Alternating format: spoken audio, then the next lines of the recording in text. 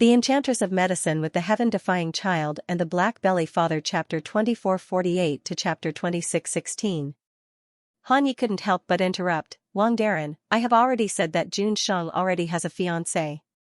How can he have an ambiguous relationship with another woman? If Miss June and the little master learn about it, won't the world be in chaos? Han Chujiu unhappily said, who can be better than my disciple? More. Di Mingju's cold eyes swept over to him. He bitterly shut his mouth and snorted, my baby disciple is so good. You want to touch him, but I won't let you. In short, Di Mingju, I'm telling you, no matter what, you have to help my disciple.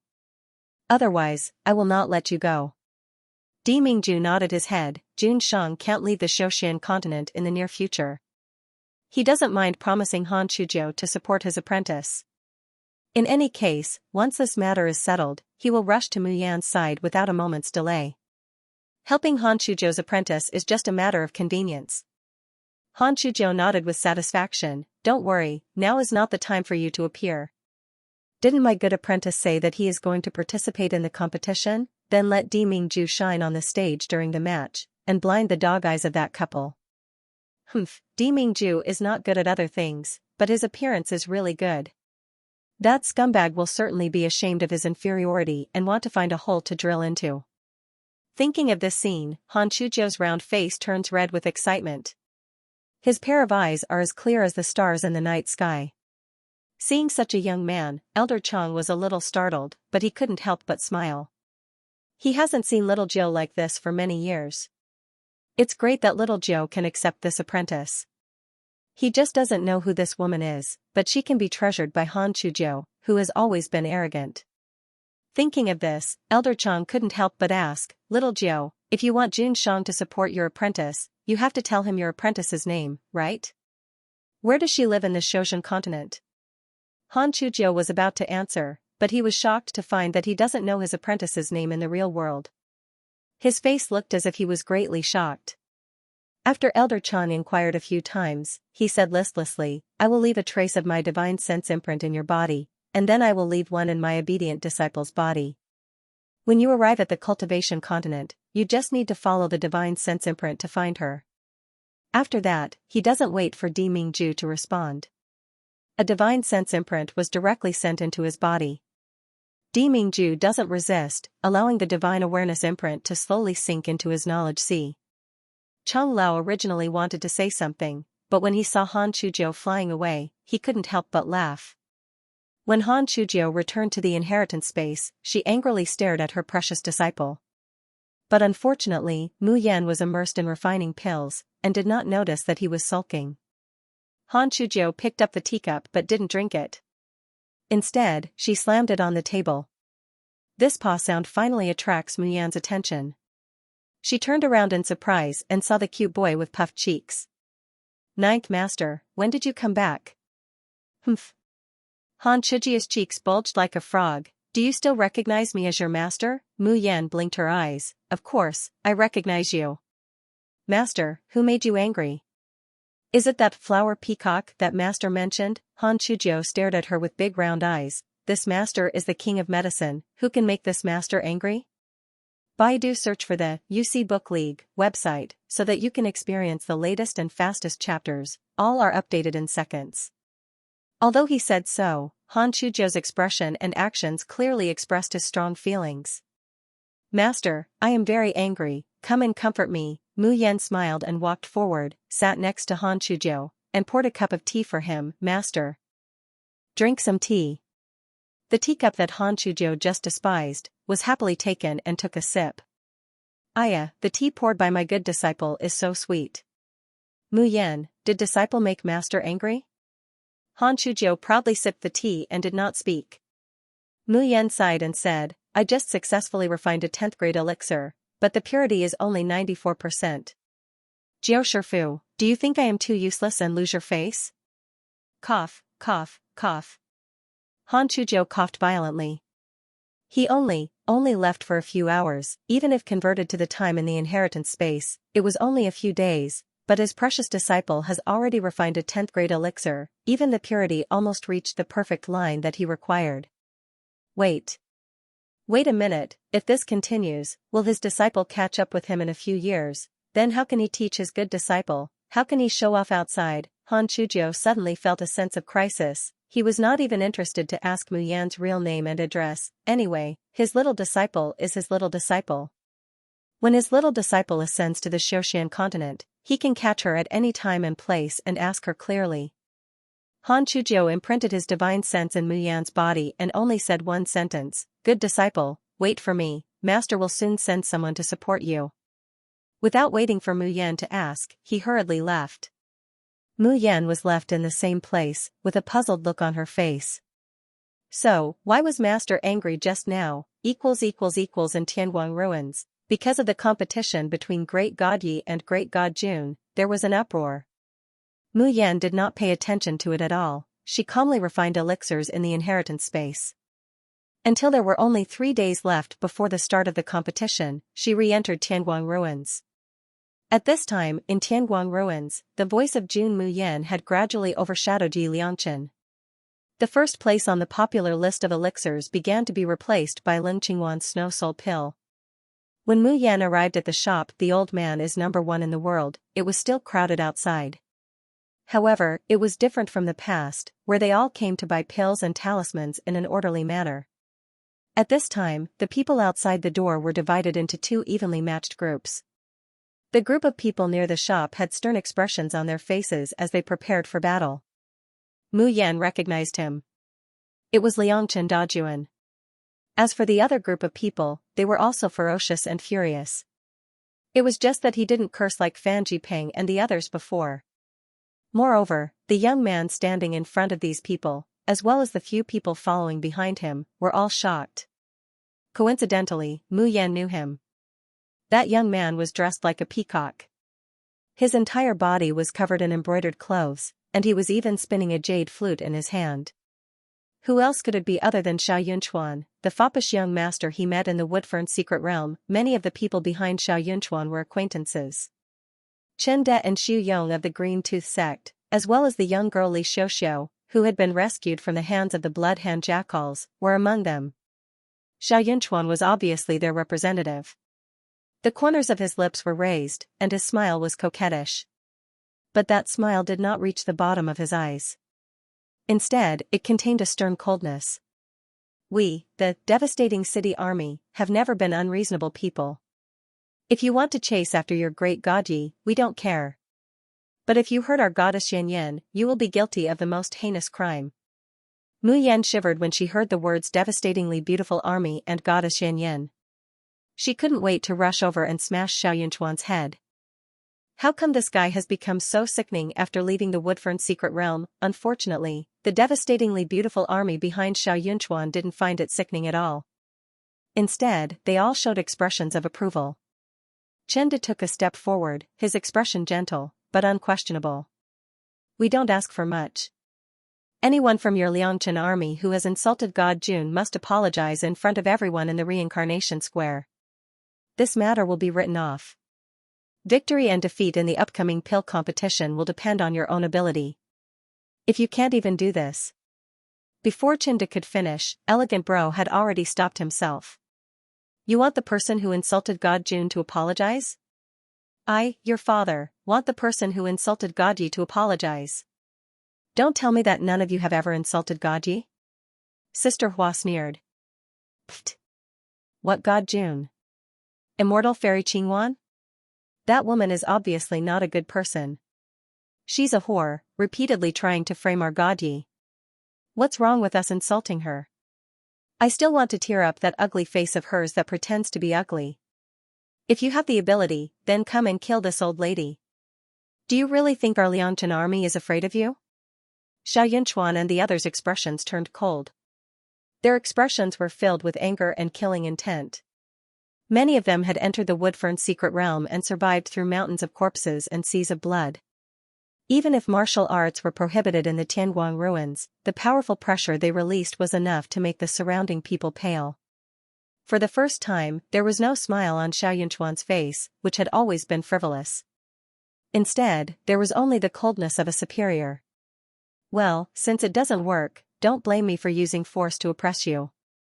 Ever since I left the Woodfern secret realm, I've sworn that anyone who goes against Mei Yanyan is going against me, Xianxia. Your Liangchen army and the old master's #1 under heaven shop, are you ready to bear the wrath of my Xiao family? And the Green Tooth sect. And the Windsword sect. In an inn not far from the old man is #1 in the world shop.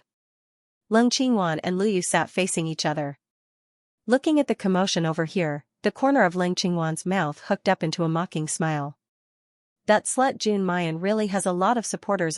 However, they were also very easy to deceive. He only showed a slight sign of weakness in front of them, frowned, and expressed the grievance of being insulted and bullied. Without hesitation, they rushed to the front and became his lackeys. A bunch of brainless idiots. Leng Qingwan retracted her gaze and happened to see Lu Yu's drooling expression.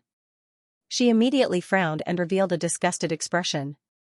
Lu Yu wiped his saliva and said with a flattering smile, "Celestial Fairy Qingwan, don't worry, we've already arranged everything.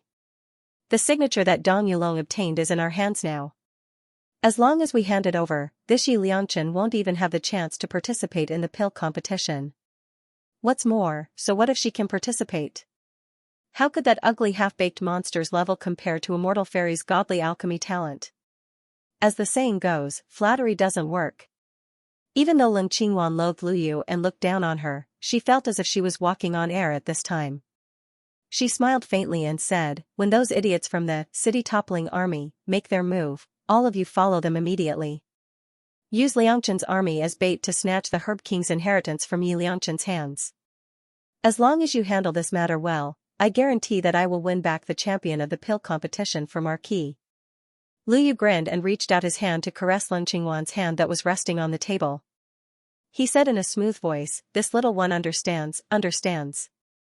To be able to serve the Immortal Fairy is a lowly one. Impudent." Leng Qingwan ruthlessly slaps him. "Who do you think you are? How dare you touch me? Get lost. Don't let this Empress see you."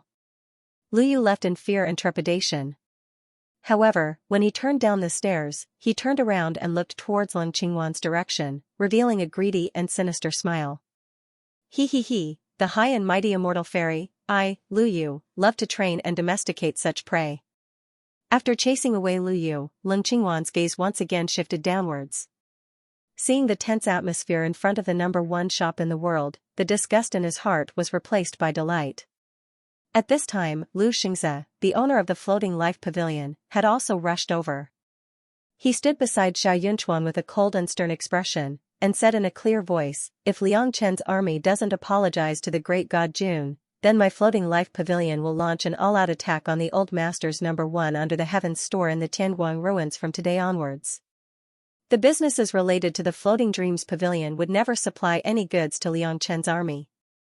You'd better think carefully about the pros and cons. In front of the old master is the best in the world store." All the soldiers of Liangchen's army gritted their teeth and looked humiliated and angry. Xianxia stepped forward. His eyes were cold and his voice was powerful. "Make your choice. Do you want to apologize or bear the anger of our magnificent army? I have no intention of threatening you, but if you refuse to negotiate, then I, Xianxia, swear that I will make your Liangchen army disappear forever." Before he could finish his words, he suddenly felt a pain in his abdomen, and his whole body flew out, landing heavily on the ground. God Yi is here." Seeing the young girl slowly walking out from the crowd, Liangchen's army cried tears of joy. No matter how difficult the situation was, it seemed that as long as this girl was there was no difficulty that could not be solved. There was no miracle that could not be born. In their most desperate and humiliating moments, this person whom they trusted wholeheartedly would always appear in time and never let them down. Xianxia cuts a sorry figure as he gets up from the ground. He coldly looks at Mayan. However, Xianxia frowned as he took a closer look. The young girl's appearance was ordinary and delicate, leaving no impression on others. But those eyes were as bright as stars, with a hint of indifference, laziness, and charm. There was also the disdainful and indifferent temperament that shrouded the young girl, which always gave Xianxia an inexplicable sense of familiarity. The anger that had surged into his heart had unknowingly dissipated by more than half. He tidied up his clothes, took 2 steps forward and said, "You are Yap Liangchen?" Trying to put this young master in his place? Interesting, do you know that this young master is? The last word who had not left his mouth. Xianxuan's head had already been pressed to the side. Get up, I'm not interested in talking to you. Even if you used your knees to think, you would know that Xianxuan was obsessed with looks. He only looked at the face. What's the use of reasoning with him? Just think about how this fellow followed Su Luoi and listened to her every word. Xianxuan staggered and almost fell. After he straightens up, he doesn't fly into a rage out of humiliation. Instead, he looks at Mayan with a puzzled expression. Why was the feeling of being kicked aside in disgust so familiar? Moreover, he didn't feel angry at all. Instead, he felt satisfied. Xianxuan shuddered. What was wrong with him? It was one thing for him to enjoy being beaten up by a beautiful woman, but he actually felt good when a faceless ugly freak disliked him so much. At this time, Mu Yan is not in the mood to pay attention to the tangled Xianxuan. She stood in front of Lu Xianxia and went straight to the point. Were you the one who suppressed Liang Chen's army during this period of time? Before coming to Tianguang ruins, Mu Yan had already learned from Chu Tianyu.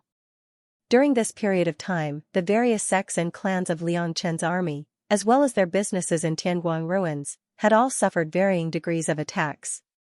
The reason was that the owner of the Floating Dreams Pavilion, Lu Xianxia, was suppressing these people from behind. Lu Xianxia's family could only be considered second or third rate in the Purple Cloud realm. However, their clan had been in the Tianguang ruins for many years. They had deep influence and wide connections. Many of Yap's supporters had been standing behind her since she was in the stage of fasting. His own strength and background were not that great. Therefore, such a blow was already a deep wound to them, and they were in unspeakable pain. Lu Xianxia unconsciously took a step back when he met the girl's clear and cold eyes. When he came back to his senses, he was secretly annoyed that he, a peak-stage nascent soul cultivator, was actually weak in front of the little girl. He took a deep breath and said coldly, I am indebted to the great god June. As long as it is her wish, I will find a way to fulfill it. As long as they humiliate or hurt her, I will not let them off. Yi Liangchen, I know you are powerful. Mu Yan frowns and directly interrupts him. When did June Mu Yan do you a favor? Why didn't she remember knowing this person? Lu Xianxia subconsciously replied, God June saved my fiancé's life in the Woodfern secret realm. As soon as the words left his mouth, he was stunned. Why should he obediently answer this girl's question? Moreover, Yi Liangchen sounded like he was very familiar with June Mayan. Mu Yan originally wanted to ask who his fiancé was, but after thinking about it, she decided against it. She had saved too many people in the Woodfern secret realm, so how could she possibly remember all of them? So he directly says in a low voice, since you said June Mayan is your benefactor, then why can't you even recognize whether your benefactor is real or fake? His gaze swept across and fell on Xianxuan, Chen De, Li Xiuxiu, and the others.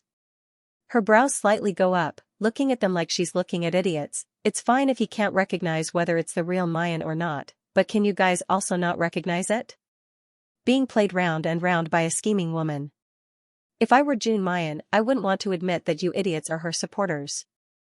In a split second, the whole audience was engulfed by crows and birds. Silence. After a long time, someone stammered, What do you mean? Does great god Ye's words mean that June Qingwan isn't the devastatingly beautiful slaying Lord Mayan at all? How is this possible? Immortal fairy Qingwan's appearance is clearly the same as great god June's. Haha, have you all forgotten that you can change your appearance in Tianguang ruins? By the way, do any of you remember that whether it's the Azure Blue World or the Dragon Soaring Academy, there are rumors that Yi Liangchen and the Xiaoyao 7 are close friends? The evidence is that every time Yi Liangchen massacred the list, it was to support the Xiaoyao 7. This time, Lu Xianxia, Xiaoyunchuan, Chen De, and Xu Yong are all dumbfounded. Not far from the restaurant, Leng Qingwan sees the scene and crushes the cup in her hand. Yi Liangchen, this slut, she dares to question Mayan's identity? What right does this slut have? Leng Qingwan can no longer hold back and is about to jump down from the restaurant. But Lu Yu's greasy voice comes to her ears, Don't panic, Shanji. How can these words shake your status? As soon as Lu Yu's voice falls, someone from the fallen city army below laughs, Don't joke. Yi Liangchen, you speak as if you are familiar with God Jun. If you want to prove that Qingwan Xianji is not God Jun, it's very simple. Let God Jun come to Tianguang ruins himself, won't it be clear? Leng Qingwan's heart loosens when she hears this, and her face shows a determined smile. Sure enough, the crowd below that was originally intimidated by Mayan's support becomes restless again. Among them, Lu Xing's reaction is the most intense: don't make irresponsible remarks. If Qingwan Xianji is not God Jun, then who is it? The top of the 10th grade coiled dragon list suddenly changed hands. In the entire Shozhen continent, which famous alchemist can match it? Who can reach the top of the coiled dragon list at such a young age and in such a short time? Only the omnipotent God Jun can do such a miraculous thing. Yi Liangchen, although you are called a king and a crazed demon, you still have a long way to go if you want to trample God Jun under your feet. Leng Qingwan's tense expression relaxes. She looks at Lu Yu with some approval in her eyes. This disgusting dog wasn't useless after all. Lu Yu licked his lips and lowered his eyes to conceal the greed within them, and he said with a smile, "Immortal fairy, now that the situation has turned around, it's time for you to make a dazzling entrance and crush Yi Liangchen with your reputation and beauty to deal a lethal blow to them." Lu Xingzi was speaking passionately and indignantly. Suddenly, a cry of surprise came from behind. Great God Jun has arrived. All the members of the magnificent city army turned their heads in unison, only to see a lady dressed in exquisite and luxurious clothes descending from the sky like a fairy, landing in front of everyone. The woman was a stunning beauty with a cold and arrogant expression. She was wearing the most expensive rainbow feather raiment in the Tianguang ruins, which made her already gorgeous features look even more exquisite and charming. Many of the soldiers from the overwhelming charm army were stunned. Some people couldn't help but drool. Lu Xingzi immediately returned to his senses. He strode over to Leng Qingwan and bowed in salute. Great God Jun, why have you come in person? Leng Qingwan's expression was arrogant. She slightly raised her chin and lightly said, I heard that someone questioned my identity? How could that be? Lu Xingzi quickly said, who would dare to impersonate the name of God Jun? Without sufficient strength, who would have the qualifications to impersonate? Liang Chen's army was merely suppressed by us and wanted to divert our attention.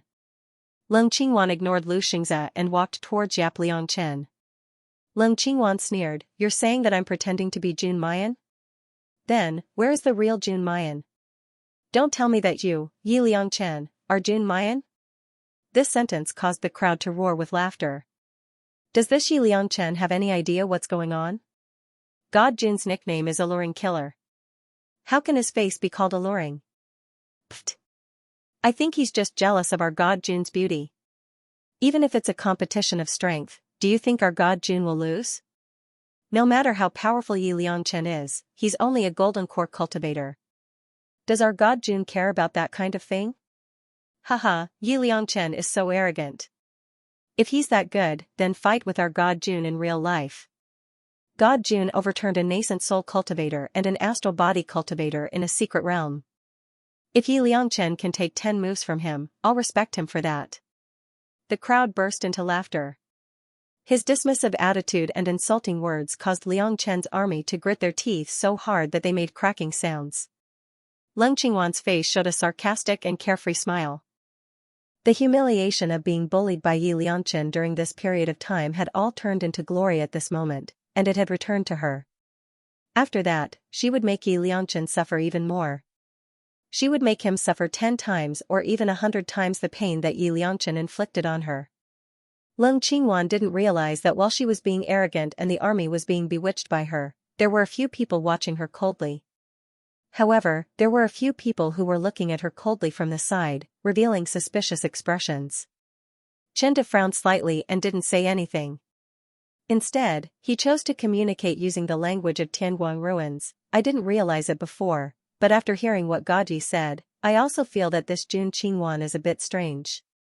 I don't think she's like our boss. Xu Yong said, Boss Jun doesn't like to talk nonsense, but he's not arrogant either. She saw us but didn't even greet us. It's really not like our boss.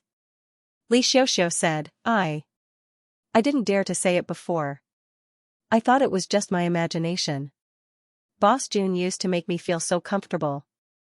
Even if it was just a little, I still felt that he was taking care of me. But this Jun Qingwan, she's always so condescending. I don't like her. I don't think she resembles Jun Emosia at all. Xianxia frowned as he listened to the conversation between Su De and the others. His gaze fell on Ling Qingwan's picturesque face, and he suddenly felt that it was somewhat fake. It was just like those people in Tianguang ruins who had their looks enhanced by 100%. They were obviously beautiful, but they were so beautiful that they had no soul at all. It made him look like he was chewing wax, and he had no interest in pursuing it at all. However, Mayan had never given him such a feeling back in the Woodfern secret realm. Xianxia was completely attracted by the girl at first sight. He wished he could crawl on the ground and worship her gorgeous beauty. This Jun Mayan in the Tianguang ruins didn't give him the slightest bit of that kind of infatuation that could shock even the soul. Xianxia narrowed his eyes as a cold light flashed across his eyes. Could it be that someone really dared to impersonate Mei Yanyan, under the aggressive gazes of the devastatingly beautiful army and Ling Qingwan? Mayan curled her lips and smiled softly. Immortal fairy, you really think too highly of yourself, don't you?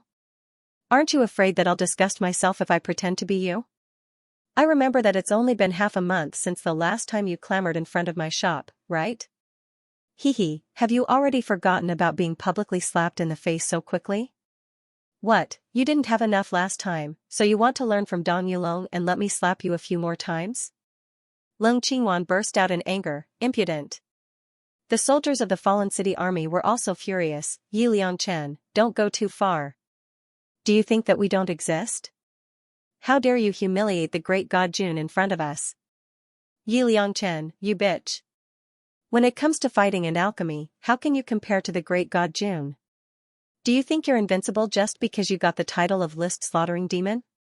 That's just because our great god Jun doesn't want to compete with you? Haha, that's right, if the great god Jun wants to compete, who can compete with him? Even the top rankers of the pill competition can't compare to the great god Jun's 10th grade coiled dragon list, okay? Mu Yan chuckled as she listened to the shouting and cursing. As long as Mu Yan wants to compete, she can become the top ranker? Trample Yi Liangchen under her feet? Lu Xingxia said angrily, what? You're not convinced? Then go and see who's at the top of the coiled dragon list, wake up. Do you really think that you're invincible? Mu Yan's smile deepened, and she said unhurriedly, I admit that I, Yi Liangchen, can't trample Mu Yan under my feet. Ha ha ha, now you're afraid? Admitting defeat? What were you doing earlier? What bullshit, king, he's nothing in front of our great god Jun. Ling Qingwan's face showed a carefree smile. However, at this time, the girl's heavenly voice sounded again, then, if I trample this woman under my feet, does that prove that she's not Mu Yan? The laughter of the audience stopped abruptly. Ling Qingwan's complacent smile also froze. Lu Xingxia frowned, Yi Liangchen, what do you mean by that? He hadn't finished speaking when Xianxia suddenly stepped forward and said with a smile, Fairy Qingwan, although we all believe that you're the real god Jun. But in the end, it's not enough to convince Liangchen's army. As a result, Jun Emosia's splendid military exploits have a stain on them. Don't you think so? Without waiting for Ling Qingwan to speak, Xianxia immediately continued, I think Yi Liangchen's idea is not bad. In our eyes, Jun Emosia is invincible. Whether it's beauty, fighting, or alchemy, as long as she wants to, she'll be the king. Everyone, don't you agree? This sentence, no one refuted. The crowd below responded in unison. Those who had experienced the Woodfern secret realm, seen the battle between Team Carefree and Team Qilin, and witnessed her defeating a nascent soul cultivator with her Bixia cultivation, would never doubt her invincibility and strength. Yap Liangchen was an all-rounder? Wasn't their great god Jun the same? Ling Qingwan was infuriated when she heard the shouts. Who does that slut Mu Yan think she is? She's always high and mighty. Being trampled under Yi Liangchen's feet means that I'm an imposter? Doesn't this logic mean that in these people's hearts, I'm inferior to that slut Mu Yan?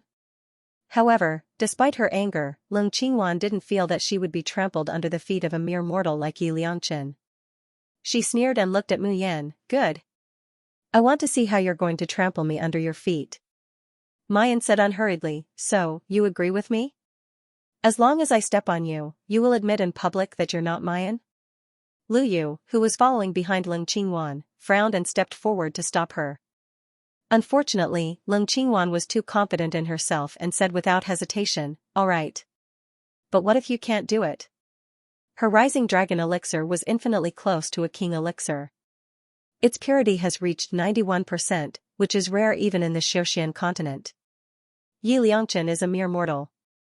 It's simply a joke if he wants to beat her in a short time and become the top of the coiled dragon list. Mayan's eyes were deep as she said slowly, "If I can't do it, then I will withdraw from the pill competition." Leng Qingwan smiled sinisterly, "Withdrawing from the pill competition is not enough. If you can't do it within 3 days, then hand over the Medicine King's inheritance to me.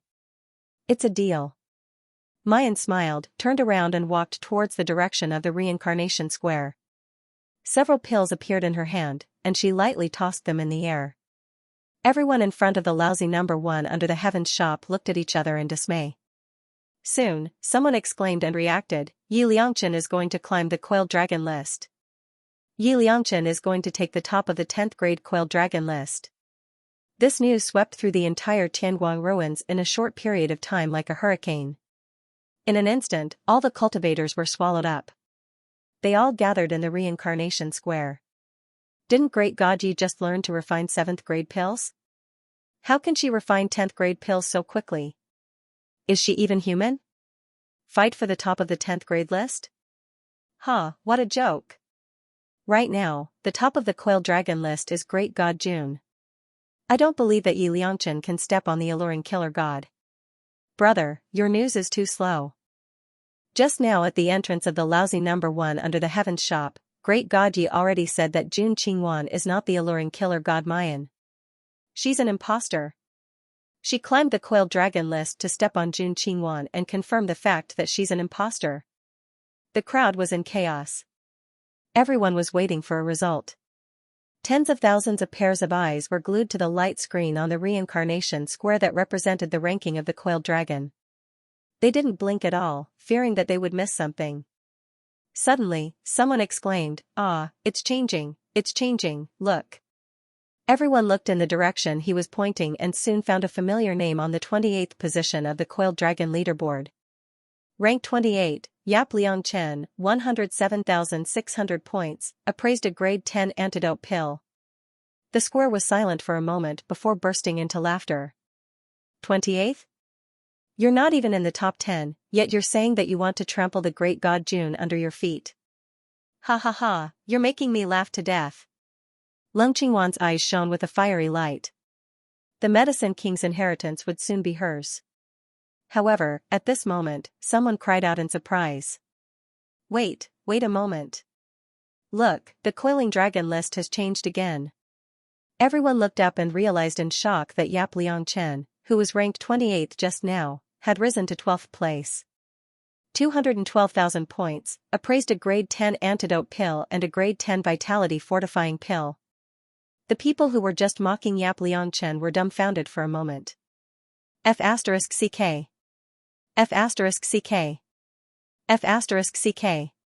She rose again. She's 8th this time. Leng Qingwan's greedy smile froze. He stared at the coiled dragon list and murmured, "Impossible. Impossible. There's no way she can surpass me." The originally noisy plaza was engulfed in silence. All of a sudden, there was dead silence. Only heavy breathing could be heard from every corner of the plaza. Only when the dazzling name on the light screen changed again would these gasps be replaced by cries of surprise. 5th place. F***CK. She's in the top 3. She surpassed Master Su Qingling. She's in 2nd place. Oh my god. This is the 10th grade coiled dragon list. Is Yi Liangchen really going to reach the top in one day? Leng Qingwan's forehead was dripping with sweat. On the screen of the coiled dragon list. 1st place, Leng Qingwan, 869,500 points. 2nd place, Yi Liangchen, 683,000 points. The difference between the two was less than 200,000 points. Leng Qingwan's mouth twitched. She won't surpass me. She won't surpass me. I'm the true king of alchemy. I'm the moon that everyone revolves around. Yi Liangchen's army held their breaths, clasped their hands together, and prayed silently. The fallen city army's mood was a lot more complicated. Everyone, including Lu Xianxia, had the same thought. If Jun Moxia were to be trampled underfoot, would he still be the same Jun Moxia in their hearts? Yi Liangchen said she was an imposter. Was that true? However, after that, the reincarnation square was silent. Someone exhaled and smiled. It seems that God Yi is powerful, but he's still not as good as immortal fairy Qingwan. The first place of the coiled dragon list is still, boom. Before this person could finish speaking, the entire Tianguang ruin shook with an earth-shattering quake. Then, 4 pillars of light shot up from the center of each plaza in the upper, middle, and lower districts. In the end, they gathered together in the sky of the Tianguang ruins and exploded into dazzling fireworks. Heaven and earth as the furnace. Mountain and water spiritual herbs are refined into pills. The spirit pivot begins. The coiled dragon king succeeds. Congratulations to Tianguang Ruin's special user, Yi Liangchen, for reaching the first place of the apricot, glazed, spirit pivot, and coiled dragon lists. Yi Liangchen, please come to the dreamy cloud lake to receive your special reward within 3 days. Everyone in the plaza, or rather, the entire Tianguang ruins, looked up at the sky. Then, they looked down at their surroundings. Everyone felt that there were only 5 words in front of their eyes. Pil Godyi. Gulp. Someone swallowed his saliva and murmured with a dreamy look on his face, again. Yi Liangchen, are you even human? In the azure blue world, he slaughtered the 3 lists of the Azure Cloud Academy. In the Deer Cry Banquet, he slaughtered the 6 lists of the Dragon Ascension rankings. In the Medicine King's Inheritance, he slaughtered all the examination lists, and now, he slaughtered the 4 lists of the pill competition? Haha, have you guys forgotten about the talisman that trampled all the elixirs and magic treasures underfoot in the golden heavenly light? Oh my god, I'll remember the fear of being dominated by Yi Liangchen every time I see the list. Sob, me too. This fellow was simply deranged. The name, Crazed List Slaughterer, is perfect. Compared to the shock of the passers-by, Liangchen's army is wild with joy. The fallen city army is at a loss. Their whole body feels empty and absent-minded. For a moment, they can't react to what happened. The one who is most shocked is Lu Xianxia. He has always believed that God Jun is invincible and can't be defeated by anyone. But today's result has completely subverted his imagination. How can this be? Could it be that God Jun isn't that strong? God Jun is naturally the strongest. Xiao Yunchuan's voice comes to his ears. This can only prove that Jun Qingwan isn't Jun Mayan at all. This woman is a fake. Lu Xianxia suddenly turns around and looks at them in shock. At this moment, a soft female voice is heard. Zhe, I also think that Jun Qingwan isn't God Jun. Xu Wei, why are you here? Lu Xianxia sees his fiancée and quickly greets her. When he realizes what she said, he immediately says with a dignified expression, Xu Wei, you mean, the woman called Xu Wei has a gentle and refined appearance, but her cultivation is extremely high. She has already reached the 9th level of nascent soul. She looks at the ashen-faced Lin Qingwan and slowly shakes her head. I don't know how to describe this feeling. In short, I like God Jun very much, but I don't like this woman. This sentence is very similar to what Li Xiuxiu said. It's a woman's intuition towards another woman. It's very subtle and indescribable, but extremely accurate. Xu Wei continues, moreover, I think that with God Jun's character, he would never do something like forcing someone to hand over the inheritance. Chen De and the others nod again and again. The fallen city army who heard their conversation is also shocked. Then, a monstrous rage surges in their hearts. They were deceived? This woman isn't God Jun at all? Xiao Yunchuan sneers, not only is she pretending to be Mei Yanyan, but she's also ruining her reputation. What a joke. She even dares to pretend to be God Jun. Who the hell is this smelly whore?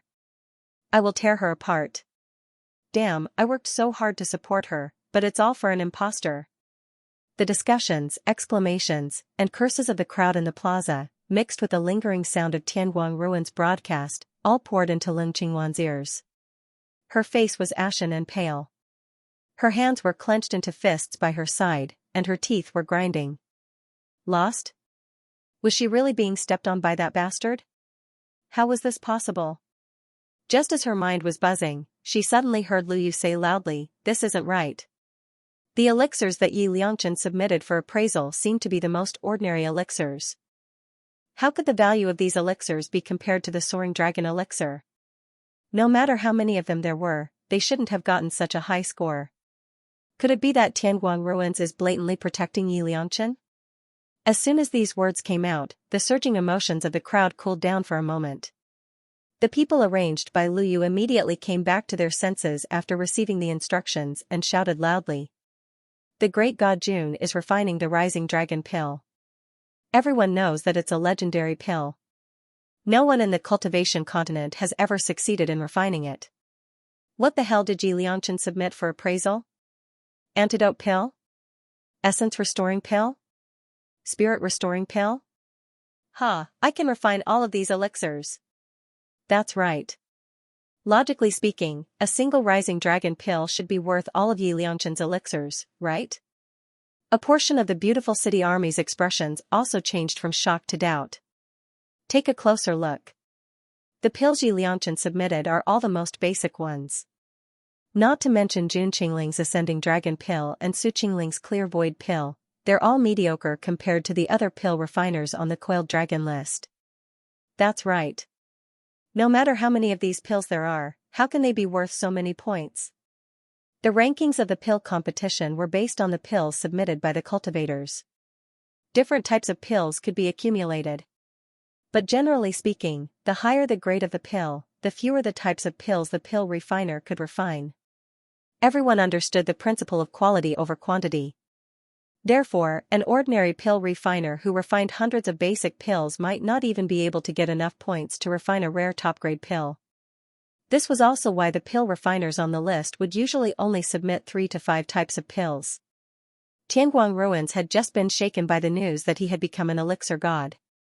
No one realized that Yi Liangchen had submitted 8 types of pills to the Coiled Dragon list, and every single one of them was a basic pill that cultivators were familiar with. But how could such ordinary pills be worth 950,000 points? Hearing Lu Yu's words, the people below started arguing again. Lung Qingwan was like a fish that was about to suffocate, but suddenly came back to life. Her eyes flashed with hope as she glanced at Lu Yu. Lu Yu immediately understood and continued, "I've always felt that Tianguang Ruins was very biased towards Yi Liangchen. There were a few times when the tribulation lightning should have struck, but it passed. I thought I was overthinking, but now it seems like, hee. We suspect that the results of the Coiled Dragon list were falsified.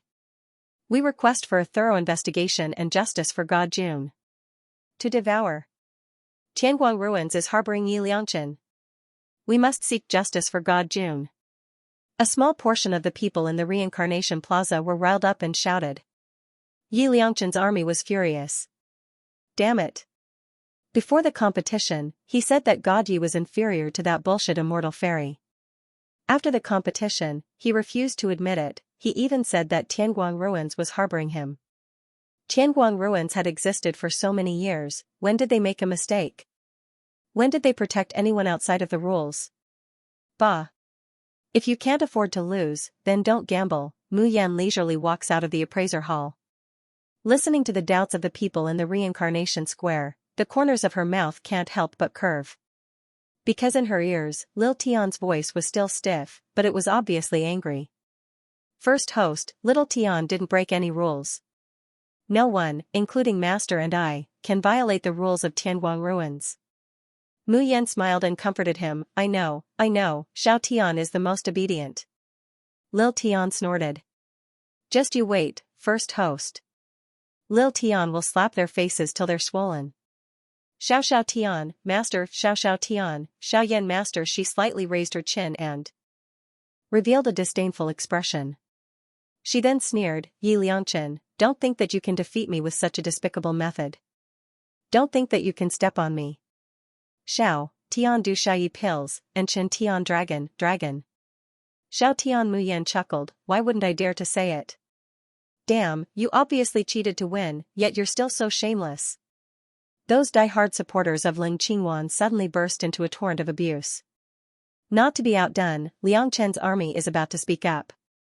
Suddenly, thunderclouds gather above the reincarnation square. With a rumbling sound, the thunder falls. Those who had just questioned Tianguang ruins and insulted Mayan are foaming at the mouth and kneeling on the ground. Little Tian's mechanical and flat voice comes from the sky, but it's full of austere majesty. Insulting Tianguang ruins pill god, questioning the rules of Tianguang ruins, will be punished with an electric shock to the soul as a warning. If there is a second offense, severe punishment will be meted out. This punishment can be said to be as powerful as a thunderbolt, subduing everyone present.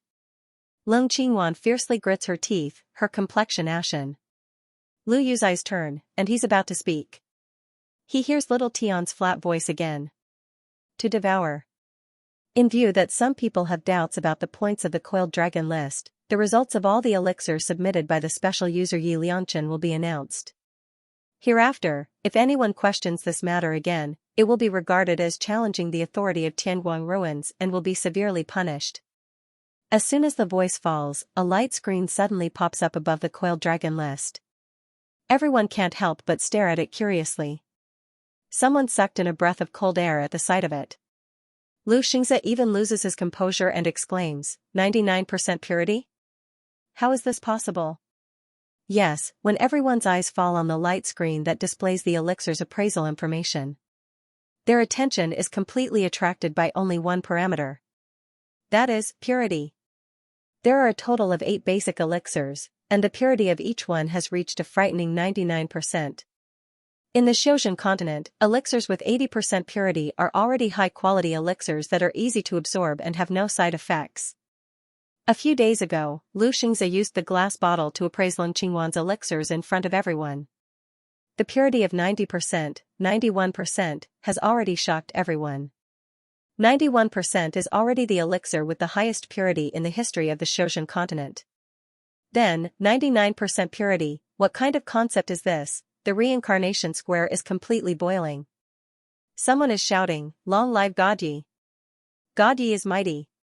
Someone is shouting for Leng Qingwan to immediately admit defeat and admit that she isn't the fatally killing god. There were also people who shouted themselves hoarse and asked me when the world's #1 store would start selling these pills with 99% purity. Mu Yan tossed the pill in her hand to North Sunflower Xiangwan. In an instant, everyone's envious, jealous, and hateful gazes were focused on North Sunflower Xiangwan. North Sunflower Xiangwan immediately hid the pill into the jade key like a little bird protecting its food. He did not even spare Easy Bro a glance as a bright smile bloomed on his face. Facing everyone's aggrieved gazes, Mayan says unhurriedly, "Don't worry, these stainless foundation elixirs will be sold at Laozi's #1 store under the heavens. As usual, as long as it's Liangchen Dajuan, you can reserve them." Waves of cheers and sighs could be heard from the square. However, Mu Yan was too lazy to pay attention to this. Instead, she looked at Leng Qingwan. That pair of indolent and charming peach blossom eyes instantly became bone-chilling cold. His entire body seemed to be enveloped by the might of a king. "Now, I'll say it again in front of everyone, are you Jun Mayan?" Leng Qingwan's whole body suddenly trembled, and her complexion turned pale inch by inch. She didn't understand what was going on. She was obviously the high and mighty immortal, but facing the pressure that Yi Liangchen suddenly released, she felt as if someone was strangling her throat. An inexplicable fear mixed with panic welled up in her heart, causing the quibble that she wanted to blurt out to get stuck in her throat. Finally, her lips trembled and opened and closed several times, before she could only spit out 3 words in a hoarse voice, "I am not, whoosh." This time, the reincarnation square directly exploded as if oil was poured on a raging fire. "Are you kidding me? You're not great God June, then why do you want us to support you and go against Yi Liangchen's support? Damn it, where did this slut come from? Pretending to be our alluring killing god, don't you have any shame? Damn it, I even spent 80 million crystals for her bullshit snow soul pill, give me back my crystals." The people who were worshipping Leng Qingwan before turned into fiendish debt collectors in a flash, baring their fangs and brandishing their claws as they pounced towards her. Leng Qingwan was so scared that she hurriedly retreated from the Tianguang ruins, but before she could move, she was knocked to the ground. For a moment, countless punches and kicks landed on her body, causing her to let out a sharp cry. "Miss, the person beside Ling Qingwan is the confidant of the Dingguo Marquis, Lu Yu." Chu Tianyou's restrained voice came into Mayan's ears. She followed Chu Tianyou's line of sight and looked at the wretched and unremarkable man. She slightly narrowed her eyes, and the corner of her mouth hooked up into a sneer. In an uninhabited valley near the refining god precipice. Light flickered, and a tall figure suddenly appeared among the green mountains and clear waters. He frowned as he looked at the refining god abyss with billowing black water. The sunlight fell on the man's body, illuminating his elegant jade-like, incomparably handsome and peerless elegance. "Master, don't be impulsive. This is the refining god abyss. Even if you completely immerse yourself in it, you will also be completely eroded." Qingwen looked at Luo Yunxia's expression, and hurriedly jumped out of the spiritual pet bag, saying excitedly. Luo Yunxia was silent for a long time, then whispered, "Perhaps, the thing I'm looking for is here." "You also said that it's a possibility. What if it's not?" "Master, please don't gamble with your life. Perhaps what you're looking for isn't in the cultivation continent at all, but in..." Qingwen tried her best to persuade Luo Yunxiao to give up on this idea. At this moment, a mechanical voice suddenly sounded in Luo Yunxiao's mind. "Master, someone has entered the dreamy cloud lake to receive a special reward." "Special reward?" Luo Yunxiao was taken aback. If he remembered correctly, it had been many years since anyone in the Tianguang ruins of the cultivation mainland had received a special reward. However, he didn't stop. His divine sense quickly entered the Tianguang ruins and appeared in the core area, the dreamy cloud swampland. The dreamy cloud swampland was overflowing with colorful lights. It was as if there were countless galaxies descending from the sky and descending into the land of the nine heavens. A masked man wearing a snow-white robe with cloud patterns stood in the center of the Milky Way fantasy ocean, waiting quietly. Suddenly, the Milky Way swayed gently, the broken stars scattered, and the water rippled. A figure slowly walked into the dreamy cloud swampland. Luo Yunxiao's jade-like pupils abruptly contracted when she saw the newcomer. The broken stars scattered by the Milky Way floated around. Some landed on the person who entered, and some landed on Luo Yunxiao. In the next moment, he felt a heat on the back of his hand. Luo Yunxiao suddenly looked down and saw that the same heart mark that represented the 3 life stones covenant was faintly discernible, and it was as hot as fire. Tomorrow is the pill competition. Mu Yan holds a small ice blue key in her hand, gently turning it. This small key is her reward for attaining Tianguang Ruins, Pill God, achievement. Its appearance is almost exactly the same as the jade key, except that it's a bit smaller, and it's blue. According to Little Tian, this is the key to enter the core area of Tianguang Ruins, Dreamy Cloud Lake. Moreover, this key is a one-time use. After entering and receiving the reward, she can no longer go back in. Little Tian originally said that she would receive the reward within 3 days. But these days, Little Tian has been unable to contact the master, and asked her if she wants to delay the time to receive the reward. Mu Yan had already planned to agree. But just now, Little Tian suddenly sent a message, saying that he had contacted the master, and that she could receive it at any time. Mu Yan turns the blue key again, and finally chooses to go to Tianguang Ruins. However, when she enters Tianguang Ruins this time, the first thing she sees is not the reincarnation square or the shops. Instead, it's a shining door. Above the door, there are the words, Dreamy Cloud Lake, written in bold and powerful characters. Mu Yan looks around and mobilizes her divine sense, only to find that an invisible pressure and resistance is coming from all directions. Her divine sense can't even extend a meter in this place. Is this the core area of Tianguang Ruins? Mu Yan composes herself, clenches the small blue key in her hand, and walks in. As soon as she enters the dreamy cloud lake, she is stunned by the dreamlike scenery in front of her. There are no mountains, no water, no birdsong, and no fragrance of flowers. But it's a brilliant sea of stars that would enchant anyone. Mu Yan looks up in a daze, looking at the falling stars and the scattered broken stars. For a moment, she almost forgets to breathe. Dazzling starlight fell on her hair and body. Mu Yan curiously wants to touch it, to verify whether it's real or not. However, at this moment, she feels a burning sensation on the back of her right hand. Mu Yan quickly looks down, and sees that strange yet familiar heart mark slowly appearing on the back of her hand. Hiss. She sucks in a breath of cold air. Then, as if realizing something, Mu Yan suddenly looks up. In an instant, she comes face to face with a pair of eyes that are as dark as ink, as deep as the sea. She subconsciously takes a step back, and looks again. Only then did they realize that it was a man wearing a mask. Because of the dazzling light of the galaxy, she couldn't clearly see the man's appearance. He only knew that he had a pair of extremely beautiful jade-like eyes. Mayan's gaze slowly moves down, falling on the back of the man's hand. Even under the refraction of the starlight, the man's hand appeared distorted and blurry, but she could still clearly see the almost identical heart mark on it. Boom, Mayan's mind is buzzing. He felt as if 10,000 grass-mud horses were galloping across his heart. Holy shit! Could it be that this man was the fiancé that her cheap father had arranged for her? Luo Yunxiao looked at the young girl in the starlight, who had a stunned expression on her face. She almost used all the strength in her body to restrain herself from swallowing and clenching her fists. How could he have thought that the one who came to the dreamy cloud lake to receive the special reward would actually be Mayan? Moreover, the special floating energy in the dreamy cloud swampland was actually able to trigger the 3 lives covenant's mark of 1 heart. At this moment, he couldn't say a single word. He couldn't hear a single sound. The only thing that filled his mind was his heartbeat that was like a drum, and his emotions that had once again got out of control. Mayan stroked the void spirit ring on her finger, slowly calming down. She hesitantly stepped forward and whispered, "Are you the master of Tianguang ruins?" Luo Yunxiao softly grunted. In the special space of the Yunming swamp, his voice and figure seemed vague and distant. Mayan didn't recognize the person at all.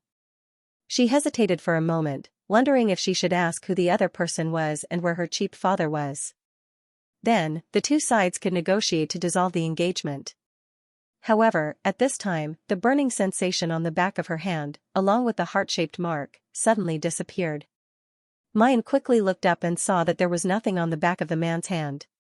She frowned. Had she been dazzled by the starlight just now? It couldn't be, right? Just then, a low and clear voice came, "There are 3 choices for the special reward." With that, Luo Yunxiao raised his hand, and 3 balls of light appeared in front of Mayan. Above the balls of light were written, "Drifting Soul Seal, Invincible Order," and "Floating Light Jade Key." Mayan curiously looked up. She knew about the Drifting Soul Seal. It was the special jade key that allowed her Qi Shaohuang to enter Tianguang ruins.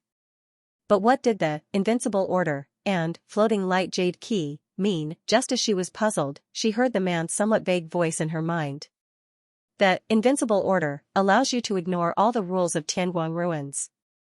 Even if you erase a person's soul, you will not suffer any punishment. The time limit is a quarter of an hour. Mayan slightly inhaled a breath of cold air. This "Invincible Order" was truly worthy of its name.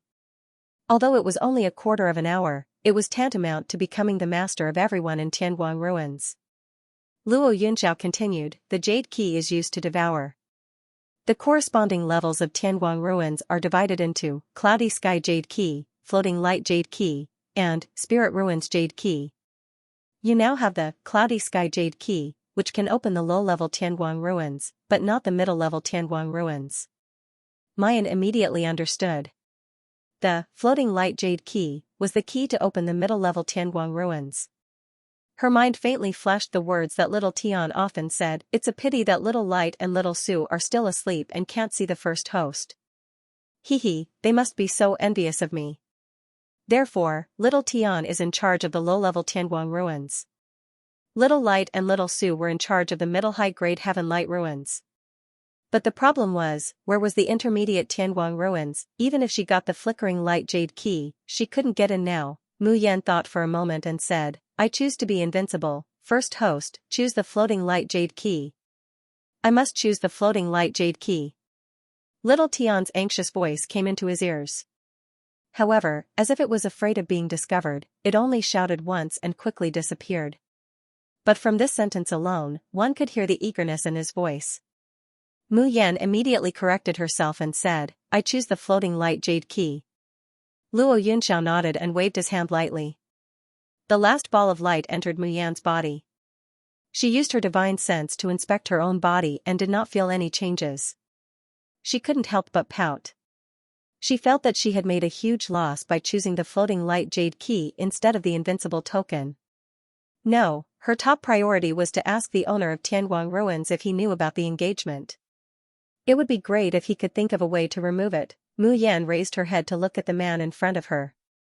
She deliberated over her words and said softly, "May I ask if you know?" Before she could finish her words, she felt the world spinning. By the time he regained his senses, he was already at the reincarnation square. Where was the Milky Way of starlight? Where was the masked man? Mu Yan is dumbfounded and quickly looks for Xiao Tian. "I want to see your master, what should I do?" Lil Tian said awkwardly, "But without master's order, no one can enter the dreamy cloud swampland. Little Tian must never reveal master's identity." Mu Yan heaves a long sigh, and can only give up. In her heart, she once again cursed her cheap father 100 times. Forget it, fiancé isn't important. Maybe he was also a victim, after all, who would be willing to get engaged to someone they had never met before. The most important thing was to quickly find her cheap father and force him to erase the contract on the 3-life stone as soon as possible.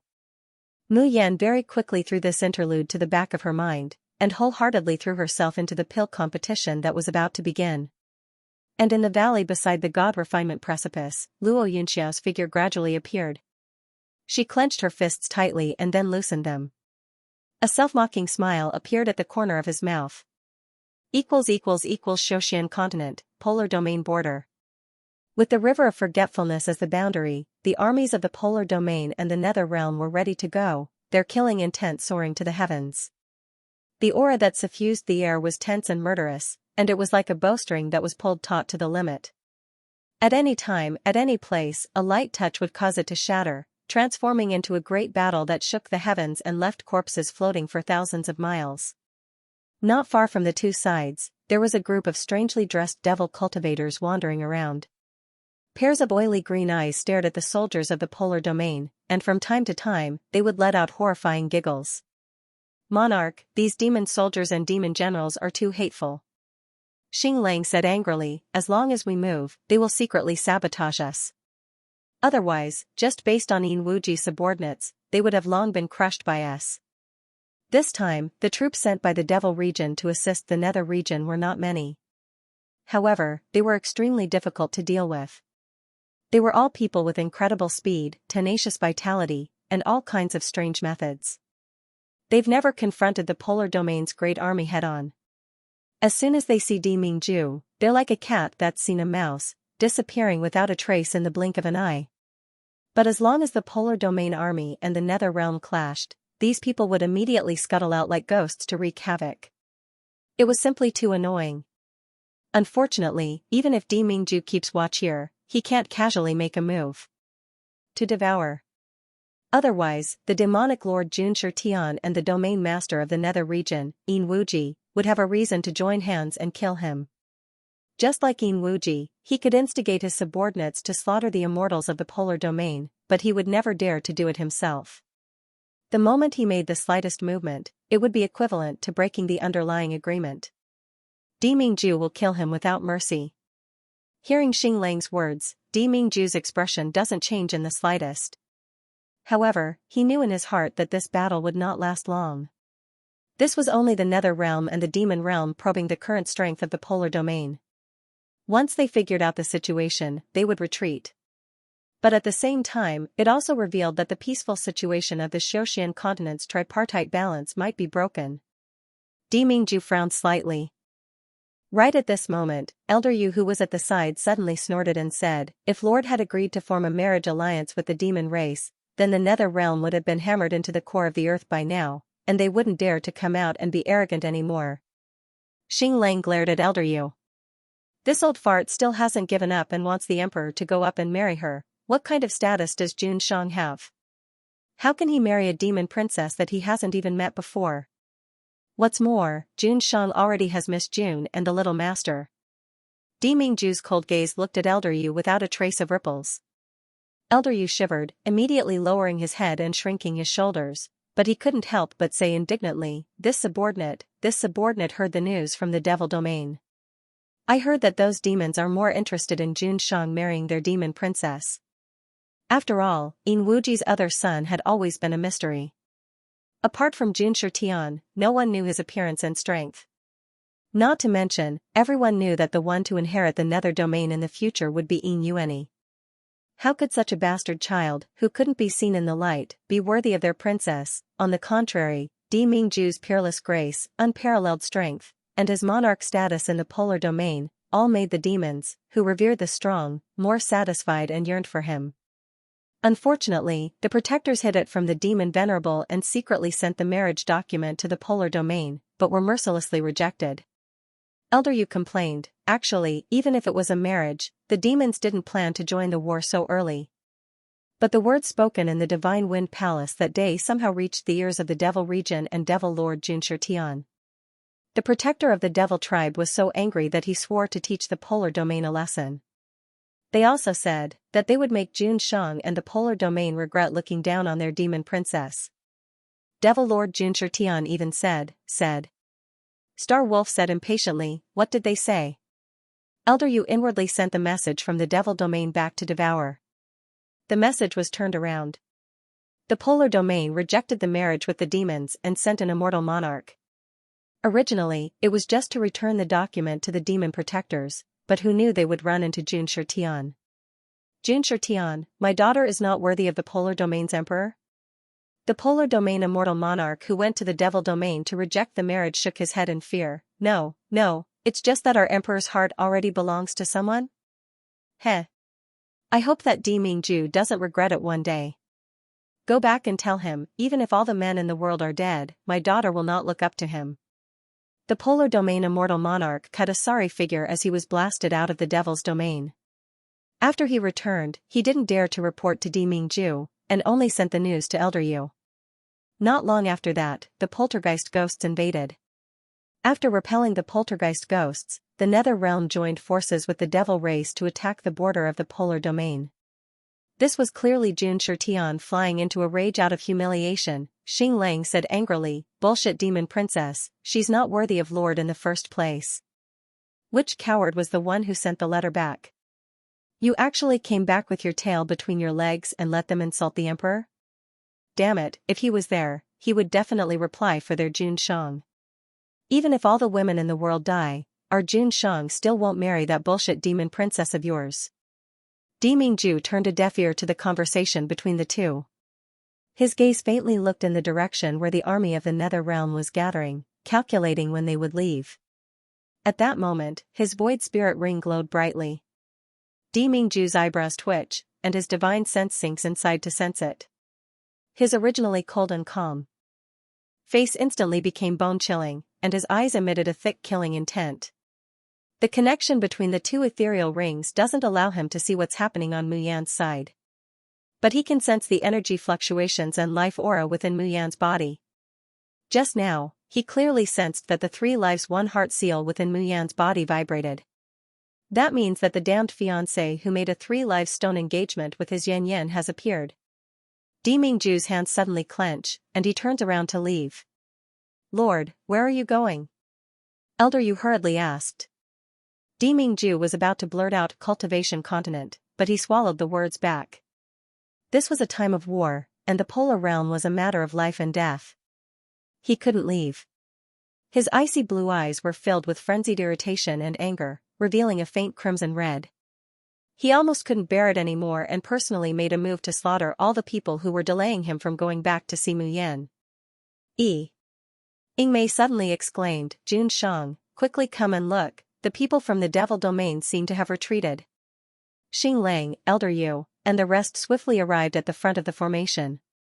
Only then did they discover that the fiend race soldiers that were originally lingering around the surroundings were really retreating in batches. Some of the people from the nether realm angrily and suspiciously went to inquire, but in the end, they returned empty-handed. Strange, what's going on? Why did the demons suddenly retreat? Ying Mei, Xianxia, this subordinate will go and inquire. Saying that, without waiting for Di Mingju's response, Ying Mei's figure has already disappeared. About a quarter of an hour later, Ying Mei returned. She lands in front of Di Mingju and bows towards him. The expression on her face is rather strange. After a long while, he said, this subordinate heard from the demon race that they have some information about the princess' whereabouts. They have no desire to continue fighting, so they retreated. Elder Yu's eyes widened. What? There was news of the demon princess, whose name, appearance, and whereabouts were unknown? How did you find it? If the demon race princess really came back, and the infernal region and nether region were to successfully unite by marriage, then the situation of the polar region would be even more severe. Demingju's eyes flashed. A thought seemed to flash through his mind, but it was too fast for him to grasp it. Xinglang said excitedly, Monarch, this is great. Once the devil domain retreats, how can the nether domain block the attack of my polar domain? We will launch an all-out attack now and give them a fatal blow. Demingju restrained his emotions and smiled coldly. Do you think that without the demon domain, Yin Wuji would dare fight? Almost as soon as he finished speaking, someone rushed in from outside. Emperor, the Nether Realm's army has retreated. Star Wolf spat, coward. But Demingju is no longer in the mood to stay. He only throws down one sentence, Ben Jun is going to the Xiozhan continent for a trip. He disappeared without a trace. Star Wolf hesitated for a moment and immediately followed. The alchemy competition had officially begun. The first stage was the audition in Tianguang ruins. All the alchemists on the apricot forest, colored glass, spirit pivot, and coiling dragon lists were qualified to participate. Logically speaking, those who were able to rank at the top of the spirit pivot and coiling dragon rankings were already the predetermined champions of the pill competition. But in reality, that was not the case. Every alchemy grand competition's competition event was very peculiar. Usually, it wasn't a direct test of an alchemist's rank and strength, but rather a test of an alchemist's potential and comprehensive accomplishments. Moreover, it was the freedom of the alchemists to choose which pill to use to appraise and climb up the rankings. But in the pill competition, apart from the finals that would be held in the Imperial Palace, the alchemists usually didn't decide what type and rank of pill to refine. At this time, whether an alchemist's foundation was solid enough, whether their talent was strong enough, and whether their knowledge was broad enough would have a great effect. This was also the reason why the deans of Longting still asked Mu Yan for help, even though they knew that she could only refine 6th-grade elixirs. At this time, the rebirth square of Tianguang ruins was already packed with people. The light screen that originally occupied the center of the square had been removed, replaced by a small room that was almost identical. There was a shelf in the small room, on which different kinds of elixirs were placed. In the center of the room, there was a huge furnace, next to which were fire crystals. Not all alchemists had fire attribute spiritual roots, so they couldn't freely control flames. And these fire crystals were used to assist in making and controlling fire. Of course, people without fire attribute spiritual roots were generally unable to accurately control their Dan fire, so their alchemy level naturally wouldn't be high. The first round of the elixir competition officially begins. All participating alchemists, please refine 3 kinds of elixirs, regardless of grade or type. The time limit is 4 hours. The rules are as follows. First, the jade key space is sealed, and only the elixirs on the medicine shelf can be used. The type, quality, and quantity of elixirs obtained by all participants are exactly the same. Second, only the 7th-grade alchemy furnace provided by Tianguang ruins can be used. You can use your own spiritual fire or fire crystals. Third, the ranking is based on the types of elixirs refined within 4 hours, and the top 50 will advance. If the number of elixirs refined is the same, then the quality of the elixir will be used as an auxiliary judgment. Fourth, if you refine less than 3 kinds of elixirs in 4 hours, you will be directly eliminated. As soon as this rule came out, some of the people watching the competition sucked in a breath of cold air. It's only the first stage of the preliminary selection, and this is already the assessment content. Isn't it too difficult? The speaker was a 6th-grade alchemist, and he shook his head repeatedly as he spoke. Most people didn't understand this rule at all, and didn't understand what was so difficult about it. Don't you see the elixirs on the medicine shelf? There are only 10 kinds in total. I took a rough look just now, and almost all of these elixirs are unable to complement each other. At this time, everyone realized the seriousness of the problem. Even those who didn't know anything about alchemy knew that refining an elixir generally required at least 3 or more kinds of elixirs, and for these kinds of elixirs to be successfully refined, they must complement each other, otherwise, it would be impossible to form an elixir. Can there really be 50 people who can successfully refine and advance? I wonder who will be ranked first in the first round of auditions. Haha, is there even a need to say it? Where Gaudi is, how can we not get first place? Look, all the participating alchemists have entered their rooms. A ray of light flashed in every room, and familiar figures appeared in front of the pill furnace. In an instant, the entire square was boiling with excitement. Ah, Master Su Qingling is so cool. We will always support you. Longevity Master Gubai will win. Huh? Jun Qingwan actually still has the face to participate? Immortal Fairy Qingwan's strength is there for all to see, why can't she participate? So what if she pretended to be Jun Mayan? At least, Fairy Qingwan's beauty is real. She is much more beautiful than that ugly Yi Liangchen. Shouts and cheers rose and fell from the crowd. Even Ling Qingwan, who had been ruthlessly slapped in the face a few days ago and whose reputation was almost completely ruined, had many people supporting her just because of her face. However, these voices could not be compared to the voices of support from Liang Chen's army that covered the sky and covered the earth. However, Mu Yan and the others, who were in the small room, were completely unaware of the commotion outside. After listening to the rules of the first round of the pill competition and seeing the 10 types of elixirs on the shelves, the corners of Mayan's mouth curls up, revealing a smile of interest. Was this competition really interesting? However, when she turned around and saw the pill furnace at the side, her face instantly darkened. As time passed, in the room shown on the screen, many alchemists had begun to work. To an ordinary alchemist, this question might be as difficult as ascending to the heavens. However, the alchemists gathered in the elixir competition were the top existences in the entire cultivation land. How could a mere question stump them? If there weren't enough types of spirit herbs, they could substitute similar ones. Spirit herbs were unable to fuse with each other in alchemy, but through precise control of the fire, the unstable and incompatible elements could be removed. Look, Immortal Fairy Wan has already refined 4 types of pills. Haha, I already said that Immortal Fairy Qing Wan is truly talented and has peerless beauty. So what if she's not Jun Mayan? We still support her and like her. Master Su Qingling has also refined 4 types of pills. Wow. 5, 1 more than Jun Qingwan. Master Su is so cool. No wonder we've been supporting him for so long. From time to time, exclamations could be heard in the square. Then, someone realized that something was wrong. Eh? Why hasn't Almighty Yi started refining pills yet? 1.5 hours have already passed. Yeah? Why is Great Gaji staring blankly at the alchemy furnace?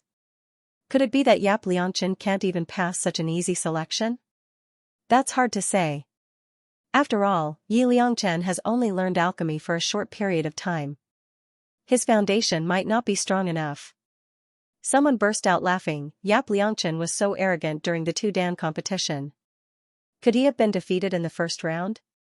Ha ha ha, that would be a huge loss of face. Leng Qingwan's supporters started to mock and ridicule him.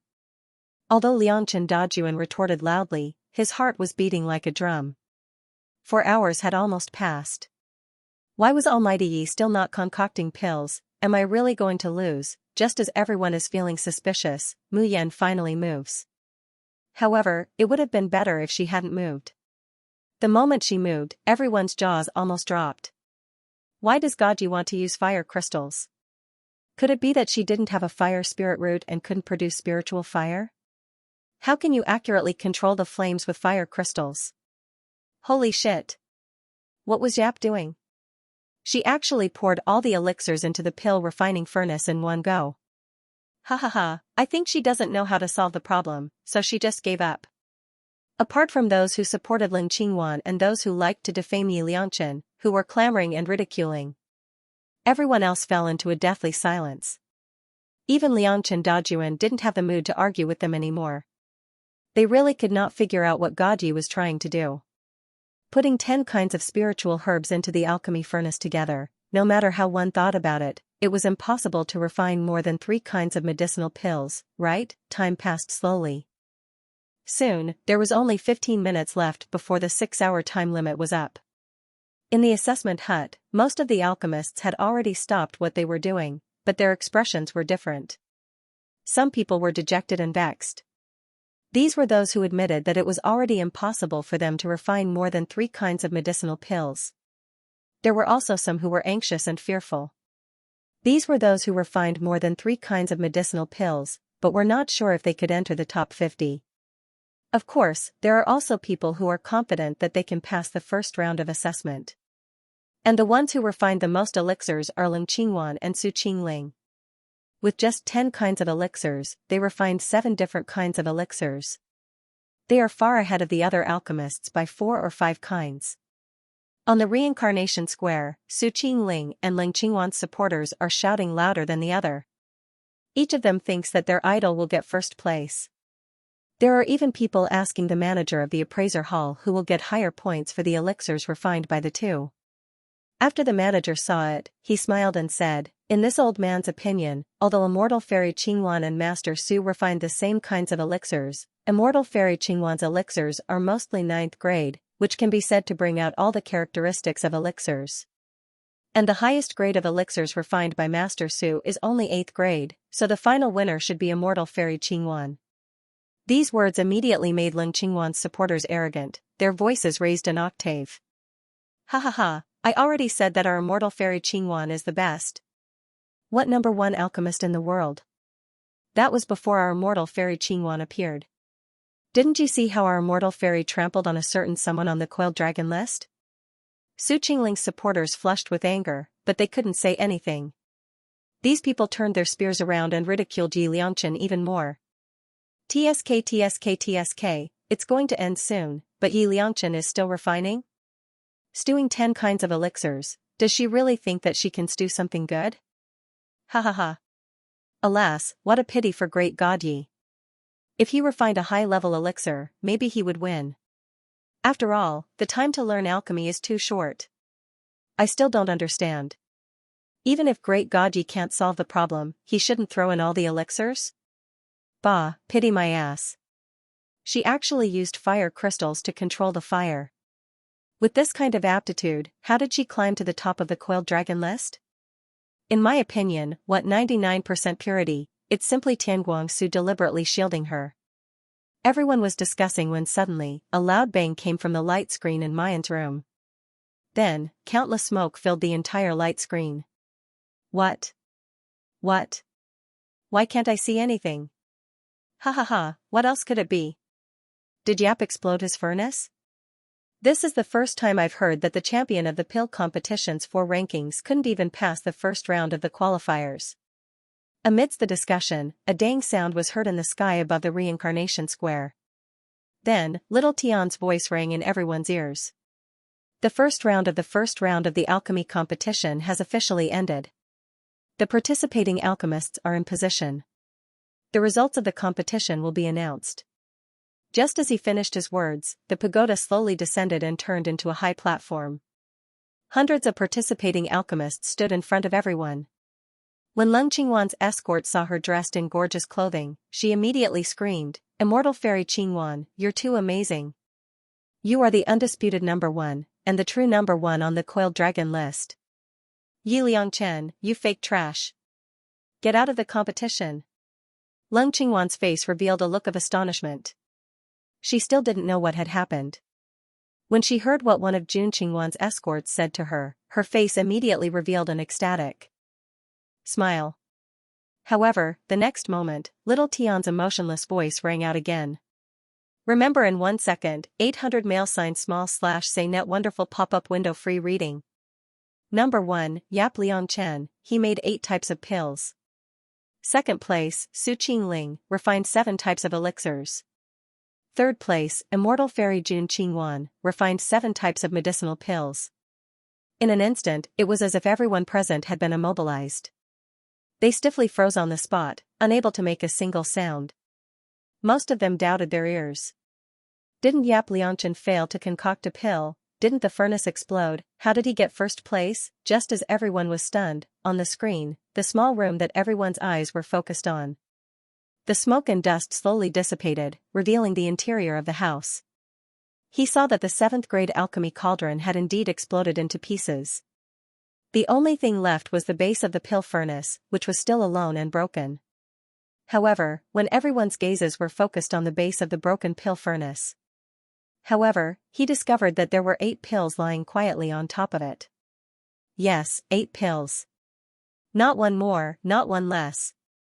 Moreover, it could be seen with the naked eye that these 8 bullets were of completely different colors and sizes.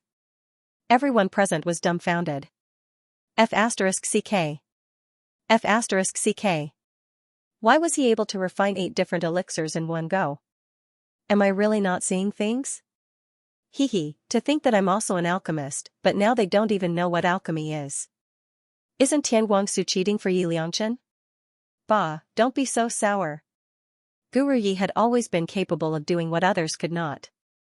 You couldn't do it, but that didn't mean others couldn't. Don't forget that Yi Liangchen is the only successor of the King of Medicine. Oh my God Yi, we mortals kneel before you. Even if you want to prove your strength, you don't have to show off your skills like this, right? We mortals really can't bear it. The members of the Xiaoyao sect, who were standing at the back of the crowd, couldn't help but laugh out loud. Hee, I know why 6th senior sister wants to use fire crystals to refine 8 pills in one furnace. It's not to show off at all. Ling Yuma laughed. Is there a need to say? It must be a 7th grade cauldron prepared by Tianguang ruins. Little junior sister can't use it at all as it will explode the moment she uses it. Because it will explode as soon as it is used, I used fire crystals that have relatively mild spiritual power. That's why I refined 8 kinds of pills in one furnace. Even if it explodes, the 8 types of medicinal pills have already been refined. The corners of Chu Moli's mouth curled up slightly. Junior apprentice sister is really becoming more and more interesting. Liang Chen's army was pleasantly surprised that the great god they worshipped had once again become number 1. However, there was another group of people whose joy was no less than theirs. Ha, who was the one who said that our master Su Qingling would lose to Jun Qingwan? Someone's tone makes it sound like the champion is already in their bag, but in the end, they only got 3rd place. Ha, I'm dying of laughter. What a mortal fairy Jun Qingwan. She's been slapped in the face time and time again, yet you still believe her? Did this kind of person have any face? How could he have the face to pretend to be Jun Mo-xia? Leng Qingwan's smile once again stiffened on her face. She had tasted the feeling of being slapped in the face by someone she looked down on time and again in public. And this time, the slap was even more ruthless. Yi Liangchen had counterattacked. She couldn't even compare to Su Qingling. How was this possible? However, Tianguang Ruin seemed to have known that they would question him. Therefore, he quickly announced the properties of Su Qingling and Leng Qingwan's pills. Remember in 1 second, 800 mail sign /say net, wonderful pop-up window free reading. Although Su Qingling only refined a 7th or 8th grade elixir, the purity has reached 80%. And Leng Qingwan? The purity of that so-called 9th grade elixir doesn't even reach 60%. Once taken, it will produce damn poison in the body. It's not an exaggeration to say that it's a waste. Listening to the unbridled ridicule and gloating laughter of the people below, Leng Qingwan's face distorts, and there's a fishy sweetness in her throat. She almost spits out a mouthful of blood. Ever since Yi Liangchen publicly slapped her face and exposed her identity, Leng Qingwan's smooth sailing days on the road of cultivation have become difficult. The defeat on the coiled dragon list, and the matter of pretending to be Jun Mayan was slapped in the face. The popularity she accumulated in Tianguang ruins quickly collapsed. Even the people of the Bloodsword sect and Dingbei Ho Mansion, who were originally respectful to her, began to look at her with strange eyes. Even that disgusting man, Lu Yu. Although he used to be infatuated with her, he also revered her. But now, from time to time, he would look at her with that kind of disgusting gaze. When Leng Qingwan wanted to punish him in anger, what she got in return wasn't Lu Yu's horror and vulgarity, but giggles. Fairy Qingwan, do you want to make a comeback and step on Yi Liangchen in the pill competition? Ha, this subordinate will definitely make your wish come true. When the time comes, I hope that Fairy Qingwan can let this subordinate get intimate with you. Lung Qingwan is thoroughly disgusted by Lu Yu's greasy face. But she wants to make a comeback. Before Di Mingju comes to the Xiozhen continent, she must gather a strong popularity and get Di Mingju's attention. So much so that as long as she makes a comeback in the pill competition, she can even reclaim Jun Mayan's identity. But as it happens, she's once again at a disadvantage. The first round of the first stage of the pill competition has ended, and only 50 alchemists advanced.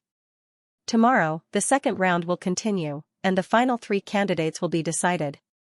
As soon as Lung Qingwan leaves Tianguang ruins, she smashes everything in the room. The door creaks, and Lu Yu's wretched figure comes in. When Lung Qingwan saw him, she immediately scowled and glared at him. "Scram, who let you enter my room?" Lu Yu chuckled. "Don't be angry, immortal fairy. This Yu Liangchen is only arrogant in the first round. I guarantee that he will definitely be defeated in the second round." Lung Qingwan sneered. "Useless trash, do you think I will still believe you?"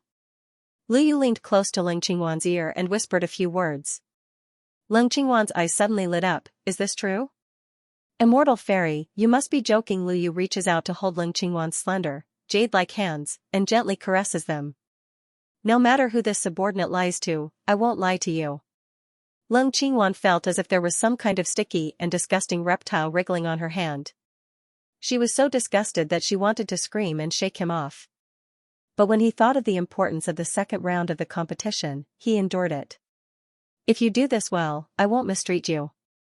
Lu Yu let out a few weird laughs, reached out his hand and pinched Lung Qingwan's body a few times, then turned around and left. Soon, the next day arrived. The second round of the first stage of the pill competition has begun. This time, the alchemists were still assigned to small rooms. The small rooms still had medicine shelves and alchemy furnaces. What's different from last time is that this time, the medicine shelves were filled to the brim with elixirs, no less than 100 different kinds. The alchemists in the rooms had just taken their places, but the reincarnation square was already in an uproar.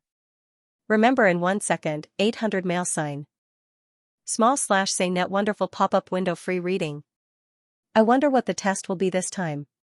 Last time, I needed to refine at least 3 types of pills for 10 types of spirit herbs. This time, there are hundreds of spirit herbs, so it will definitely be harder than last time.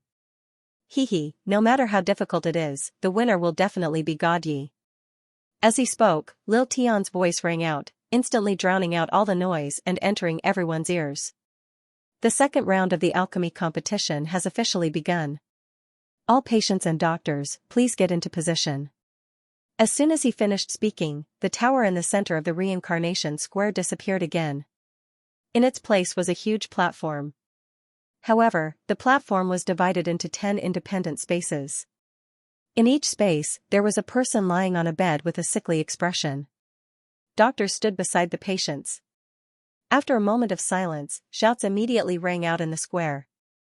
"Damn, Dr. Huang, that's a famous doctor in the Ziyun world. Dr. Liang is the publicly acknowledged national master of the Lan family empire. He actually came as well. What is this competition about? Could it be?" Someone had already roughly guessed what was going on. Lil Tian's emotionless voice sounded again. "I will now announce the rules for the second round of the elixir competition. Firstly, there would be 5 alchemists, 1 patient and 1 doctor. The top 10 alchemists on the pill competition's 4 rankings would be decided by the votes of all the users on the Reincarnation Plaza. The rest of the alchemists will be randomly selected by drawing lots. Second, after the match was completed, the doctor would diagnose the patient's illness and inform the participating alchemists of the patient's illness in detail. The alchemists would then refine the elixir on the spot according to the patient's condition. Thirdly, if the patient's illness was caused by multiple concurrent cases, and the more patients' illnesses were cured by the pill, the higher the score would be. The final ranking was based on the patient's physical condition. The time limit for voting is 15 minutes. Almost as soon as Little Tian's voice fell, everyone in the rebirth square in the 3 districts heard Little Tian's prompt. Each person could only choose a doctor for 1 alchemist. Hearing this rule, Liangchen Dajuan was simply wild with joy. In the second round of the alchemy competition, the strength of the alchemists is not the most important. The most important thing is the strength of the doctors. Yes, yes. This is also why everyone says that the accumulation of popularity before the alchemy competition is very important. Ha ha ha, most of the people in Reincarnation Square are now supporters of our Almighty Yi. That's great, Almighty Yi will definitely win easily. Hee, now is the time for us, the Liangchen army, to contribute to God Yi. Which doctor should we choose? Is there even a need to ask? It's naturally the national physician of our Lan Empire, Dr. Liang. Everyone in Liang Chen's army rubbed their palms together eagerly. They wanted to choose the best doctor for their idol. In the corner, Lu Yu saw this scene as he expected, and the corners of his mouth curled into a strange smile. 15 minutes passed quickly, and the alchemist, doctor, and patient were quickly matched. The doctors and patients on the stage slowly disappeared. At the same time, the small room of the participating alchemists also changed. The rooms of the apothecary who drew the same doctor and patient merged together. The originally small room turned into a ring-shaped palace. It protected the doctor and the patient. In the space that was supposed to be sealed off, there were noises coming from the Reincarnation Square. Great God Yi will win. Victory! Victory! Great God Yi, Dr. Liang is the national physician of the Lan Empire, and his medical skills are incomparably superb. He'll surely be able to wish you victory. Remember in 1 second, 800 mail sign small/say net, wonderful pop-up window free reading. Mu Yan looked at the middle-aged man and the patient who appeared in the center of the palace, and her face revealed an incomparably gentle smile. This middle-aged man was one of the best doctors in the Lan Empire. He was respectfully called the nation's divine hand. Even Mu Yan had heard of the name Dr. Liang. In this competition, everyone could see how important a doctor was to the victory or defeat of the competition. And sending this nation's divine hand Dr. Liang in front of her, hoping to help her, was the most precious support and intention of Liang Chen's army. Compared to Mu Yan's gentle smile, the other alchemists were wild with joy. They didn't expect that their originally low ranking would be so lucky to be in the same group as Great God Yi. Now that Dr. Liang was diagnosing the patient's condition, the probability of them concocting the right medicine had increased by more than a little. The words "competition begins." The hazy mist that originally shrouded the patient's body dissipated. Dr. Liang immediately turned around and probed the patient's body with his divine sense. After probing with his divine sense, he didn't immediately come to a conclusion. Instead, he held the patient's hand and felt his pulse, then checked his pupils and tongue. Even if he didn't check the patient's internal condition, just by looking at his appearance, he was already terminally ill and in dire straits. All the blue veins on his body were slightly bulging, appearing dark brown. There were also ulcers and pustules in some of the intersections of the meridians. His body twitched from time to time, his eyes turned white, and vomit spilled from his lips. His body was also emitting an unbearable stench. However, Dr. Liang seemed to be completely unaware of this. His expression didn't even change as he bent down, unbuttoned the patient's clothes, and checked every inch of his body to see if there were any meridians. Even ignoring the pustules on his chest, he stuck to his heart and listened to it. This kind of diagnosis lasted for more than an hour. The second round of the competition was even shorter than the first round, only 4 hours. The alchemists in the room were obviously anxious. Because for those special elixirs, even if they only refined one furnace, it would take at least an hour. And if the patient had different diseases, one furnace of elixirs might not be enough. If this went on, they would be too late. In particular, they could hear the shouts of the people in the Reincarnation Square from time to time. Look, Dr. Huang has finished his diagnosis. Master Su Qingling has started refining. Jun Qingwan's side has also started to refine pills. Why hasn't Dr. Liang finished his diagnosis yet? Any later and it would be too late for Great God Yi to refine pills. Is it really right for us to choose Dr. Liang? The alchemists in the same group as Mu Yan are all sweating profusely. Only Mu Yan's expression was incomparably calm. From beginning to end, her gaze did not land on Dr. Liang, but directly on the patient. When the time was about to pass, 2 hours passed. Dr. Liang finally raised his head and said with an indifferent expression, "All right, I'm done with my diagnosis." you can start refining the pill. The spirit of the alchemists below was shaken as they waited for him to tell them about his illness. However, Dr. Liang said, this patient's condition is too complicated. Even if I tell you the condition, you won't know how to refine pills. Now, I'll name a type of spirit herb, and you can take one, and then refine it into a medicinal pill according to the proportion I've specified. As soon as these words came out, everyone in the square and palace was dumbfounded. Holy shit! You can even do this? Oh my god, I was just blaming Dr. Liang for being too slow. Only now do I know what a true master is. There was only a quarter of an hour left until the end of the second round. The other alchemists in the assessment space had already left and returned to the reincarnation square. Only Mu Yan's group, because Dr. Liang's diagnosis time was too long, was still continuing. But at this moment, it was already nearing the end. After Dr. Liang reported dozens of elixirs and explained the processing method, he finally let out a breath slowly. Alright, you guys can start refining the elixirs. As long as it's not too shabby, saving this person's life won't be a problem. The few alchemists were overjoyed and immediately increased the output of the spiritual fire in their bodies. However, right at this moment, Dr. Liang's face suddenly sank, and he said with displeasure, "What are you doing? Didn't I already say that I had enough elixirs? Who allowed you to continue to riga?" This stern shout makes everyone's line of sight focus on Mu Yan. However, Mu Yan's expression was calm. His movements were quick, and he carefully took down 3 types of spirit medicines from the medicine rack. He used the water and with spiritual power in his body to carefully deal with it. Then, he placed it into the alchemy furnace. Dr. Liang was furious. "Didn't you hear me talking to you?" Mu Yan's hands didn't stop moving. She raised her head to look at the person in front of her and said with a smile, "Dr. Liang, your duty is to diagnose the patient and give the cause of the illness, not to refine pills. How to diagnose the illness and what solution to give is the doctor's job. But how to refine the pill and make the pill more effective is the job of the alchemist. Am I right?" The veins on Dr. Liang's forehead throbbed violently. There was obvious anger in his eyes. As the Lan clan empire's divine hand of the nation, he'd never suffered such contempt. Good, you're just a silly little girl. This old man wants to see just how you're going to use your own alchemy to cure this patient who already has one foot in the Yellow Springs. Mu Yan smiles faintly, ignoring the furious Dr. Liang. He continued to use his Dan fire to melt the spirit herbs that he had just placed into the cauldron and fuse them with the other spirit herbs. Mu Yan's gaze sweeps over the alchemy furnace at the bottom, which is already faintly glowing red, and he helplessly rubs his nose. She should be thankful that Tianguang Ruins had provided a 9th-grade pill furnace for the second round of the competition. Moreover, it was a superior alchemy furnace among the 9 grades. However, in order to treat the patient, she had secretly engraved a subarray of the mind's eye on the alchemy furnace.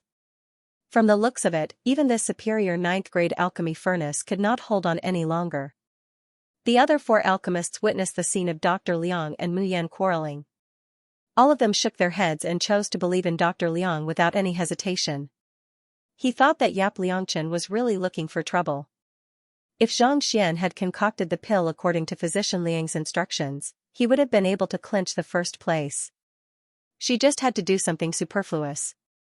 Did she have nothing better to do? The people in the reincarnation square had the same idea. Is Gaji out of his mind? Why didn't you follow Dr. Liang's instructions to refine pills? Maybe Gaji has his own ideas? Bah, what do you mean by your own thoughts? Is she a doctor? Know how to diagnose phagocytosis? Love?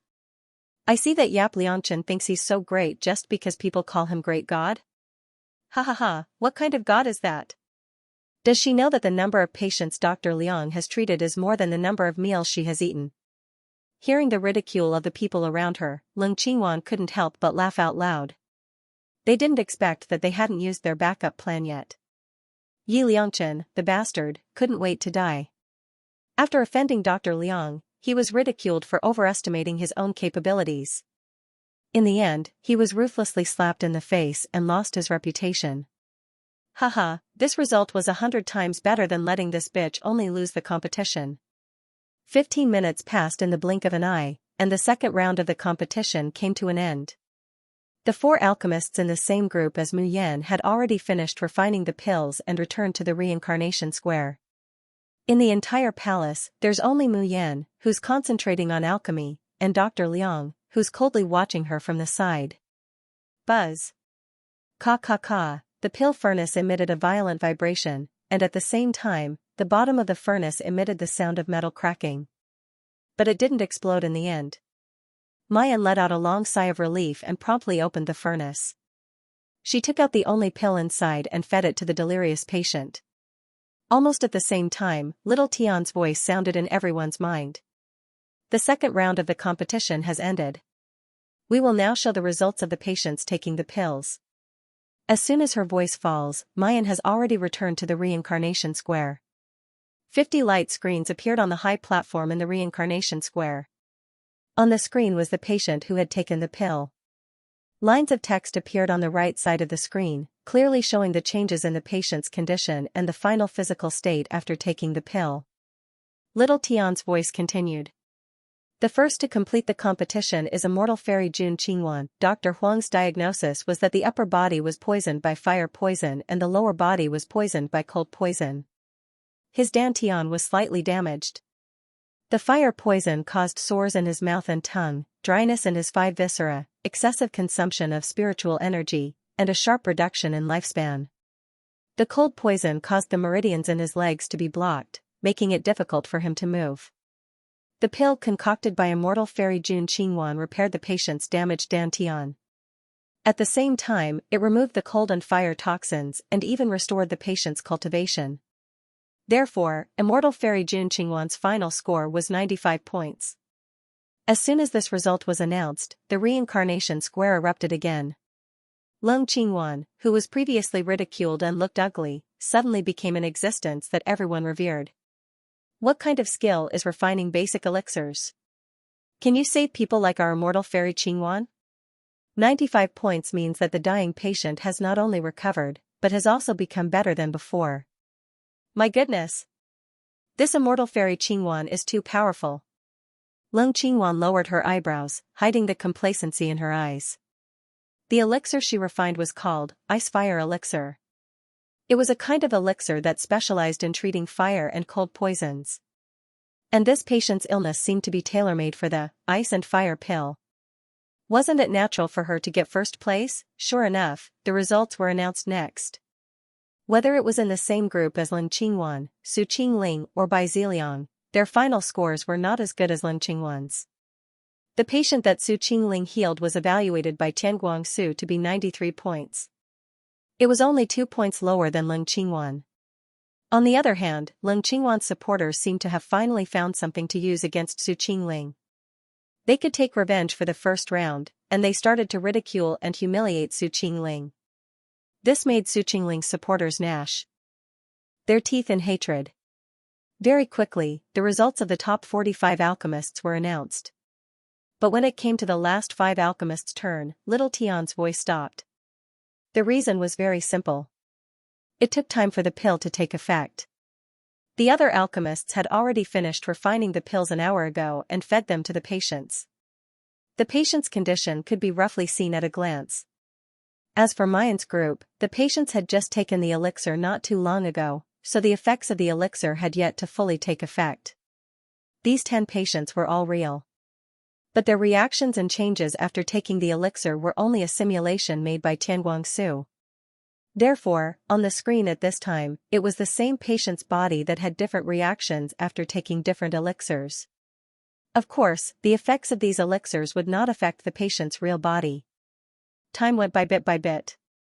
Soon, the body of the first patient on the screen began to change. The dark brown meridians that were originally all over the body began to slowly fade. The body stopped convulsing, and even the disgusting abscesses on the surface of the body healed bit by bit. He's cured. He's really cured. Truly worthy of being Dr. Liang. This patient's condition is clearly much more serious than the previous ones. If it wasn't for Dr. Liang, how could he have been cured? This group of alchemists really hit the jackpot, to actually be in the same group as Dr. Liang. Hee, Master Qi and the others knew their place and knew their limits, so naturally they would get good results. Some people who like to think they're smart might not necessarily be the same. As soon as this person's mocking voice fell, there was a cry of alarm in the square. Ah, look, the patient that Great God Yi is treating isn't doing well. Everyone looked over, and saw that the patient who was originally lying on the bed in a convulsing coma suddenly sat up, and vomited again and again. The things he vomited out were basins full of black water, and there were even rotting internal organs mixed in it. And what was even more frightening was that the abscesses on the patient's body did not get better, but instead burst with popping sounds. Thick, nauseating yellow water kept gushing out from the sores. Cultivators lived in this world where the strong preyed on the weak. Most of them were used to seeing tragic and bloody scenes. But seeing this scene, they still couldn't help but feel a chill in their hearts, and frowned. This patient was already miserable enough, but now it was even more miserable. On the other side of the high platform, the doctors did not leave. Seeing this scene, they all shook their heads. Tisk, if it was like this little girl messing around, this patient would have already breathed his last. Yeah, look at him. His internal organs are obviously damaged, and all the meridians in his body have been corroded and severed. Even a god wouldn't be able to save him. Fortunately, this is only a simulation in Tianguang ruins. If a patient were to consume this kind of elixir in reality, wouldn't that be harming their lives? After condemning Mu Yan, these doctors smile and compliment Dr. Liang. Dr. Liang's medical skills are truly superb. This patient's illness is obviously beyond cure. We thought about it again and again, and we only felt that it was impossible to use pills to save him. I didn't expect that Dr. Liang would even think of a pill refining plan for them. Hearing the compliments from the surrounding doctors, Dr. Liang's expression didn't change and he only snorted coldly. There's nothing wrong with the phrase, quack doctors mislead people. You look down on doctors just because you know how to refine some pills. You think you're invincible. Such a fool doesn't have the qualifications to treat patients. Dr. Liang's words were neither loud nor soft, but it was loud enough for most of the people in the reincarnation square to hear. For a moment, the mocking and cursing of Yap Liangchen were unbearable to the ears. Liangchen's army was so angry that their faces turned purple. Their bodies trembled, but they endured it and did not say anything.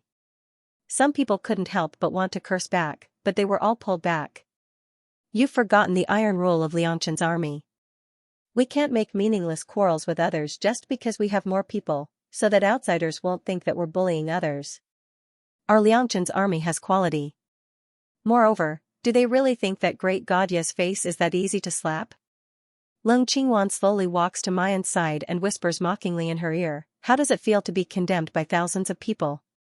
Mayan raises her head and looks at her coldly. Leng Qingwan thinks that her expression is anger from embarrassment, and the smile on her face becomes more carefree. Yi Liangchen, a mortal waste like you doesn't even have the qualifications to compete with me. Obediently submit to me and hand over the Medicine King's inheritance, and I might let you live. But who told you to not know what's good for you and insist on competing with me? Leng Qingwan's smile becomes distorted when she thinks of the humiliation of being trampled on by Yi Liangchen these days. Do you think that losing the second round of the pill competition is the end? You're wrong, this is just the beginning. Very soon, I'll make you lose all standing and reputation, and lose everything.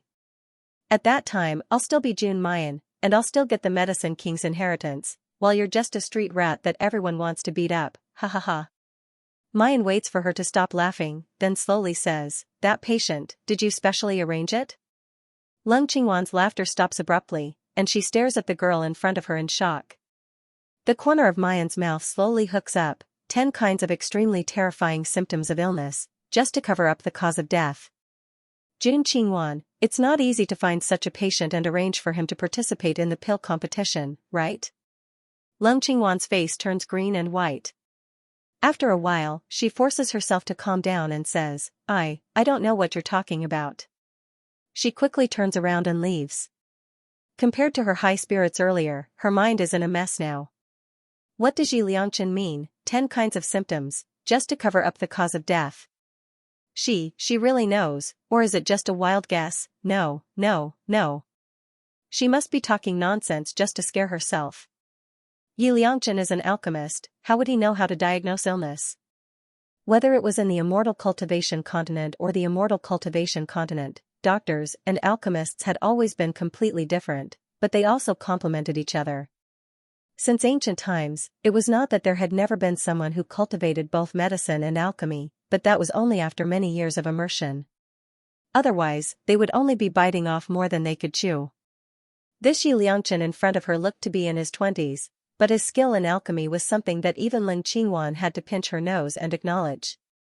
How could such a powerful alchemist, the top ranker of the Coiling Dragon Board, know medicine? Ling Qingwan looked at the screen and saw that the patient who swallowed Yi Liangchen's pill was now covered in filthy and smelly blood.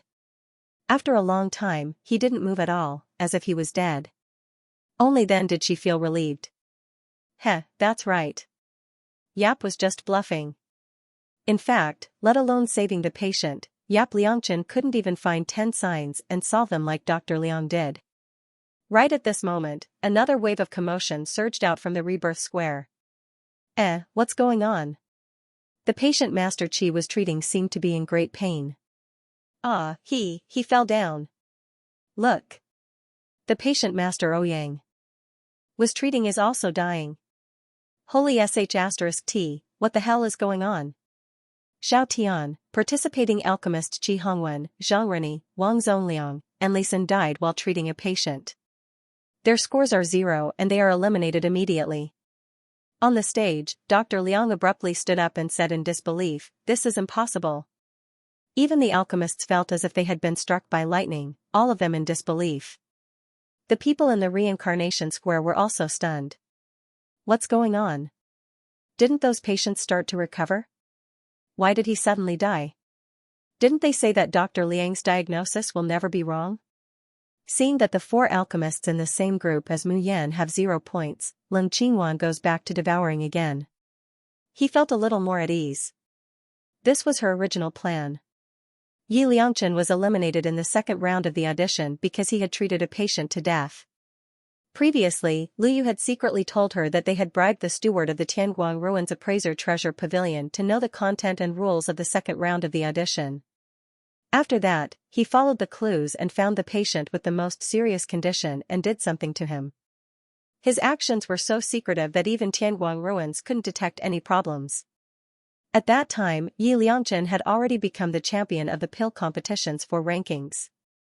Lu Yu knew that Yi Liangchen's army would definitely match the most powerful national physician, Dr. Liang, with Yi Liangchen. For the sake of fairness, the patient diagnosed by Dr. Liang was definitely the one with the most serious illness. Sure enough, everything was as they had expected. When Yi Liangchen's army was celebrating the fact that they had chosen the best doctor for their idol, Ling Qingwan was laughing at Yi Liangchen's death. It didn't matter whether the cause of the patient's death was Dr. Liang's poor diagnosis or Yi Liangchen's failure in alchemy. A loss was a loss. After all, luck was also a kind of strength. After that, Yi Liangchen's actions pushed him into the eye of the storm and he was ridiculed by thousands of people. In the end, she felt even better than she had expected.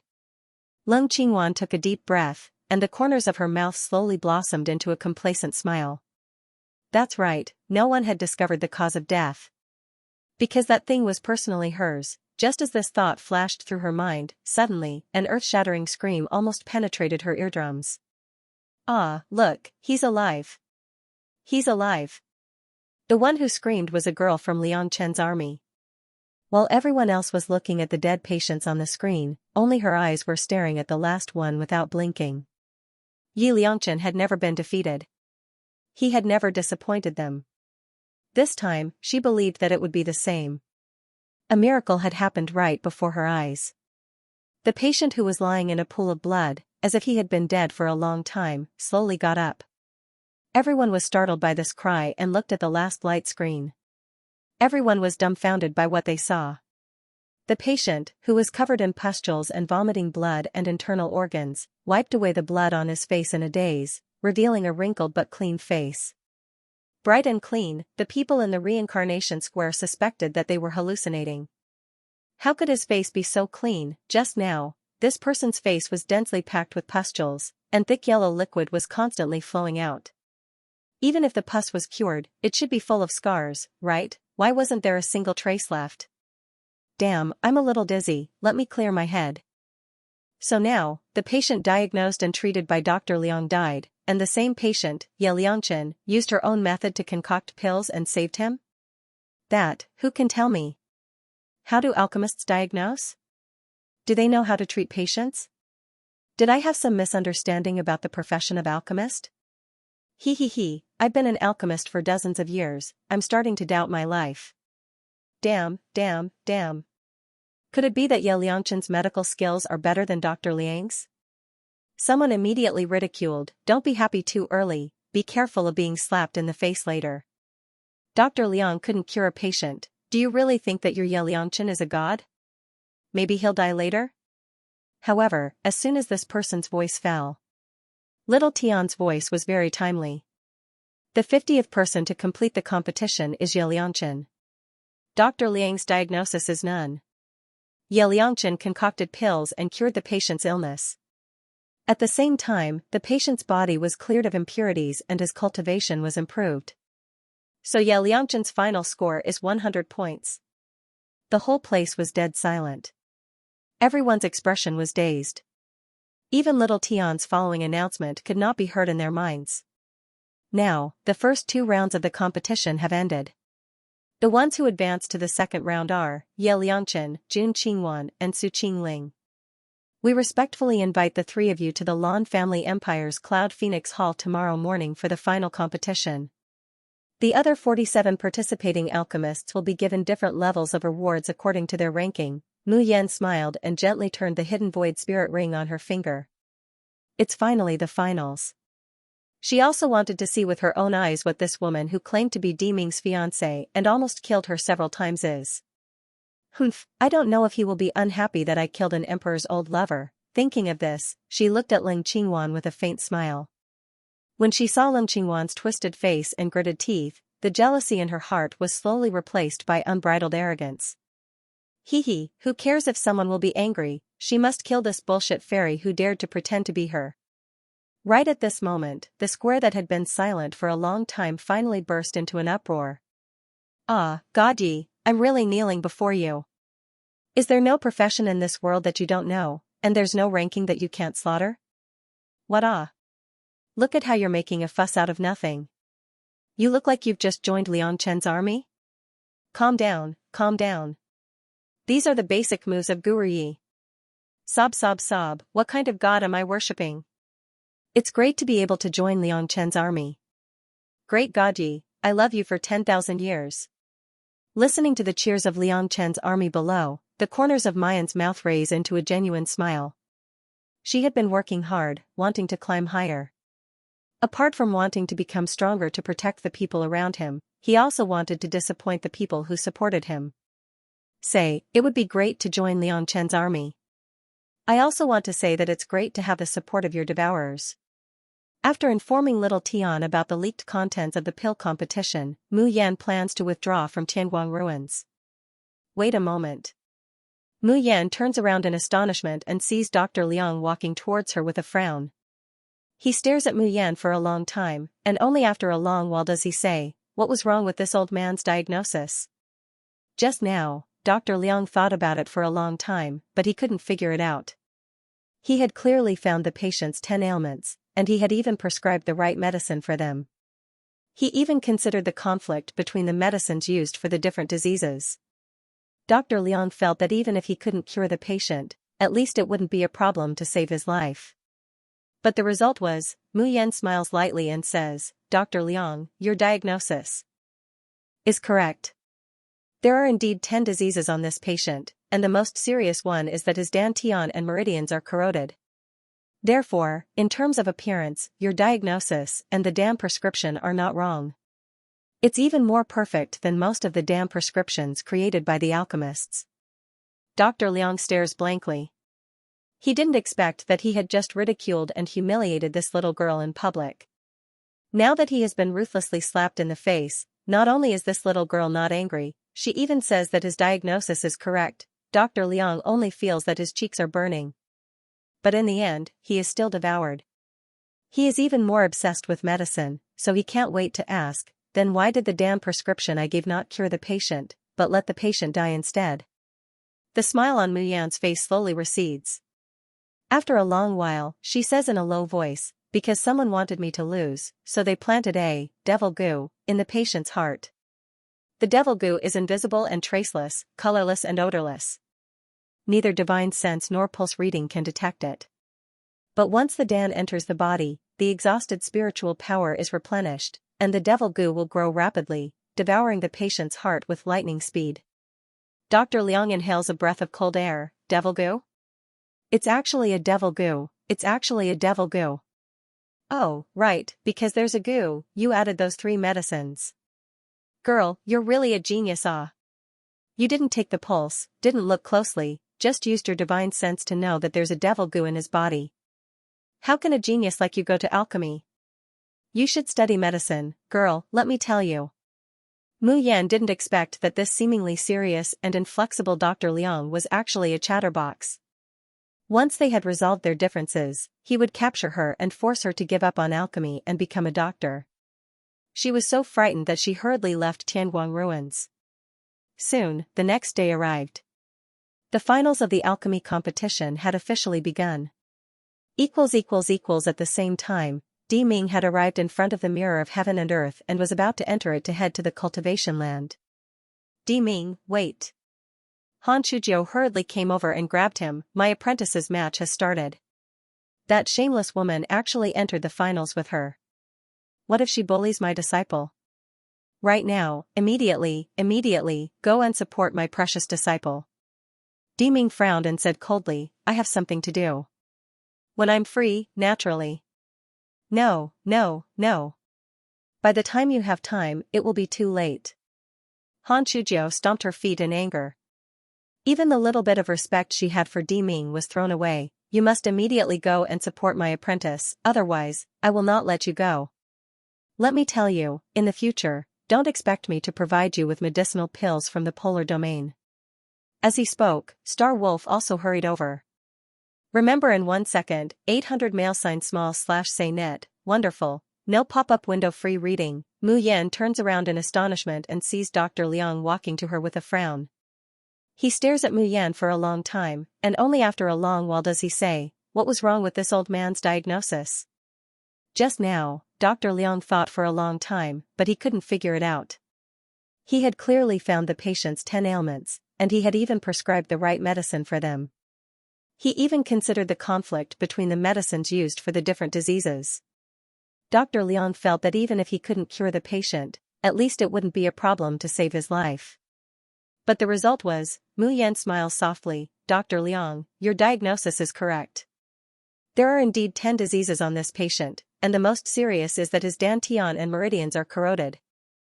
Therefore, in terms of appearance, your diagnosis and the damn prescription are not wrong. It's even more perfect than most of the damn prescriptions created by master alchemists.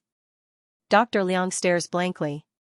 He didn't expect that he had just ridiculed and humiliated this little girl in public. Now that he has been ruthlessly slapped in the face, not only is this little girl not angry, she even says that his diagnosis is correct. Dr. Liang only feels that his cheeks are burning. But in the end, he is more obsessed with medicine, so he can't wait to ask, then why did my damn prescription fail to cure the patient, and let the patient die instead?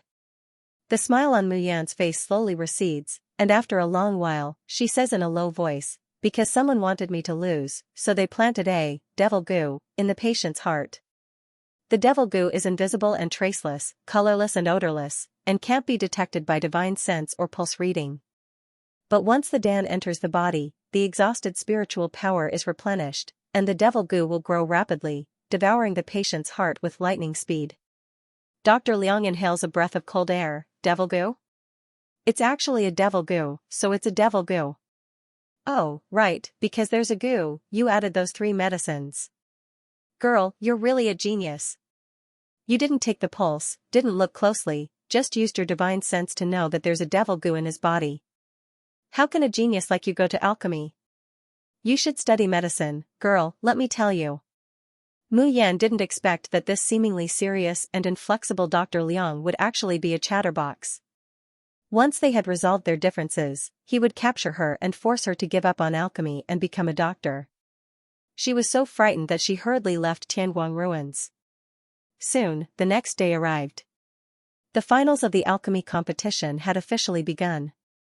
At the same time, Di Mingju has already arrived in front of the Qianquan mirror, about to enter and directly head to the Xiozhen continent. Di Mingju, wait a moment.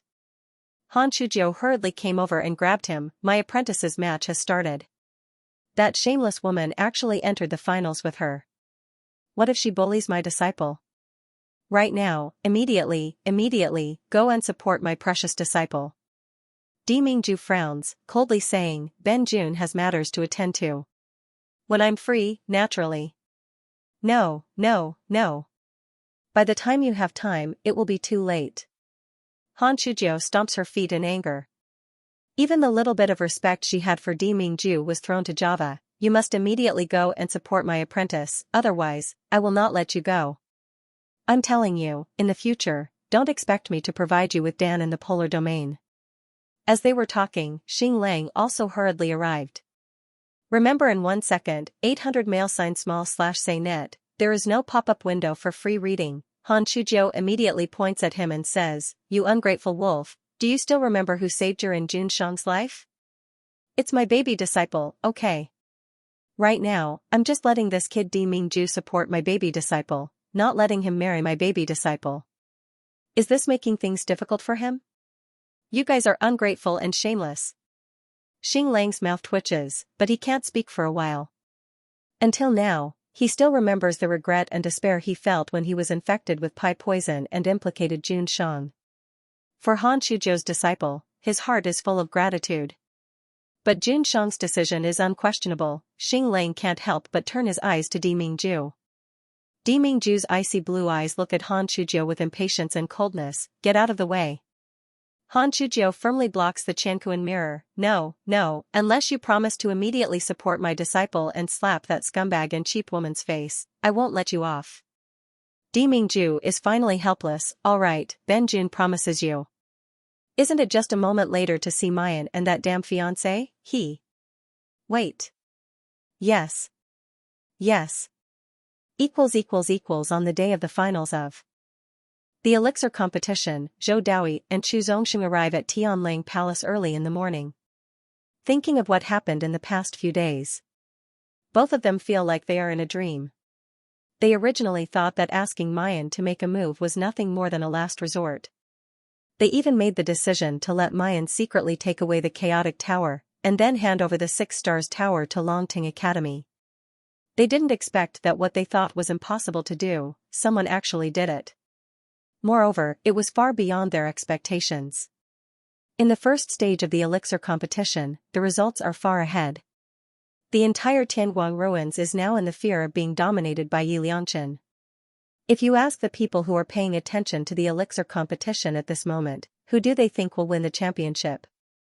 90% of the people will resolutely tell you 3 words, Yi Liangchen. So, can the century-old reputation of their Longting Academy, and the 6 Stars Tower, be preserved? Zhou Daoi's face shows a dazed and emotional smile. Their soaring dragon was really too lucky. To think that he would receive the protection of the emperor's fiancé. Wouldn't that mean that he had obtained the protection of the emperor? Compared to an imperial lord, a mere north-placating marquis, what was there for him to be afraid of? When Mu Yan arrived at the front hall, she saw the 2 deans of Longting Academy with their heads held high and their chests puffed out.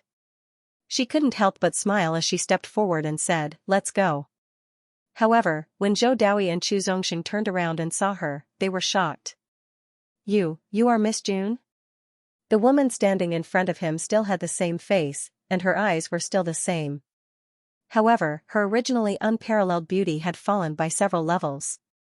At first glance, she doesn't look like June Mayan at all, but more like, the corner of Mu Yan's mouth curled up. She smiled faintly. "No, I'm Yap Liangchen.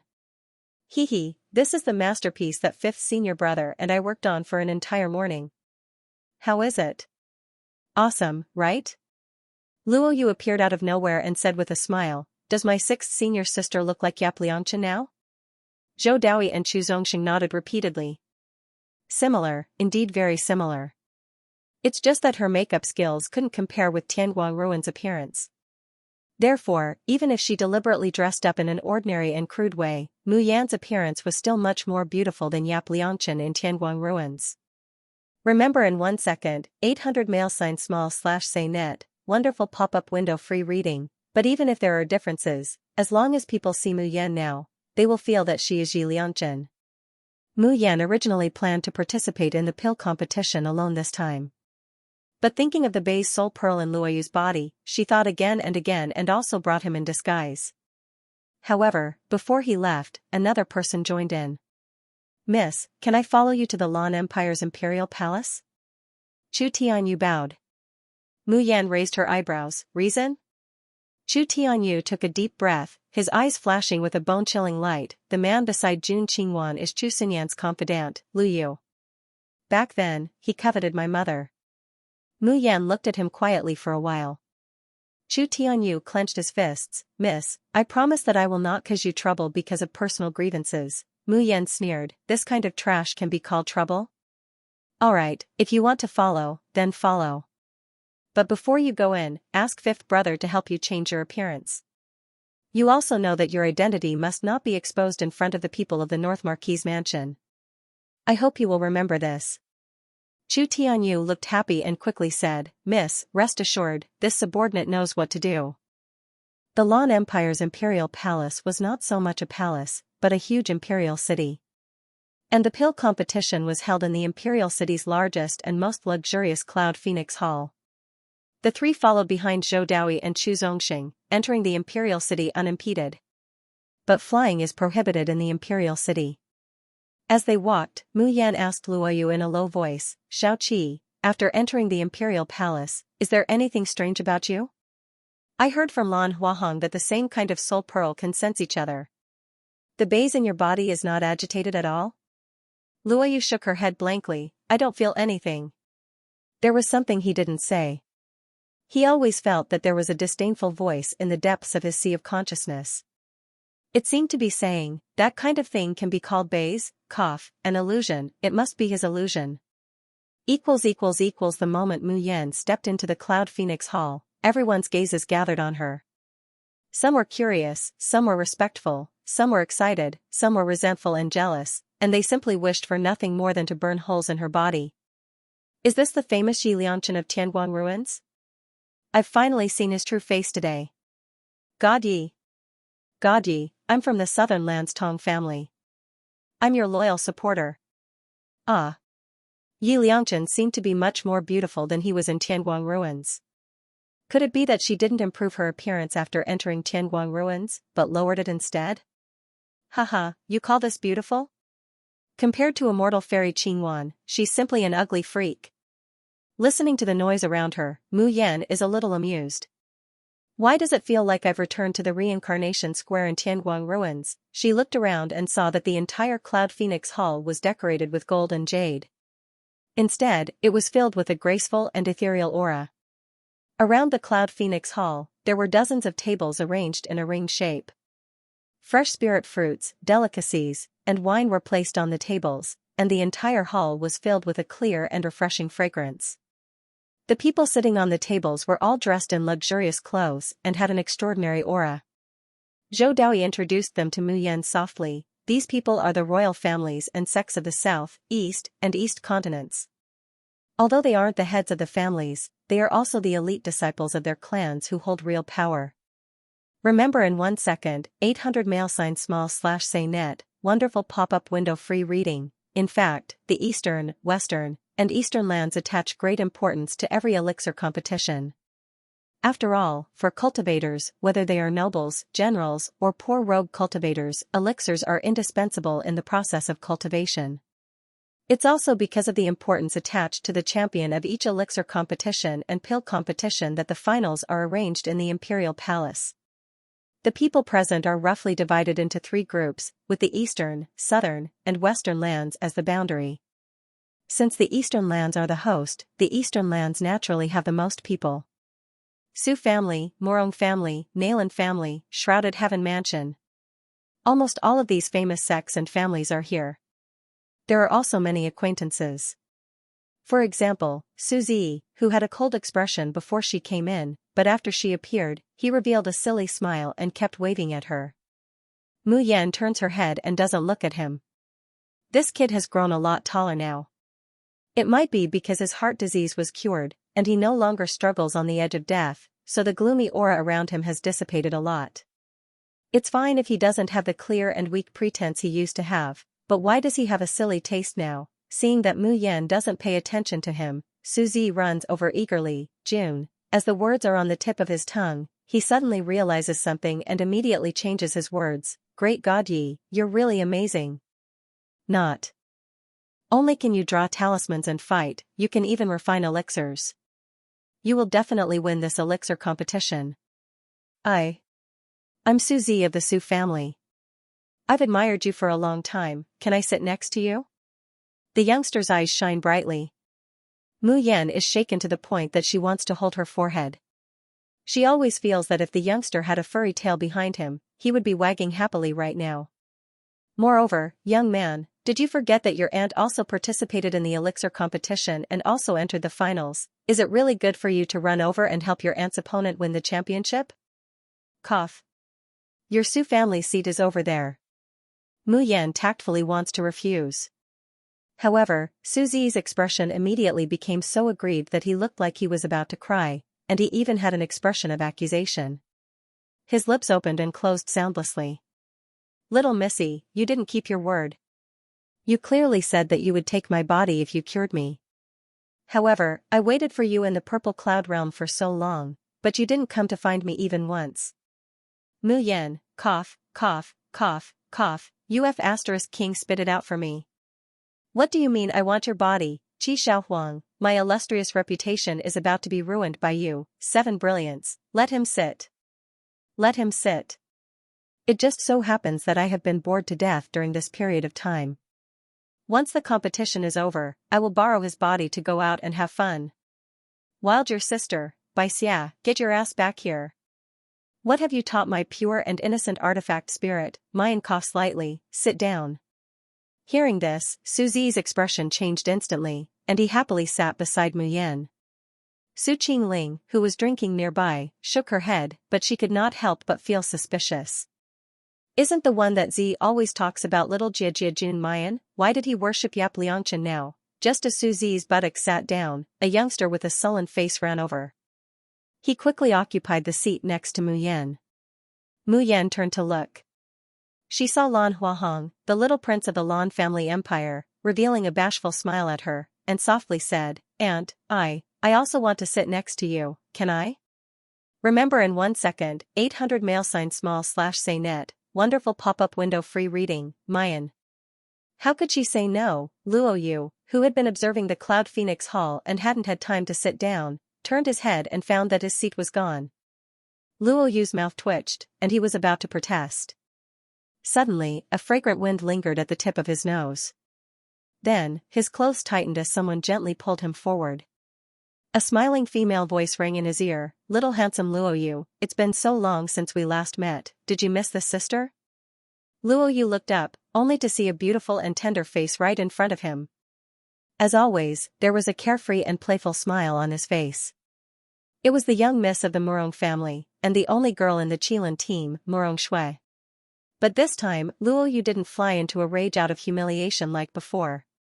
Instead, he revealed a sincere smile, Murong Shui, you've already recovered from your previous injuries?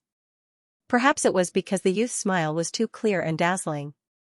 Murong Shui's heart couldn't help but jump. His originally playful smile froze, and he loosened his hand that was hooking onto the youth's clothes. He coughed lightly and said, the doctor who treated my injury is extremely skilled. When I woke up, my injury had almost healed. Luo Yu thought proudly, my 6th senior sister treated you, how could her medical skills not be superb? The corners of his mouth curled up, revealing 2 cute dimples on his cheeks. I didn't see you at Longting Academy, so I thought you hadn't recovered from your injuries and were recuperating at home. For the past half a month, most of the Qilin team had gone out to train and hadn't returned. Only Zhu Chongguang hurriedly ran over and threw down a large stack of crystal notes. He happily bought a large pile of elixirs from Mayan and returned to the Zhu family of the southern land. From Zhu Chongguang, Luo Yu found out that Murong Shui had returned to the Murong family after being seriously injured by the assassins from the North Marquis residence with Chu Tianyu and Luo Yu. Hearing Luo Yu's words, Murong Shui's eyes darkened. However, it was only for a moment before she covered it up and chuckled. Little Luo Yu, you're so concerned about Big Sister. Big Sister might misunderstand that you like me.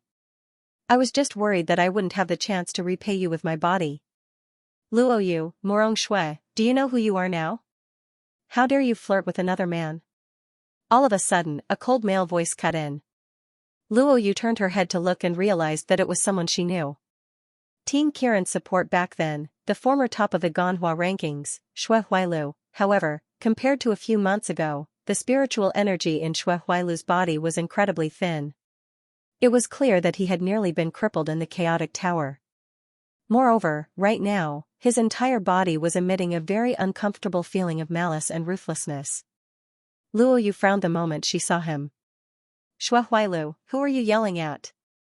Xue Huailu glared at him with intense killing intent and jealousy in his eyes.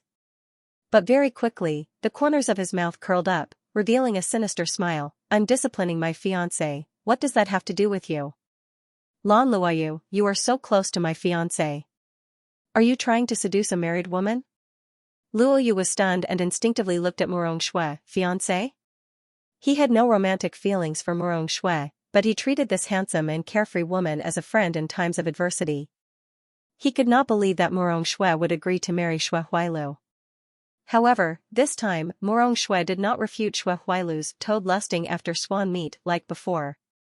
Instead, she turned around and left quickly with a cold face. Murong Shui, stop right there. Xue Huailu roared. Did you hear what I just said? You're about to become a daughter-in-law of the Xue family. Don't you understand the basic rules of etiquette, righteousness, and honor? Are you going to embarrass both our families when you marry into the Xue family? Murong Shui turned around abruptly. Her cold gaze cut into Xue Huailu's face like a sharp sword. The pressure of a cultivator at the peak of the Golden Core realm was suddenly released. Xue Huailu's face paled and he spat out a mouthful of blood. His eyes were filled with rage. Slut! How dare you? Murong Shui, don't forget that the Murong family begged for this marriage on their knees. A slut like you who goes around seducing men, do you really think I care about you? Murong Shui laughed eerily and walked towards Xue Huailu, the killing intent in her eyes unconcealed. However, before she could get close to Xue Huailu, someone grabbed her back. Ah Shui, you can't. The person holding Murong Shui back was a middle-aged woman. Her cultivation was extremely high, at least in the advanced leaving aperture realm. She seemed to be Murong Shui's elder.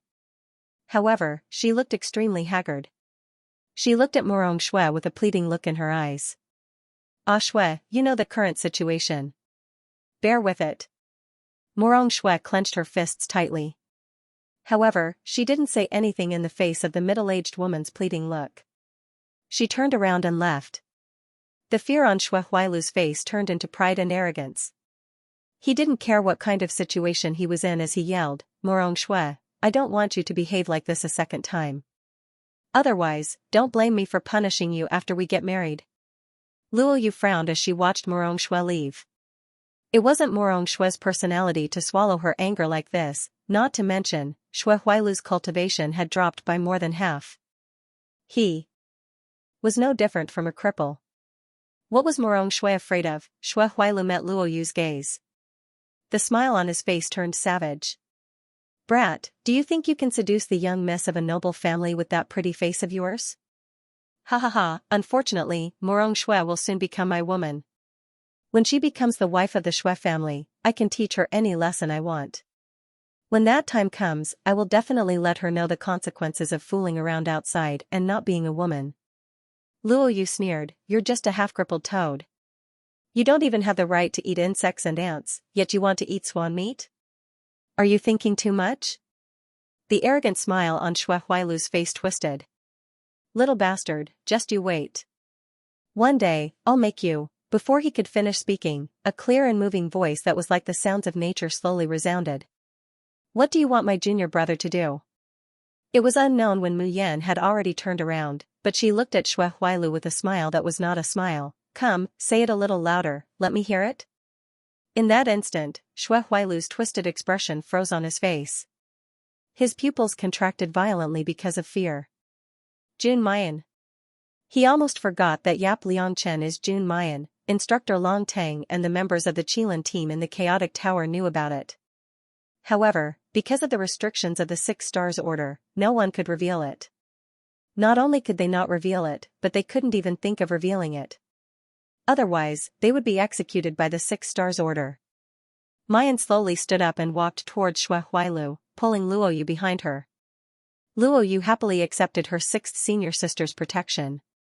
She took out a spirit fruit and munched on it while admiring Xue Huailu's terrified expression. The two leaving Aperture Realm cultivators who were standing quietly behind Xue Huailu to protect him were baffled by Xue Huailu's fearful expression. The girl before them was only a nascent soul cultivator, and she didn't exude any killing intent. Why was the young master so afraid? Xue Huailu didn't show any fear when Murong Xue's aura and killing intent erupted. One of them hurriedly stepped forward and whispered, "Don't worry, young master. With the two of us protecting you, no one will get a chance to hurt you." Xue Huailu glared at them. Worry? Worry my ass. He had almost forgotten that Lan Luoyu, that little bastard, was the junior of that demoness, Jun Mayan. What use were two leaving Aperture cultivators in the face of such a terrifying killer? Xue Huai had many experts by his side in the Woodfern secret realm, but wasn't he crushed like an ant by Mayan? Even more frightening was the news from those who'd been to the Woodfern secret realm. This Jun Mayan is valiant, vicious, and merciless, but she also has a powerful backer behind her. Even the Xue family, which had lost two successors, didn't dare to settle the score with her. The Xue family only had two juniors, Xue Huailu and Xue Huai. With Xue Huai's death, Xue Huailu became the Xue family's sole heir. Even though his innate spiritual roots were mostly destroyed, the Xue family could only focus on nurturing him and his descendants. This was also why Xue Huailu dared to be so arrogant. However, he can be arrogant towards anyone, but he doesn't dare to be arrogant towards Jun Mayan. Others might fear his identity as the Xue family's successor, but she definitely wouldn't. Moreover, this demoness was definitely capable of killing him in front of everyone just because of a disagreement. Xue Huailu's lips trembled, and he squeezed out an ugly smile after a while. June. Goddess, she must be joking. How would I dare speak rudely to your junior brother? You were just joking? Luoyu took a bite of the spirit fruit and giggled. So young Master Xue was joking with me to call me a bastard. Sure, courtesy demands reciprocity. I can't fall behind. Xue Huailu bastard. Xue Huailu bastard. Xue Huailu bastard. Xue Huailu's face contorted in anger, and smoke almost rose from the top of his head. But in the end, he gritted his teeth and endured it. When his underlings wanted to teach Luoyu a lesson, he even gave them 2 tight slaps. Disgraceful things, get lost. Xue Huailu left dejectedly.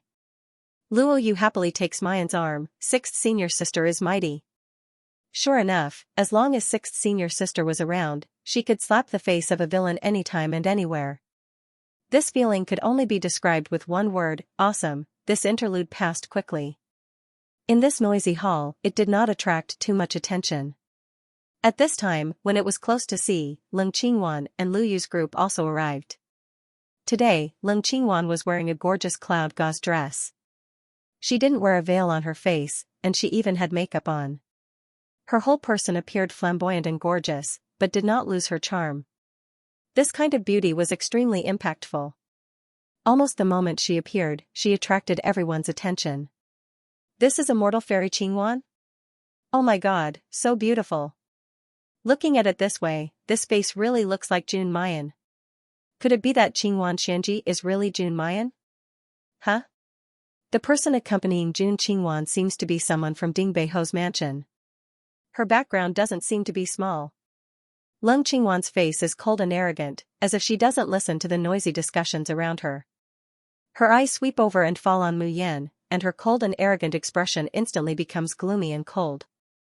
Mu Yan looks at her face and slightly narrows her eyes. Leng Qingwan's face really changes. Now she looks at least 70 to 80% similar to herself. Moreover, there's no trace of a disguise. How did she do it? What's her purpose? Luo Yu grits her teeth. This woman is so shameless, pretending to be Sixth Sister's identity, and even stealing Sixth Sister's face. Shameless? Suzy, no way. Little sister is much better looking than this ugly woman. They don't look alike at all. Lan Huahong, N, the oldest mother is the most beautiful. Mu Yan. She can't help but laugh at these three clowns. Mississippi, Chu Tianyu suddenly whispers in her ear. The one on the left of Ling Qingwan is Lu Yu, and the one on the right is Chu Xinyan's adopted son, Chu Mingkuan.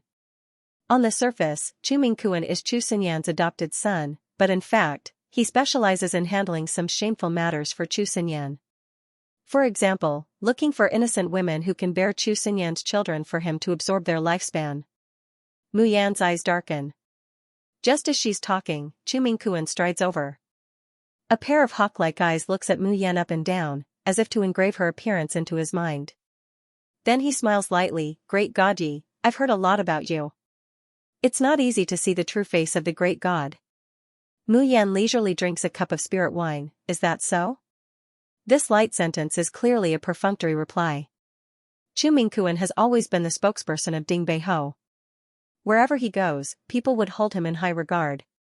Being treated so coldly at this time, he can't help but frown. But this trace of displeasure is quickly hidden, and the smile on his face becomes more and more genial. My Dinghua manor has favored Great God Yi for a long time. Today, I, Chu Mingkuan, represent the Dinghua Hofu to extend an invitation to Great God Yi. If Great God is willing to come to my Dinghua Hofu, I guarantee you will receive the highest treatment. Mayan says with a smile that isn't a smile, I'm sorry, the people who want to hire me can line up from Ziyunjia to Minlujia. I don't know what kind of price the Dinghua manor can offer. Chu Mingkuan was startled and was about to speak. He then heard Mu Yan continue, if the price can't compare to the value of the mysterious heaven bead and the medicine king's inheritance, then don't say it out loud and make a fool of yourself. After all, this was the Dinghua Marquis residence. If you don't even have this much wealth, how can you invite others? Chu Mingkuan's face froze. His fake friendliness turned into malice. Yi Liangchen, I advise you not to do this the hard way. Do you really think you can hide in the dark forever? Since you have shown your face today, my Dinghua manor will definitely dig you out. At that time, have you thought about the consequences of offending the Dinghua manor? Mu Yan, I thought about it. So since I've already offended them, I might as well offend them a little more. The corners of her mouth gently rose, and her gaze swept over Lin Qingwan. So, it's better to wait until I become the champion of the pill competition, and when the Dinghua manor loses his underwear, then you can tell me about the consequences of offending the Dinghua manor. Lin Qingwan finally couldn't bear it anymore and screamed, Yi Liangchen, do you think you've won? Mu Yan thought for a moment. Based on past experience, I think it's right. Let me count. How many times has immortal fairy Qingwan run to me and hooted, only to suffer a crushing defeat and run away shamelessly? 3 times? 4 times? Or 5 times? Shut up. Lung Qingwan's eyes almost burst out. Yi Liangchen, I'm telling you, you could only beat me in Tianguang ruins, but in reality, you'll definitely lose. Before Mu Yan could speak, Suzy suddenly smiled. Fairy Jun Qingwan, since you're so confident, why don't you make a bet with Great God Yi? Lung Qingwan, what bet? Bet who will be the champion of the pill competition, of course. Suzy said innocently, as for the bet. A cold light flashed in her clear eyes, and the tear mole under her eye was faintly discernible. Let's bet on this face. Whoever loses will use the sky-eroding water I just obtained some time ago to destroy his or her face. It's said that whatever is destroyed by the sky-eroding water can't be restored no matter what method is used. Mu Yan couldn't help but look at Suzy. After their reunion, this kid has been so obedient that she almost forgot that he's a black man. The loser will use the sky-eroding water to destroy his or her face. How could he think of that? Isn't he afraid of losing? Suzy looked at her innocently. Miss is invincible, how could she lose? And if she loses, I'll just secretly change the sky-eroding water to ordinary corrosive water. Mu Yan held back her laughter. This kid is really naughty. But, she likes it. She's already unhappy looking at Lin Qingwan's face. It would be strange if anyone was happy looking at someone else's face. Hearing Su Zi's words, Leng Qingwan didn't expose herself, but instead sneered, "Let's bet, do you really think I'm afraid of you? But, how can your ugly face compare to my peerless beauty? If you lose, I want you to destroy your dantian and hand over the King of Medicine's inheritance." Mu Yan raised her eyebrows. Leng Qingwan is so confident, what kind of trump card does he have? Leng Qingwan mocked, "What? Don't you dare?" Mu Yan shakes her head, "No, I'm just counting. Including this time, how many times will you be slapped in the face? Doesn't it hurt to be slapped in public time and time again? Oh, I forgot, your skin is very thick, of course, it won't hurt." Leng Qingwan's face twisted again. But before she could even speak, a shout was heard from the Cloud Phoenix Hall's main entrance, "His Majesty has arrived. The Empress has arrived." Just as the shout fell, a man and a woman dressed in dragon robes and phoenix coronets appeared on the only seat of honor in the Cloud Phoenix Hall. They were the Lan family empire's Emperor Lan Yitian and Empress Bai Wei. Just as the two of them sat down, the entire Cloud Phoenix Hall shone brightly and an invisible barrier enveloped the entire hall. This was a protective barrier, as well as a powerful formation. From the moment the protective shield was activated, the Cloud Phoenix Palace Hall prohibited the use of force, becoming a safe and stable place. This was also the Lan Clan Empire's protection for the imperial family and distinguished guests. The elixir competition will now begin. The three masters who advanced to the finals, please step forward. The eunuch beside Lan Yitian called out. Mu Yan, Leng Qingwan, and Su Qingling stepped forward together and walked to the center of the hall. The three of them did not kneel down to salute, but just nodded slightly to the two people in the upper seats. Leng Qingwan proudly raised her chin, as if she was 100 times more noble than the bullshit emperor and empress. In the eyes of mortals and low-level cultivators, the emperor may be unattainable. But in fact, for powerful cultivators, the power of the emperor is nothing more than fleeting clouds. The throne and power were just fleeting clouds. Only powerful strength was worthy of respect and yearning. Therefore, Lan Yitian was not angry at the attitude of the three people. Instead, he revealed a warm smile. Gu did not expect that this year's alchemy competition's finals would be the top 3 masters of the coiled dragon list. Bai Wei's eyes were more focused on Mu Yan. After all, Lan Huahong was so close to Mu Yan, how could she not pay attention to him as his mother? Lan Yitian reluctantly announced the start of the alchemy competition. However, at this time, Chu Mingkuan suddenly stood up. "Your Majesty, before the alchemy competition begins, my Dinghua Manor has something to confirm with Dragon Soaring Academy." With that, Chu Mingkuan looked at Zhou Daoi and Chu Zongxing and smiled faintly. "Dean Zhou, why don't I see Elder Kong? You can't have forgotten the bet between your Dragon Soaring Academy and my Dinghua Manor, right? Elder Kong is the person who made the bet, but he did not appear today. Do you want to go back on your word?" Zhou Daoi's eyes flashed with extreme anger. Kong Yuanjiu was forced to make a bet with Chu Xinyan, and his beloved granddaughter died in front of him. For a moment, he felt guilty and sad, so he directly chose to go into seclusion. He hoped that one day his strength could surpass Chu Xinyan, and even break through the tribulation and ascend, so that he would no longer be threatened. And this news was naturally known by the Dinghua Manor. Now that he asked in public, it was obviously to humiliate and establish his power. Chu Mingkuan saw that Zhou Daoi and Chu Zongxing were so angry that they could not speak, and the smile on his face became more and more arrogant. "Elder Kong did not come, and Dean Zhou is not willing to say it, then only I can say it. Our Dinghua Manor and Dragon Soaring Academy have an agreement in advance. If Immortal Fairy Qingwan, who is supported by my Dinghua Manor, wins the first place in the alchemy competition, Dragon Soaring Academy will have to hand over the 6 Stars Pagoda and the Chaotic Tower. Dean Zhou, am I right?" When these words were spoken, the expressions of everyone in the devouring Cloud Phoenix Hall changed. Everyone in the Purple Cloud Realm knew what kind of existence the 6-Star Pagoda was. It was a holy land for nurturing and verifying young elite cultivators. The fame of the Chaotic Pagoda was not as high as the 6 Stars Pagoda, but those who knew of it could clearly sense that its value far surpassed the 6 Stars Pagoda. Because the Chaotic Pagoda was evidently a heaven-defying divine tool used to train an army.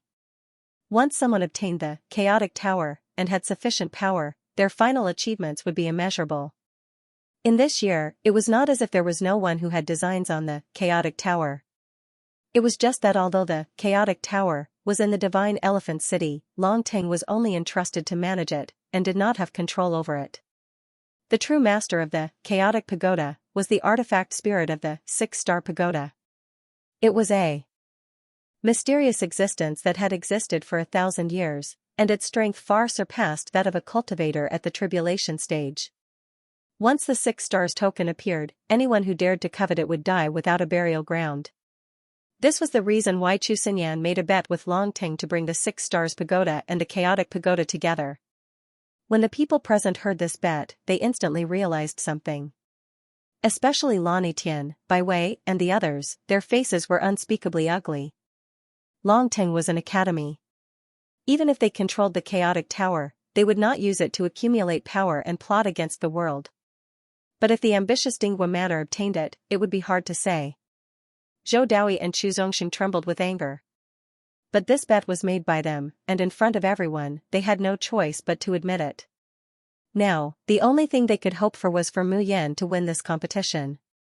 Zhou Daoi took a deep breath. Yes, we really, however. Before Executive Zhou finished his words, he was interrupted by a pleasant but somewhat sarcastic female voice.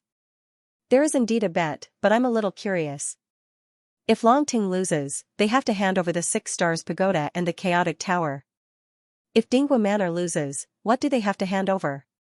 Chu Mingkuan's face stiffened, almost blurting out, naturally, Dinghua Manor will no longer pursue this matter. Halfway through his words, he couldn't continue.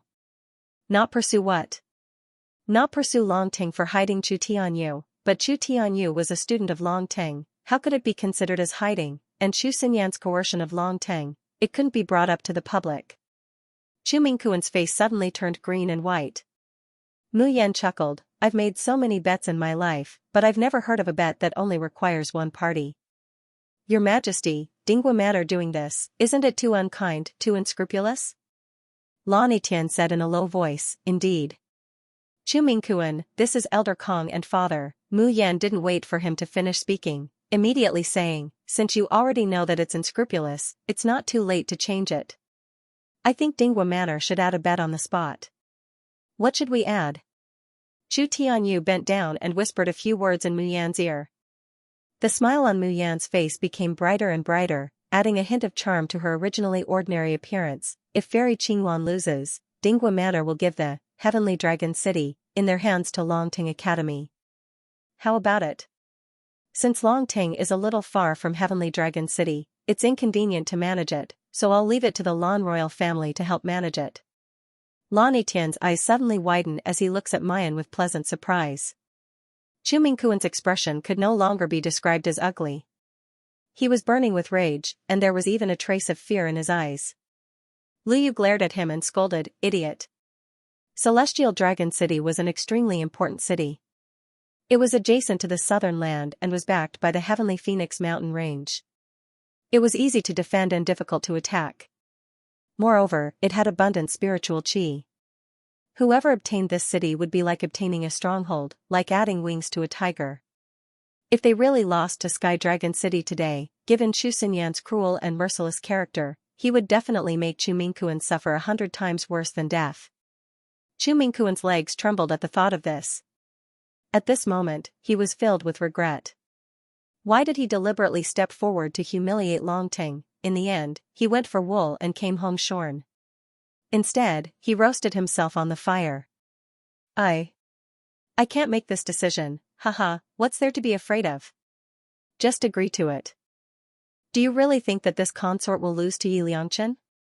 Leng Qingwan raised her chin and proudly cut off Chu Mingkuan's words. Chu Mingkuan's voice was stuck in his throat, and he almost spat out a mouthful of blood. Mu Yan almost burst out laughing. She immediately made a decision. Okay, the bet is set. I ask all the elders and seniors present to testify.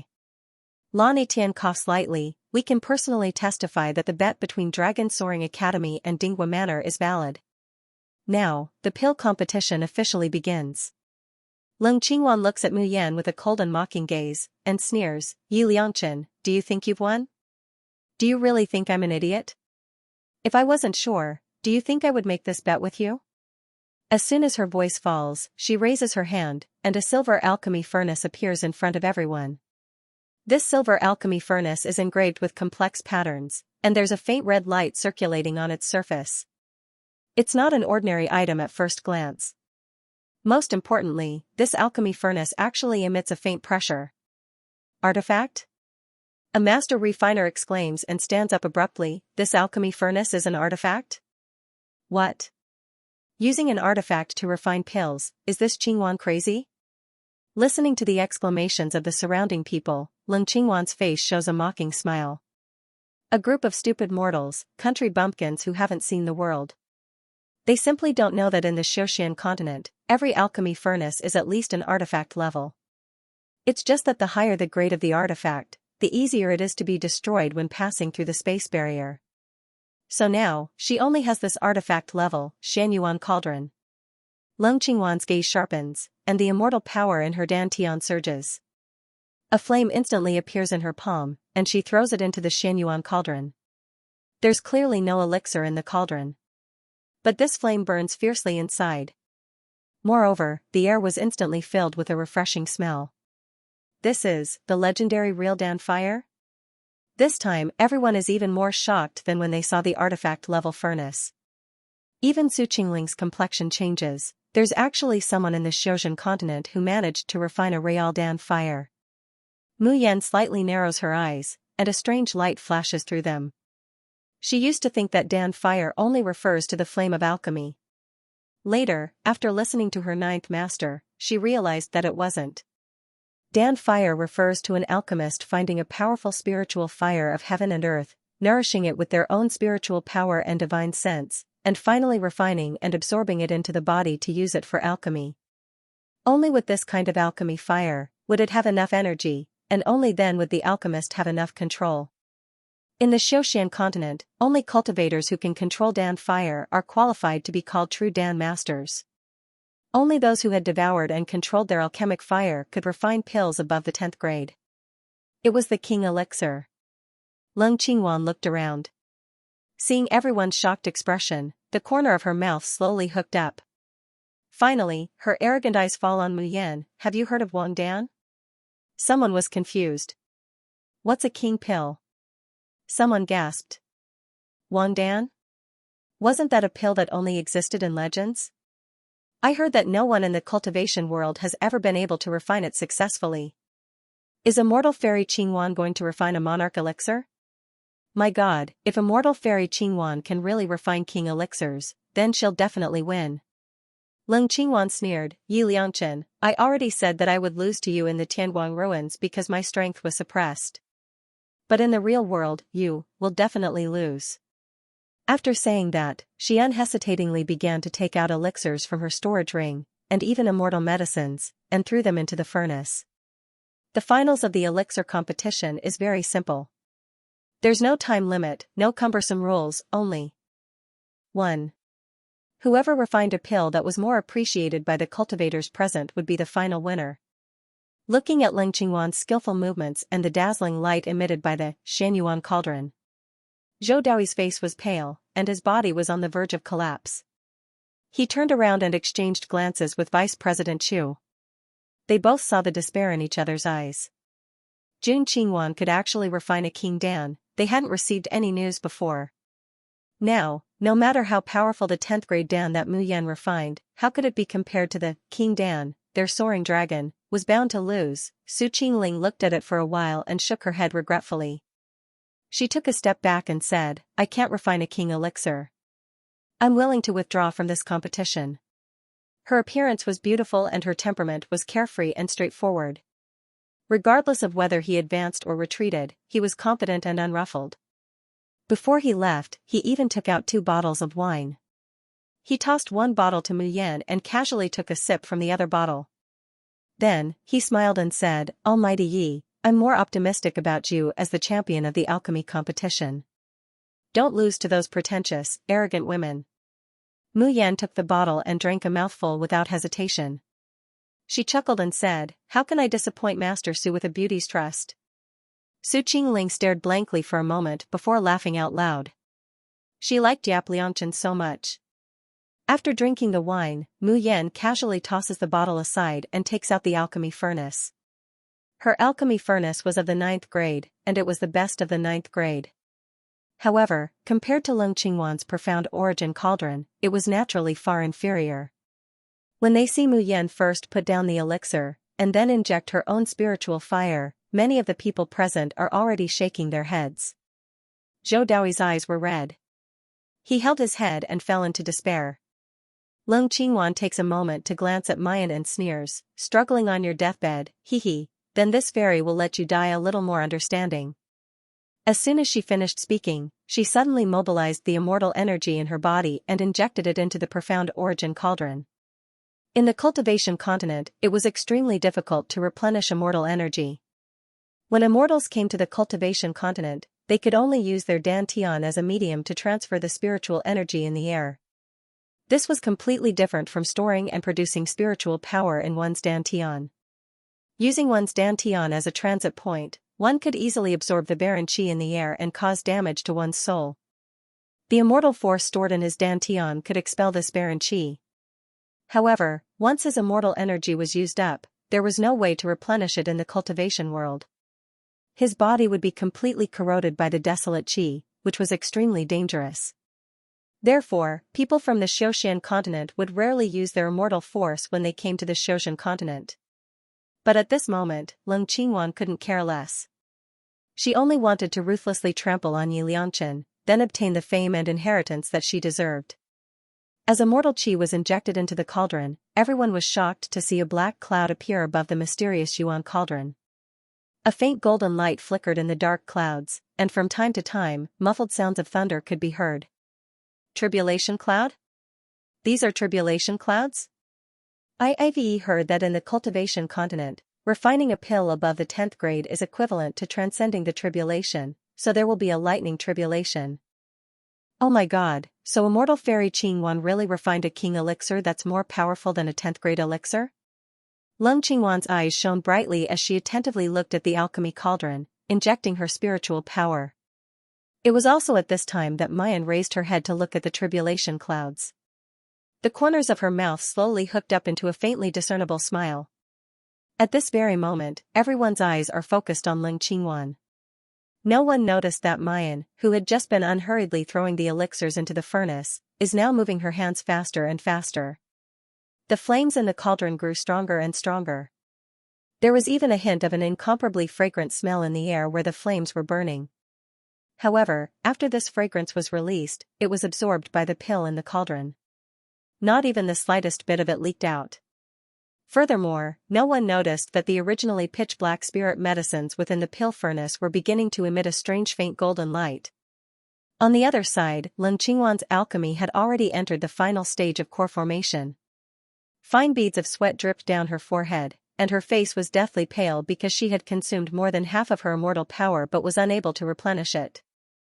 However, her eyes were bursting with excitement and agitation. Above their heads, the rumbling thunder seemed like it would fall at any moment. As long as the core was formed, the lightning tribulation would fall and coat the surface of the elixir with a layer of heavenly Tao golden light, which meant that the king elixir had been formed. In fact, it was much easier to refine a king pill in the Xiaoxian continent, and there was no need to go through a lightning tribulation. But at the same time, the value of a king pill that had been refined through the baptism of lightning on the Xiaoxian continent was incomparable to any king pill on the Xiaoxian continent. As long as this pill is out of the furnace, all these stupid mortals of the cultivation continent will all kneel at his feet. As for Yi Liangchen, that B*tch whose cultivation was about to be destroyed was not qualified to be mentioned in the same breath as him. Within the Cloud Phoenix Hall, everyone's gaze fell upon Leng Qingwan's profound origin cauldron.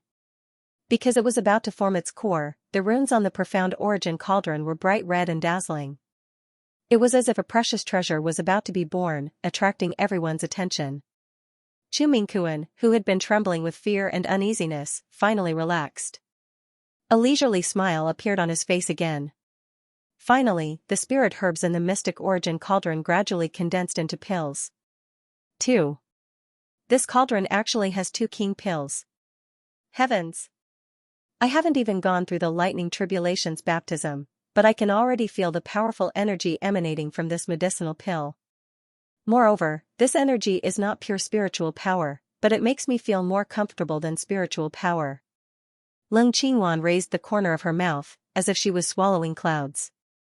He sent a strand of celestial energy into the sky and said indifferently, "Come, lightning tribulation, help me form the pill." 1 breath, 2 breaths, 3 breaths passed. However, her surroundings were quiet and there was no tribulation lightning falling. Leng Qingwan stared blankly and hurriedly raised her head to look. However, as soon as she looked, she was immediately dumbfounded. Gone? The tribulation cloud that was floating above her head just now had actually disappeared.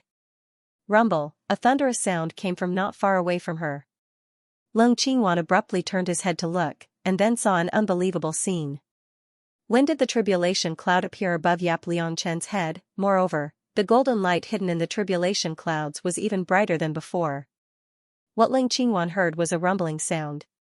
It was the sound of the first bolt of tribulation lightning striking the grade 9 furnace. The people from the Cloud Phoenix Palace were all dumbfounded. What is going on? Why was Jun Qingwan's tribulation over, but Yi Liangchen's pill was undergoing tribulation? Wasn't it Jun Qingwan who refined the king pill? No. The problem is, Yi Liangchen didn't use a real alchemy fire, so how could he refine the king pill? How could he attract the tribulation lightning? Suddenly, there's a weak voice. I just saw the tribulation cloud above Jun Qingwan go to Ye Liangchen's side. Shit. Is this even possible? This is the roaring thought in everyone's mind at this time. Without Dan fire, it's impossible to refine a real king pill, and naturally, it can't attract the lightning tribulation. Therefore, when almost everyone knows that Leng Qingwan can refine a king pill, they think that Ye Liangchen will lose. Because everyone knows that Ye Liangchen can use spiritual fire, and her spiritual fire's purity is very high. Ordinary alchemy cauldrons below the 8th level can't withstand it. That's why, during the competition at Tianguang Ruins, furnaces exploded one after another. But no matter how pure the spiritual fire is, it's still spiritual fire, not Dan fire. It can't attract the lightning tribulation. However, Great God Ye Liangchen doesn't play cards according to common sense. Without Dan fire, you can't attract the lightning tribulation, then I'll just snatch the lightning tribulation that others attract. The key point is that she really fucking snatched the lightning tribulation. Before this, who had ever heard that the thunder tribulation could be F*king snatched from others? Many people don't even know that in the Xiaoxian continent, one has to go through the lightning tribulation to refine a king pill. Of course, the one who can't accept this scene the most is not the onlookers. It's Leng Qingwan. She's going crazy. Impossible. This is impossible. That's my lightning tribulation, mine. How could it be snatched by a slut like you? Boom, another lightning tribulation falls. Mayan quickly infuses the spiritual power in her body with a trace of immortal power into the alchemy cauldron. The 9th rank alchemy cauldron creaks, as if it will break at any time. But because of the infusion of Mayan's spiritual power, it finally holds up. The next moment, the entire Cloud Phoenix Hall is filled with a refreshing fragrance. Lan Etienne, who is sitting on the main seat, takes a deep breath and his face changes. He feels that his cultivation, which has been shackled for a long time, is faintly showing signs of loosening. What elixir is this? It has such an effect just by smelling it. What if it's taken? The falling lightning tribulation raises a dust cloud. When the dust cloud dissipates, everyone pokes their heads to look. He saw that there were 3 pills in the already tottering grade 9 cauldron. Every single one of them emitted a strong fragrance of energy that could make one go crazy. Each of them had a faint golden pattern on their surface. This is a king pill. Someone exclaimed. This really is a king pill. So, it is possible to refine a king pill without Dan fire? Hee, that's godly, alright? If it were you, why don't you try snatching a thunder tribulation? Zhou Daoi and Chu Zongxin came over to take a look. At that time, they felt dizzy and almost couldn't believe it was real. Jun Mayan snatched Leng Qingwan's thunder tribulation and refined it into a real king pill. So their Longting won? Was this a miracle? Was there light at the end of the tunnel? the thousand-year foundation of the soaring dragon could finally be preserved. For a moment, Zhou Daoi and Chu Zhongshan couldn't describe their feelings, but their eyes were already red. At this moment, their admiration and gratitude towards Mu Yan have reached the extreme. He felt that only such a woman was worthy of that most honorable person. But Chu Mingquan and Lu Yu were the complete opposite of Zhou Daoi and the others. The thunder tribulation was snatched, and Leng Qingwan failed to refine a keen pill. It was simply like a bolt from the blue, beating them silly. Lost? The Dingwa Manor lost? No. How could this be? How could this be? If they not only fail to win back the Six Stars Pagoda and the Chaotic Tower, but instead lose the Heavenly Dragon City, one can imagine what kind of fate they will have when they return. In a split second, the two look at Leng Qingwan with eyes full of hatred. At this time, Leng Qingwan has completely forgotten about the bet she made. Watching the third lightning strike, the fragrance of the elixir that Mayan refined becomes stronger, and the golden patterns become more dazzling. Leng Qingwan couldn't bear it anymore. She suddenly pulls out a dagger, roars, and pounces towards Mayan. "Slut, you dare to steal my lightning tribulation. I want your dog life." The dagger in her hand exudes a dark green light. As soon as the dagger appears, the surrounding temperature seems to drop a lot, giving people an incomparably gloomy feeling. Mayan recognizes it at a glance. This is the soul-imprisoning dagger that Leng Qingwan wanted to kill her in the Yanwu continent. Compared to the soul-imprisoning dagger that Leng Qingwan used as a temporary body, this one is of a much higher level, and much more sinister. The corner of Mayan's mouth slightly hooks up, revealing an awe-inspiring smile. Very good, this time, she is 100% sure that this Leng Qingwan in front of her is the woman who tried to kill her and Xiao Bao, and also caused the death of Changyu. Then, let's settle old and new accounts together. Sixth sister, be careful. Big sister, get out of the way. Seeing this scene, Luo Yu and Suzy are so scared that their hearts are about to jump out. Anyone can see that there's something strange about that dagger. However, just as they get up and want to rush over, they are stunned by the scene in front of them. When Leng Qingwan rushes over, Mayan suddenly turns her hand over, and there's a fluffy little yellow chick in her palm. The little chick is still in a daze. When it was pulled out, it staggers and stands up in Mayan's palm. There's an ahog on the top of its head, swaying back and forth. It's indescribably cute. Its big round eyes slowly widen. The little chick's sleepy eyes finally see its beloved mother, and it immediately chirps happily. However, just as its short legs step out, it steps on the edge of Mayan's palm and falls down. Two bubbles of tears suddenly appear in its big eyes. Mu Yan only has time to gently stroke the silly chick's head, and Leng Qingwan's attack has already arrived. She dodged to the side. The dagger flashed with a green light as it brushed past her ear. How could Leng Qingwan be willing to give up? She turned around and attacked Mu Yan in a frenzy. The remaining earth immortal power in her body poured out without hesitation. She wanted Yap Liangchen dead. She wanted this slut to die without a burial. This time, Mu Yan didn't dodge the devourer. Instead, he raised his hand and the seven absolute sword appeared in an instant.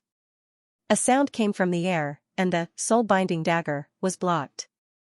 Leng Qingwan stared blankly. This soul-binding dagger is a heavenly god artifact? How could it be blocked? However, before she could see what was blocking her, a white light flashed in front of her. The seven absolute sword disappeared. At the same time, Mu Yan, who had used stunning lotus step by step, also disappeared.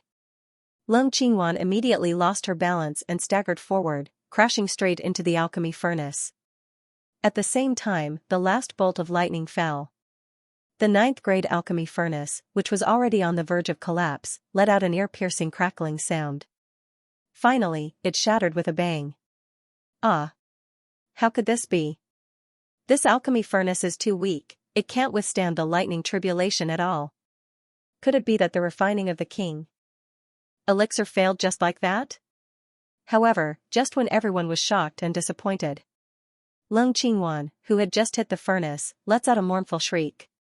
Sizzle. The sound of flesh being scorched is accompanied by a burning smell, filling the entire Cloud Phoenix Hall. Everyone looks at the scene in front of them, dumbfounded and speechless. In this strange silence, Mayan leisurely walks forward, picks up 3 glittering golden elixirs from the ground, and says with a smile, Fairy Qingwan is really kind and charitable. I was originally thinking what to do if the 9th rank furnace couldn't withstand all the lightning tribulations. It's not impossible to block the last lightning tribulation with one's flesh and blood, but it would be very painful. I was hesitating whether or not to do it. I didn't expect that Fairy Qingwan would be anxious and bear this lightning tribulation for me. She gently turns the golden elixir in her hand. I really have to thank Fairy Qingwan for being able to refine a king elixir. Pfft.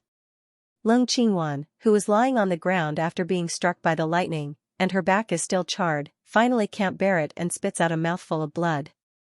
Mayan gently throws one of the king elixirs into a golden cauldron in the center of the Cloud Phoenix Hall, and slowly says, Your Majesty, may I ask if you can announce the results of the pill competition? In the dead silence, the girl's voice is particularly crisp and sweet. But it's also like the evening drum and morning bell, ruthlessly striking everyone's ears.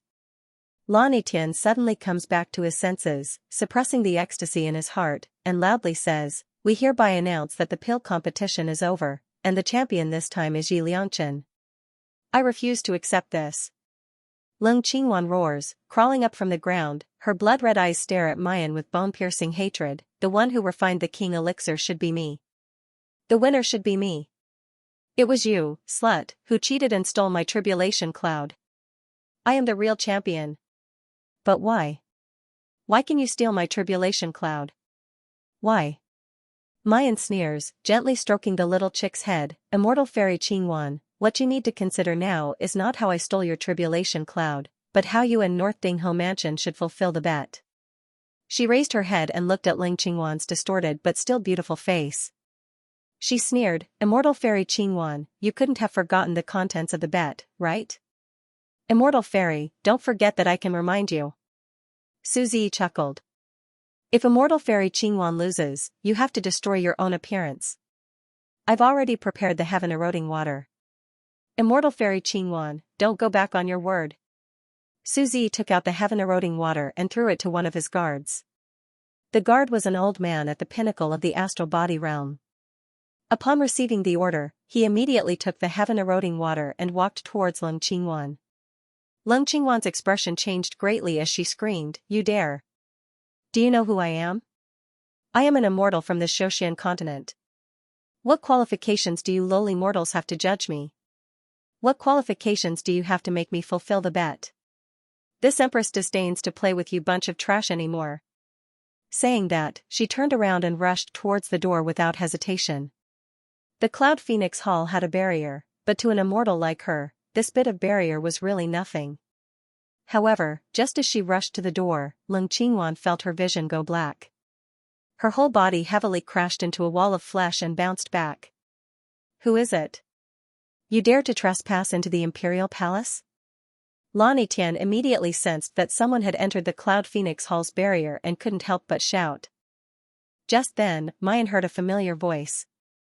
Tisk, June Shang should be talking about this place, right? Miss June?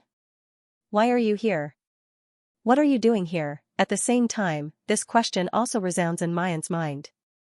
She looked in astonishment at the man who had just walked in from the entrance of the Cloud Phoenix Hall. It was actually Star Wolf. What was this fellow doing here? Wait a minute, Mu Yan suddenly remembered that before she had come to participate in the pill competition, her 9th master had said that he would have someone support him. It should be the flowery peacock that 9th Shifu particularly disliked and always talked about. Could Star Wolf be the flower peacock that 9th master mentioned? No. With Star Wolf's appearance, was he worthy of the title of flower peacock? She must be mistaken. 9th master is cultivating to the level of devouring. How could it be so easy to get someone to come down from the immortal continent to help her? What was Star Wolf doing here? Just as she's thinking, Mayan sees Xing Lang striding towards Lung Qingwan. He helps her up and nervously asks, Miss June, what's wrong? Who hurt you? When he said the last sentence, there was an obvious killing intent in his tone. However, Mu Yan almost spat out a mouthful of blood. This idiot Xing Lang actually thought that Lung Qingwan was her? Not only was there something wrong with this idiot's brain, but he was also blind. Lung Qingwan, who originally wanted to flee, also recognized one of Deming's trusted subordinates, Star Wolf. She felt a burst of excitement in her heart. She rolled her eyes and tears immediately welled up in her eyes. Star Wolf, I thought that I would never be able to see Monarch again. When Xing Lang saw the pitiful and tearful Jun Mayan, he did not feel distressed or worried. Instead, he shuddered all over. Goosebumps rose all over his body. The female demon was crying? She was actually shedding tears? She actually calls Jun Shangdi Jun. What was going on? Is Jun Mayan's brain broken, or? Xing Lang takes a step back, vigilantly saying, Jun Mayan, are you going to mess with me again? I'm warning you. Even if I, Star Wolf, die, I will absolutely not wear female clothes again. Mu Yan. What kind of image does she have in Xinglang's heart? Leng Qingwan's pitiful crying face also froze. Gritting his teeth, he cursed the Star Wolf half to death. However, on the surface, he could only force himself to remain calm. Star Wolf, where's the monarch? Star Wolf frowned and looked at Leng Qingwan suspiciously and vigilantly. Didn't say anything. Leng Qingwan gritted her teeth, but the crying on her face became even more sorrowful. Xing Lang, you clearly know my identity. Could it be that you want to watch this group of people bully and humiliate me with your own eyes? The injuries on my body were all inflicted by these bitches. Furthermore, these people wanted to ruin my appearance and harm me. Have you forgotten? I'm the Emperor Lord's fiancé. Could it be that you want to watch the Polar Domain's mistress suffer such humiliation? Hearing this, Star Wolf immediately cast aside the doubts in his heart. No matter what tricks the demoness was playing, she was still the future mistress of the Polar Domain. How could they allow others to bully them? Xing Lang sneered and said in a deep voice, Speak, who was it that humiliated Miss June earlier? Step out yourself and I'll give you a quick death. Is that so? Mu Yan unhurriedly walked up, the corners of her mouth hooked up in a mocking arc as she looked at Star Wolf. I really want to see how you're going to give me a quick death. Star Wolf stared blankly. This person's appearance and temperament, why does he have a familiar feeling? You are. Leng Qingwan pretends to be pitiful and doesn't speak, but she gives Lu Yu a look. Lu Yu guessed that Xing Lang's identity and strength isn't simple, so he immediately steps forward and says, reporting to this immortal, this person is called Yi Liangchen. These days, he has been bullying and humiliating Miss June. Xing Lang suddenly widens his eyes and stares at Mayan in disbelief, then turns to look at Leng Qingwan. Dumbfounded, Yi Liangchen? That's not right, isn't that the female devil's alias in Tianguang ruins? Or did he remember it wrong? Could it be that the female devil's alias in Tianguang ruins wasn't Yi Liangchen? What was it called again? Xing Lang is in a mess. Leng Qingwan can't bear it anymore. Since the beginning of the pill competition, she has always been rubbed against by Yi Liangchen. This slut slaps her face again, and her patience has reached its limit. Thinking of Yi Liangchen's frightening talent in alchemy, endless jealousy and panic rises in her heart. Leng Qingwan feels that she can't let Yi Liangchen stay.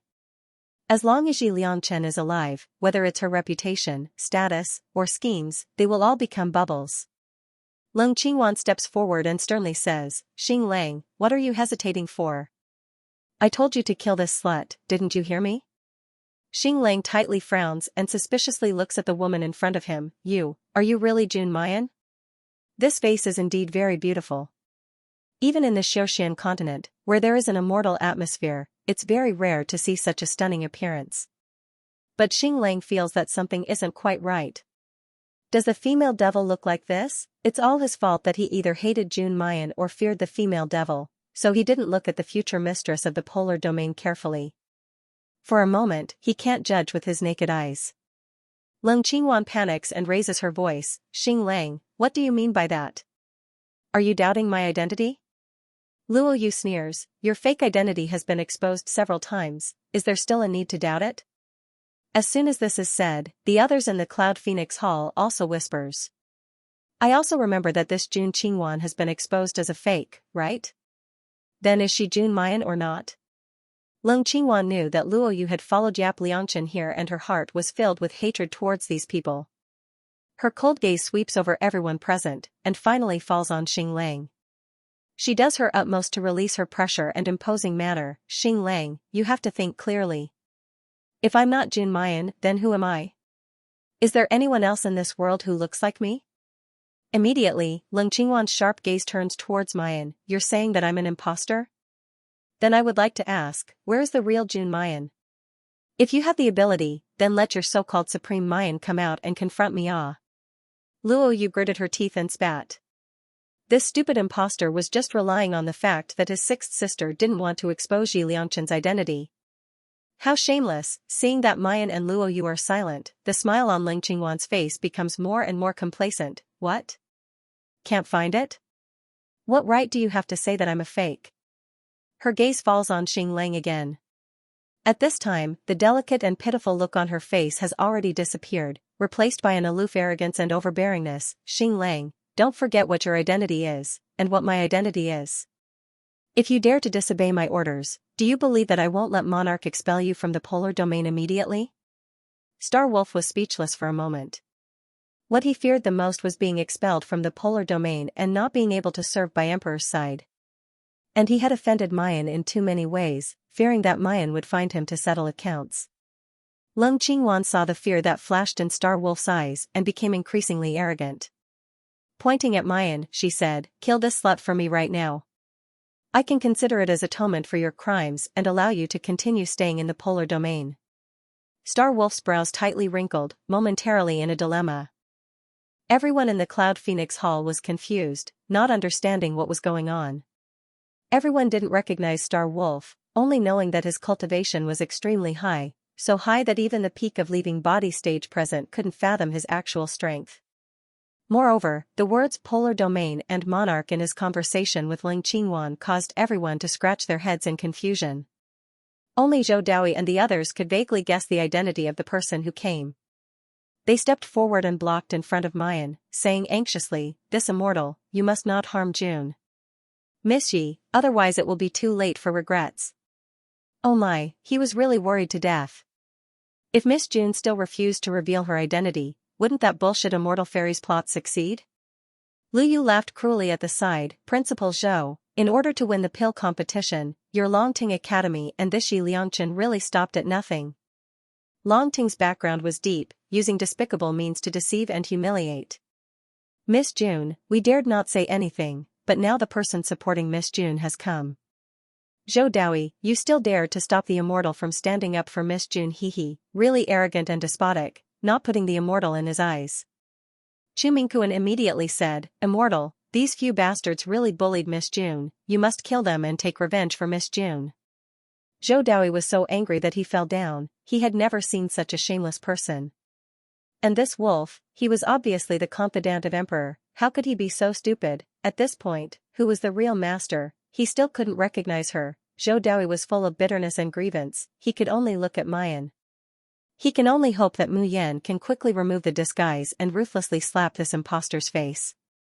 The corner of Mu Yan's mouth hooks up into a cold arc, but she doesn't say anything. It seems like the time he sent the Star Wolf to, drunk life dreaming death, was not long enough, the lesson he received was not enough. This guy was itching for a beating again.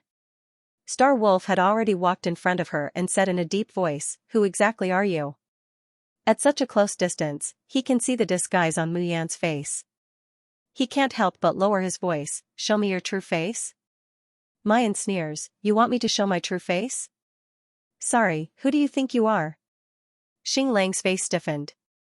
This familiar tone of disdain and indolent disdain made his heart churn. In the next moment, he heard Mu Yan's unhurried but somewhat malicious voice, "Looks like the last time you were drunk and dreaming didn't teach you enough of a lesson." Star Wolf suddenly opened his eyes wide, his body trembling uncontrollably. He almost blurted out, "How did you know?" "No, you are." Before he could finish speaking, suddenly, the entire Cloud Phoenix Hall slightly shook. Lan Etienne was first startled, feeling that the barrier was invaded by a powerful energy. But this time, before he could speak, a terrible pressure instantly enveloped the entire Cloud Phoenix Hall. In an instant, the originally noisy hall fell into absolute silence. Everyone was dumbfounded as they stared at the entrance. Looking at the man who walked in, they could only exclaim in their hearts, "Holy shit! How could there be such a handsome man in this world?" The man who had appeared at the entrance was as handsome as jade, unparalleled in elegance. His handsome facial features were as if they were sculpted by the gods, and there wasn't the slightest flaw to be found on him. The so-called dragon and phoenix appearance, natural and natural. After the exclamation, there was a kind of fear and submission from the bottom of their hearts. Almost everyone unconsciously stood up and lowered their eyes. Their hearts were thumping nonstop and their faces were burning hot, but they didn't even have the courage to look up again. Even Lani Tian and Bai Wei unconsciously stood up, shocked and aghast at the man who was slowly walking in. At this moment, they only felt that this man was the Real Supreme King. What Lan Empire's royal family, in front of him, was nothing. And Zhou Daoi and Chu Zongxing, who knew the man's identity, had already knelt down with a thud. The greetings to the emperor was already at their throats, but they swallowed it back. Emperor. Leng Qingwan's eyes suddenly welled up with tears. Her eyes were infatuated and delicate as she looked at the man who walked in, her delicate body trembling slightly. Emperor, Mayan finally sees you again. She looked like a little woman who had been wronged and couldn't help but vent and seek comfort and protection from her lover. It also made the people of the Cloud Phoenix Hall feel indescribable shock. Who was this mysterious man who suddenly appeared? What was his relationship with Jun Qingwan? Could it be that he really came to support Jun Qingwan? Many of Yi Liangchen's supporters couldn't help but clench their fists, their hearts breaking out in cold sweat for their idol. Because this mysterious man's strength was too strong. He was so strong that without knowing his cultivation level, without needing him to use any spells, everyone could feel the overwhelming gap. And the shock in Mayan's heart was no less than the others. Her gaze fell on Di Ming, and she blinked again and again. Divine imprint. From Di Ming's body, she actually felt the imprint of her ninth master's divine imprint. So, the shameless peacock that attracted bees and butterflies was Di Ming? While he was still in shock, he heard Leng Qingwan say those nauseating words. Instantly, his face turned ashen, and a sea of jealousy surged. When he saw that the woman was looking at Di Ming with a face that was similar to his own, he became even angrier. The joy of reuniting after such a long time had been replaced by anger. Mu Yan suddenly stops herself from hugging Di Ming and sneers coldly. She recalled that she was now disguised as Yap Liangchen. She wants to see if Di Ming will mistake Leng Qingwan for Jun Mayan like Xing Lang if she doesn't go up to acknowledge him. If he really dared to make a mistake, Mayan clenched her fists so tightly that they creaked. In her mind, she was already calculating what other spiritual fruits were suitable for kneeling besides the golden Bodhi fruit. Just as he was thinking about this, the man turned around and his gaze fell on Mu Yan. Almost at the same time, Mu Yan feels that in her sea of consciousness, the divine sense imprint that her master left behind is faintly heating up. She knew that Di Ming was also activating his soul consciousness to find the Medicine King's successor. Their gazes met. The man stared blankly for a moment, then a scorching flame suddenly ignited in the depths of his ice-blue eyes. It feels like he's going to swallow her up. Mu Yan takes a step back subconsciously. Then, she quickly stabilizes her body. Don't panic. Her current appearance is Yi Liangchen. And because Di Ming can't enter Tianguang ruins, he has never seen her appearance. So, he shouldn't know that she is Jun Mayan, right? Yes, he definitely can't swallow her. He knows, while she is thinking about it, Di Ming has already strode in front of her, bent down and whispered in her ear. The man's unique breath is blowing in her ear, bringing a warm feeling that makes her blush and her heart beat faster. Mu Yan's legs soften. She almost thinks that she will hear Yin Yin next. Who knows, the man gently spits out 3 words in her ear, Han Chu Zhou's apprentice? Mu Yan immediately calms down. Sure enough, Di Ming really came to support Jiao Shifu's apprentice. So, he didn't recognize her? Mu Yan is very glad at this time. The disguise on her face makes people unable to see the change of her mood. But when she thinks that Di Ming can't recognize her, Mu Yan inexplicably feels stifled. This bastard, I just changed my appearance, he actually can't recognize me. Could it be that she would mistake Lin Qingwan for Jun Mayan? Thinking of this possibility, she can't keep a straight face. Because she is too emotional, Mu Yan doesn't notice that the man standing next to her is looking at her. His eyes are full of tenderness. The corner of his mouth gently hooks up into a shallow smile. But Lin Qingwan can't accept it more than Mu Yan. Her pair of beautiful eyes are full of tears. She looks at Diming for a long time and speaks to him affectionately and pitifully. But Diming doesn't even look at her. He goes to Yi Liangchen, that bitch. And he speaks so intimately to Mu Yan's ear. What does that bitch have? Why? With such an ugly and ordinary face, how can she seduce Di Jun? How can she steal my limelight? Di Jun.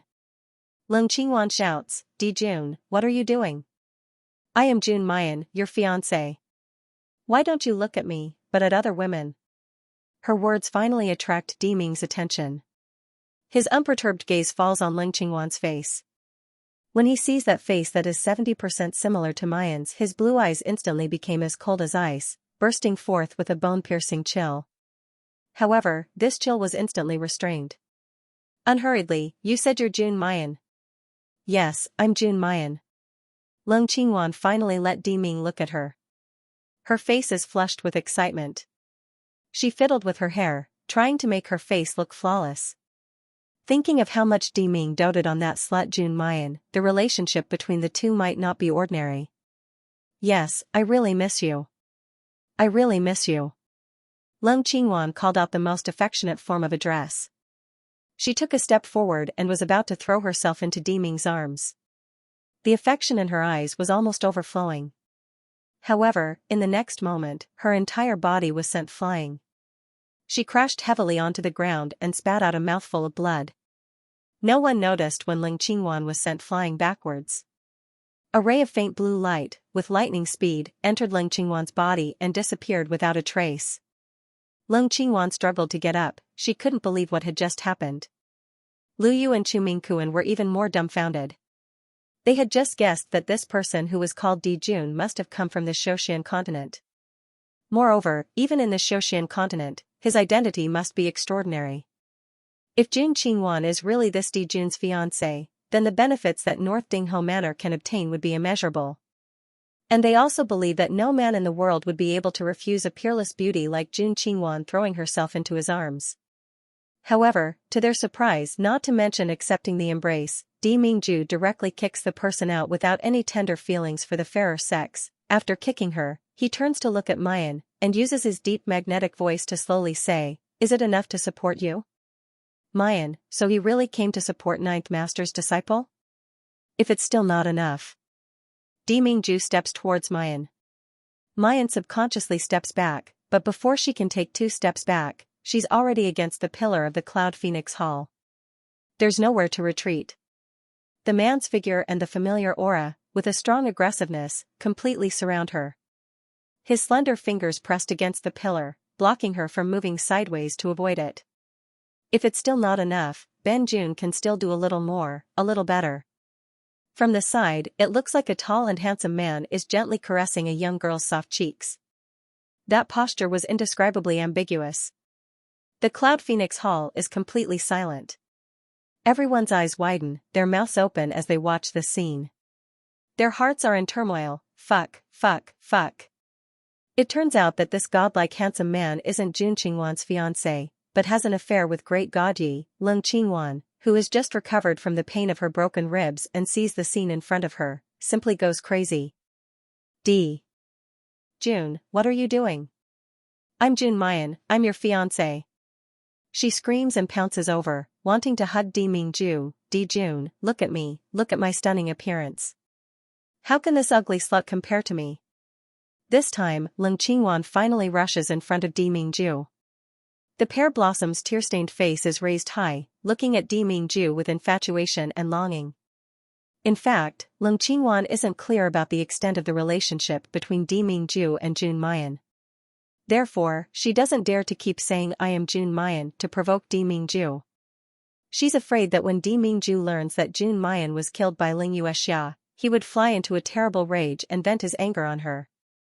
But Lung Qingwan has always believed that the reason why Jun Mayan could attract Di Mingju is because of her face. As long as she has Jun Mayan's face, as long as Di Jun looks at her, he will be completely attracted to her. And this time, Di Mingju can finally see her face up close. Lung Qingwan was so excited that she even blinked her eyes, revealing what she thought was her most charming expression. However, in the next moment, the man's cold voice was heard saying slowly, "You're the one who bullied my fiancé in Tianguang ruins? Is Benjuan's fiancé someone you can bully as you please?" As he spoke, he placed his hand on Mayan's shoulder and pressed her directly into his embrace. Mu Yan jerks her head to look at him. Did this guy recognize her? Di Mingju's face shows a faintly discernible smile. He slightly bends down, his thin lips close to her ear, and hoarsely says, "Didn't your master ask Benjun to pretend to be your fiancé?" Yan. Miss Yi, don't take offense. Before Mayan could react, Leng Qingwan has already screamed in disbelief, "Impossible. How could this ugly freak be your fiancé? This is absolutely impossible." During this period of time, Leng Qingwan has experienced being abandoned by the polar domain, Tianyi Men being destroyed, and living under someone else's roof. Her life is worse than a dog's. She thought that when she came to the Xiozhen continent, she could be high and mighty, casually stepping on mortals and ants, and receive everyone's amazement and worship.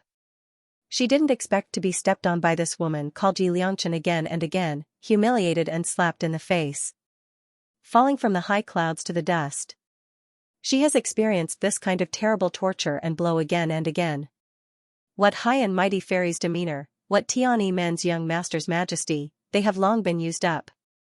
Her spirit has long been on the verge of collapse. His only hope was the magnificent quicksand, a face that resembled Jun Mayan. From seeing Di Jun, to devouring him. Then, she can get Di Jun's favor, and from then on, she can step on everyone. However, reality once again gives her a hard slap in the face. Di Ming would rather hug Yi Liangchen, the ugly monster, than take another look at her. Why? Why? Isn't she beautiful enough? Isn't her status higher than that ugly monster? She finally got rid of Jun Mayan, that bitch. Why does Yi Liangchen come out? It would be good if there were no such bitches. Di Jun's eyes would fall on her, and he would be infatuated with her. Yes, as long as there is no Yi Liangchen, Di Jun will definitely like her. Leng Qingwan's eyes burst out with twisted and ferocious hatred, and she madly rushes towards Mayan. The soul-binding dagger in her hand emits an eerie green light. Seeing her rushing over, Mayan sneers and is about to take out the 7 absolute swords. However, the next moment, her whole body has been tightly embraced into a familiar embrace. How can I trouble madam with this matter? Benjun will do it. As soon as the voice falls, Mayan hears Leng Qingwan scream. Leng Qingwan was sent flying backwards and crashed into a desk. She only had a few broken ribs before. But this time, she almost can't even stand up. She suddenly spits out several mouthfuls of blood. Her face and body were also covered with overturned dishes and wine. Her originally stunning appearance instantly became embarrassing and laughable. Leng Qingwan's body keeps twitching, and her ears are buzzing. She didn't believe it.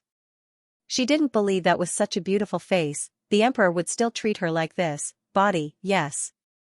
She wanted to display her beautiful body in front of the emperor. The emperor would definitely be head over heels for her.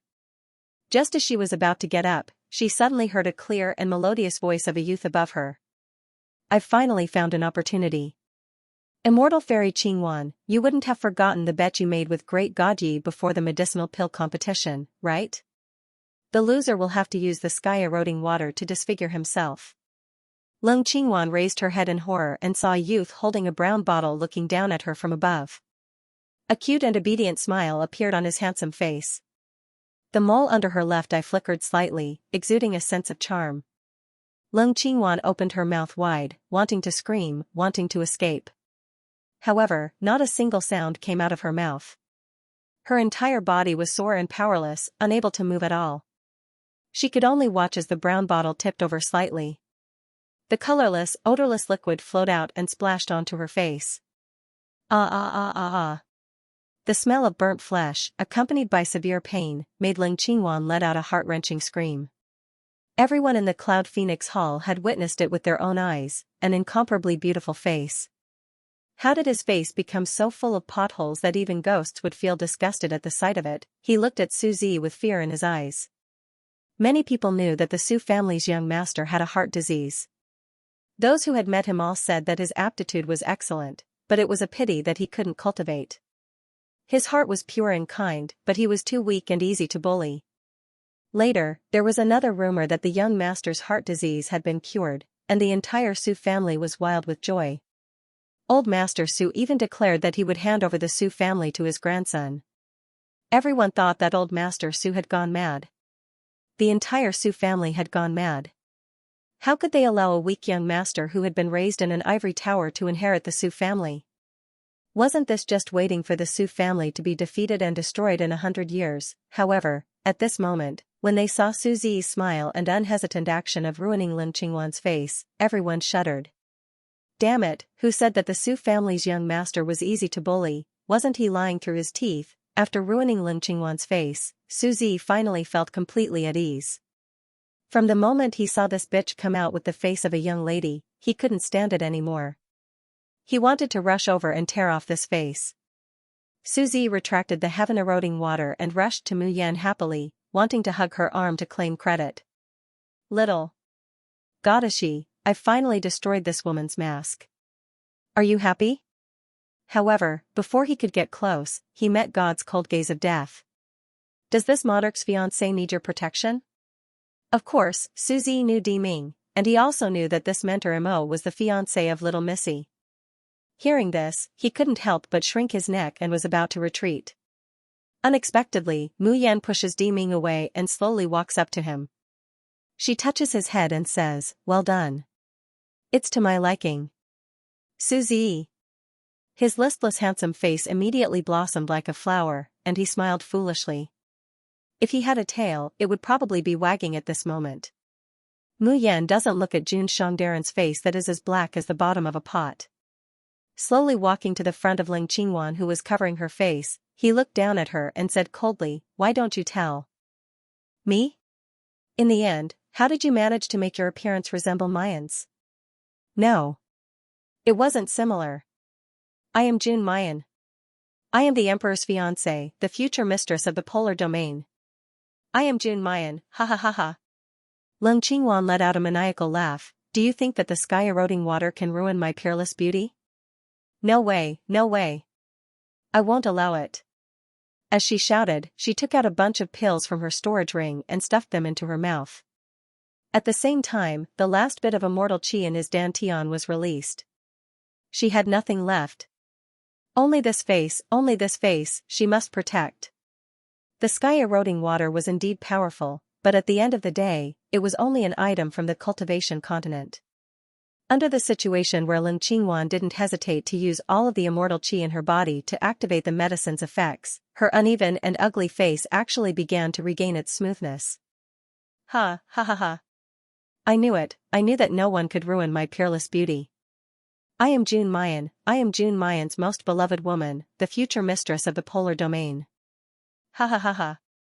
However, halfway through her laughter, Ling Qingwan couldn't continue laughing. Because she discovered that everyone's eyes were firmly fixed on her. Everyone's faces were showing a mixture of shock, strangeness, and ridicule. The dust settles, soon after, the whispers of the crowd reach Ling Qingwan's ears. The face that was ruined by the heaven-eroding water can actually be restored? No, wait, why is this face different from just now? Although it can be considered somewhat good-looking, it's clearly completely different from Great God Jun's. Ha ha ha, I already said that she's a fake. What qualifications does this kind of ugly trash have to be compared with our great God Jun? Bah, with that face of hers, she still has the nerve to say that our great God Yi is ugly. What a big face. Our great God Yi is much more beautiful than her. Ling Qingwan listens to the murmurs of the crowd, and her body uncontrollably trembles. She tremblingly takes out a lily glass, and slowly raises it in front of her eyes. In the mirror, there's a woman who can be considered somewhat good-looking. But this beauty is completely incomparable to Jun Muyan's original stunning beauty. That's clearly Ling Qingwan's own face. When she wore Jun Mayan's face, even if it was distorted and sinister, even if her hair was disheveled, there was still a trace of fragile beauty. But at this very moment, when this kind of embarrassing appearance is replaced by Ling Qingwan's own appearance, it only makes people feel unspeakably funny and nauseating. Star Wolf stares at her face for a long time, and suddenly exclaims, "Ling Qingwan? You're the remnant of Tianyi men, Ling Qingwan?" He abruptly turns to look at Di Mingju. But he sees that there's not a trace of surprise on Demingju's face, and his eyes don't leave Mayan for even a moment. From the beginning to the end, Jun Shangdaran has never put this imposter in his eyes. He only kept her because he recognized who she was at first glance, and wanted to use her to catch other big fish. Star Wolf immediately feels ashamed of his inferiority, wishing he could find a hole to burrow into. Such a disgusting woman, he almost mistook her for a female devil just now. And he even mistook her in front of the main character. He turns his head to look at the indifferent Mu Yan, and his body subconsciously shivers. It's over. This time, the female devil will definitely kill him. Mu Yan sneers, and with a backhand grab, she pulls out a long sword from the Star Wolf's waist and presses it against Lin Qingwan's throat. Tell me, how did you manage to make your face resemble Jun Mayan's? Where are your accomplices? Star Wolf looked at his empty scabbard and lowered his head, not even daring to let out a fart. Lin Qingwan regains her senses from the shock of her mental collapse. She only feels despair. She looked at Demingju and cried loudly, Dijun, I am Qingwan, do you still remember me? You must remember me, right? I am your fiancé, yes, I am your fiancé, the future mistress of the polar domain. That Jun Mayan and that ugly Yi Liangchen are just mistresses who inserted themselves into our relationship. There's no one in this world who loves you more than I do. Emperor, you definitely won't abandon me, right? Emperor, have you forgotten the wonderful times we once spent in the polar domain? Mu Yan turns her head and coldly glances at Demingju. Jun Shangdaran immediately dissociates himself, Ben Jun did not. Mu Yan sneers, whether you have it or not, what does it have to do with me? Even if you had 8 or 10 fiancés in the past, this young lady has no interest in them. But this woman, I must kill her. In the Yanwu continent, she caused Changyu's death, almost separating her and Xiaobao's flesh and blood. In the Xiuzhen continent, she forced her into desperate straits again and again. She even used her face, impersonated her identity, and tried in vain to snatch everything from her. End of this chapter. The dust settles. 2. Mu Yan throws the sword in her hand. The sword whistles and goes straight for Lin Qingwan's chest. However, at some point in time, Lu Yu had actually quietly arrived behind Lin Qingwan. When the sword pierces Lin Qingwan's chest, Lu Yu takes out a sack and covers Lin Qingwan and himself. Then, there's a puffing sound and white smoke. The two figures completely disappear from Cloud Phoenix Hall. Mu Yan's eyes turn cold. Ran away? Heh, do you think you can run away? She turns to leave Cloud Phoenix Hall to chase after them. She has only taken 2 steps when she is hugged by Demingju. Wait. Mu Yan says coldly, what, you can't bear to kill your fiancé? Demingju smiles lightly, who is Ben Jun's fiancé? Didn't I just say it clearly? Mu Yan is about to speak when she hears Demingju whispering in her ear, Ben Jun has already letting Mei follow them. What's the use of catching Lin Qingwan? The ghost behind her is the one that Ben Jun wants to get rid of. That ghost behind her? Mu Yan instantly thinks of the crazy woman who wants to kill her. Obviously, that woman's cultivation is much higher than Lin Qingwan's, and her shrewdness is also far deeper than Lin Qingwan's. This person is still alive and her whereabouts are unknown. This is the reason why Mu Yan doesn't dare to show up as Jun Mu Yan. Mu Yan glares at Demingju and is about to speak. She hears Zhou Daoi yell, Chumingkuan, where do you want to go? As soon as Mayan turns her head, she sees Chumingkuan sneakily trying to slip away. After being called, he not only doesn't stop, he even madly rushes to the entrance of Cloud Phoenix Hall. However, he hasn't taken 2 steps when he is kicked back by Xing Lang. Xing Lang, Jun Shang is here, without Jun Shang's permission, who dares to leave? Chumingkuan is dizzy from the kick. When he looks up, there is obvious panic in his eyes. What do you want to do? Do you know who I am? I am from Dingwa Manor. Mayan sneers, stepping on his head with 1 foot, I don't care if you're from the Dingwa Marquis Manor or whatever it is. If you're willing to bet, you must be willing to lose. Don't you understand? Chumingkuan stuttered, I don't understand what you're talking about. Mu Yan fiercely exerts force on his feet, and Chumingkuan immediately lets out a miserable howl like a pig being slaughtered. She said slowly, hand over the celestial dragon city. Now, do you understand? Chu Mingkuan trembled all over and shook his head in horror. I can't make the decision. I have to go back and report to the Marquis." Before he could finish, Chu Tianyu took a step forward and said, "Miss, the City Lord token is in Chu Mingkuan's hands. As long as you have the City Lord's token, whether it's the defense formation or the troops stationed inside, you can mobilize them at will." Chu Mingkuan's eyes widened as he stared at Chu Tianyu in shock. How did you know? Who are you?" Chu Tianyu slowly smiled. "Who am I? I am someone who crazily desires for the Dinghua Manor and Chu Xinyan to go to hell and be consigned to eternal damnation.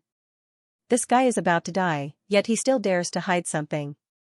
Luo Yu angrily said, "Sixth sister, give him to me, I will definitely make him spit out the thing."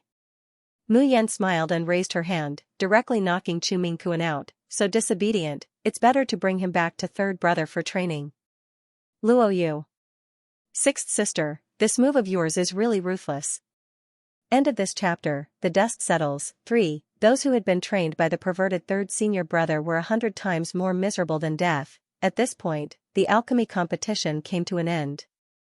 The rewards for the champion of the alchemy competition were exceptionally generous, but Mu Yan did not accept them.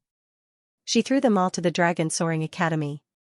As for the invitations from the Lan family empire, the Sex and aristocratic families, and the other continent's imperial families, Mayan refused them without the slightest hesitation. As for those who tried every possible way to find out her true identity, she simply ignored them. The group of them took the lead in leaving the Cloud Phoenix Hall and headed in the direction of the Dragon Soaring Academy. After walking out of the Cloud Phoenix Hall, the Star Wolf suddenly turned around and threw out an array disc. The array disc floated above the Cloud Phoenix Hall and gradually expanded. Finally, it transformed into a huge blue net that enveloped the entire Cloud Phoenix Hall. Then, it disappeared without a trace. Zhou Daoi asked cautiously, "Emperor, Immortal, may I ask what this is?" Star Wolf said indifferently, "I'm just making them forget what they shouldn't remember. For example, Di Mingju's face and some conversations about the Shoshian continent." The stronger one was, the greater the karma of the heavenly Tao would place on a cultivator. The space barrier can stop Xing Lang and Ling Yuexia, but it can't stop Di Mingju. But at the same time, Di Mingju's actions in the Shoshian continent have caused too much of an impact, or attracted too much attention. This would trigger the karma of the heavenly Tao, and ultimately cause a backlash against Di Mingju. Hearing that, Zhou Daoi doesn't dare to say anything more. He wants to say something but then hesitates. His gaze looks at Mayan from time to time, then looks at Di Mingju. He seemed to want to say something, but he didn't dare to. Does the Emperor know that Yap Liangchen is Miss June? Is he aware that Yap Liangchen is Miss June? If he didn't know, why would he call Yap Liangchen his fiancée in front of everyone? But if they knew, why did the two of them act like they were strangers? Executive Zhou expressed that he didn't understand and was so tired. The flying ship soon arrived at Dragon Soaring Academy. As soon as they entered the Tianlang Palace, Yun Ruhan and the others immediately came to greet them. Ling Yuma pulled Luo Yu's ear and said angrily, "You heartless Xiaoqi, going to the palace is such a fun thing and you didn't call me along." Fourth senior sister, it hurts. Yun Ruhan asked, "Junior sister, what's the outcome of the pill competition?" "Hee, eldest senior brother, aren't you spouting nonsense? With sixth senior sister making a move, there's no reason for her not to take first place." Luo Yu suddenly thought of something. "Oh right, third senior brother, we also brought back a toy for you. Hee, if you have fun, you have to help sixth senior sister dig out what she wants." Mu Yan stretched herself and said with a faint smile, "I'm a little tired, I'm going to rest first." In this 1 month, she practically did not rest for a single day. All of her energy was focused on refining pills. It was just an exaggeration for others to say that it could be broken into 2 in 2 hours. She had actually divided the 2 hours into 12 hours. Others had only seen her learn how to refine 10th grade elixirs in a month, and she had even slaughtered the pill competition's 4 rankings. How could he know how much effort she had put in and how much she had spent during this period of time? Yun Ruhan and the others hurriedly urged her to rest. After Mu Yan left, Luo Yu yawned and was about to go rest. Suddenly, he stopped in his tracks, remembering something that he had forgotten. "Eh? Where's Teacher Mo?" As soon as Mayan enters the room, she feels her wrist tighten, and she's being yanked away. Without waiting for her to struggle, her body is firmly pinned against the wall. The man's familiar breath, accompanied by a scorching heat, breathes into her ears. End of this chapter. The dark, hoarse voice suppresses a surging desire. How, after Ben-Jun supported you, you want to burn the bridge after crossing the river? Fiancé? Mayan struggles, but she can't break free from the man's grip. She can only give him a ruthless kick. You recognized me a long time ago? Bastard, he actually pretends not to recognize her, and has a business-like attitude like he was sent by little Joe's master to support her. Deming reaches out his hand and gently brushes her face. The girl's somewhat dark yellow skin becomes as delicate and fair as congealed fat. In a split second, her originally ordinary facial features are like a dusty pearl that has been dusted off, emitting a dazzling brilliance. Deming chuckles, Yen, even if you turn into ashes, Ben-Jun would never mistake you. Did you think that Ben-Jun recognized your skin? This sentence was not only telling Mu Yan that Deming had recognized her disguise at first glance. It's also telling her that even if Lin Qingwan has a face similar to hers, Jun Shangdaran would never mistake her for even the slightest bit. Most of the resentment in Mayan's heart dissipates in an instant, replaced by joy and sweetness. Deming leans close to her ear and whispers, Ben-Jun's answer to this question, does it count as a full score? Mayan gives him a sidelong glance. It's already good enough to give you a pass, but you still expect a full score. Don't you think about who told me that Tianyi men had already been destroyed, and that I don't need to worry. Deming is sluggish, slightly lowering his eyes.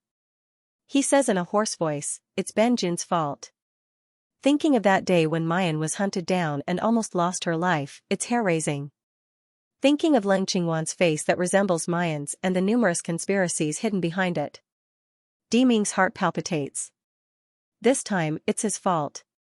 Cutting weeds without removing the roots has brought hidden dangers to Mayan, almost causing her to die, and also consigning himself to eternal damnation.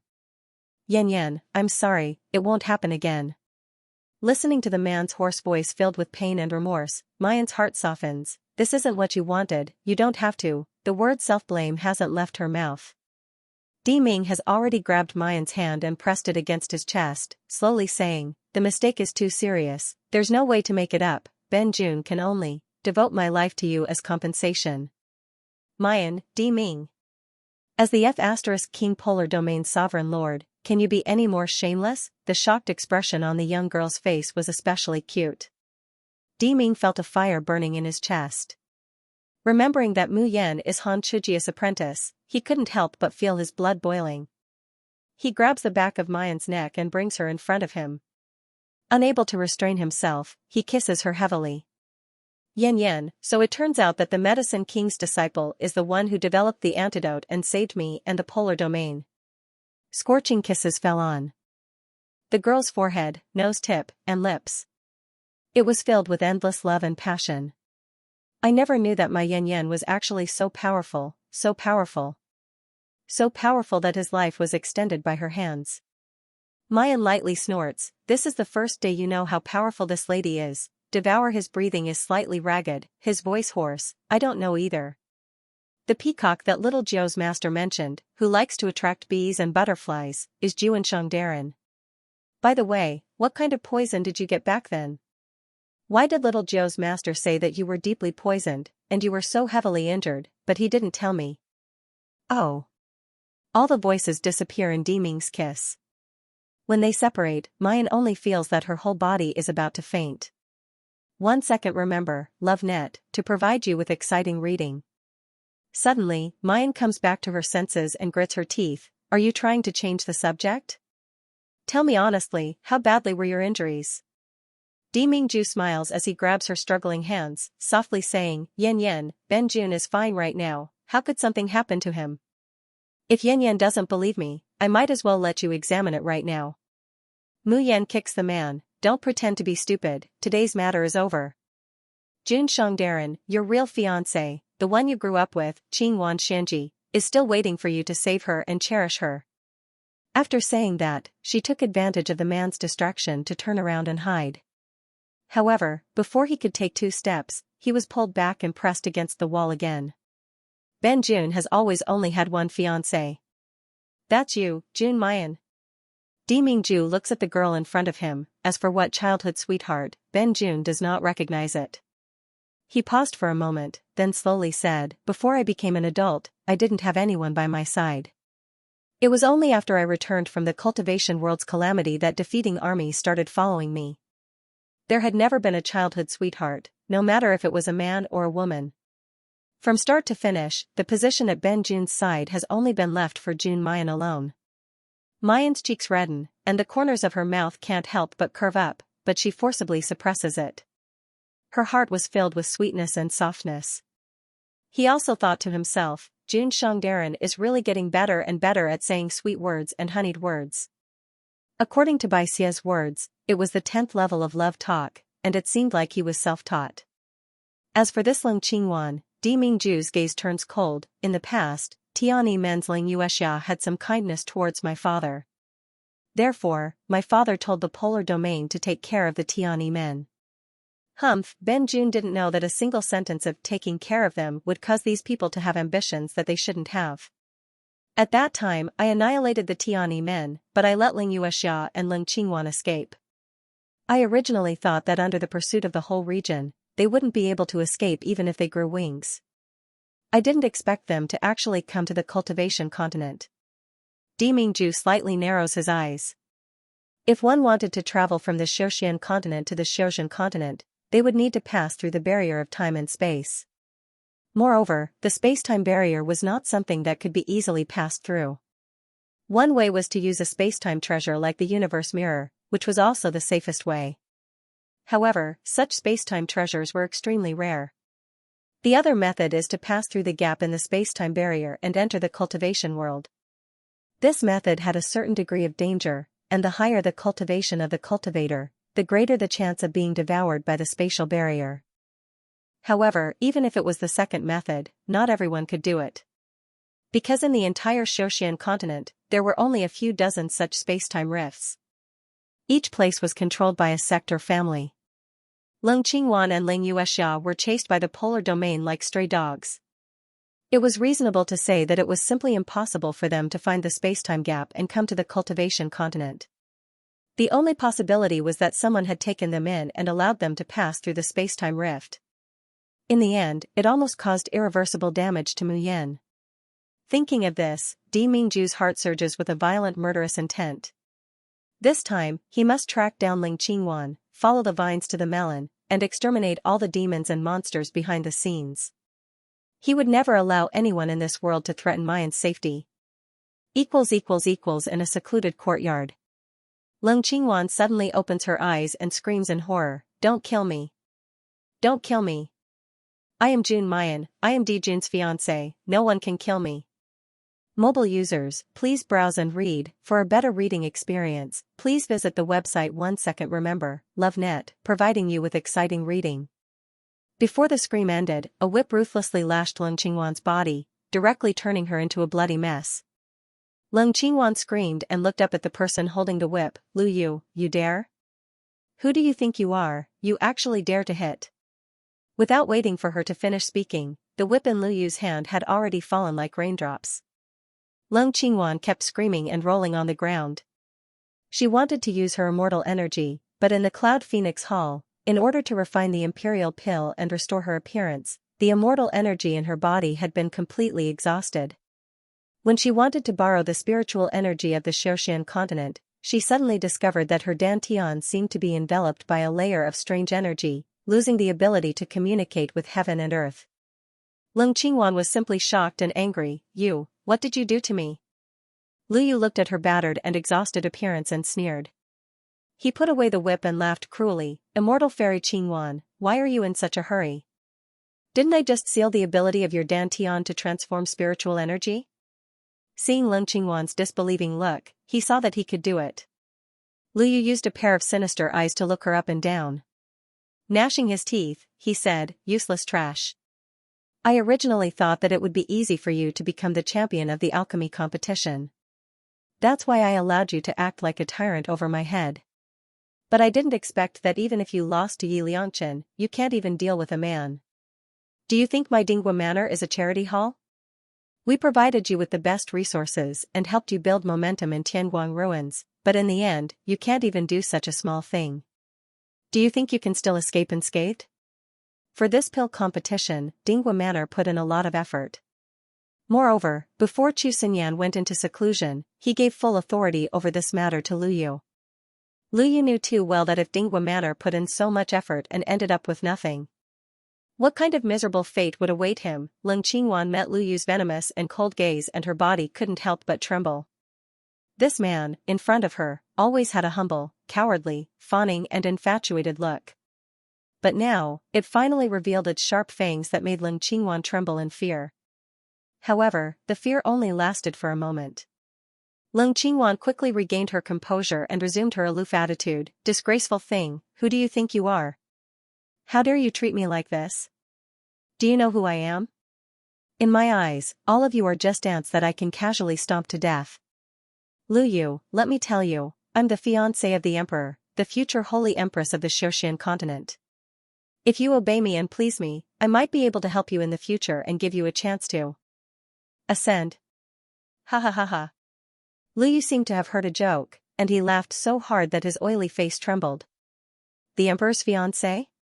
The future holy queen of the Xianxia continent? Are you talking about the man who appeared in the Cloud Phoenix Palace Hall? Unfortunately, I don't even want to look at you. Oh, I forgot. I did take a look, but unfortunately, it was like looking at trash. Shut up. Shut up. Shut up. Leng Qingwan hysterically roared. The emperor was only deceived by that slut Yi Liangchen. The person he truly loves in his heart is me. I'm his fiancé, I'm the mistress of the polar domain. Lu Yu didn't know where the polar domain was, nor did he know what kind of noble status the man that Leng Qingwan called the emperor had. Mobile users, please browse and read. For a better reading experience, please visit the website. 1 second. Remember, LoveNet, providing you with exciting reading. However, anyone with eyes could tell that the monarch had no interest in Leng Qingwan at all. In fact, he even wanted to kill her as soon as possible. Lu Yu took a step forward and grabbed Leng Qingwan's hair as he laughed sinisterly. For a useless piece of trash like you, do you know why I still racked my brains and did not hesitate to offend that terrifying man to bring you out of the Cloud Phoenix Palace Hall? He had even wasted one of his priceless teleportation formation discs. Leng Qingwan wailed in pain. Lu Yu laughed even more excitedly. This time I messed up the Marquis's matter, and I was originally doomed. I didn't expect that I would get a piece of good news. It turns out that immortal fairy Qingwan is really an immortal of the Xianxia continent, and has already achieved an immortal body. TSK TSK TSK. Although I had my suspicions, I didn't expect that the so-called immortals of the Xianxia continent were actually this kind of trash. Leng Qingwan protected her hair, and met Lu Yu's greedy and excited gaze. Her whole body tensed up, and a bad premonition welled up in her heart. You. What do you want to do? Lu Yu said faintly. The Marquis obtained a pill recipe decades ago, saying that by using all the heart blood of a person who has achieved an immortal body to refine a pill, one can break through the tribulation stage and achieve longevity. Without the chaotic tower and the medicine king's inheritance, the Marquis will definitely not let me go, but if I refine the immortal longevity pill in advance, I can definitely make up for it. TSK TSK TSK. Hearing this, Leng Qingwan's bewilderment turned into fear and anger. You dare. The heart blood is the location of all the essence of a cultivator. Taking out a drop can make a person extremely weak, and drop their cultivation level. If all of it is taken out, then there is no doubt that they will die. Leng Qingwan looked around, and found that there was an alchemy furnace in this room. The alchemy fire in the furnace burned fiercely. And beside the alchemy furnace sat a haggard-looking cultivator. It was the former top of the 9th grade spiritual pivot list, Dong Yulong. That day, Dong Yulong's plot to frame Yi Liangchen was exposed. He was directly electrocuted by Tianguang Su, and then permanently sealed. The punishment of the electrocution was extremely strong. Although Dong Yulong survived, his cultivation level and alchemy ability dropped by more than half. Moreover, he was muddle-headed. Once he used too much spiritual power, he would show signs of stupidity. Seeing that Leng Qingwan and Lu Yu were looking at him, Dong Yulong shrunk back a little, then cautiously said with a smile, Lord Lu, the spirit herbs for refining the immortal longevity pill have been prepared. As long as the blood from the heart is extracted, we can start refining it. Lu Yu raised his hand and a dagger appeared in his hand. A dagger flashing with a cold light mercilessly stabs towards Leng Qingwan's heart. Ah! The pain, weakness, and fear of having the blood from the heart extracted was not something a normal injury could compare to. At this moment, Leng Qingwan finally panicked. She was afraid. She no longer had that high and mighty feeling of superiority. She screamed in horror and cried for mercy, "Don't take it anymore, don't take it anymore. I don't want to die, I don't want to die. As long as you let me go, I'm willing to do anything. Even if you want my body, I will. I will." Lu Yu's hands didn't stop moving at all. He looked at her face with disdain. If you still had that face of June Mayan's. Lu Yu licked his lips, I would naturally be interested. But with this face now, I'll lose my appetite if I look at it more. Mobile users, please browse and read. For a better reading experience, please visit the website of Self-Love. 1 second to remember, LoveNet, providing you with wonderful reading. The ridicule and disdain in Lu Yu's words made Leng Qingwan go crazy. Mayan's face was fine, but she, Leng Qingwan, was rejected even when she took the initiative to throw herself into his arms. Why? How could Leng Qingwan know?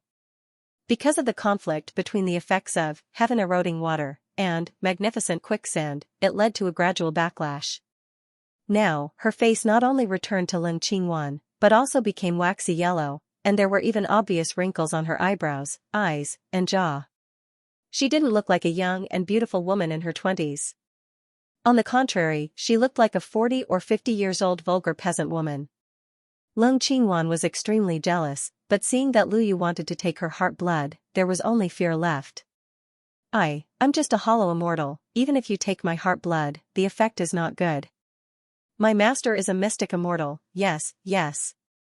My master is a mystic immortal, if you want to take her heart blood, you should take my master's. Lu Yu's action of taking blood paused, your master? Yes, yes, yes. Leng Qingwan's face was overflowing with tears and snot. She said repeatedly, my master's heart blood, the effect must be 100 times stronger than mine, you have to believe me, you must believe me. Lu Yu sneered, your master is a mystic immortal, how can I get her heart blood, you want to lie to me? No, no, no, it's not. I'm not lying to you, don't take my heart blood anymore, boo-hoo, I don't want to die. Leng Qingwan cried and screamed, my master was seriously injured some time ago, and her strength is less than 10%. And, I will help you, I am willing to help you subdue my master, I beg you, spare my life. Lu Yu frowned slightly, his face showing a hint of hesitation. Leng Qingwan, this so-called immortal, was really weak in terms of bearing, intelligence, and strength. Lu Yu believed that even if she still had immortal power in her body, he could still deal with this fool with a little trick. And Leng Qingwan's current appearance was even uglier, vulgar, without half an immortal's qualifications. He was afraid that if taking this woman's heart blood was useless, how could he explain it to Master Ho? Seeing Lu Yu hesitate, Leng Qingwan hastily said in a loud voice, I swear to you, I will definitely help you capture my master. Only with her heart blood can you refine a true immortal longevity pill. As long as you let me go when the time comes. Lu Yu glanced at her. If you dare to lie to me, I promise you that your fate will be 100 times more miserable than it is now. Mu Yan slept for an entire 16 hours.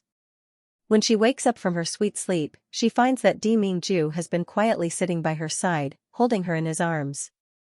The setting sun shone in through the window, gilding everything in the room with a thin layer of red. Amidst the warm air, one could feel the tranquility and happiness of a lifetime of peace. Mu Yan looks at the man in front of her who she has decided to spend the rest of her life with. The corners of her mouth slightly curl up, and the corners of her eyes reveal a gentle and sweet smile. She reached out and gently grabbed the man's broad palm, but was quickly held back. Mu Yan opens her mouth and is about to speak. Then she hears a knock on the door from the outside, reporting to Jun Shang, there is news from the Yingmei side, they have found traces of Ling Yuexia. Mu Yan jumps up from the bed, and the charming and gentle warmth in the room fades away in a split second. With great difficulty, Xianxia, Darren is ready to warm up with his fiancée, but his face is calm as he is pulled out of the room by Muyan. Mobile users, please browse and read. For a better reading experience, please visit Xia. 1 second to remember, LoveNet, providing you with wonderful reading. Xing, who is about to report, meets his Xiang's cold eyes. He can't help but shiver. He scratches his head in confusion. How did he offend Xiang? Mu Yan quickly asks, Xianxia. That Tiananmen sect master? The woman who tried to kill me? Where is she? Xing calms his mind and quickly takes out the communication talisman sent by Ying Mei and hands it to Mu Yan. The talisman is activated, only showing a map and a marked location. Obviously, that is the place where Ying Mei found Xianxia. Mu Yan looks at Dimingju. Dimingju nods and says, let's go. It's time to completely uproot the remaining evil of Tiananmen and the threat of Mu Yan. Xiang. Just as they are about to leave, Xing suddenly hesitates to speak. Xiang, aren't you forgetting something important? Dimingju looks back at him. Mu Yan also shows a puzzled expression. Xing looks at Dimingju, then at Mu Yan. He speaks very carefully, as if he's afraid that someone will get angry. Xiang, did you forget that you promised Medicine Wang Darren to support his disciple? Yesterday, when he went to Cloud Phoenix Hall, Xing originally wanted to help Xiang vent Medicine King's disciple's anger. As a result, when he arrived at Cloud Phoenix Hall, he was suddenly confused by the matter of the real and fake Jun Mayan. So much so that he completely forgot about it. Thinking about it now, Xing heart is full of guilt. Although Medicine King Han Shujiu is unreliable, his disciple saved his life, and even saved Di Jun's life. Xing heart is full of gratitude towards this Medicine King's precious disciple. He is also prepared to properly repay this kindness this time. He didn't expect that because of this sudden incident, he couldn't find out who is Medicine King's disciple in Cloud Phoenix Hall. Now, if he wants to find her, he can only rely on the connection between Dimingju and her. On this day, Xing has been waiting for Dimingju to remember to look for Medicine King's disciple. Who knows, Di Jun seems to have completely forgotten about it. Xing bears, and finally can't bear it anymore. He swallows his saliva, nervously looking at the somewhat lifeless Mayan. His voice becomes even more careful. Miss Jun, don't be angry. Although the Medicine King's disciple is a woman, Ruler has no feelings for her. The Medicine King wanted Ruler to marry his precious disciple, but was mercilessly rejected by Ruler. The Star Wolf is minding his own business as he speaks, completely not noticing that his Xiang's face has already darkened. Mu Yan shows a smile that isn't a smile. She glances at Dimingju, and leisurely says, so, there was such a thing, how come I didn't know about it? Xing anxiously said, Miss Jun, you must not misunderstand Xianxia. Xianxia is completely uninterested in that Medicine King's disciple and will definitely not marry her. It's just that the Medicine King's disciple has saved our lives, so we agreed to help the Medicine King with a small favor. Xing is now really afraid of Mayan. Especially when he had just foolishly mistaken Ling Qingwan for Jun Mayan. In addition, Dimingju, this wife-doting maniac, is right in front of them. His usual arrogance was nowhere to be seen. Xing is afraid that Mayan will get angry because Dimingju wants to help another woman, so he desperately tries to explain. But he sees Mayan giggling, completely uninteresting? Will never marry the Medicine King's disciple? Dimingju hugs her, gritting his teeth, shut up. Benjun has now changed his mind. In this life, Benjun will only marry one person, and that is the apprentice of Medicine King Han Chujius.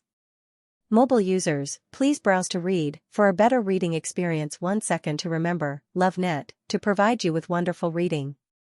Mayan couldn't hold it in anymore, she convulses with laughter. Dimingju ruthlessly scrapes her nose, heartless little girl, for whom did Benjun keep his life like a jade? Xing eyes widen. He looks at the angry Dimingju in shock and confusion, and then looks at the laughing Mayan. Gradually, an unbelievable thought emerges in his mind. Medicine King's disciple, could it be?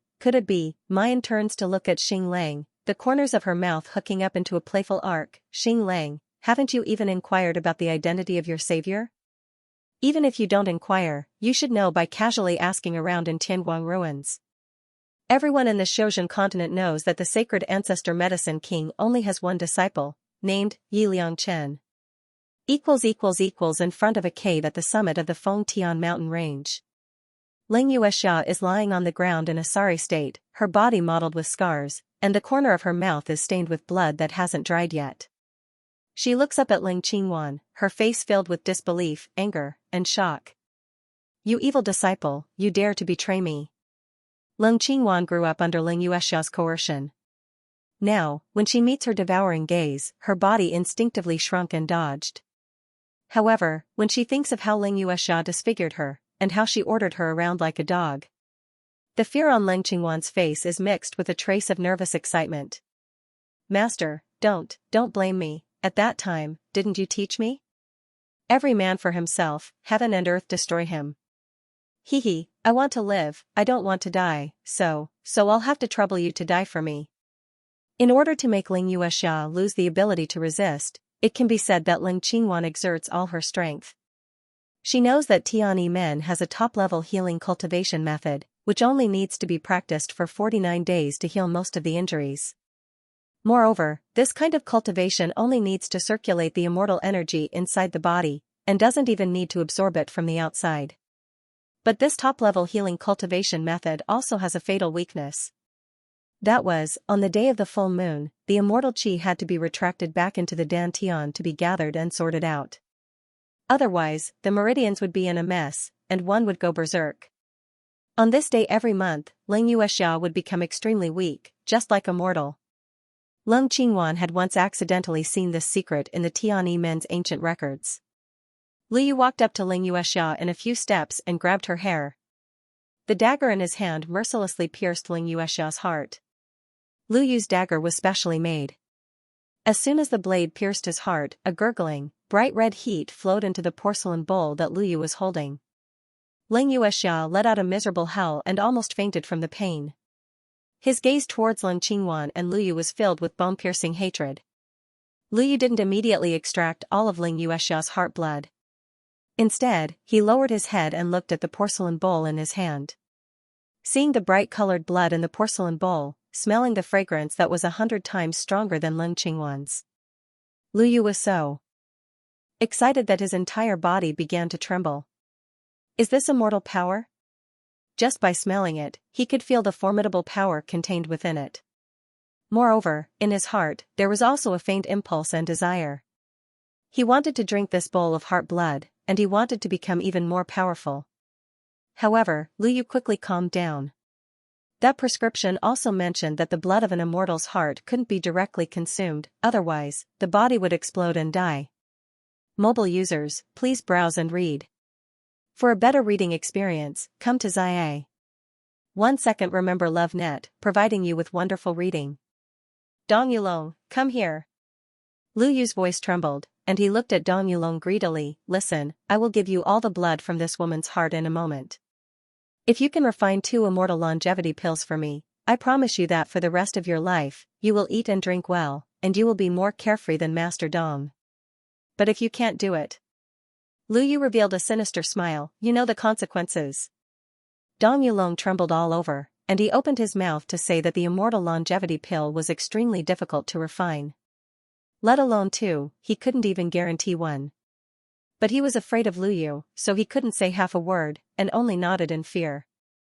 Liu Yu returned to Ling Yuexia, excited and happy, and couldn't help laughing. Ling Qingwan, you did a good job this time. If this time, Marquis and I can both get the immortal longevity pill, it's not bad to keep your little life for fun in the future. As for Ling Qingwan, who stayed by his side, Liu Yu naturally wouldn't say what kind of life she lived. Ling Qingwan's face was so ugly that he couldn't bear to say it, but she was an immortal after all. When he thought that a high and mighty immortal could be trampled under his feet, Liu Yu felt that it was not bad to keep her life. The fear on Ling Qingwan's face turned into ecstasy. Her dantian was still sealed, and she had been afraid that Liu Yu would kill her after she was no longer useful.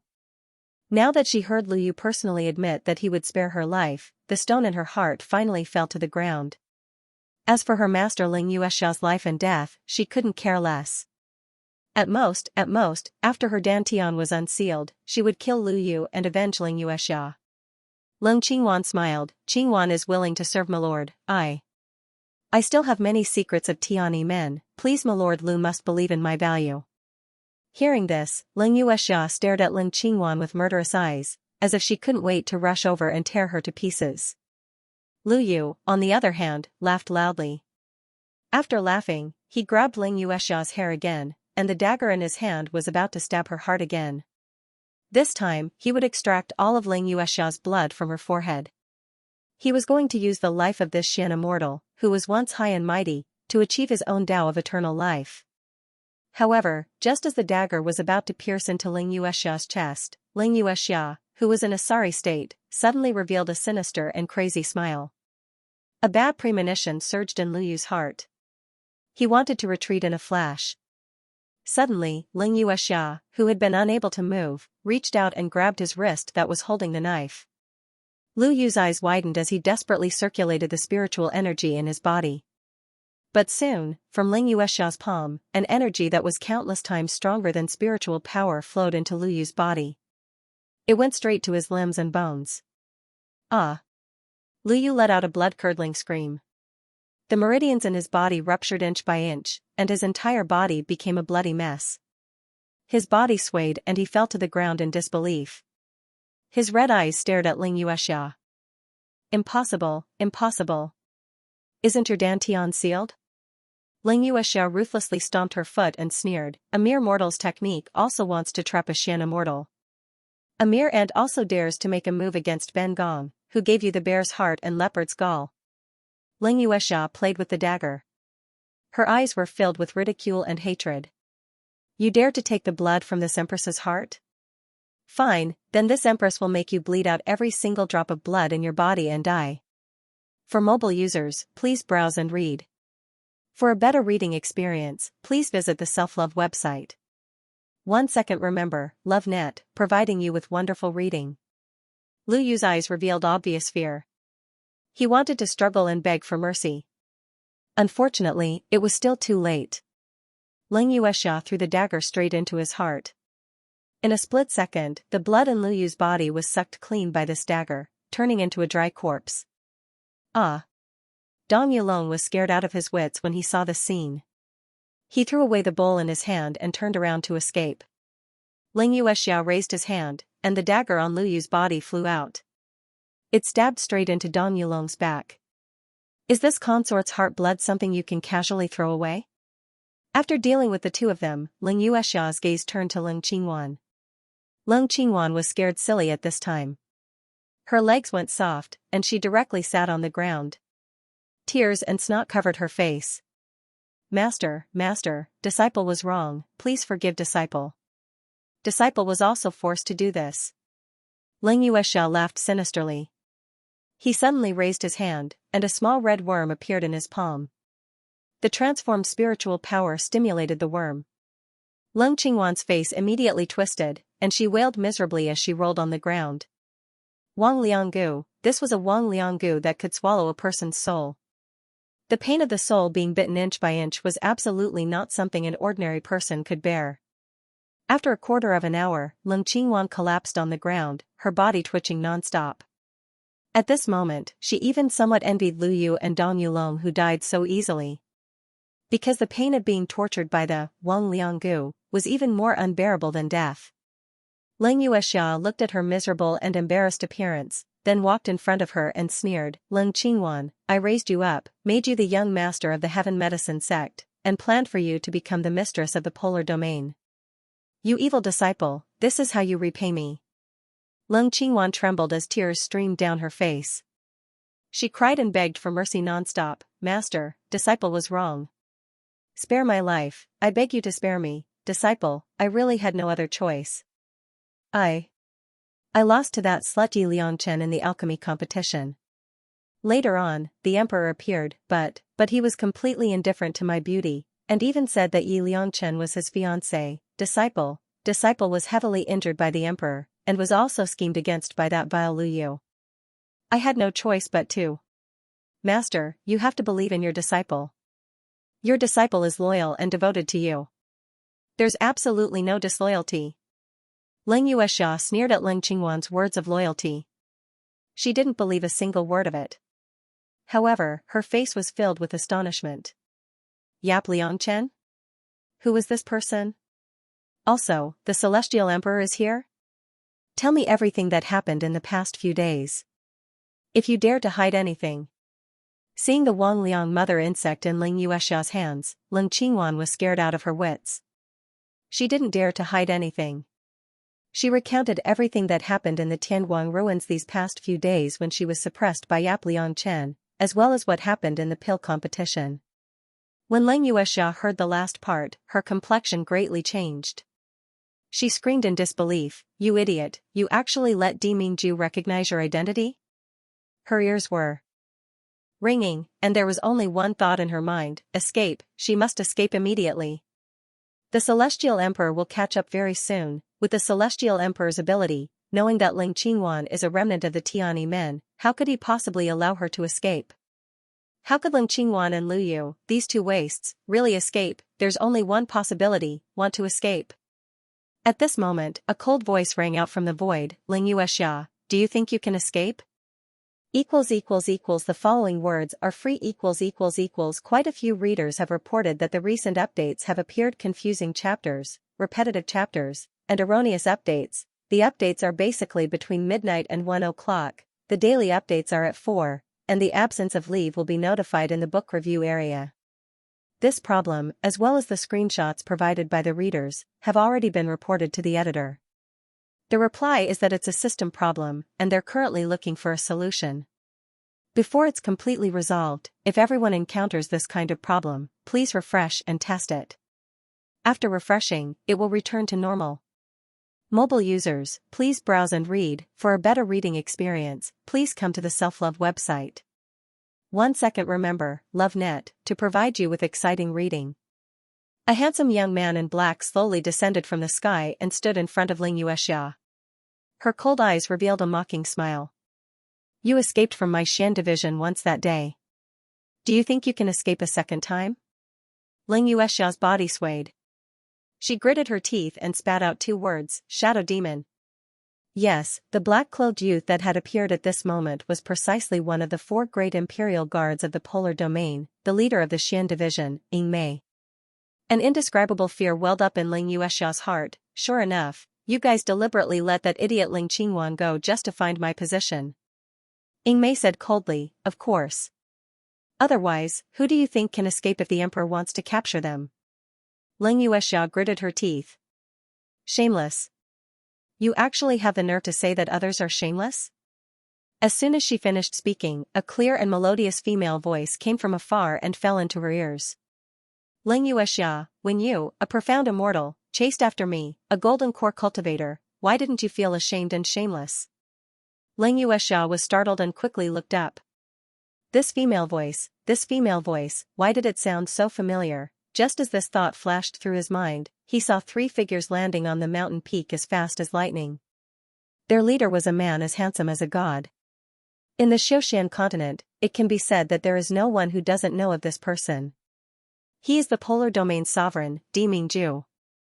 One of the polar domain's 4 great imperial guards, Star Wolf, was following closely behind him. And standing next to Di Mingju is a woman with an ordinary and delicate appearance. The woman's cultivation was only at the early nascent soul stage. But Di Mingju is actually holding the hand of such an ordinary woman. The 2 of them are very intimate, and the woman's gaze is presumptuously and mockingly falling on her body. Ling Yuexia was filled with fear and indignation. What they fear is Di Mingju's dread and majesty. He felt indignant because this woman looked so ordinary and her cultivation was so low. What qualifications did she have to stand beside the polar domain sovereign emperor? Where did he get the guts to look at her so rudely? Emperor, you've come to save me, haven't you?" Laughing and crying at the same time, Ling Qingwan rushes towards Di Mingju. Her entire face is filled with nervous excitement. However, before he can get close to Di Mingju, he is sent flying by Ying Mei's kick. Ying Mei's figure flashed, ruthlessly stepping on Ling Qingwan's neck. As long as he exerted some force with his feet, he would be able to crush Ling Qingwan's throat. Leng Qingwan is so scared that she almost pisses herself. She keeps shouting, Dijun, save me, save me. I can't die, I can't die. If I die, you'll never see Mayan again. Ying Mei's face turned cold, and he exerted force on his feet. What nonsense are you talking about? Leng Qingwan spits out a mouthful of blood. Her face is distorted from the pain, but then she laughs hysterically, ha ha ha, Jun Mayan is already dead. She was killed by my master Xianxia herself. From now on, Dijun, you won't be able to see that devastatingly beautiful face anymore. Only I, can take the magnificent quicksand, that peerless countenance can reappear. Dijun, it doesn't matter if you don't have Mayan, I can be your Mayan, I can become your wife. In this world, only I can make you and Mayan relive old dreams. Only me, ah. Di Mingju coldly says, magnificent quicksand? If Ben Jun doesn't remember incorrectly, this should be a medicinal pill that is explicitly forbidden to be refined in the entire Xianxia continent. Mobile users, please browse and read. For a better reading experience, please visit Xia. 1 second. Remember, LoveNet, to provide you with exciting reading.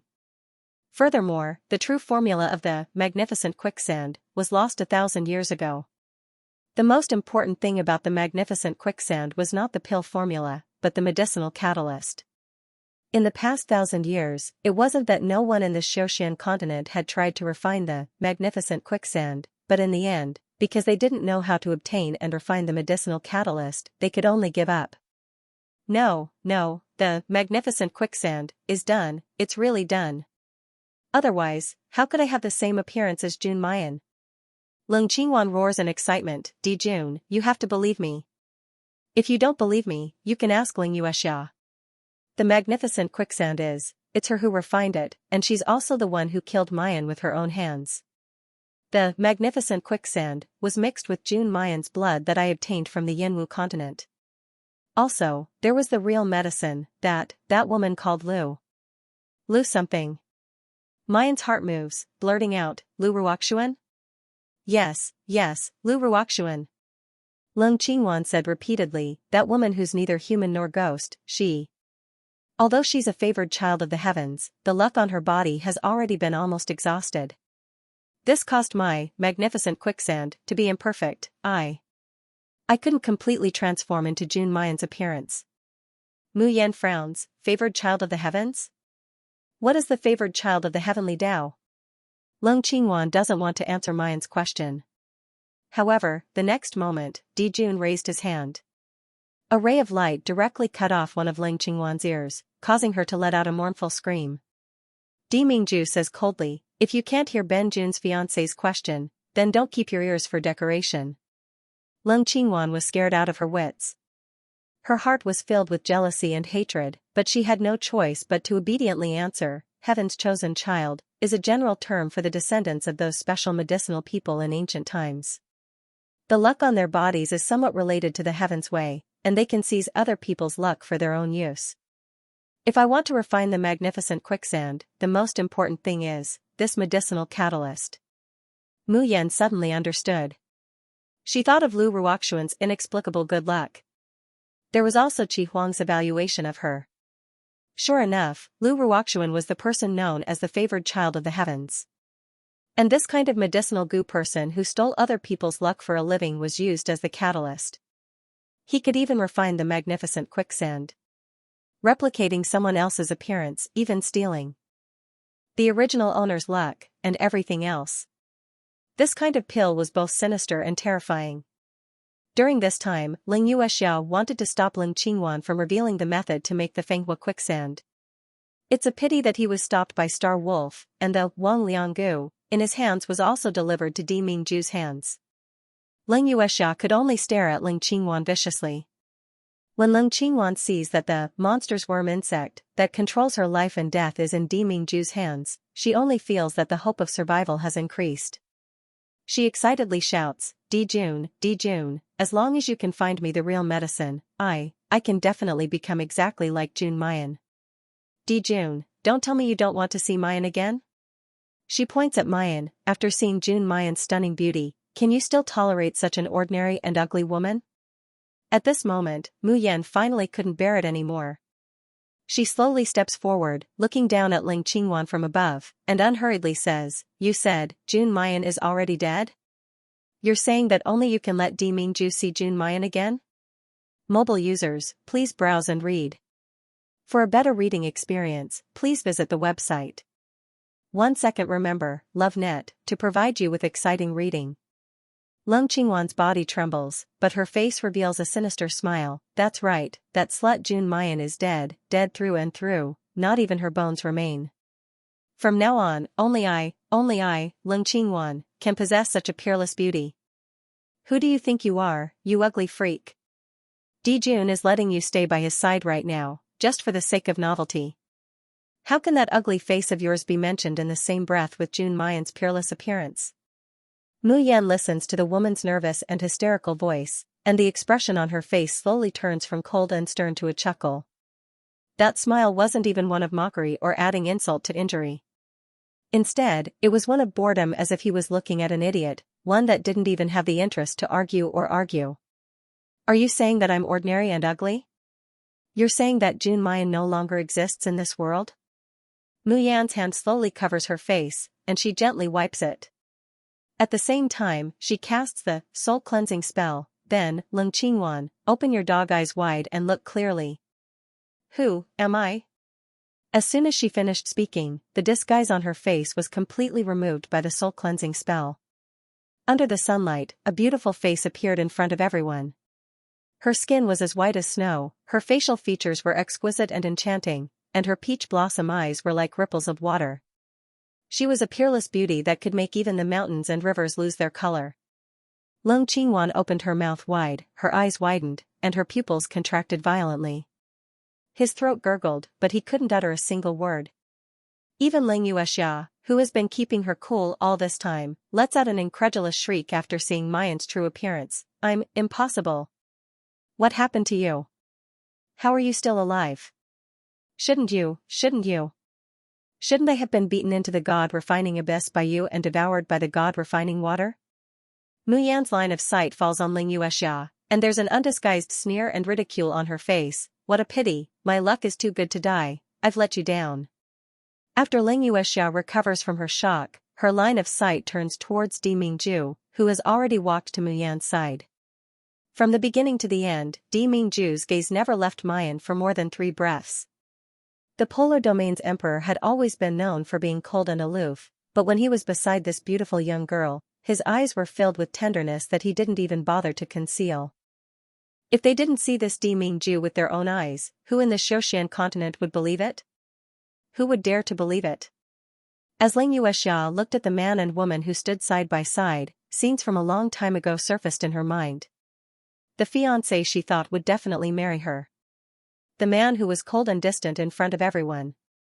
However, after seeing that bitch Bailey Lu, he fell deeply in love with her.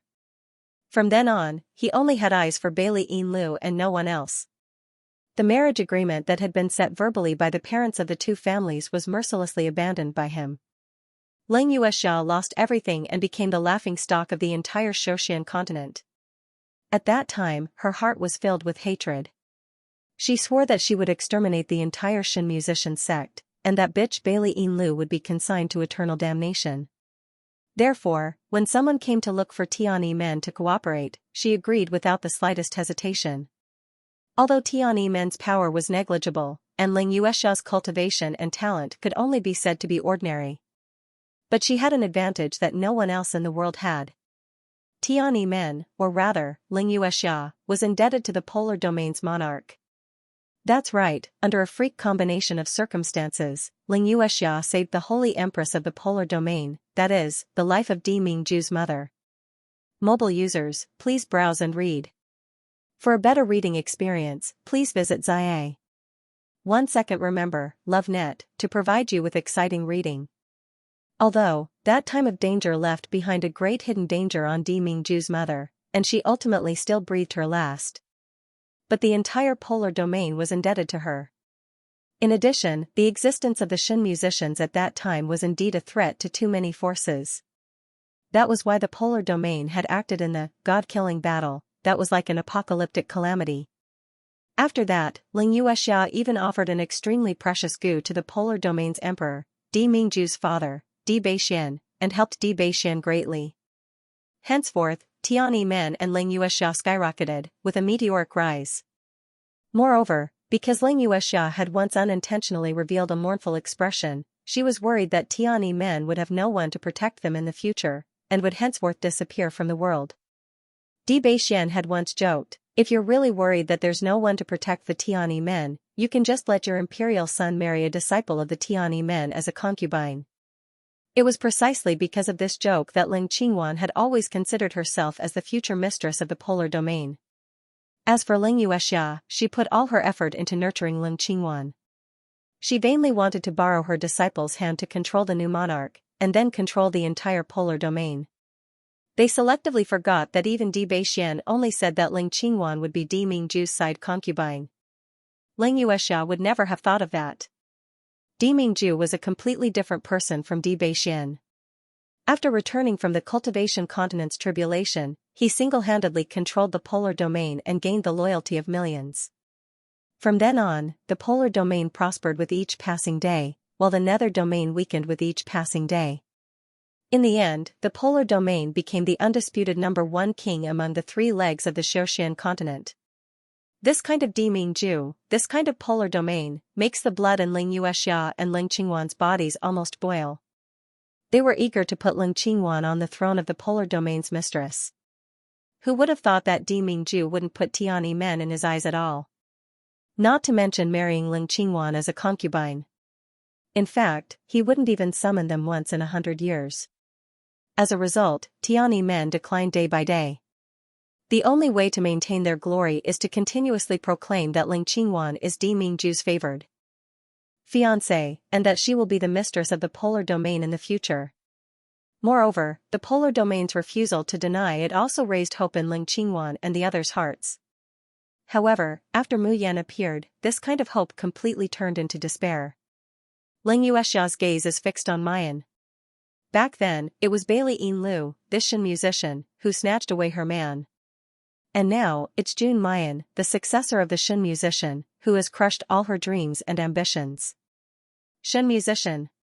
Shen musician, Xianxia took a deep breath and roared, "Imperial monarch, do you know who this bitch is? She is a god." Mu Yan is startled and is about to make a move. Who knew that Di Mingju would move faster than her? His hands didn't seem to move at all. Xianxia's face let out a loud slap, and her whole body flipped over. When he finally regained his balance, he couldn't help but spit out 2 teeth. Di Mingju's eyes don't have the slightest ripple, looking at Xianxia like he's looking at a dead thing. "Ben Jun's fiancée, is she someone you have the qualifications to insult? Xianxia, you're a smart person. If you don't want to go to hell and live a life worse than death, and then have your soul fly away and scatter, never to be reincarnated, then think clearly about what you should say, and what you shouldn't say." Xianxia wants to open her mouth to say something, but under Di Ming's cold gaze, her voice gets stuck in her throat. Her body couldn't help but tremble. She understands. Mobile users, please browse and read. For a better reading experience, come to Xia. Di Mingju knows that Jun Mayan is the successor of the Shen musician. He already knew it. Xianxia opened her mouth, which was full of blood. She wanted to say something, but not a single word came out. Does Di Mingju know what he's doing? What does being a Shen musician mean? 1,000 years ago, in the Great War that annihilated the entire Shen musician sect, the entire Xianxia continent, all the aristocratic families and sects were involved. Even the most aloof Buddhist cultivators had their hands stained with the blood of kamikaze disciples. In that battle, the Shen musicians demonstrated their terrifying strength that could destroy the heavens and extinguish the earth. It also made those who originally did not want to kill to the last one feel fear. In the end, he made up his mind to cut the weeds and eliminate the roots. Di Beixian, the emperor of the polar region, was one of them. It can be said that in the entire Xianxia continent, there is not a single person or force that is innocent in the Shen musicians' hate list. The current Mayan was just too weak and did not have the ability to contend against immortals. But what if one day, her Shen musician skills rise to the top level, bearing the hopes of the entire Shin musician sect and a blood feud. What kind of disaster will her arrival bring to the Xianxia continent, to the polar domain? Is Di Mingju crazy? He actually insisted on being together with such a woman, and even wanted her to become the mistress of the polar domain. No, Di Mingju not only knows of Mayan's identity as a Shin musician. He even helped her cover it up from the beginning to the end. Ling Yuexia remembers Lu Sei, who was beheaded by Di Mingju before she could reveal the key information. She recalled how the polar domain had suddenly abandoned the Tianyi men, and even massacred the entire Tianyi men. At that time, Ling Yuexia had always thought that Di Mingju was only captivated by lust. As for Jun Mayan's true identity, he actually wasn't clear. In addition, Ling Qingwan has colluded with Di Mingju's younger cousin, Mo Ruffing. This makes him understand the ambition of Tianyi men. That was why they were so ruthless towards Tianyi men. It's not that Ling Yuexia hasn't thought of telling Di Mingju about Jun Mayan being a remnant of Shenlu men. However, she had her own selfish motives. She wants to obtain the inheritance of the Shin musicians. She wants to obtain the Tian Mo Qin that once dominated the three realms. Of course, Ling Yuexia was also fearful and suspicious. She's afraid that Di Mingju has already been bewitched by that vixen to the point of being dizzy and disoriented. Even though he knew that she was a Shin musician and had his suspicions, he didn't kill that slut. Instead, he put her under house arrest and treated her as his exclusive property. Not only could he spoil the beauty, but he could also take the inheritance of the Shin musician as his own. Ling Yuexia had many guesses. But he had never thought of such a possibility. Di Mingju has long known that Jun Mayan is a remnant of the Shin musicians. But he had never thought of killing her or imprisoning her. He had never even thought of stopping her from becoming stronger. No, it wasn't just stopping her from becoming stronger. Di Mingju even protects this woman all the way, making her stronger so that she can one day ascend to the Xianxia continent. Is he really not afraid that the Shin musicians will make a comeback, that the blood of the Xianxia continent will overlap, and that the polar domain will be implicated? Crazy! Crazy! Ling Yuexia couldn't help but let out a hysterical roar. Di Mingju, are you crazy? You don't know what you're doing? Even Mu Yan's line of sight also turns towards Di Mingju. At this moment, she was more aware than ever. Di Mingju knows about her identity as a Shin musician. Moreover, he knew about it a long, long time ago. He clearly knows about the Shin musicians' hatred and purpose. He clearly knows that the Shin musicians are not tolerated by heaven and earth. But he's still willing to protect her, spoil her, and even pretend that he doesn't know about this secret. Bookmark for easier reading. All of a sudden, Mayan's heart seems to be soaked in warm honey water. It's unreasonably soft, and also unreasonably sweet. She reaches out and gently hooks Di Mingju's finger. Just as she touched his hand, the man grabbed it tightly and pulled it to his side. Mu Yan opened her mouth, wanting to speak. The Star Wolf had already ruthlessly slapped Ling Yuexia's face. Ling Yuexia, who do you think you are? How dare you disrespect the Emperor? Star Wolf's attack could be said to be extremely ruthless. Ling Yuexia was thrown onto the ground and held in pain. Xing Lang glances at Di Mingju and Mu Yan, and sees that the two have no objections to his actions. Then, he took a step forward and directly stepped on Ling Yuexia's back. He said in a stern voice, "Tell me, under the polar domain's kill order, who took you two in? Who allowed you to pass through the spatial rift and come to the cultivation continent? Tell me clearly, and I'll give you a quick death." Ling Yuexia raises her head with all her might, her crimson eyes looking at Di Mingju. She screams, "Di Mingju, you can't kill me. Have you forgotten my kindness to the polar domain? Have you forgotten who saved your mother? And the emperor beetle that your father wants, I went through a lot of trouble to find it for him. I'm your polar domain's benefactor. You can't be ungrateful and ungrateful." Hearing Ling Yuexia's words, Di Mingju's originally cold and detached eyes suddenly sink. A bone-chilling killing intent surged within. Ling Yuexia, do you really think that I don't know that the so-called life-saving grace was just a senseless scam? Ling Yuexia's entire body stiffens, and she looks incredulously at Di Mingju. Her originally hysterical shout also turns into a show of strength, but she's inwardly weak. You're WH, what nonsense are you talking about? The matter of me saving your mother is, is known to the entire polar domain, the entire Shoshan continent. Back then, the emperor personally. Di Mingju coldly looks at her stutteringly, defending herself. However, under Di Mingju's cold and merciless gaze, Ling Yuexia's voice can no longer continue. There was only one thought left in her mind. Di Mingju knows, he knew everything. In Ling Yuexia's heart, there's no longer a trace of a fluke. It's all replaced by fear and shock. Di Jun. Di Mingju, listen to me. That matter has nothing to do with me. It's Di Baixian, it's someone from your polar domain. Di Ming raised his hand, and his 5 fingers grabbed Ling Yuexia's throat. Her whole body was lifted up and suspended high in the air. Ice blue flames curled around her neck. In an instant, Ling Yuexia felt that the immortal energy in her body was completely devoured. The feeling of suffocation spread from her throat to her chest, causing her face to turn purple. His eyes were filled with fear and despair. Ben Jun has no interest in your old matters of the past. Di Mingju says coldly, emphasizing each word. Ben Jun will ask again, who took you in? Who gave you the opportunity to come to the Shoshan continent through the space gap and vainly attempt to harm Mayan? Who else is involved in this? In the end, who else could possibly know the identity of Mayan Shen musician successor? Ling Yuexia's face is covered with snot and tears. She no longer has the haughtiness and reservation of the Tiani men's sect master.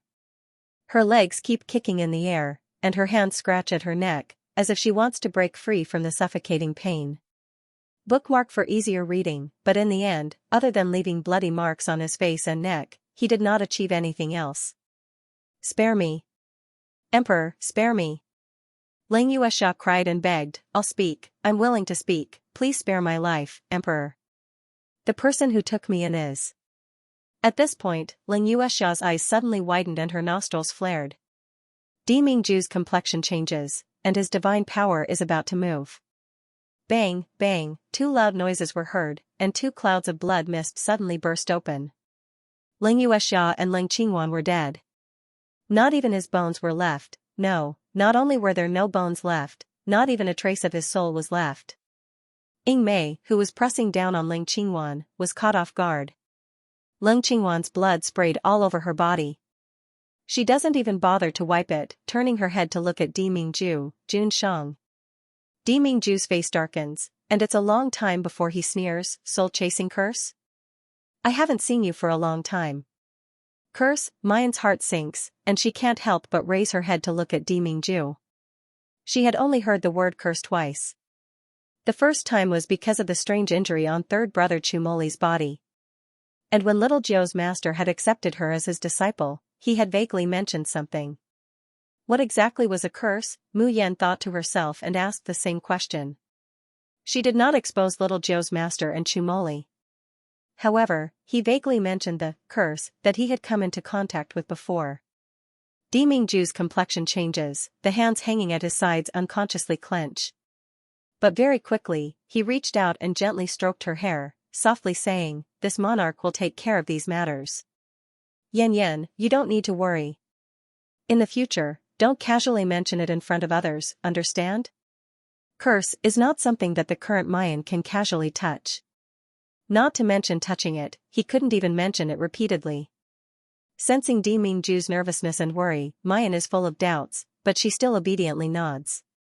At this point, Tiani men, Ling Qingwan, and Ling Yuexia finally came to an end. Mu Yan suddenly reaches out to pull Di Mingju. A pair of bright eyes stare unblinkingly at the man in front of her. Di Mingju, you don't have anything to ask me? Di Mingju turns around and lowers his eyes to look at her. Between his grave and stern brows, an indescribable tenderness slowly floats up. Yan, the person that Ben Jun likes is you. No matter how many secrets you have, Jun Mayan is Jun Mayan. If you trust me with all your heart, I will be glad. So what if he was hesitant? All I care about is whether you are by my side, whether you are happy, whether you have me in your heart. As for that little bit of trust, there are hundreds, thousands, tens of thousands of years between us, such a long time. One day, we will make up for that lost trust. Di Mingju didn't say everything. However, Mu Yan understands his meaning. For a moment, the rims of her eyes are a little moist, and the corners of her mouth unconsciously perk up. The stone that had been pressing down on her heart disappeared in an instant, making her feel indescribably happy. Di Mingju. She reaches out and gently wraps her hands around the man's waist, pressing her face against his chest. Thank you. Di Mingju snorts. What Ben Jun wanted to hear is this: thank you for coming into my life. The man's proud voice suddenly disappears into the air. Xing Lang and Ying may have already avoided him. On the summit of the mountain, there is only the gentle breeze and the warm sun lingering between heaven and earth. Bookmark for easier reading. Behind the scenes. 1. Asking for votes. Shoshan Continent, Linglong Island. In the main hall of Linglong Island, Fian Palace, a beautiful and gentle woman is sitting in the seat of honor. She looks at the deputy island master Huang Shouchuan, who is kneeling before her, and says with a dignified expression, "Today's matter, do you know your crime?" Huang Shouchuan's complexion is deathly pale, his eyes full of remorse. "Miss, forgive me, it was this subordinate who acted on his own initiative and almost disturbed the peace of Linglong Island for 1,000 years. Please punish me, miss." Yu Yanran sees his tear-streaked face and the remorseful Mayan. She sighs softly, "Brother Huang, I know that you are anxious to kill the Shin musicians because you want to avenge me. But you shouldn't have cooperated with the people that the Emperor of the Polar Domain loathes. If the Emperor knew that we sheltered the people that the Polar Domain wants to kill, what would he think of us? What would the entire Polar Domain think of us? Would our Linglong Island still be able to maintain its transcendent status in the future?" Huang Shouchuan prostrates on the ground, choking with sobs. "This subordinate deserves 10,000 deaths, miss, please punish me." Yu Yanran stands up from her seat, walks in front of Huang Shouchuan, and bends down to help him up. Her voice is gentle, without a trace of anger, only a bit of helplessness. "Brother Huang, you and Yanran grew up together. In my heart, you are just like my older brother. Why do you call yourself subordinate?" Huang Shouchuan flushes to his ears, bewildered, and retreats several steps. He stealthily glances at Yu Yanran, his eyes full of gratitude and admiration. A faint smile floats on Yu Yanran's face, but fortunately, "Brother Huang, you have always been thorough. Although you let them go to the Shoshan continent, you also planted the incantation on them. Otherwise, even if I asked to cast the soul-chasing spell, it would be too late for regrets." Huang Shouchuan is both ashamed and relieved. This subordinate didn't expect that Ling Yuexia and her disciple would be so incompetent. They couldn't even kill a mere mortal Shin musician, and were even discovered by the Emperor. Yu Yanran lightly frowns. "The Shin musicians are extremely cunning and sinister, but also frightening. Even if they are only mortals or cultivators, they must never lower their guard. If not for that, how could my parents have?" Thinking of the past, Yu Yanran's eyes reddened.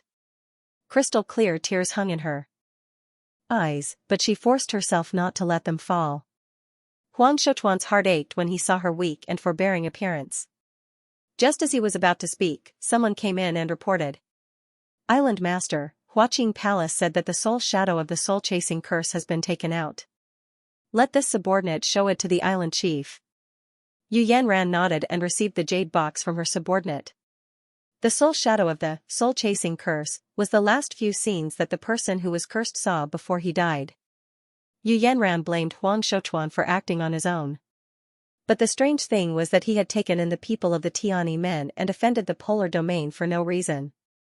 But the Shin musicians are her irreconcilable enemies. No matter what, she must kill them. Immortal power poured into the jade box, and the jade box quickly opened. A light screen appeared in the void. Seeing the scene on the screen, Yu Yanran clenched her fists tightly, her eyes filled with disbelief. It was a man and a woman standing side by side. The man was incomparably handsome, and the woman was radiant and enchanting, as if they were the most compatible pair between heaven and earth. As long as one has eyes, they can see that the relationship between these two is very intimate. Especially the man, his hand is wrapped around the young girl's waist, entwining her hand, holding her in a tight grip. Important reminder: the abnormal display has been adjusted. If you encounter the same person again, you only need to refresh it. End of this chapter. Behind the scenes, 2. Even if Ling Qingwan and Ling Yuexia's noisy, hysterical voices are still echoing in the soul shadow. But in the man's eyes, there seems to be no heaven and earth, no mountains and rivers, no remnants of Tiani men, only the woman at his side.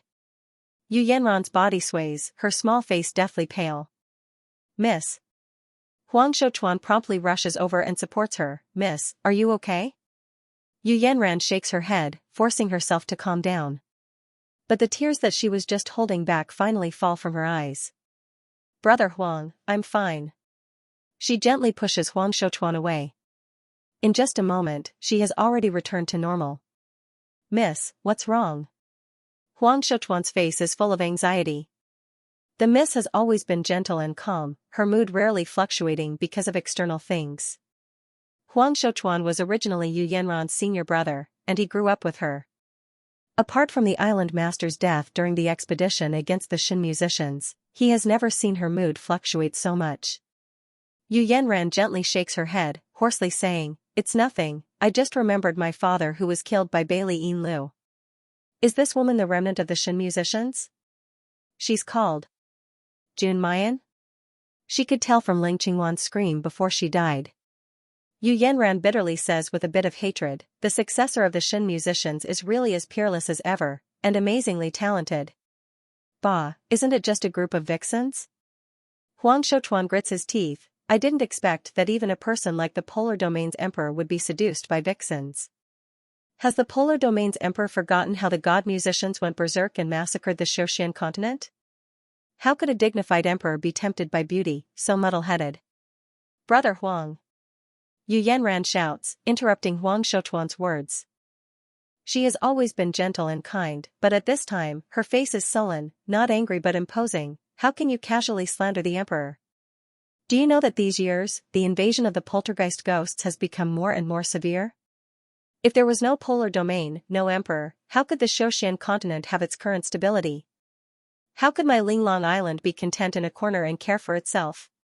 Huang Shouchuan's expression changed, and he hurriedly said in fear and trepidation, "Please forgive me, Mississippi. I was wrong." After a pause, he says, "Di Jun is the most outstanding person in the Xianxia continent in the last 10,000 years. For him to be like this, he must have been bewitched by the remnants of the Shin musicians. Yes, these Shin musicians are most adept at confusing and crafty techniques. His Majesty was only deceived by that vixen."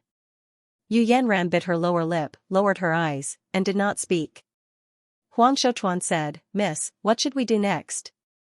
The Celestial Emperor had to guard the Xianxia continent, so it was impossible for him to stay by that woman's side at all times. Wouldn't it be better to find a holy object for space travel and directly slaughter this Shin musician remnant, ending all troubles once and for all? "No." Yu Yanran shook her head decisively. "Whatever you do, you must leave behind traces. The Emperor suspects the person who sheltered Ling Qingwan and Ling Yuexia. If this Shin musician remnant suddenly dies, who knows if he won't suspect us? I can't take this risk and let the Emperor suspect me, suspect Linglong Island." Huang Shouchuan hatefully said, "Don't tell me we're just going to let the remnants of the spirit music sect off so easily? Are we just going to let that vixen continue to charm the Emperor?" Yu Yanran's hand unconsciously tightens on the armrest of the chair. After a long time, she closes her eyes, and slowly says, "Ling Yuexia and Ling Qingwan said that this Shin musician remnant came from the Yanwu continent?" Huang Shouchuan nods. "Although that idiot Ling Qingwan is a bit useless, she is still an immortal." End of this chapter. And this Jun Mayan was just a mortal who didn't even know what spiritual power was, but she managed to escape from Ling Qingwan's hands. Hearing the name Ling Qingwan, Yu Yanran revealed a mocking expression. But he doesn't say much. Instead, he slightly frowns and says, "Brother Huang, think of a way to have someone go to the Yanwu continent and investigate this Jun Mayan's background." Huang Shouchuan stares blankly. "Go to Yanwu continent?" Yu Yanran slowly nodded. "His Majesty is currently deeply in love with this Jun Mayan. Since she's in the Xianxia continent, it's bound to be protected like an airtight iron bucket. No matter what we do, we might alarm His Majesty, and it would be counterproductive. But the Yanwu continent is different. Right now, no one would pay attention to this barren land without spiritual energy or immortal energy. Miss is wise and farsighted." Huang Shouchuan's eyes lit up as he nodded repeatedly. "This subordinate will arrange it right away." His gaze was filled with pity as he looked at the pale but determined woman beside him. His voice is indescribably gentle. Miss, rest assured, we will certainly behead those evil Shin musicians, a debt of blood for blood. Polar domain small world. Light and shadow soared into the sky, blossoming like gorgeous fireworks. The small amount of immortal chi that had been consumed instantly became even more abundant than before. The people of the ghost-slaying tribe and the crescent moon tribe, who were guarding the small world, looked at each other and shook their heads. But no one made a fuss. They were already numb to the amazement of their little master's skills. In just over a month's time, this was already the 4th round of assessment that little master had passed. Although the small world's test was getting more and more difficult the further one went, the higher one went, the harder it got. Passing the first 4 rounds in a month didn't mean that the following 5 rounds would be as easy. But what if he was compared to others? In this small world, the immortals of the Xianxia continent could be called geniuses if they could pass the first round of assessment within a month. But what about their young master? In a little more than a month, he had passed 4 rounds, a whole 4 rounds, and how old was their young master? Are you 6 years old? As expected of Jun Shang's son, even his talent is inherited from Jun Shang. Our polar domain's current monarch is so powerful, and the future monarch is also so shockingly talented. It can be imagined that our polar domain will become stronger and stronger. Hearing his subordinates' discussion, Defeating Armies could not help but tighten his grip on the hilt of his sword. Soon, once the little master's first stage trial was over, he would be able to leave the small world. He must go to the Yanwu continent to investigate as soon as possible. In the end, did he? Defeating Armies lowered his eyes and calmed down the surging emotions in his heart. He regained his composure. However, when he saw the teleportation formation flicker and a small figure appear, he was stunned. For the first time, a trace of hope and gentleness appeared in his usually cold and distant eyes.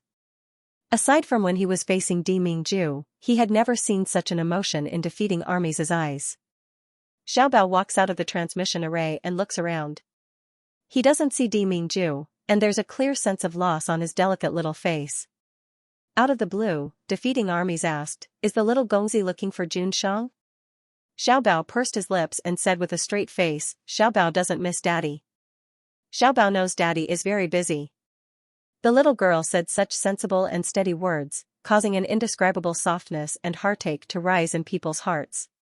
Defeating Armies didn't realize that his voice was indescribably gentle. "Little Gongzi, you don't know, June went to the Cultivation continent to see Miss June." Xiaobao's eyes brighten, and he murmurs in a low voice, "Nyangqin, it's great that Daddy can see Nyangqin." Xiaobao also really wants to see Nyangqin. Xiaobao purses his lips, trying his best to suppress the sourness and longing in his heart. He's already a grown man, he wants to become stronger, he wants to protect Nyangqin, he can't cry. Defeating Armies walks up to him, crouches down, and says, "Jun Shang said that if the little master passes the 4th round of assessment before he returns, he will bring him back." An image stone is a special kind of stone carved with a talisman array. It won't be damaged even if it passes through the space barrier. Of course, that refers to bringing it from the Xiozhan continent to the Xiaoxian continent. If brought from the Xiaoxian continent to the Xiozhan continent, apart from some magic weapons made of special materials, most of the other things would be directly torn apart and destroyed in the space jump.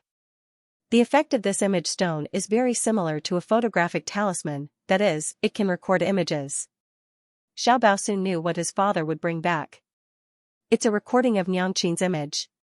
Xiaobao's breathing is slightly hurried, his little hands clenched into fists, his big blue eyes sparkling. Xiaobao understands, "Thank you, Uncle Defeating Armies." With that, he quickly returns to the place with rich immortal chi, and sits down cross-legged. He has passed the 4th round of assessment.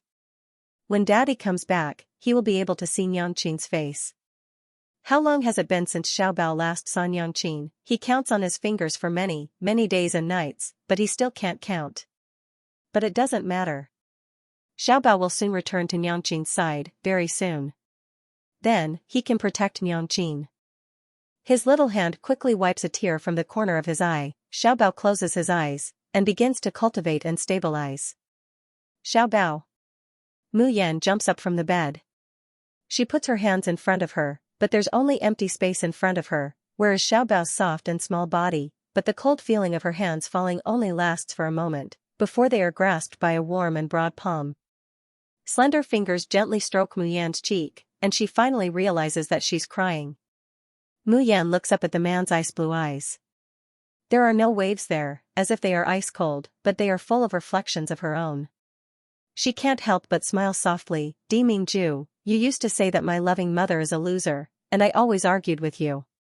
Now, even I feel the same way. Ever since Xiaobao left, she had been behaving normally. But in reality, she was the only one who knew that her sweet dreams had turned into tireless cultivation day and night.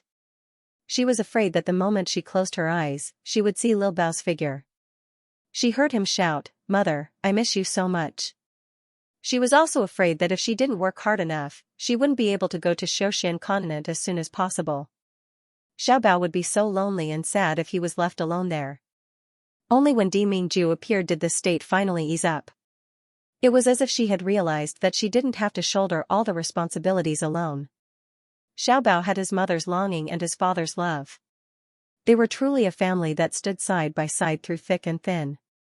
Di Mingju gently smooths Mayan's sweaty hair, slowly saying, "So what? Yan, if you like to spoil, then spoil, if you like to discipline, then discipline. The matter of teaching our son to become a talent, it's enough for Ben Jun to handle." Mu Yan bursts into laughter. The way Di Mingju talks now, he's really becoming more and more like a father. If only Di Mingju was really Xiaobao's father. Before that, Mayan had never had such a thought. In her heart, Xiaobao was Xiaobao. He had nothing to do with his biological father. She didn't care who Xiaobao's biological father was. But at this moment, she felt an indescribable pain in her heart. This pain is born for Di Mingju. She thinks, if Xiaobao was Di Mingju's biological son, if Xiaobao was her and Di Mingju's flesh and blood, how happy Di Mingju would be. How happy and happy Xiaobao would be. However, this thought only lasted for a moment before she forcefully suppressed it. How could everything in the world go according to one's wishes? How could he force it? The more you ask for, the more you might lose what you originally had. What's more, now that Xiaobao and Di Mingju have already acknowledged each other as father and son, what difference does it make if they are not related by blood? Thinking of this, Mayan felt relieved in her heart. She lightly smiled and said, "Has the polar domain's matter been resolved?" She remembers that last time, before Di Mingju took Xiaobao away, he once said that there were some matters to take care of in the polar domain during this time, so he might not be able to come to the Shoshan continent. Therefore, when Mu Yan was being chased by Ling Yuexia, when she was on the brink of death, Di Mingju didn't appear. However, her void spirit ring had given him a slim chance of survival. Mayan wants to ask what kind of secret is hidden inside the void spirit ring, and whether or not it could endanger Di Mingju. However, she swallowed the words that were on the tip of her tongue. Because she knows that this is Di Mingju's kind intentions, and also his protection. She can only accept, and cannot disappoint. Di Mingju makes a low-end sound, but doesn't answer. In fact, there were still many things to do in the polar domain. Putting aside the fact that the missing princess of the Devil Realm might bring about a change in the alliance between the Nether Realm and the Devil Realm. With the retreat of the Nether Realm's army, the matters that needed to be dealt with in the polar domain were piling up like a mountain. These past few days, Di Mingju has already received countless messages from Elder Cheng via the Qiankuan mirror, urging him to return. Di Mingju didn't even bother to deal with the aftermath, and came to the Shoshan continent in a hurry. Is it to support the King of Medicine's disciple? Of course not. Was it because he missed Mayan so much that he couldn't bear it for even a moment? That's not it. He was here, to catch them in the act. At this moment, Jun Shangdaran finally remembers his purpose. He grabs Mayan's hand, his fingertips gently caressing her slender white fingers. It's empty here, invisible to the naked eye, but in fact, Di Mingju is wearing a void spirit ring that's connected to his soul. Di Mingju caresses and carelessly says, Yan, don't you have anything to tell me? Mu Yan stares blankly. What kind of tone is this? She blurted out, I haven't drawn any handsome men recently. Di Mingju narrows his eyes to look at her, and sees that her face is blank and innocent. The corner of his mouth slowly hooks up, revealing a smile that isn't a smile. Yan, Don't tell me you're not going to describe to Benjun what kind of scene it was when you met your fiancé? Fiancé? Which fiancé? Aren't you my fiancé? Mayan stares blankly for a while, then suddenly comes back to her senses. Damn. Fiancé, the master of Tianguang ruins, she thinks of that masked man, whose figure couldn't be seen clearly, and whose voice couldn't be heard clearly. She then raises her head to meet Di Mingju's burning gaze. Cold sweat drips down Mayan's forehead, cough, this, if you didn't mention it, I would have forgotten. The cold sweat on Mayan's forehead drips down, cough, this, if you didn't mention it, I would have forgotten. Strictly speaking, I did see the fiancé that my cheap father arranged for me, but the problem is that I didn't see his face clearly, and I don't know who he is. Di Mingju frowns, what do you mean? Mu Yan told him about how she had slaughtered the pill competition's 4 lists some time ago, received the reward, and met the owner of Tianguang ruins. I swear, I really don't know who the owner of the Tianguang ruins is. He was wearing a mask, and the light in the dreamy cloud swampland was very dazzling. I couldn't even see his figure clearly. Moreover, it seems like only my concentric seal reacted. He didn't feel anything at all. He only let me choose the reward before sending me out of the dreamy cloud swampland. I didn't even have the chance to ask who he was or where my cheap father was. Di Mingju's brows knit tighter and tighter, only one side reacts to the heart seal? This should be impossible. But if the other concentric seal also reacted, why did the man pretend not to recognize Mu Yan? Moreover, the master of Tianguang ruins, Di Mingju's fingers unconsciously tap on the windowsill. On the surface, Tianguang ruins belonged to the forces of the Nether Domain. This was also the reason why he could not casually enter the Heavenly Light ruins as the Polar Domain's sovereign emperor. No matter how strong a person's cultivation was, his soul was still weak.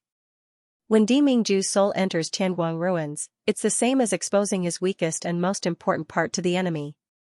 Moreover, he didn't even try to hide it. As soon as his spirit entered the Tianguang ruins, the owner of the Tianguang ruins would sense his special and powerful soul power undulations. Therefore, even if Di Mingju wanted to see Mu Yan in Tianguang ruins, he could only change his soul power fluctuations through a special method and turn into a child before he dared to enter Tianguang ruins. That dogman who dared to make a pact with Mayan was the master of Tianguang ruins. Did it mean that he came from the nether region? Mu Yan feels the chill coming from Di Mingju. She coughs lightly and says, do you know who the owner of Tianguang ruins is? Di Mingju smiles faintly, I have a general direction. Yan, you don't need to worry about this matter, no matter which force that dog of a man belongs to. Even if Benjun has to dig 3 feet into the ground, I will definitely dig him out. Mu Yan, he felt that there was something wrong with calling him a dogman. Moreover, she felt that this fiancé of hers did not want to be engaged to her. She was also innocently implicated. Should she persuade Di Mingju to calm down a bit, to be a bit friendly, to be a bit more rational? She said tactfully, in this matter, he is actually innocent. It's mainly because of me. Before she could say the words cheap biological father, she met the man's cold gaze. Is Yan very concerned about this fiancé? Mayan immediately shakes her horse's head like a rattle. No. Absolutely not. She raised her hands innocently. Besides, he's not my fiancé. You are. The fragrant grass is luxuriant, my heart is one. Di Mingju, don't wrongly accuse me. A smile appears on Jun Shang's face once again. Mayan breathed a sigh of relief and thought to herself, it's really not easy to coax Jun Shang Darren, this super big vinegar jar. As for that cheap fiancé, cough, as the saying goes, it's better for a fellow Daoist to die than for a poor Daoist. At worst, she'll just wait until she finds her cheap biological father. She'll first detain him to revoke the covenant on the 3-life stone, then she'll go to Jun Shangdaran to express her loyalty and appease his anger. Bookmark for easier reading, Shoshian Continent, Polar Domain. What about Di Mingju? Did that kid Di Mingju come back? As soon as Han Chujiu entered Lingxiao Palace Hall, he shouted. The guards of the Polar Domain frowned when they heard this. Someone couldn't help but shout, presumptuous, Di Jun's name is not something you can casually call? Han Chujiu, even if you are sacred ancestor medicine king, you can't just come to my Polar Domain and act presumptuously. Han Chujiu glared at the old man who spoke. His pair of round eyes were sparkling and his whole face looked a bit cute. Dimingju. Dimingju. Dimingju. Boy. Boy. Boy. I'll call him that, what about it?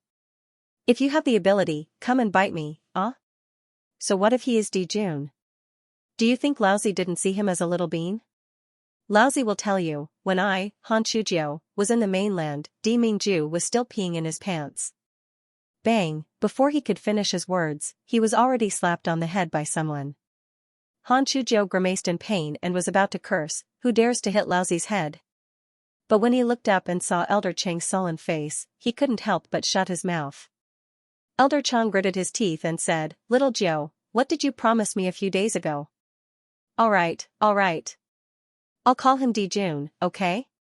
Han Shujiu muttered, he was very unconvinced. I didn't say anything wrong, you and I personally changed his urine. The last word disappeared in Elder Chang's murderous eyes. Han Shujiu touched his nose and didn't dare to speak again. Elder Chang frowned and said, Why did you come out of Medicine King Hall again? Will your body be able to take it if you condense your spirit into a physical body over and over again? When Han Shujiu heard this, he got angry again. Isn't it because of Dimingju, this, cough cough? Dijun, dilly-dallying.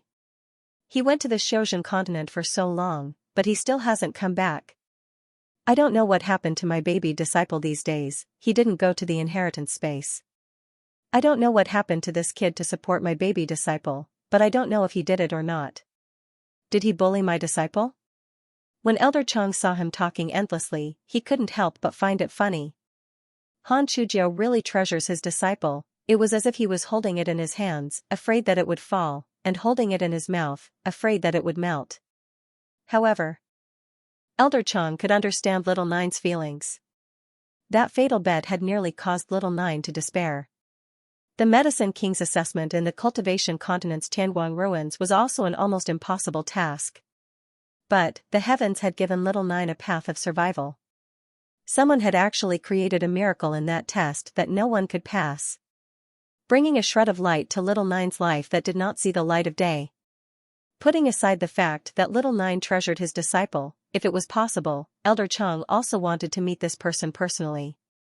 Presenting the best in front of her, thanking her for saving Little Nine from death's door. Elder Chang chuckled lightly and said, Alright, since it's something that Lord has promised you, he'll definitely accomplish it. Don't tell me that Lord can't even support a mortal for a trivial matter of the Shozhen continent? Humph, that's hard to say. Han Shujiu coldly snorted, My disciple is so good, so beautiful, and so outstanding. Who knows if Dimingju, this peacock, will not be able to move his feet after seeing my disciple and will cling to my disciple. The corner of Elder Chang's mouth twitched. Little Nine, you worry too much. Lord already has a sweetheart in his heart. Moreover, he compared Lord to a peacock. In this world, only Little Nine has this kind of courage. Bookmark for easy reading. Han Shujiu waved her hand and said with disdain, What are you talking about? Can Dimingju's sweetheart compare to my precious disciple? Only my precious disciple is worthy of the position of the polar domain's mistress. Elder Chang, who was the one who just said that Jun Shang shouldn't think about your precious disciple, you've already said the truth and the irony, so what else do you want me to say? Elder Chang wiped his face and sternly said, Little Jiu, your disciple is indeed outstanding, but Jun Shang's fiancée, Miss Jun, is also an outstanding person. Jun Shang has already recognized her as the mistress of the polar domain. Even the little master had been brought to the polar domain. I will never take a liking to your disciple again. This is the sovereign's decision. Regardless of whether we agree with it or not, we must comply. Furthermore, we cannot casually slander the future divine empress. Do you hear me? Elder Chang gave a bunch of instructions. As a result, Han Shujiu only heard one sentence, Dimingju doesn't like my disciple? Why wouldn't he like my disciple? The Medicine King was furious. What kind of peerless immortal-like person was his disciple? She's the only one who doesn't like Dimingju. Where did this kid come from? Moreover, if you think about it carefully, this kid Dimingju isn't very pleasing to the eye, but in the entire Shoshan continent, the only thing that could barely match up to his precious disciple was this flower peacock. In the end, Dimingju already had a sweetheart in his heart, but he still didn't like his disciple. Why? Thus, Lord Medicine King was furious. Elder Chang felt a headache coming on and was about to speak. Suddenly, immortal energy fluctuated not far away. Everyone in the Lingxiao palace was excited and looked in the direction of the mirror of heaven and earth. The celestial emperor had returned. Han Shujiao and Chang Lao also raised their heads. Before their expressions could change, they saw a tall and handsome figure appear in front of them out of thin air. Di Mingju's eyes swept over Chang Lao and finally fell on Han Shujiao. His eyes darkened. When Han Shujiao saw him, he immediately anxiously said, "Di Mingju, have you seen my disciple? Was she all right? Did he back her up? Did you help her kill that two-timing man and that shameless bitch?" Di Mingju, Jun Shangdarin, who has been called a two-timing man, expresses that it's very hard to explain in a few words. He was silent for a long time before he slowly nodded.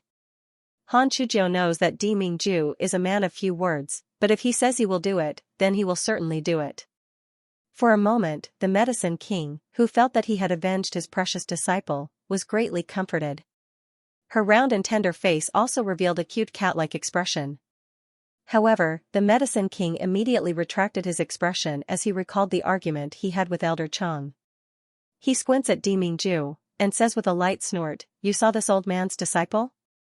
How about my disciple? There's no one more outstanding and charming than her in this world, right? Di Mingju, tell me honestly, are you attracted by my precious disciple?" Elder Chang let out a long sigh. "Little Nine, why haven't you given up yet?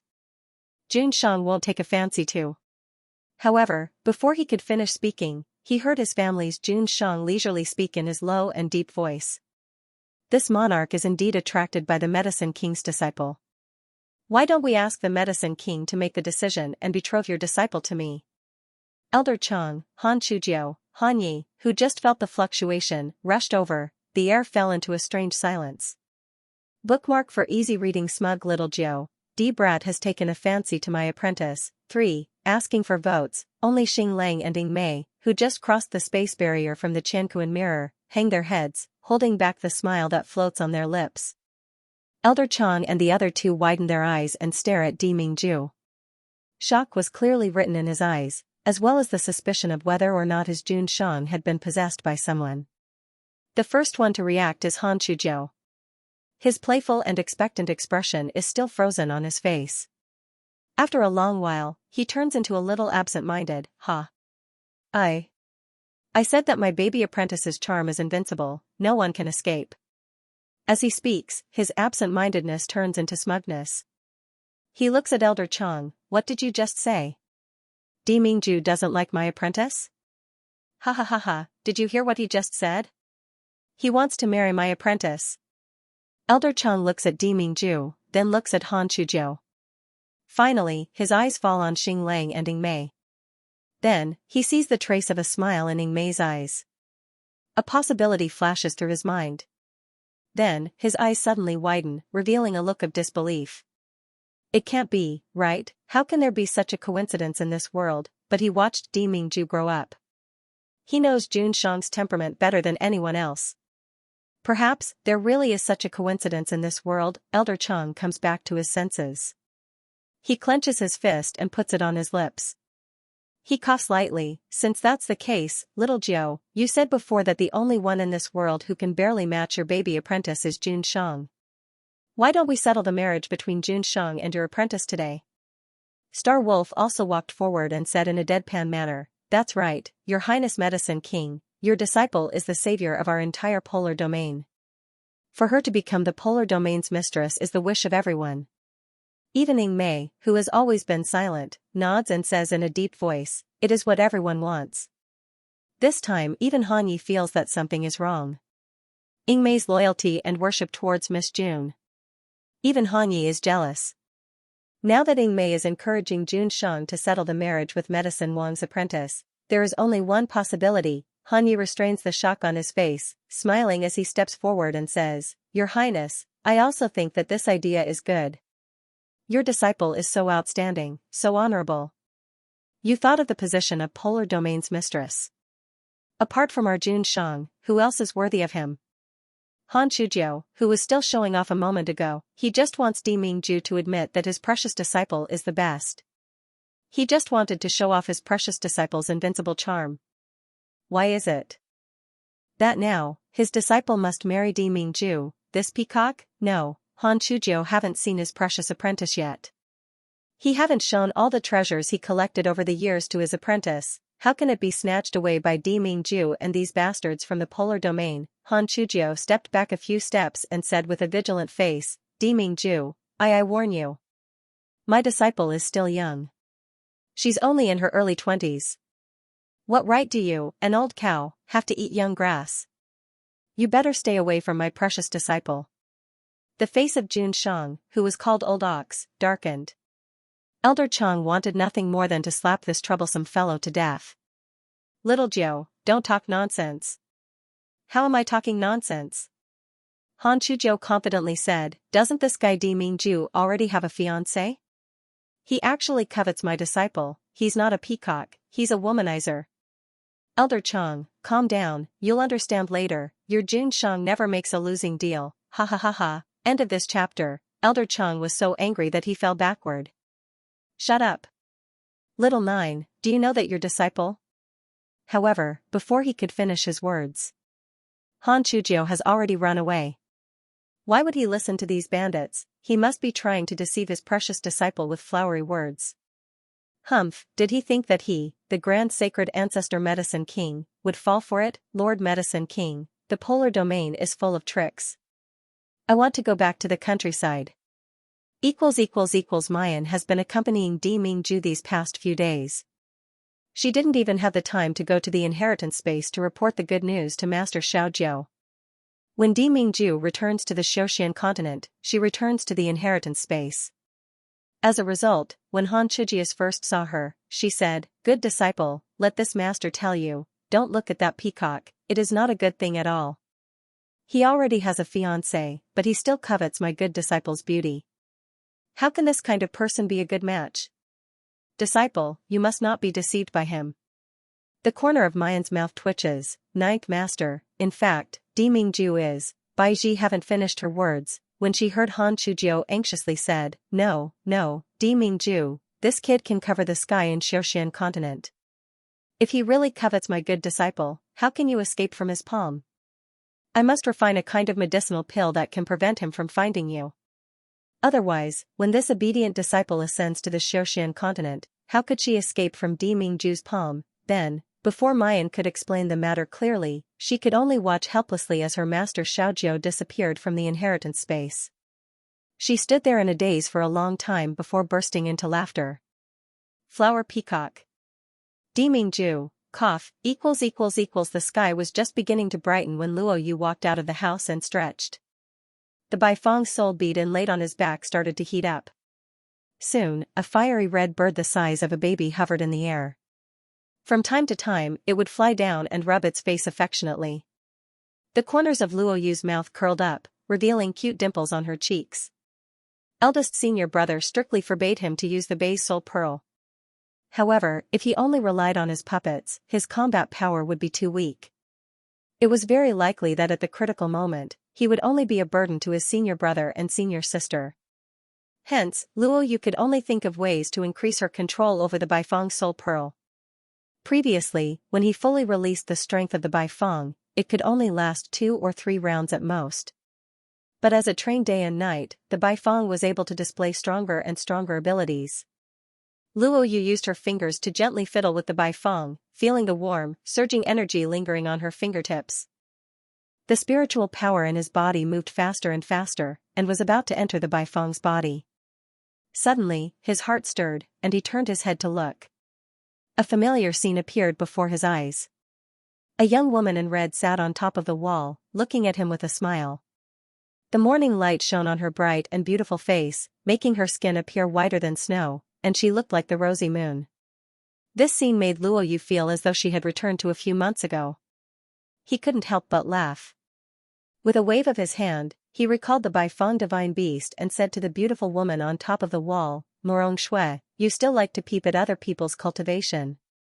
Morong Shui giggled as she jumped off the wall and landed in front of the youth. Shouldn't you feel honored to be peeked at by a beauty like me? Junior brother Luo Yu. When the two met, Morong Shui also teased Luo Yu like this. At that time, Luo Yu only felt annoyed and baffled. Bookmark for easier reading. At this moment, a radiant smile appeared on his face. Alright, consider it my honor. Why are you here so early in the morning? Are you here to see my 6th senior sister? Morong Shui shook her head and smiled nonchalantly. I came because I wanted to. Do I need a reason? If I have to give one, then it's because I miss you, handsome Luo Yu, so I secretly came to see you. Morong Shui had always spoken to Luo Yu in a teasing tone. Luo Yu was used to it. But now, when he saw Morong Shui's smiling face, an inexplicable sense of discomfort welled up in his heart. He felt that Morong Shui's smile seemed to have become pale and weak. She was no longer as carefree and confident as she used to be. Luo Yu suddenly recalled Xue Huailu's arrogance and Morong Shui's forbearance in the Cloud Phoenix Palace. He frowned. That Xue Huailu said you were his fiancé. Was he talking nonsense or did he force you? Do you need our help? Morong Shui was stunned. Then she laughed softly. Why is little Luo Yu so concerned about my sister?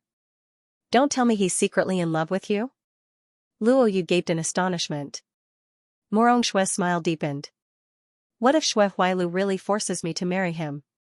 Would little Luo Yu elope with my sister? Elope? Luo Yu was baffled.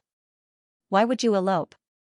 If Xue Huailu really forces you, I'll call my 6th senior sister and the others to slaughter that bastard. Morong Shui stared at the youth in front of her. His handsome face was adorned with a pair of clear, bright eyes. There wasn't a single trace of impurity in them, only a clear, unadulterated concern for his friends. Similarly, there wasn't a hint of romantic feelings. The light in Morong Shui's eyes dimmed and her lips curled into a bitter smile. But this bitter smile quickly disappeared and was replaced by eldest Miss Morong's unbridled smile. What nonsense are you saying? Do you think I, Morong Shui, can't handle a mere Xue Huailu? Why would I trouble the carefree squad? Don't you think you're underestimating me? Luo Yu couldn't help but smile at her usual expression. Just as he was about to speak, Morong Shui's figure suddenly flew backwards and landed on top of the wall. Luo Yu said, you're leaving just like that? Under the first rays of the morning sun, the woman in red revealed a faint smile. Since I've achieved my goal, I naturally have to leave. Purpose? What purpose? Didn't Morong Shui just say a few words to him? Luo Yu. The woman's slightly hoarse voice came from the top of the wall. It contained an indescribable complex emotion, but she restrained herself and said, Luo Yu, we may never meet again. I've achieved my goal, so I naturally have to leave. What was his motive? I just want to see you one last time before I go to hell, Lan Luo Yu. That was all. By the time Luo Yu regained her senses, the fiery red figure standing on top of the wall had completely disappeared. When Mu Yan came out of the inheritance space, she discovered that the atmosphere in Tianling Palace was somewhat heavy. Seeing her enter the hall, Chu Tianyu immediately stood up and bowed. Mississippi Mu Yan casually nods, gesturing for him to sit down.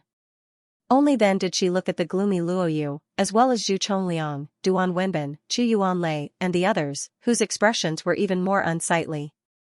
Duan Wenbin and the others had just returned from training outside. Now, everyone's cultivation had improved significantly. Their auras were also much stronger than before. Bookmark for easier reading, but they don't seem to want to brag about their great achievements in the experiential learning at all.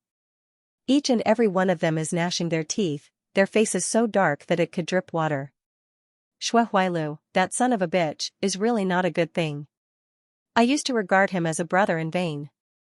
Damn it, he used to say that he was deeply in love with Ah Shui. Laozi only found out later that he had already raised a lot of concubines at home. Such a dog thing also has the nerve to marry Ah Shui, does he not have any face? Boss, Ah Shui is the only girl in our Qilin team. Are we just going to watch her be wronged like this? As long as boss says the word, we will immediately go and bring Ah Shui back. Chu Tianyu's eyes sink. The hands hanging at his sides clench into fists. But very quickly, they loosen. When he raises his head, his face has already restored its calm. I'm no longer the captain of the Qilin team. Boss. Boss, what's the matter with you? You've only been injured once, and you've already lost all your spirit? Zhu Tianyu says indifferently, I'll say it again, I'm no longer the captain of the Qilin team. From now on, the Qilin team's matters and enough. Mayan waves her hand to interrupt Zhu Tianyu, don't make it sound like you'll become an emotionless puppet just because you're following me. Do you think that by saying that you're no longer the captain, you can disassociate yourself from your past and those who really care about you? Tell me first, what happened to Murong Shui in the end? After returning to the academy, the Qilin team listened to Vice Principal Chu about the great achievements of this god of death and crazed slaughter demon. After listening, they were simply dumbfounded. The awe they have for her is no less than Chu Tianyu's. No, it's even more, so when they hear Mayan's inquiry, they don't dare to delay, and immediately tell her about the changes in the Murong family during this time. It turns out that the Murong family's cultivation method is mainly fierce and fiery. Its attack power and cultivation speed far exceed that of ordinary sects and families. But there is also a fatal flaw. That is, after entering the nascent soul stage, if one is careless in their cultivation, they will enter the state of blood fiend. Many years ago, the Murong family's ancestor first appeared in the blood fiend state. He had searched for famous doctors all over the world, but to no avail. His meridians were flowing in reverse, and he was on the verge of exploding. But it was also at this time that the ancestor of the Murong family met the ancestor of the Shui family. The Shui family mainly cultivated auxiliary cultivation techniques. This support was not limited to buffs and debuffs in battle. It also included assisting cultivators in their cultivation direction. The two of them met by chance and decided to travel together. They discovered that they shared the same interests and thus became sworn brothers. Later on, the ancestor of the Shui family accidentally discovered that the art of cloud and rain he cultivated could help control and cure the blood fiend state caused by the Murong family's cultivation deviation. From then on, the relationship between the Shui family and the Murong family grew closer, and there were even several marriages between them. Under the alliance of the two clans, they conquered a large territory and became a famous first-rate clan in the Purple Cloud realm. However, as time passed, the earliest ancestors of the Shui family and the Murong family died. The relationship between the two families began to deteriorate. The Murong family's blood fiend could only be cured by the Shui family's art of clouds and rain. This is tantamount to saying that the Shui family has completely grasped the Murong family's lifeline. So slowly, the Shui family began to act high and mighty, and began to ask for benefits from the Murong family. Bookmark for easier reading the engagement between Shui Huailu and Murong Shui. 2. Shui Huailu was not joking when he said that he was engaged to Murong Shui. That was because a few years ago, Murong Shui's grandfather, Murong Yan, suddenly went berserk when he was practicing the Murong family's unique skill, the true flame cut. He entered the blood fiend state and was on the verge of death. At that time, the Murong family immediately begged the Shui family. The Shui family did help Murong Yan relieve the blood fiend temporarily, but they proposed that Shui Huailu and Murong Shui, the two juniors of the Shui family, be engaged. The Murong family had no choice but to agree, but they also put forward some conditions. They could get engaged, but it was only a verbal agreement. Whether the marriage would go through or not depended on the two juniors themselves. Everyone in the Qilin team knew about the engagement between Shui Huailu and Murong Shui. They didn't object before because Shui Huailu hadn't revealed his true nature. Plus, he was talented and deeply in love with Murong Shui. In the eyes of the Qilin team, they were a good match. But in the Deer Cry banquet, Shui Huailu's despicable nature was exposed. In addition, most of his cultivation was destroyed, and he was almost a cripple. Such a person naturally didn't deserve Murong Shui. The people of the Qilin team thought so, and so did the people of the Murong family. But unexpectedly, 2 months after the Murong family proposed to the Shui family to cancel the engagement, the Shui family suddenly went back on their words. Murong Yan's blood fiend happened again at this time. For a while, the Shui family became more and more arrogant. They even said that unless Murong Shui married them, the Shui family would not treat the Murong family for free. The day Murong Shui married into the Shui family was the day the Shui family relieved Murong Yan's blood fiend. In the end, Zhu Chongliang was so angry that his whole body trembled. The Shui family is a piece of **T. How dare they say free treatment? Who doesn't know the gifts that the Morong family gives to the Shui family every year and the benefits that they give to the Shui family? These bastards accepted the gifts, but they still made such a shameless request. They are too shameless. Who asked them to hold the Morong family's lifeline? A few months ago, when Shui Huailu became a cripple, they clearly agreed to cancel the engagement.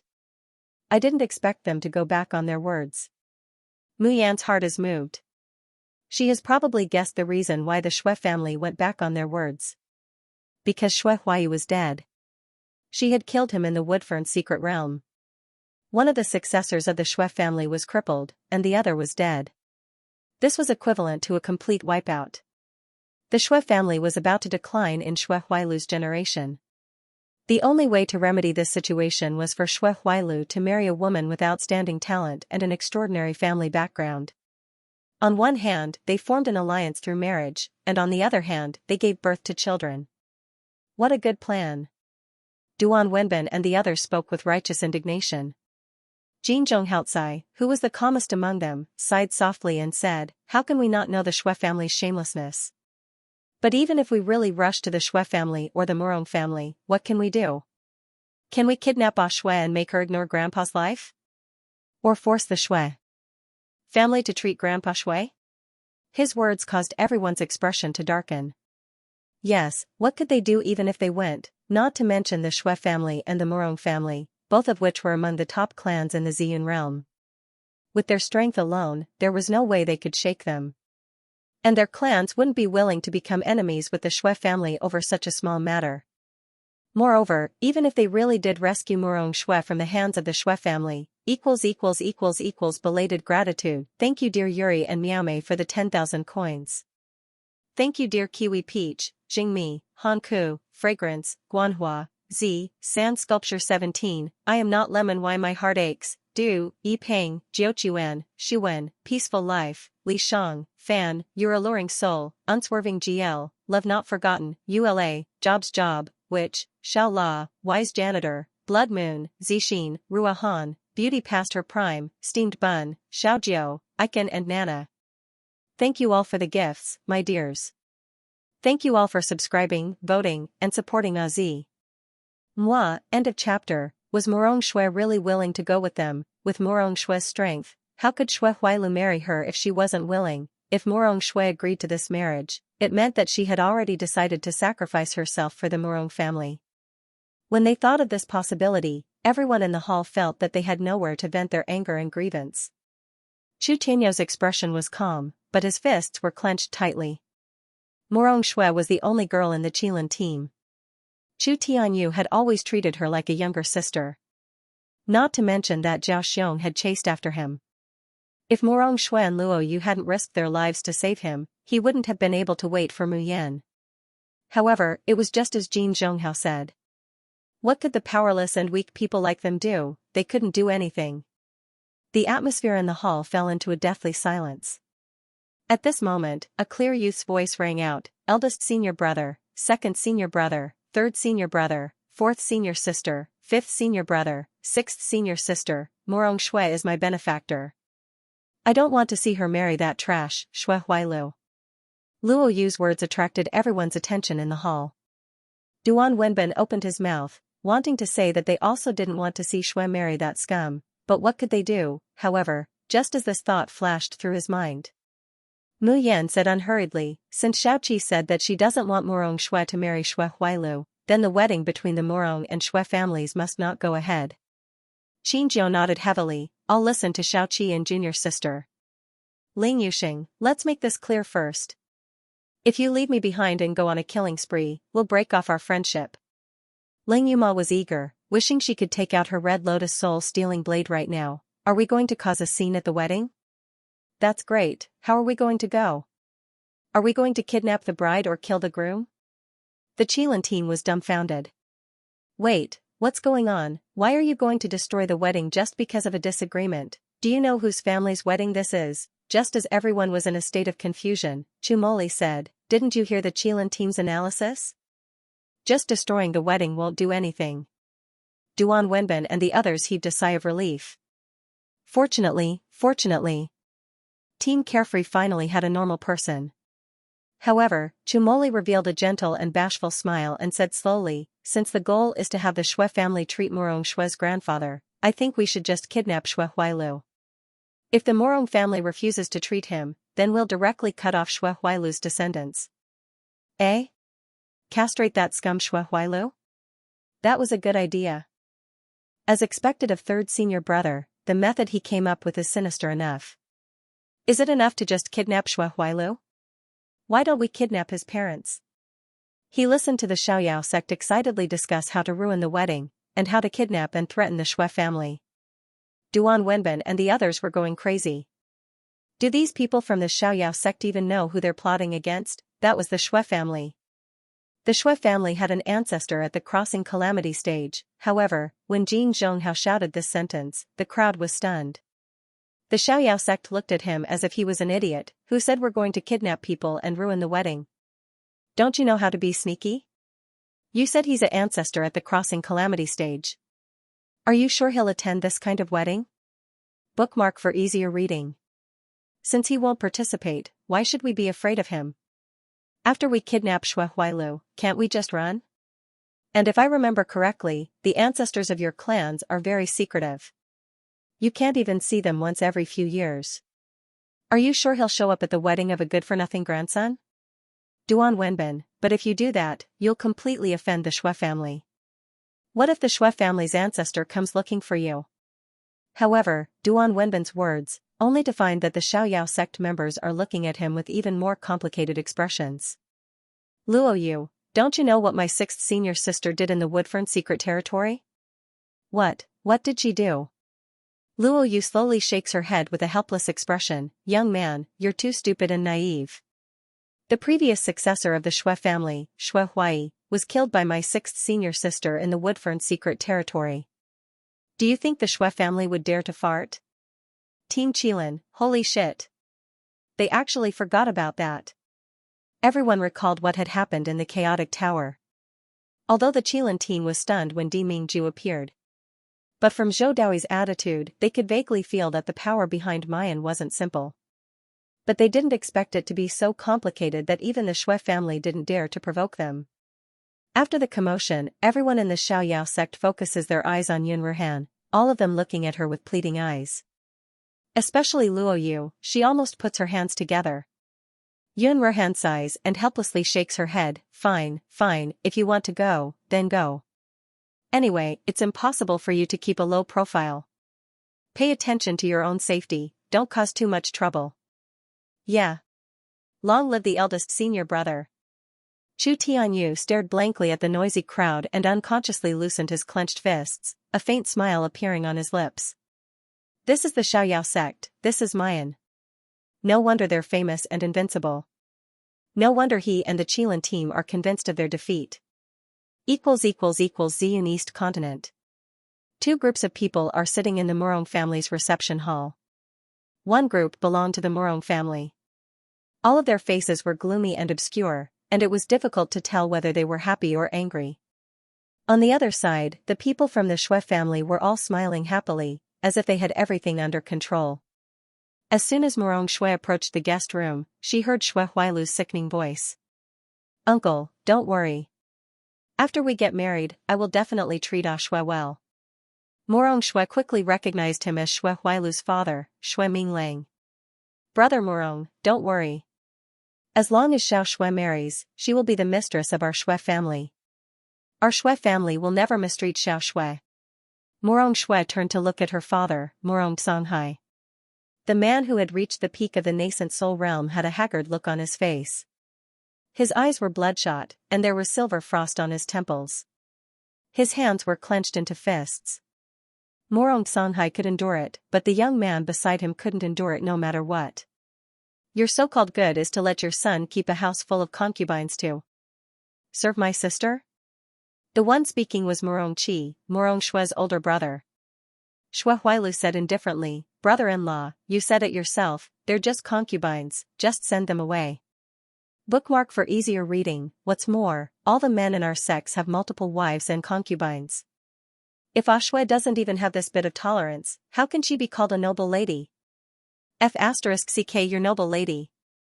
Xue Huailu, how dare you abuse my sister like this? I'll kill you. Morongqi could no longer hold it in. He leaped up from his chair and charged at Xue Huailu furiously. The powerful pressure of a peak golden core cultivator caused Xue Huailu's face to pale. He instinctively wanted to hide behind Xue Minglang. Even Xue Minglang couldn't help but frown at his cowardly and incompetent behavior. However, before Morongqi could rush out, he was held back by the rest of the Morong family. Qi don't be rash. Think about the blood demon on your grandfather's body. Could it be that you want to watch your grandfather and uncle die from the blood demon's torture and watch our Morong family decline?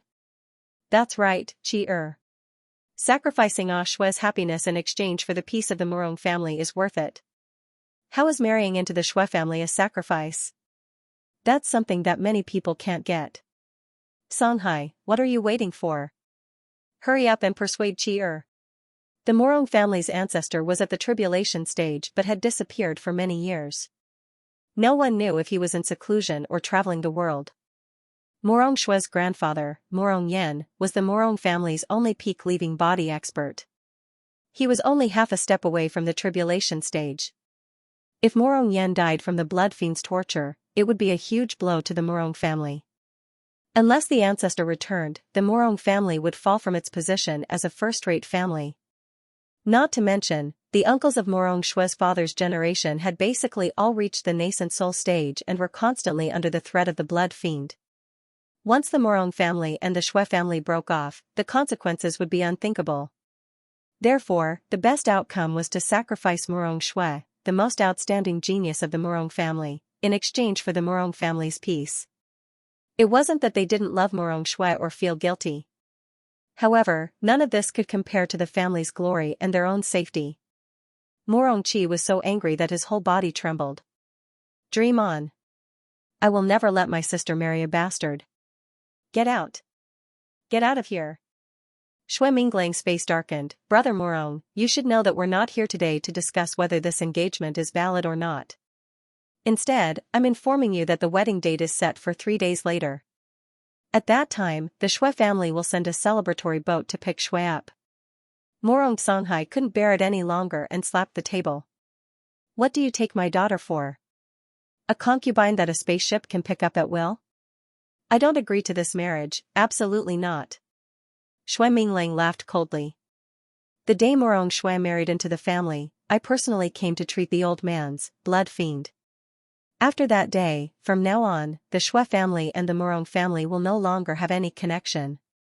In the future, if someone from the blood evil spirit flares up again, don't blame it on the Xue family. All of Morong Songhai's anger froze on his face, turning into pain, struggle, and despair. The other members of the Morong family panicked. No, this absolutely cannot be allowed. Songhai, are you crazy? Are you going to watch father be tortured to death by the blood fiend? Father endured all kinds of hardships to raise you, and even passed the position of the Morong family's master to you, but you just watched him die. Morong Songhai, do you have a conscience? Bookmark for easier reading, I consent to this marriage. 2. Asking for votes, Morong Songhai's face was pale, his body twitching as he spat out a mouthful of blood. Father.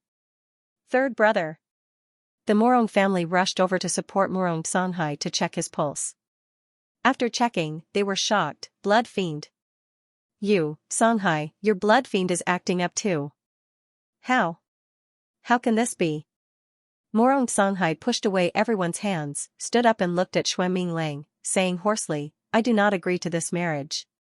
Xue Minglang frowned unhappily. Brother Morong, you have to think this through. Your blood fiend is acting up too. Without my Xue family's help, you won't live past this year. So what? Morong Songhai raised his voice, saying word by word, if I, Morong Songhai's life, have to be exchanged for my daughter's happiness, then what's the point of living? I believe that if father knew, he would have the same thoughts. Xue Minglang's face darkened, laughing coldly. Think carefully, this marriage, I will never agree, I agree to this marriage. 3 voices rang out simultaneously from both inside and outside the hall. The last one was a clear female voice. Everyone's gaze was focused on the door. A beautiful woman in red slowly walked into the hall, a mocking smile on her face. Isn't it just marrying into the Xue family? Why does it look like I'm going to the guillotine? Father, brother, aren't you making a big deal out of nothing? Morongchi said anxiously, Xiao Shui, this is your marriage, don't treat it like a child's play. Morong Shui smiled, not answering Morongchi, but slowly walked to Shui Minglang, raising her chin slightly. I can agree to marry Shui Huailu, but I have two conditions. Shui Minglang looked at the beautiful woman in front of him, his eyes filled with admiration. What he liked most about Morong Shui was her good looks and talent that surpassed Shui Huailu's. Shui Huailu was a cripple, the rest of the Shui family's bloodline was not presentable. Right now, he urgently needed a genius like Morong Shui to give birth to the next generation of the Shui family's successor. Shui Minglang spoke to Morong Shui in a much gentler tone, tell me, what are your conditions? First, before I board the celebration boat, I want to see you cure my father and grandfather of the murderous blood qi. Shui Minglang's lips curled into a smile. He wasn't afraid of Morong Shui playing any tricks.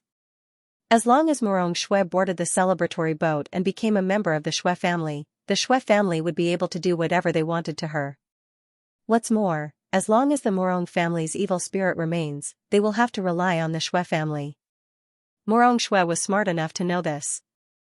If she wants to gain a foothold in the Shui family and help the Morong family, the only way is to have an heir of the Shui family as soon as possible.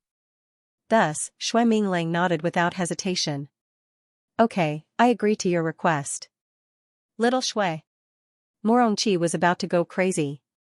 That Shui Huailu is trash, how can you marry him? The Shui family was like a tiger's den and a wolf's den. How could he just watch his only sister jump into it? Morong Songhai's eyes reddened, and he couldn't hold back his tears anymore. Shui, don't worry about daddy, Morong Shui smiled and stopped them from speaking further. End of chapter. I'd rather be a concubine. Morong Shui smiled and stopped them from speaking further. Her eyes continued to stare unblinkingly at Shui Minglang. The second condition is that after 3 days, there will be no wedding or wedding banquet. The Shui family's celebratory boat will directly pick me up from the Morong family and Shui Huailu, and I will immediately consummate our marriage. Shui Minglang's eyes widened at this condition. Shui Huailu's eyes glowed with excitement, his body trembling uncontrollably. He smiled slyly, Ah Shui, it looks like you have me in your heart. You can't wait to spend the night with me. Compared to Shui Huailu's excitement, the Morong family was in disbelief. It wasn't just Morong Songhai and Morong Chi who couldn't accept it. Even the others who'd planned to sacrifice Morong Shui were shocked. How can this be? Ah Shui, you're the young miss of the Morong family, how can you marry like a concubine? This is an insult to you and also an insult to our Morong family. Yes. It was already hard on Ah Shui to get married in a hurry 3 days later. The Shui family should hold a banquet and inform the entire Purple Cloud realm, how can you marry him like this? Morong Shui ignored the voices around her and looked at Shui Minglang, how about it? Do you agree to the second condition? Shui Minglang replied, have you really thought it through? Since ancient times, the betrothed became the concubine. If you secretly send her to the Shui family on a celebratory boat, you'll at most be Shui Huailu's concubine in the eyes of others. Shui Huailu grew more excited. A concubine was like a commodity that could be abused or sold at will. He thought about how he could obtain the arrogant Morong Shui and make her his concubine, humiliating and torturing her at will. Shui Huailu felt his blood boil. The next moment, he heard Morong Shui's clear and melodious voice, full of sarcasm and malice, I'd rather be a concubine than let the world know that I married that trash Shui Huailu. The Morong family and the Shui family each take what they need, a fair trade. Isn't this great? Shui Huailu's smug face twisted. But before he could explode, Shui Minglang laughed, good, what a good each take what they need. What a good Miss Morong. I'm really looking forward to the day you give birth to the heir of my Shui family. Shui Huailu gnashed his teeth as he glared at Morong Shui. Morong Shui, I'll be waiting to see how you kneel before me in 3 days and beg me to spare you. As soon as the Shui family left, the Morong family immediately surrounded Morong Shui. Shui, don't be like this. We do want to sacrifice you, but we don't want you to become Shui Huailu's concubine. Why don't we cancel this engagement? The Shui family has gone too far. Morong Songhai hissed, Ah Shui, I will never allow you to become Shui Huailu's concubine. I will go to the Shui family tomorrow and personally reject this marriage. Morong Shui stared at the indignant crowd before her. Her smile slowly faded. A trace of pain and reluctance quietly flowed in his heart. After all, they were her family, her father, her grandfather. How could she watch them die without doing anything? Then, a wanton smile once again appeared on her face. In 3 days, I will board the Shui family's celebratory ship. You don't need to try to persuade me. Because no one can change my mind once I, Morong Shui, have made up my mind. End of chapter. This crazy woman. 1. 3 days later, Morong Yan slowly opened his eyes and circulated the spiritual energy in his body. He felt the burning heat that seemed like it was going to explode his meridians and devour his consciousness disappeared. This was because the baleful blood qi in his body had been resolved. No, it should be said that the baleful blood qi was temporarily suppressed. Father, how are you feeling? Morong Yan looked up and saw his son with bloodshot eyes and white hair. He turned pale with fright. Songhai, what's wrong with you? Before Morong Yan entered a state of berserking qi deviation, he had been handsome, like a son in the prime of his life. Now, he looked like he had 1 foot in the grave, growing old. Furthermore, he gave off an aura of despair and sorrow. Morong Songhai opened his mouth, wanting to say something. However, a melodious female voice interjected from the side. Grandfather, naturally, father is worried about your safety. Morong Yan looked around and saw his beautiful granddaughter standing at the side, dressed in a snow-white dress. Guilt appeared in his eyes. Songhai, Shui, I made you worry. This time, the Shui clan dragged it out for more than a month before they were willing to treat me. We must have paid a significant price for this, right? Morong Songhai felt pain in his heart. How could that be a significant price? It was clearly the happiness of his daughter's life. Morong Shui smiled faintly and said, the Shui clan wanted 20% of the Morong clan's businesses. Compared to grandfather's life, this bit of benefit is nothing. Morong Yan sighed softly. Fortunately, these are just worldly possessions. So be it if I give it to them. Morong Songhai could not help turning his head away, holding back his tears. Morong Shui's expression suddenly turned serious. Grandfather, she said, have you ever considered that no matter how difficult it is to resolve the blood fiend, if we continue to be controlled by the Shui family, there will come a day when our Morong family will lose all control and become puppets in the hands of others? This time, we gave up some things, and the Shui clan was willing to treat us. However, what about the next time? The next time? The Shui clan's appetite is getting bigger.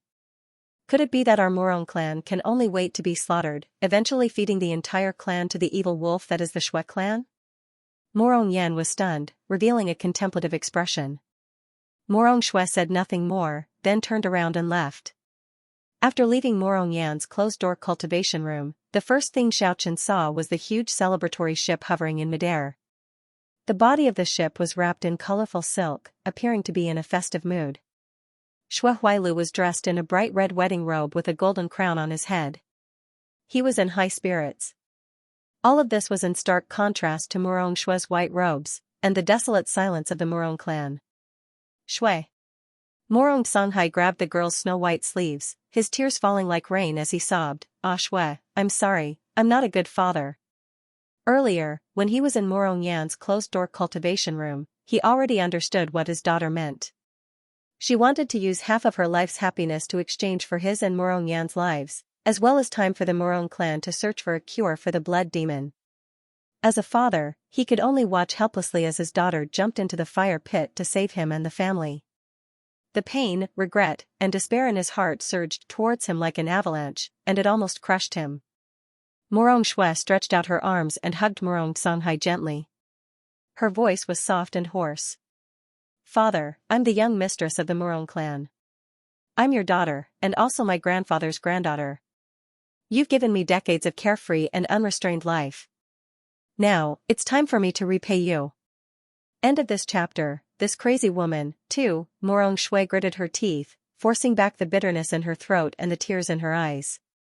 She let go of Morong Songhai and took a few steps back. She smiled slowly, from now on, just pretend that I'm no longer in the Morong family. With that, she turned around and ran towards the celebratory boat in the sky. Xiao Shui, don't go to the Shui family. Murongqi's eyes were bloodshot. He rushed out of nowhere and grabbed Murong Shui, roaring hysterically, "We'll break off the engagement. Let's break off the engagement right now. Worst comes to worst, we'll fight those bastards from the Shui family." However, just as he finished speaking, a silver bracelet on Murong Shui's left wrist lit up with a blinding light. Murong Shui immediately showed a pained expression. Bean-sized beads of sweat rolled down her forehead. At the same time, a golden light descended from the celebratory boat and enveloped Murong Shui. Shui Huailu's mocking voice came from the boat, breaking off the engagement after taking benefits from the Shui family? Do you think the Shui family is a fool? Heh, luckily my father was prepared.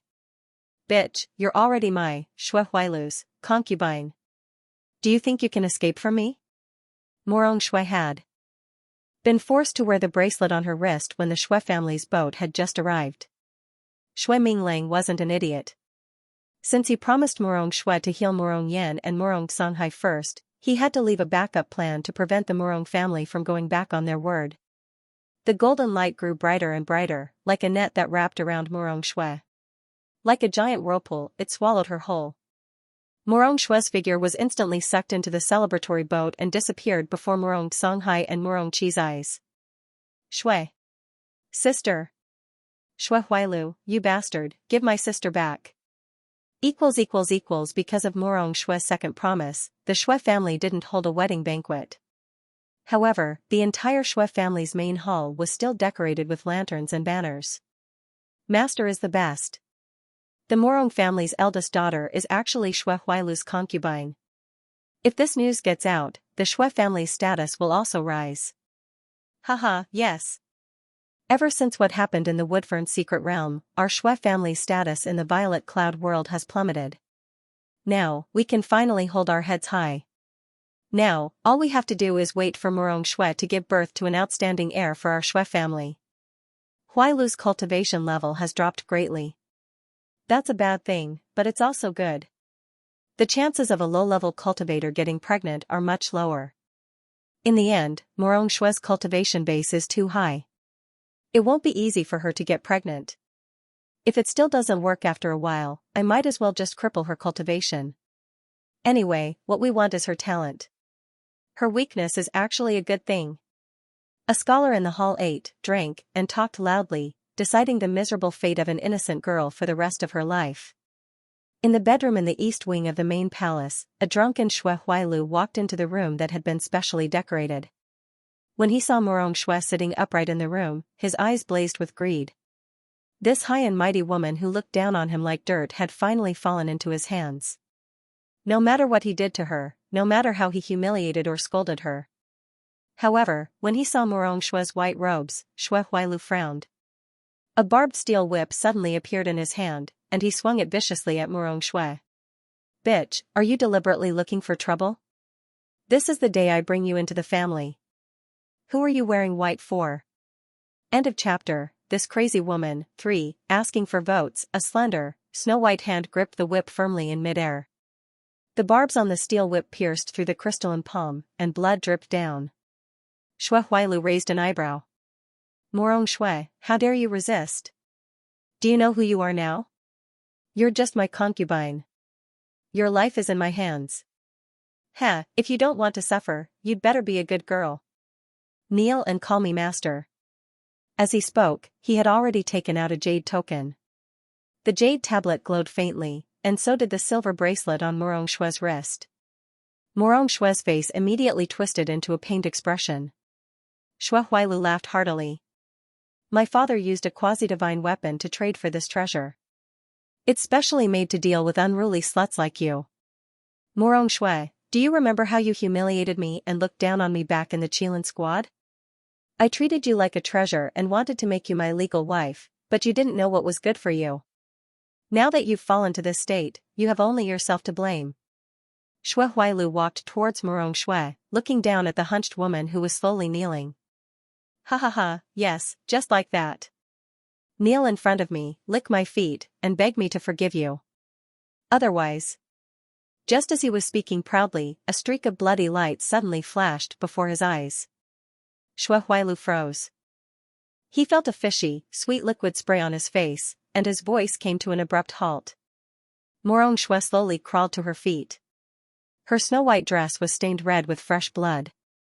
Her left hand, in particular, was completely soaked in blood. Her left sleeve fluttered gently, carrying the scent of blood. However, he couldn't see the hand that should have been holding the silver bracelet. Shui Huailu's gaze moved stiffly downwards, then slowly landed on the ground. In the pool of blood, a slender palm and half of an arm lay there quietly. Bang! Shui Huailu staggered back a few steps, knocking into a table and chair behind him. He fell to the ground in a sorry state. Crazy, you crazy woman, this madman, in order to not be controlled, actually cut off his own hand. One of Morong Shui's arms had been severed in half and blood was gushing out. In her other hand, she wielded a dagger that gleamed with a cold light. Step by step, she approached Shui Huailu. Why are you running? Didn't you want to humiliate me? You want me to lick your feet? Do you want me to become your concubine? No. No. Don't come any closer. Help. Help, ah. Shrill screams pierced through the night sky, shattering the joy and clamor of the Shui family. Shui Minglang and the rest's expressions changed, and hurriedly rushed to the east wing. The door was blasted open. The strong smell of blood in the air was mixed with the stench of urine and feces. Everyone fixed their eyes on it and felt dizzy, shocked and overwhelmed with shock. Shui Minglu's mother screamed, "My son!" His eyes rolled back and he fainted. Morong Shui stepped on the man who reeked of blood and feces. She raised her chin slightly. Her pale face was stained with blood, but a bright smile blossomed on it. Shui family head, didn't you want Shui Huailu to leave behind the Shui family as the heir? Unfortunately, it's impossible now. As soon as she finished speaking, she kicked Shui Huailu out. The Shui family members saw Shui Huailu's tragic state from up close, and they all trembled, almost fainting from anger. Ozzy has prepared some benefits for my dear, hurry and check out the book review section. End of this chapter. Trapped in Hell, 3, you vicious woman, I'm going to kill you. I'm going to kill you right now. Shui Huailu couldn't take it anymore. He charged at Morong Shui. Young master, calm down. Feng Yu hurriedly pulled him back. This little bitch is very cunning. She's provoking you like this because she wants you to kill her. Young master, how can you let her get what she wants? Heh, young master, look what I prepared for this little bitch. Feng Yu clapped her hands as she spoke. Very quickly, someone brought in a giant metal bucket. Shui Huailu's scalp went numb at the sight of it. This was because the metal bucket was filled with poisonous insects. Feng Yu smiled. Young master, don't worry. These bugs won't bite you to death, but they'll gnaw away at your skin. TSK, a great beauty has been gnawed away without a single piece of skin left. Every single vein in her body has been gnawed away. She's now a cripple with no ability to fight back. And the process is even more painful than 1,000 ants gnawing at your heart. My precious won't die. Young master, what do you think? Shui Huailu glanced at the bucket again. The disgust and fear on his face turned into excited laughter. Good. Ha, Feng Yu, as long as you can make this woman scream in agony, make her cry and beg for mercy from this young master will remember your merit. Feng Yu was filled with excitement. She was about to order someone to throw Morong Shui into the bucket. Shui Huailu suddenly said, I'll do it. I'm going to send this vicious woman to hell with my own hands. He strode forward and put Morong Shui down from the torture rack. He grabbed her by the hair and dragged her in front of the bucket. Even though Morong Shui was already prepared to die, she couldn't help but take a step back when she saw the densely packed, strangely shaped bugs baring their sharp teeth. Ha, scared? Even a bitch like you knows fear? You brought this upon yourself. Shui Huailu's face contorted as he thought about how he'd been chopped off and how he'd never be a man again. He grabbed Morong Shui by the hair and leapt into the air. Shui Huailu was only at the fasting stage, so he shouldn't be able to use sword kinesis flight. However, he was wearing the grade 9 flying spirit artifact that Shui Minglang had prepared for him. As a result, Morong Shui was quickly dragged into the air and suspended high above the barrel of poisonous bugs. As long as she let go, her body would fall into the densely packed venomous insects and be gnawed beyond recognition.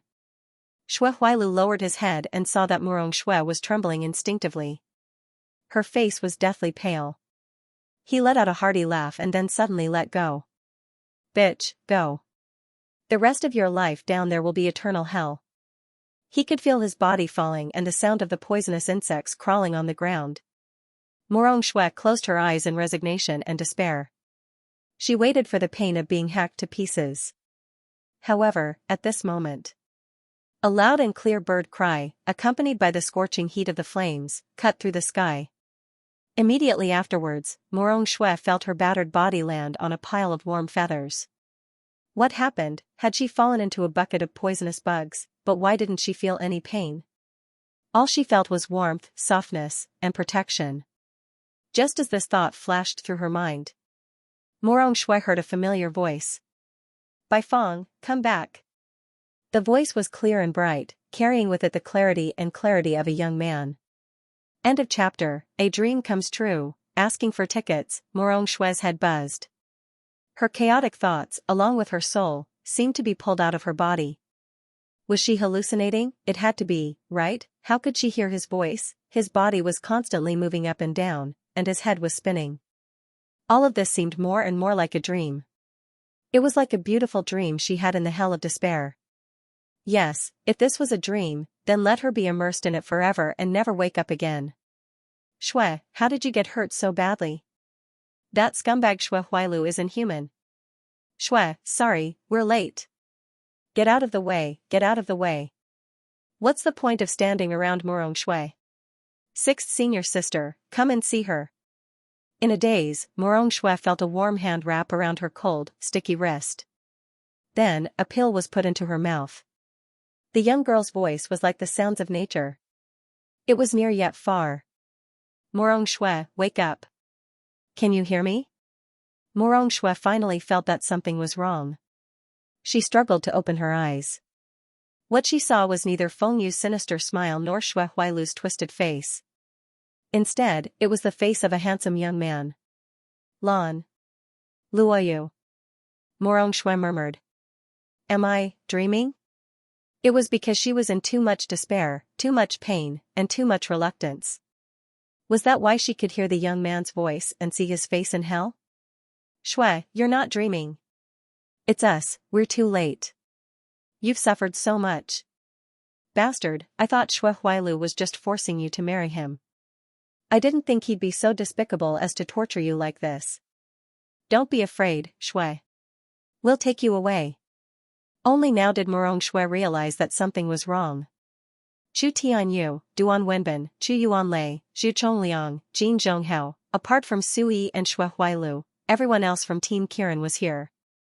Even Luoyu, whom she thought was just a dream, was right in front of her, within arm's reach. The members of the Carefree Squad had also arrived.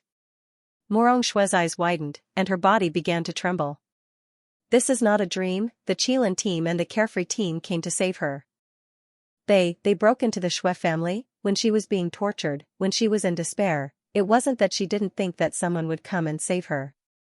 However, she had never hoped that such a wish would come true. She had never expected that the ones who would come to her rescue would be these people. Young Master Xue, we've come from afar and haven't received your hospitality yet. Why are you in such a hurry to leave? Where are you going? Mu Yan's mocking laughter draws everyone's attention. Only then did everyone realize. Just as everyone was treating Murong Xue, Xue Huailu, and Feng Yu tried to sneak out to ask for help. Facing Mu Yan's gaze that seemed to be smiling yet not smiling, Xue Huailu only felt his scalp go numb, and his legs trembled. Without hesitation, he rushed out of the door and screamed, Dad, Mom, Grandpa, help! Help! Seeing this scene, the Qilin team still wanted to stop them, but Mu Yan and the others crossed their arms over their chests, motionless as if they were watching a good show. As soon as Xue Huailu and Feng Yu reached the door, they were bounced back by an invisible force, and fell heavily to the ground. His hysterical cries didn't get the slightest response. If you have encountered any duplicate chapters, please refresh, it's very important. End of chapter. Genius. Chapter 2547, Trapped in Hell. Ah, you vicious woman, I'm going to kill you. I'm going to kill you right now. Xue Huailu couldn't take it anymore and charged at Murong Xue. Young master, calm down. Feng Yu hurriedly pulled him back. This little bitch is very cunning. She's trying to provoke you because she wants you to kill her. Young master, how can you let her get what she wants? Heh, young master, look what I prepared for this little bitch. Feng Yu clapped her hands as she spoke. Very quickly, someone carried over a huge metal bucket. Xue Huailu's scalp went numb at the sight of it. This was because the metal bucket was filled with poisonous insects. Feng Yu smiled. Don't worry, young master. These bugs won't kill you, but they'll gnaw away at your skin. Tsk, a great beauty has been gnawed away without a single piece of skin left. Her veins have been gnawed away inch by inch. She's now a cripple with no ability to fight back. And the process is even more painful than 10,000 ants gnawing at your heart. My precious won't die. Young master, what do you think? Xue Huailu looked at the bucket again, and the disgust and fear on his face turned into excited laughter. Good. Good. Ha, Feng Yu, as long as you can make this woman scream in agony, make her cry and beg for mercy from this young master will remember your merit. Feng Yu was filled with excitement and was about to order someone to throw Murong Xue into the bucket. Xue Huailu suddenly said, I'll do it. I'm going to send this vicious woman to hell with my own hands. He strode forward and put Murong Xue down from the torture rack. Pulling her hair, he dragged her to the barrel of poisonous bugs. Even though Murong Xue was already prepared to die, she couldn't help but take a step back when she saw the densely packed, strangely shaped bugs with sharp teeth. Ha, scared? Even a bitch like you knows fear? You brought this upon yourself. Xue Huailu's face contorted as he thought about how he'd been chopped off and how he'd never be a man again. He grabbed Murong Xue's hair and leapt into the air. Xue Huailu was only at the fasting stage. Logically speaking, he shouldn't be able to fly on a sword. However, he was wearing the grade 9 flying spirit artifact that Xue Mingling had prepared for him. As a result, Murong Xue was quickly dragged into the air and suspended high above the barrel of poisonous bugs. As long as she let go, her body would fall into the densely packed venomous insects and be gnawed beyond recognition. Xue Huailu lowered his head and saw that Murong Xue was trembling instinctively. Her face was deathly pale. He let out a hearty laugh and then suddenly let go. Bitch, go. The rest of your life down there will be eternal hell. He could feel his body falling and the sound of the poisonous insects crawling on the ground. Murong Xue closed her eyes in resignation and despair. She waited for the pain of being hacked to pieces. However, at this moment, a loud and clear bird cry, accompanied by the scorching heat of the flames, cut through the sky. Immediately afterwards, Murong Xue felt her battered body land on a pile of warm feathers. What happened? Had she fallen into a bucket of poisonous bugs, but why didn't he feel any pain? There was only warmth, softness, and the feeling of being protected. Just as this thought flashed through his mind, Murong Xue heard a familiar voice. Bai Feng, come back. The voice was clear and bright, carrying with it the clarity of a young man. Genius, Chapter 2548, A Dream Comes True. Murong Xue's mind was buzzing. Her mind, along with her soul, seemed to be pulled out of her body. Was she hallucinating? It had to be, right? How could she hear his voice? Her body was undulating and her head was spinning. It all seemed more and more like a dream. It was like a beautiful dream she had in the hell of despair. That's right, if this was a dream, then let her be immersed in it forever and never wake up again.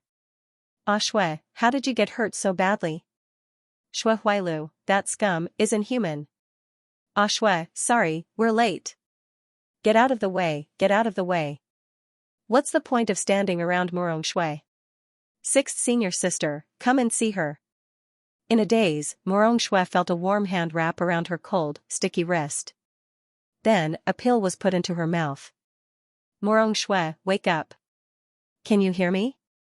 The girl's voice sounded like it was coming from afar, but it sounded like it was near. Murong Xue finally felt that something was wrong. She struggled to open her eyes. What she saw was neither Feng Yu's sinister smile nor Xue Huailu's twisted face. Instead, it was the face of a handsome young man. Lan. Luoyu. Morong Xue murmured. Am I dreaming? It was because she was in too much despair, too much pain, and too much reluctance. Was that why she could hear the young man's voice and see his face in hell? Ah Xue, you're not dreaming. It's us who came too late. You've suffered so much. Bastard, I thought Xue Huailu was just forcing you to marry him. I didn't think he'd be so despicable as to torture you like this. Don't be afraid, Ah Xue. We'll take you away. Only now did Morong Xue realize that something was wrong.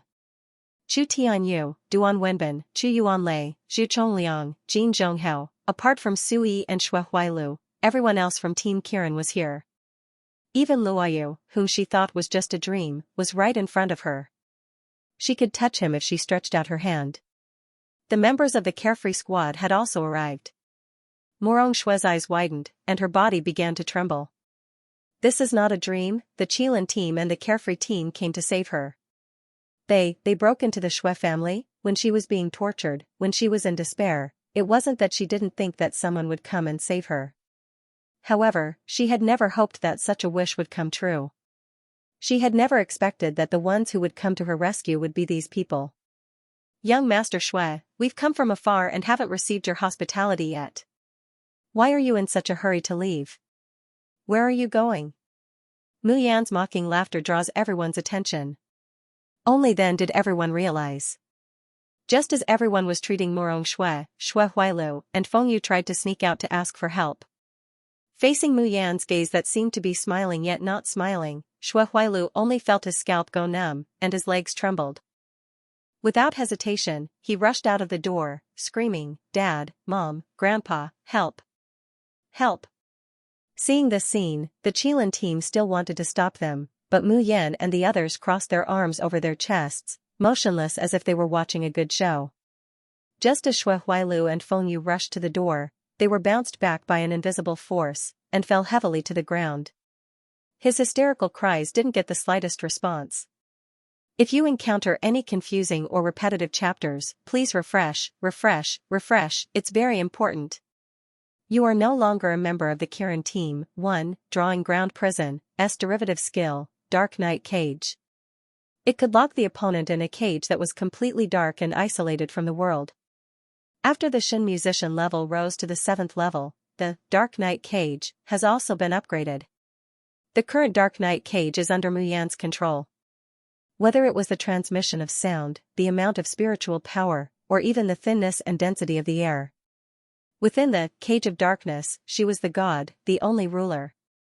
Of course, the Dark Night Cage could only trap people with weak willpower and cultivation lower than her.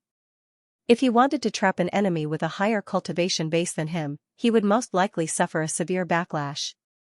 Xue Huailu's face was filled with fear as he continued to crawl toward the door. He kept shouting, Is there anyone? Save me! Come and save me! Young Master Xue, what's the rush? My 6th senior sister said that she wanted to catch up with you. You won't even entertain us? Are you looking down on my 6th senior sister? As Luoyu spoke, she grabbed Xue Huailu's collar and lifted him up. Over the past few months, Luoyu's cultivation had improved rapidly and she had grown taller. At the Deer Cry feast, he was a little shorter than Xue Huailu. Now, he was half a head taller than Xue Huailu. Xue Huailu had relied on a flying spiritual artifact to carry Morong Xue. But Luoyu could already fly on her sword. No, he didn't even need a sword. With his cultivation at the peak of the Gold Core realm, he was already able to fly. Xue Huailu stared at the youth in shock. Only at this moment did he notice that this pretty boy that he envied and despised had unknowingly become so unreachable and unreachable. The childishness of a young man had long since faded from his face. What replaced it was the charm of a handsome and tall elegance and a clear and clean temperament. The fear in Xue Huailu's heart was suddenly replaced by boundless jealousy and unwillingness. Morong Xue, that bitch, refused to marry him? He belittled himself as if he was a pile of mud.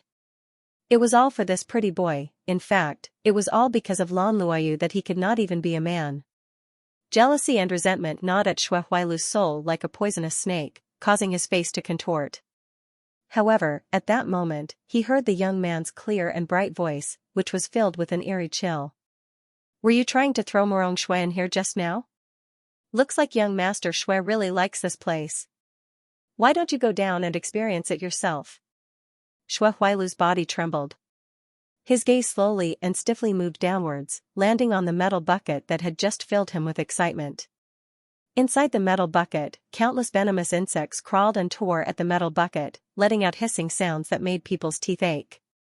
No, Lan Luoyu, what are you doing? If you dare touch me, my father will never let you off. Luoyu sneered, by the time your father found you, you would have already been bitten by these bugs. Do you think your father will still be able to recognize you?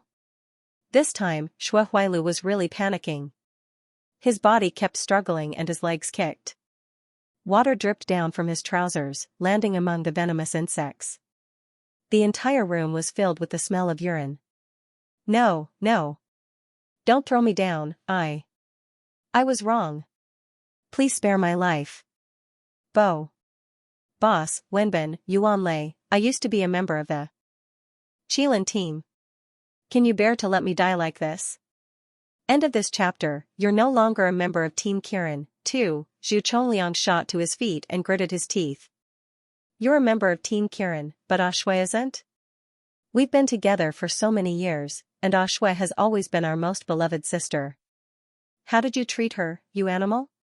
Xue Huailu's face was covered in snot and tears, and his thighs trembled. When he thought about what had happened to him, he couldn't help but scream. Morong Xue asked for this.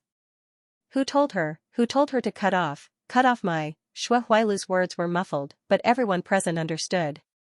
Team Kirin stared at Morong Xue in shock and confusion. She'd castrated Xue Huailu? Was Shui that fierce? When they looked at Xue Huailu again, their eyes were filled with sympathy. No wonder Xue Huailu was going crazy. Team Carefree, on the other hand, couldn't help but laugh out loud at Morong Xue's domineering actions. Morong Xue is Morong Xue. Amazing. Ha, this kind of scum should be dealt with such an effective method. Zhu Chongliang and the others snapped out of their daze and sneered. Xue Huailu, don't think we don't know your family's dirty tricks. You used the Morong family's blood fiend to force Shui to marry you. You only have yourself to blame for this. His gaze fell upon Morong Xue's severed hand. His eyes were filled with heartache. Xue Huailu, do you dare swear to the heavens and the earth that you didn't force Shui into desperate straits? If you didn't do anything, then how did Shui's hand get severed? Xue Huailu shuddered, his lips trembling, but he couldn't say a word. Duan Wenbin also looked at Xue Huailu with disgust. Also, you were kicked out of Team Kirin a long time ago. Don't ever say you're a member of Team Kirin again. I feel disgusted just thinking about how we were once brothers. As she listened to everyone's words, Morong Xue's dazed expression slowly transformed into one of warmth. Not only had these people descended from the heavens to bring her hope and salvation when she was in hell, they'd also brought her hope. Moreover, he did not use the universal values to accuse her or force her to do so. She thought that it was enough for her to live this long. Even if he stepped into hell, he would have no reason to complain. But at this moment, she desperately hoped that she could survive. He wanted to live and fight with these friends, brothers, companions, and the people he cared about. He wanted to become stronger together. Morong Xue struggled to her feet. She raised her head and looked at Luoyu, who was carrying Xue Huailu. He couldn't tell if it was sour, bitter, or sweet. She said softly, Luoyu, give him to me. I want to take revenge personally. Luoyu frowned slightly but did not say anything. She threw Xue Huailu down. But at this moment, a hand caught Xue Huailu in midair. Xue Huailu knew that falling into Morong Xue's hands would be a fate worse than death. Screams could be heard. However, before his body could land on the ground, he was caught in midair. Xue Huailu trembled as he opened his eyes. When he saw Chu Tianyou's handsome face right in front of him, an expression of wild joy appeared on his face. Boss, Captain, save me, save me. You used to help me? You've always been good to me, you wouldn't leave me in the lurch, would you? Captain, I know you've been kicked out of the North Dingho estate. As long as you're willing to save me, I promise to use the power of the Shui family to help you return to the North Dingho estate. End of chapter. Great God Jun, we also want to work. As he listened to Shui Huailu's emotional narration, Chu Tianyu lowered his head and looked at Murong Shui, then at the bewildered members of the Qilin squad. He slowly said, Shui Huailu was once a member of the Qilin squad, and you've always acknowledged me as the captain of the Qilin squad, right? Zhu Chongliang and the others looked at each other and said hesitantly, yes, but if you want. Without waiting for him to finish speaking, he heard Chu Tianyu say with a light laugh, since I'm the captain of the Qilin team, then the right to deal with the members belongs to me. Shui Huailu quickly raised his head and looked at him hopefully. Chu Tianyu slowly curled up his lips, revealing a cold smile. In the name of the captain of the Qilin team, I sentence you to death by 1,000 cuts. As soon as he finished speaking, he loosened his grip on Shui Huailu. Shui Huailu's eyes widened in fear as he plummeted. Aha! The blood-curdling screams made the scalps of everyone in the room go numb. Especially when they saw a ball of flesh and blood struggling to climb out of the surging heavy tide, without any visible skin. However, he was once again engulfed by the densely packed insects.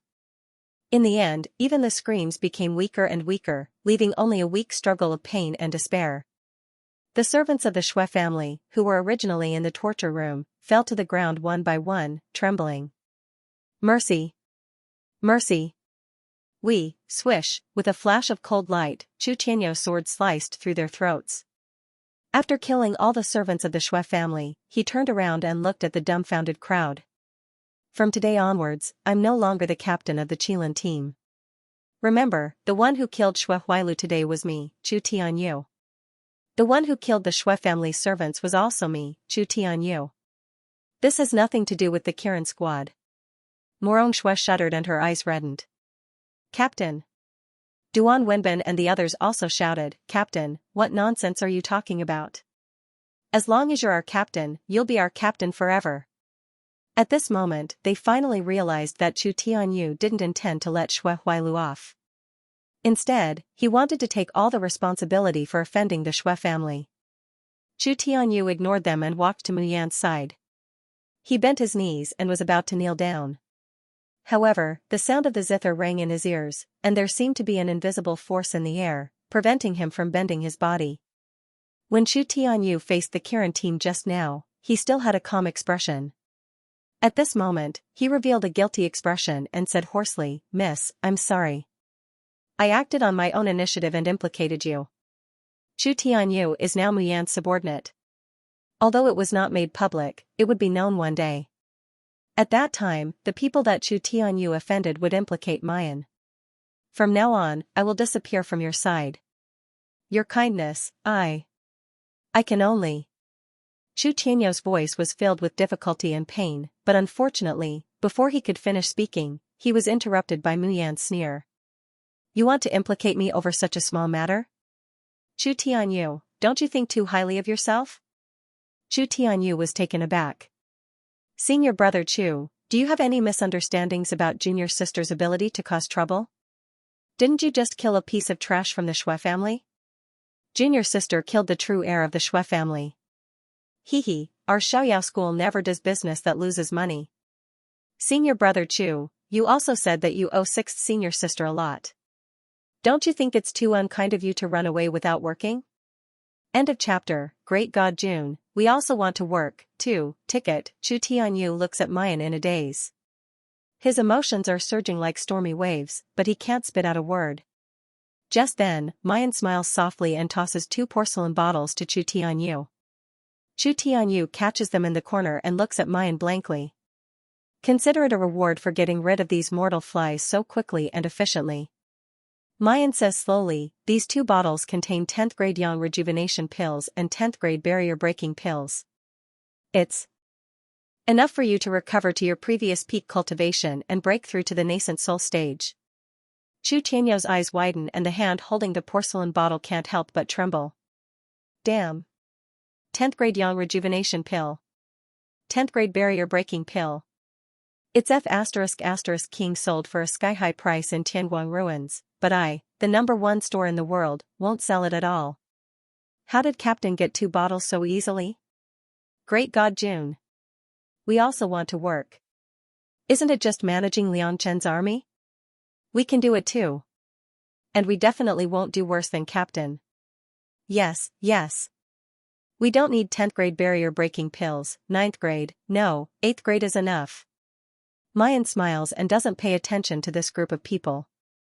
Instead, she hands the other 2 porcelain bottles to Murong Shui.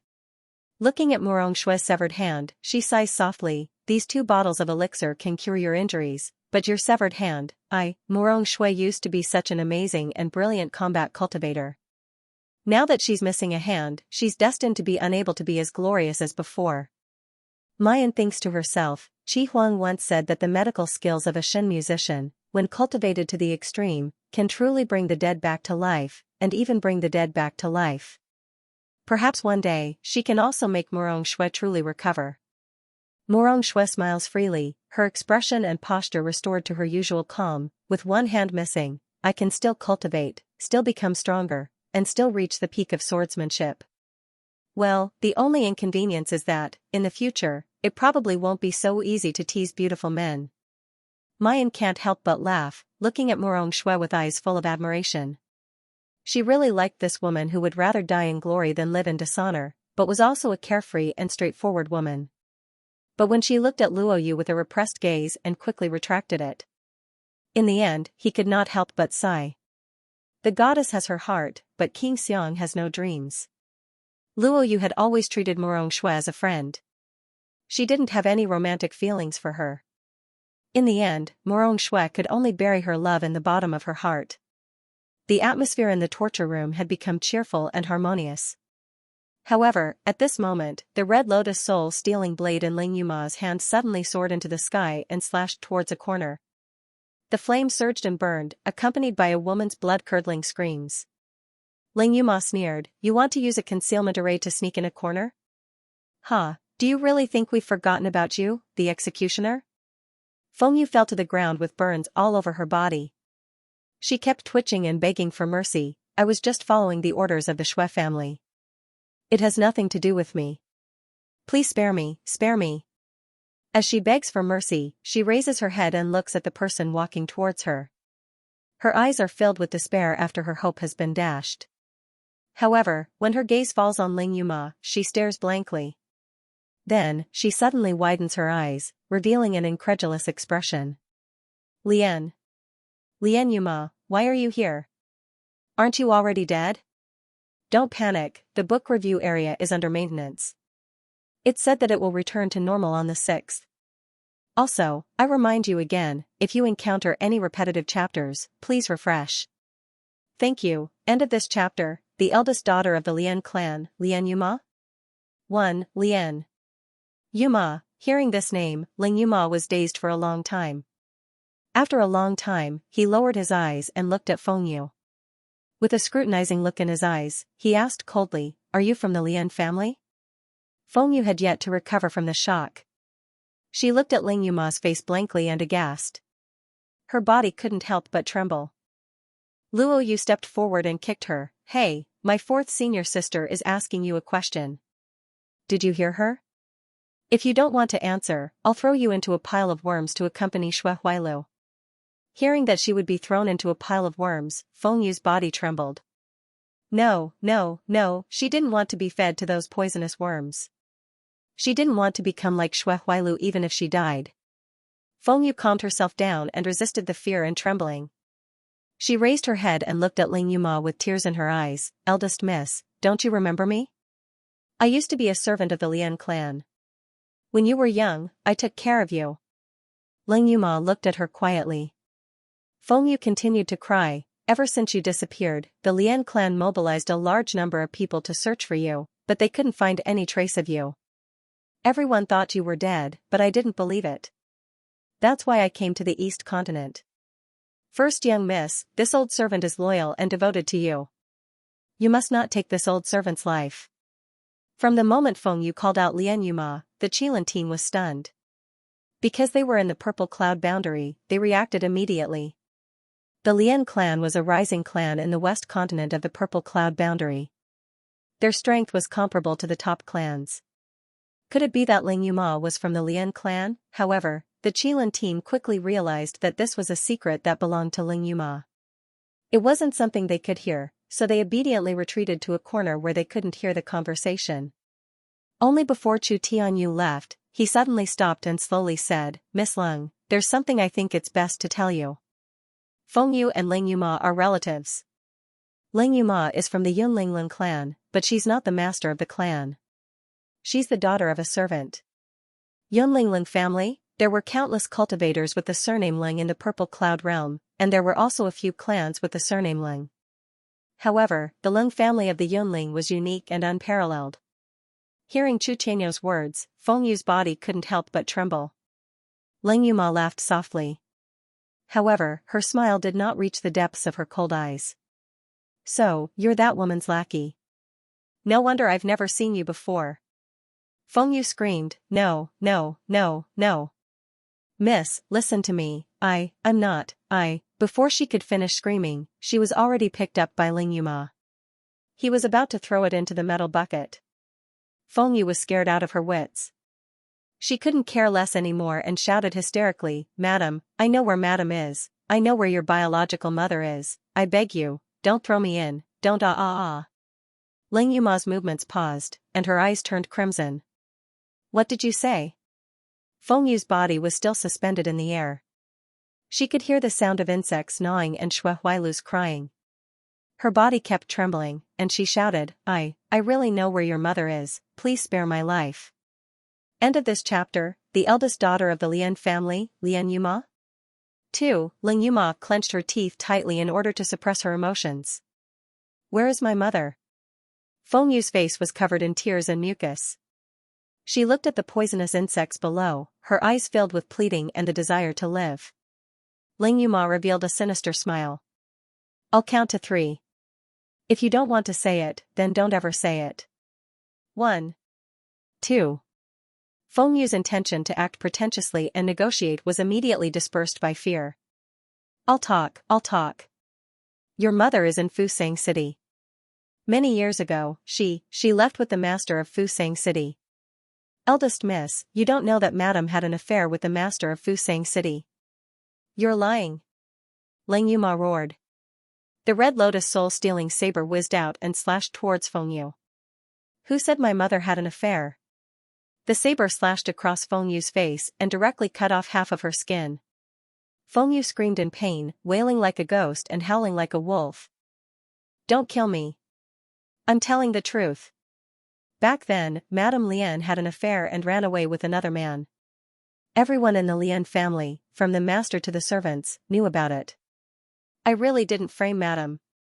Ling Yuma's body trembled uncontrollably. Her eyes were red.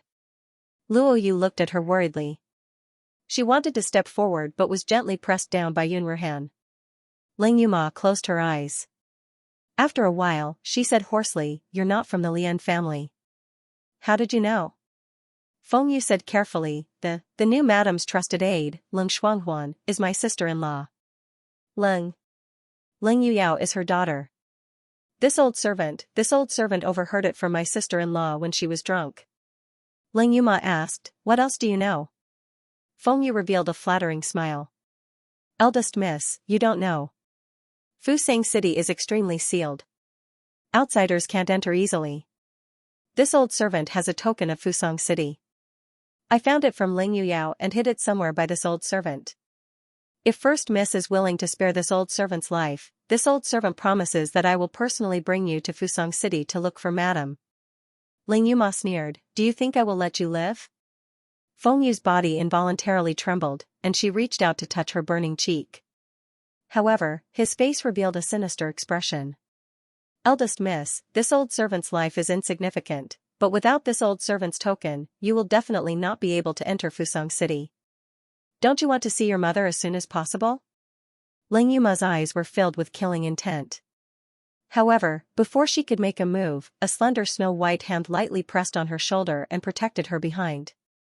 Mayan turns her hand over and the Tian Emochin appears in her hand. "Fourth senior sister, this old cunning servant obviously won't give up until he sees his coffin. Killing her or throwing her into the poisonous bug bucket is too violent. If she dies, we won't be able to get more information out of her. Why don't you give him to me, fourth senior sister? I have a very dreamy and gentle method here. I guarantee that she will spit out all her secrets and things. In the sealed torture room, the melodious sound of the zither slowly comes to a stop. The sound of the zither is pleasing to the ear, mellow and lingering, but no one in the torture room feels like they are enjoying it. There's only a shiver that makes their blood run cold.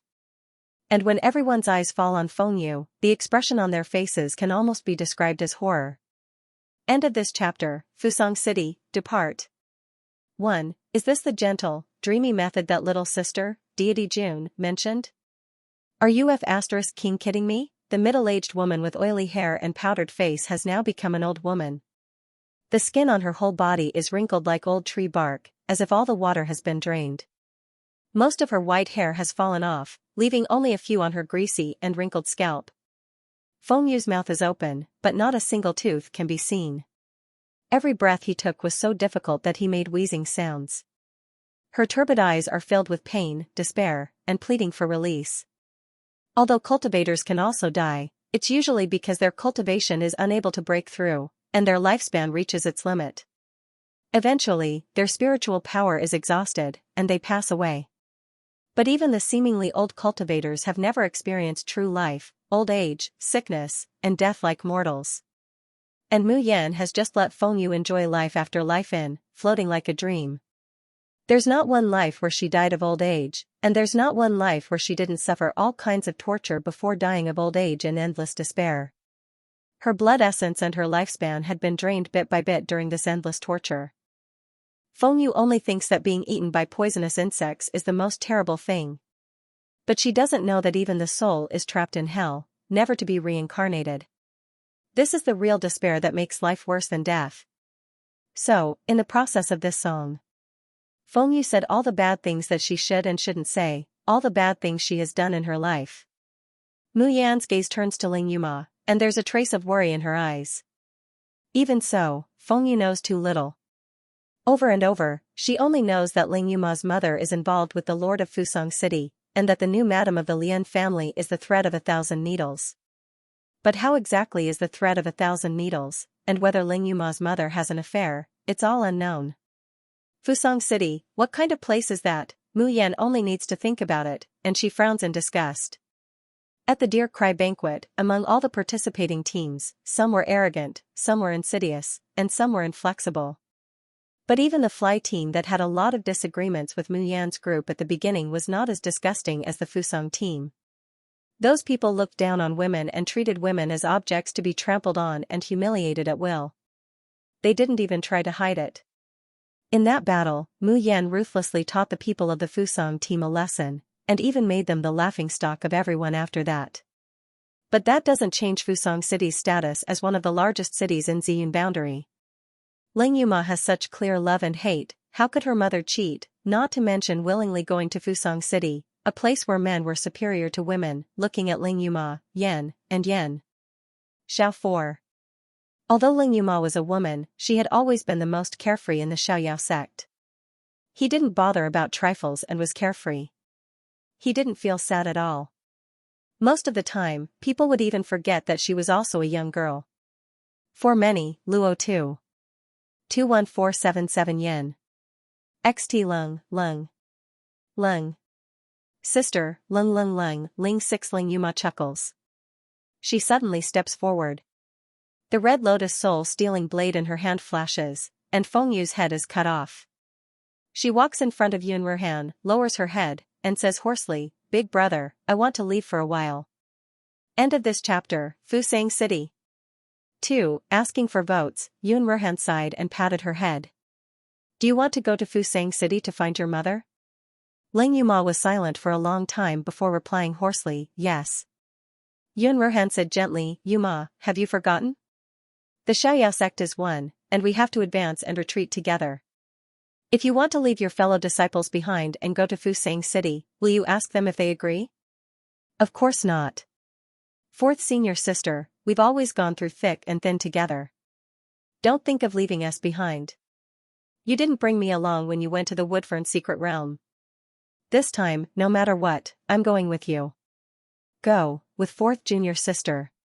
Ling Yuma's eyes, which had always been calm, became wet. Even her voice became hoarse. Fusang City is the largest city in the western continent of the Purple Cloud Realm. It's also one of the most mysterious sects in the entire Cultivation continent. All these years, there have been people who wanted to break into Fusang City, but they all disappeared without a trace. Even their corpses haven't been found. Most importantly, Ling Yuma took a deep breath. Also, I'm not sure if my mother, if she did it willingly. Ling Yuma couldn't bring herself to say the word cheating. Her hoarse voice was calm, but she couldn't suppress the pain in it. Back then, I saw my mother's handwritten letter. That letter had her soul imprint. Unless she was willing, no one could copy it. I still didn't believe it. I chased after her like a madman. I chased her for a very, very long distance. My mother looked at me from afar, but she didn't hug me as she used to. Instead, she snuggled into a man's embrace. The ship flew far away. I shouted at the top of my lungs, but I didn't get any response. Ling Yuma had been conflicted all these years. She used to crazily want to find her mother and ask her why she left her so coldly. But sometimes, she curled up in the Xiaoyao sect, afraid to hear any news of her mother.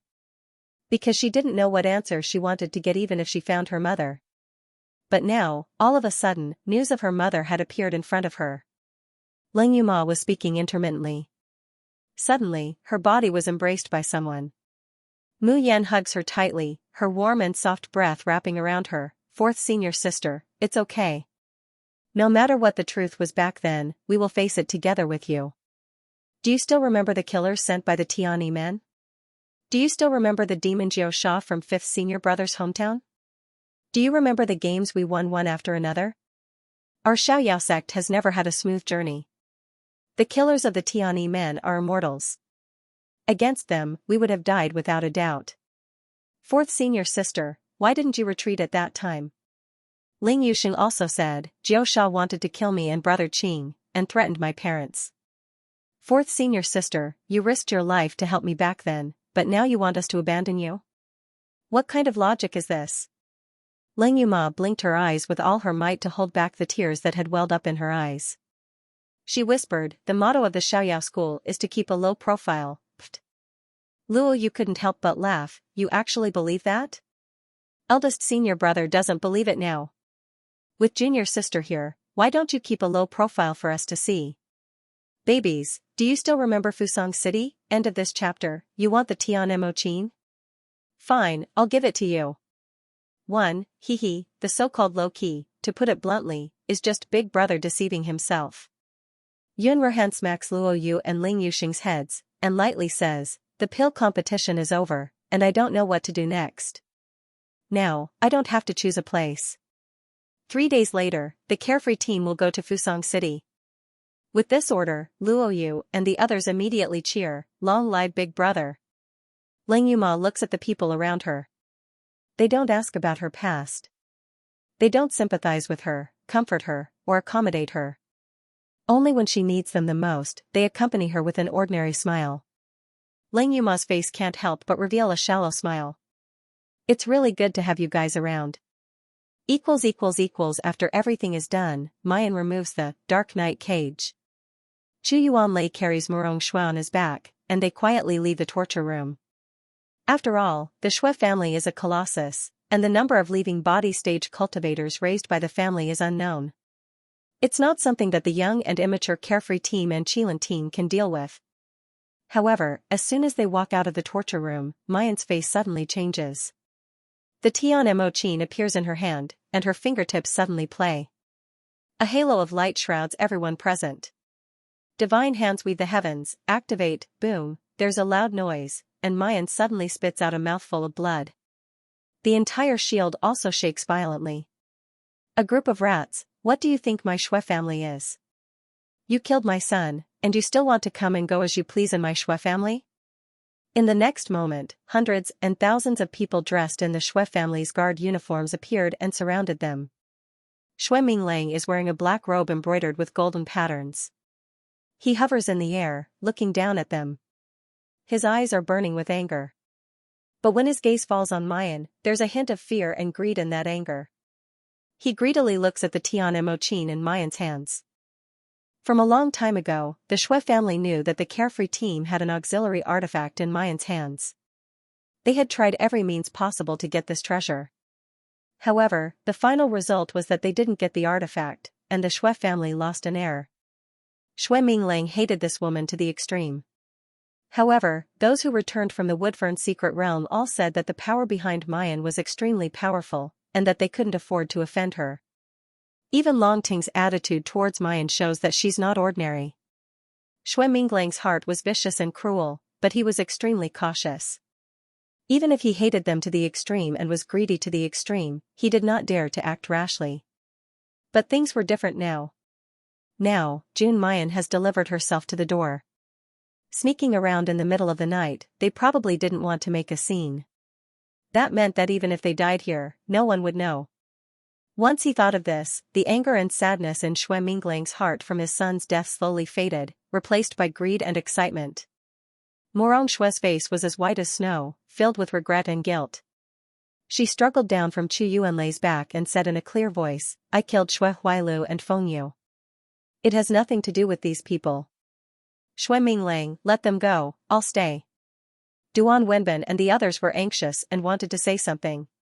But they heard Chu Tianyu say coldly, "Ah Shui, there's nothing to be afraid of." Before entering the Shui family, I already sent a message to the Duan family, the sect of Dragon and Tiger, the Zhu family. If Wenbin and the others can't return, I'm sure that many people will come looking for the Shui family. End of chapter. You want the Tian Emochin? Fine, I'll give it to you. 2. Shui Minglang stares blankly at first, then he understands what Chu Tianyu is saying. His face immediately distorts. The Duan family of the southern continent, the Zhu family of the western continent, these are the top families of Xianxia. And Duan Wenbin, Zhu Chongliang, and the others are the most outstanding children of heaven in these big families. It's fine if he stealthily kills them. But if these families find out, then even the Shui family wouldn't be able to withstand the anger of so many families. Shui Minglang takes a deep breath, pulling out a fake smile. Must be joking. The elders of your families are close friends with my Shui family, how could I kill them? It's just that it's a fact that my son died in your hands today. If my Shui family swallows this, how can we establish ourselves in this Shoshan continent in the future? Chu Tianyu, then what does Master Shui plan to do? Shui Minglang's gaze sweeps over Mayan, the blazing light in his eyes brightening. How about this? I don't want your lives today, I just want the zither in Morong Shui and Mayan's hands. My Shui family will swallow this, how about it? Seeing that the people below are about to speak, Shui Minglang chuckles, interrupting. Morong Shui was brought back by my Shui family from the Morong family, she's my Shui family's daughter-in-law. I cannot tolerate you taking her away. Then, his gaze falls on Mayan. Miss June, I've heard a lot about you. This old man's 2 sons have fallen in your hands, does Miss June have anything to say? Mayan thinks for a moment, beaming, restrain your grief and accept fate? Shui Minglang's smiling face distorts. June Mayan, I know you have someone backing you. But if my Shui family throws caution to the wind and make you stay here today, I'm afraid that your backer won't be able to rush over in time, and you won't be able to eat well. Today, I'll ask you one thing, the lives of my 2 sons in exchange for the zither in your hands, will you trade or not? Mayan's fingertips lightly pluck the Tian Emochin, a smile that isn't a smile, and if I don't trade? Shui Minglang's face instantly becomes as gloomy as water. The muscles on his face twitched slightly, and his eyes were as cold as a poisonous snake's. Do you think I'm giving you a choice by asking you this question? Today, you came to my Shui family and killed my son. Then, you have to give this zither to me, even if you don't want to. I'll ask again, June Mayan, will you hand over the zither in your hand? Under the moonlight, the girl's skin was as white as snow. Her peach blossom eyes were clear but bottomless. The corners of her mouth gently hooked into a disdainful smile. Sorry, you're too ugly to be worthy of my zither. Therefore, I still don't want to give it to you. Shui Minglang's patience finally ran out. With a furious roar, his entire person soared up to the sky, heading straight for Mayan. Courting death. The faces of Duan Wenbin and the others greatly change, and they hurriedly want to help Mu Yan resist. Because they knew that Shui Minglang would not dare to kill them. However, before they could do anything, the Shui family's guards immediately surged forward like a tide. Several Yuanying realm cultivators surrounded one person. They were immediately at a loss of what to do, like trapped beasts unable to escape. Chu Tianyu, who was still strategizing and reasoning with Shui Mingling just a moment ago, has a panicked and worried expression on his face as he looks towards Mayan. "Miss, be careful." Bang, there was a loud noise, and the energy that burst out directly caused more than half of the torture room to collapse. In the middle of the night, two silhouettes hover in two different directions. On one side is a pale-faced beautiful girl with a trace of blood at the corner of her mouth. End of this chapter. You want the Tian Mochin? Alright, I'll give it to you. 3. On the other side was a leading aperture realm expert with a look of shock on his face. The sound of the zither reverberated in the night sky, giving off a kind of soft and dreamy feeling. However, who knew how much killing intent was mixed within the zither music? In Shui Mingling's eyes, there was an unconcealable shock. "You're only at the first level of the nascent soul stage, how can you block my full force attack?" Mayan wipes the blood from the corner of her mouth and chuckles, "Guess." Shui Mingling can no longer be bothered with the anger of being toyed with. His gaze falls on the Tian Mochin in Mayan's hands, becoming hotter and more greedy. It was because of the divine artifact. It must be because of this divine artifact, therefore, Jun Mayan, a mere nascent soul cultivator, was able to withstand his attack. This zither was a combination of support, attack, and defense. It was simply tailor-made for the Shui family. Today, no matter what, he must get his hands on this zither. Shui Mingling suddenly looked down at the people who were surrounded by the Shui family underlings. The corners of his mouth slowly lifted as he said in a clear voice, "Don't touch the people from the Qilin team. Capture these little bastards from the Carefree team for me. If they dare to resist, kill without mercy." Mu Yan's expression changes. His originally careless eyes were dyed with coldness and fierceness. With her current cultivation, she was naturally no match for a leaving aperture realm pinnacle cultivator. But the Shui family was different. The Shui family specialized in support, so they were actually very weak in terms of combat. Although she could not beat Shui Mingling, but she could delay for time. Duan Wenbin's Duan family was from the southern land. Before Mayan entered the Shui family, she had Chu Tianyu send a letter to the Duan family. If they were not out of trouble by tomorrow morning, the Duan family would come to the Shui mansion to ask for them. From the very beginning, Mayan gambled that the Shui family wouldn't care too much about their good-for-nothing son, Shui Huailu. After all, it wasn't that Shui Mingling didn't have any other sons, it was just that his other sons weren't that talented. He would be able to find a suitable successor by nurturing them or giving birth to a few more grandchildren. But Mu Yan didn't expect that Shui Mingling would covet the Tian Mochin so intensely. It was so intense that they didn't hesitate to offend the other clans. It was so intense that he wanted to kill Yun Ruhan and the others. Seeing the change in her expression, Shui Huailu laughed sinisterly, "I know everyone in the Carefree team is a genius. 1 against 100, invincible in the same realm. But my Shui family is a 1,000-year-old family after all. We don't lack experts. If one nascent soul cultivator can't kill your martial brothers, what about 2? What about 3? What about 10 or 100? Jun Mayan, I'll give you one more chance. Are you going to watch as your senior and junior brothers die? Or hand over the Tian Mochin in your hands?" Mayan sneers, "You want the Tian Mochin? Alright, I'll give it to you." Finishing her words, she raises her hand. The Tian Mochin turns into a stream of light and flies towards Shui Mingling, finally stopping in midair. Shui Mingling instantly revealed a look of ecstasy. However, he was still extremely cautious. He did not reach out to take the zither. Instead, he ordered a leaving aperture cultivator behind him, "Bring the zither to me." That leaving body cultivator promptly flies forward, carefully holding the lustrous body of the Tian Mochin with both hands, bringing it in front of Shui Mingling. "Perfect, it's really perfect." Shui Mingling looks at the antique zither in front of him. Under the moonlight, the zither is flowing with a mysterious luster, and his eyes are filled with infatuation. After the Tian Mochin's second advancement, the originally plain and ugly zither has become simple and beautiful, with a sense of texture. Red light flows on the zither's body, and a complex and elegant pattern can be faintly seen. End of this chapter. You want the Tian Emochin? Fine, I'll give it to you. 1. Today's Tian Emochin, anyone who sees it would know that it's a priceless treasure. Shui Minglang's hands can't help but tremble. He slowly reaches out and presses on the strings. The strings make a humming sound, crisp and pleasant to the ear. An unforeseen event happens at this moment. A colorful light bursts out from the zither, turning into a gorgeous explosion like fireworks. Shui Minglang doesn't even have time to react to what's happening. His long-established instincts make him feel extreme danger. He doesn't even think about it, and pulls that leaving body stage subordinate over to shield his chest. Poochie, this is the sound of a sharp blade piercing through the heart. The light dissipates, and Shui Minglang slowly lowers his head. He sees that in front of him, a transparent sword has pierced through his heart, and his pupils suddenly contract. This third-rank leaving body stage subordinate didn't even have the chance to make a sound before he breathes his last.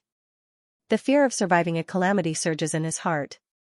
The transparent sword shakes, and whistles as it flies back to Mayan's hand, turning back into the Tian Emochin. Shui Minglang slowly exhales, coming back to his senses.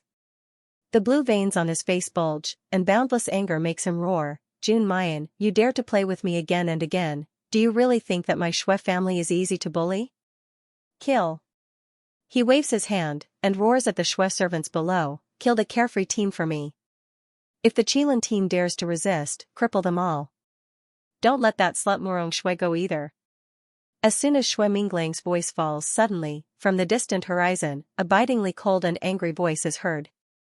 "Shui Minglang, why don't you let my granddaughter go? Tell me." Murong Shui jerks her head up, looking at the horizon in disbelief. In an instant, sword lights cut through the sky like meteors, falling into the Shui family's courtyard. Sister, are you okay?" Murong Qi gets off his flying sword and immediately rushes towards Murong Shui, his face full of anxiety. When he gets closer, he sees Murong Shui's pale complexion, her tottering body, and the unhealed wounds on her face. His expression immediately changes. "Xiao Shui, what's wrong? Why are there so many wounds on your body? What did the bastards of the Shui family do to you?" Before he could finish, he stopped abruptly. His hand, which had been about to grab Murong Shui's hands, froze in midair as he held onto an empty sleeve. "Little Shui, sister, your hand, how did your hand?" Murong Shui's eyes reddened. Her voice was slightly hoarse, but a smile spread across her face. "Big brother, I castrated Shui Huailu with my own hands and took his life. I think it's worth it to use one of my hands in exchange for happiness and freedom." Murong Qi's eyes reddened. The 7-feet-tall man pinched his sleeves and turned around. He hunched his back and suppressed the sobs coming from his chest. "Brother, I can still practice swordsmanship with one hand." Murong Qi could not hold it in any longer. He hugged her and his hot tears dripped onto her neck. I'm sorry, Xiao Shui. I'm too useless. Our Murong family is too useless." Murong Shui blinked, tears rolling down her cheeks. However, a faint smile appeared on her face.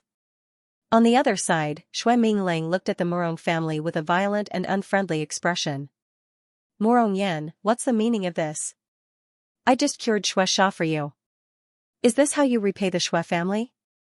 Tian Emochin, hee, I'm an inauspicious zither.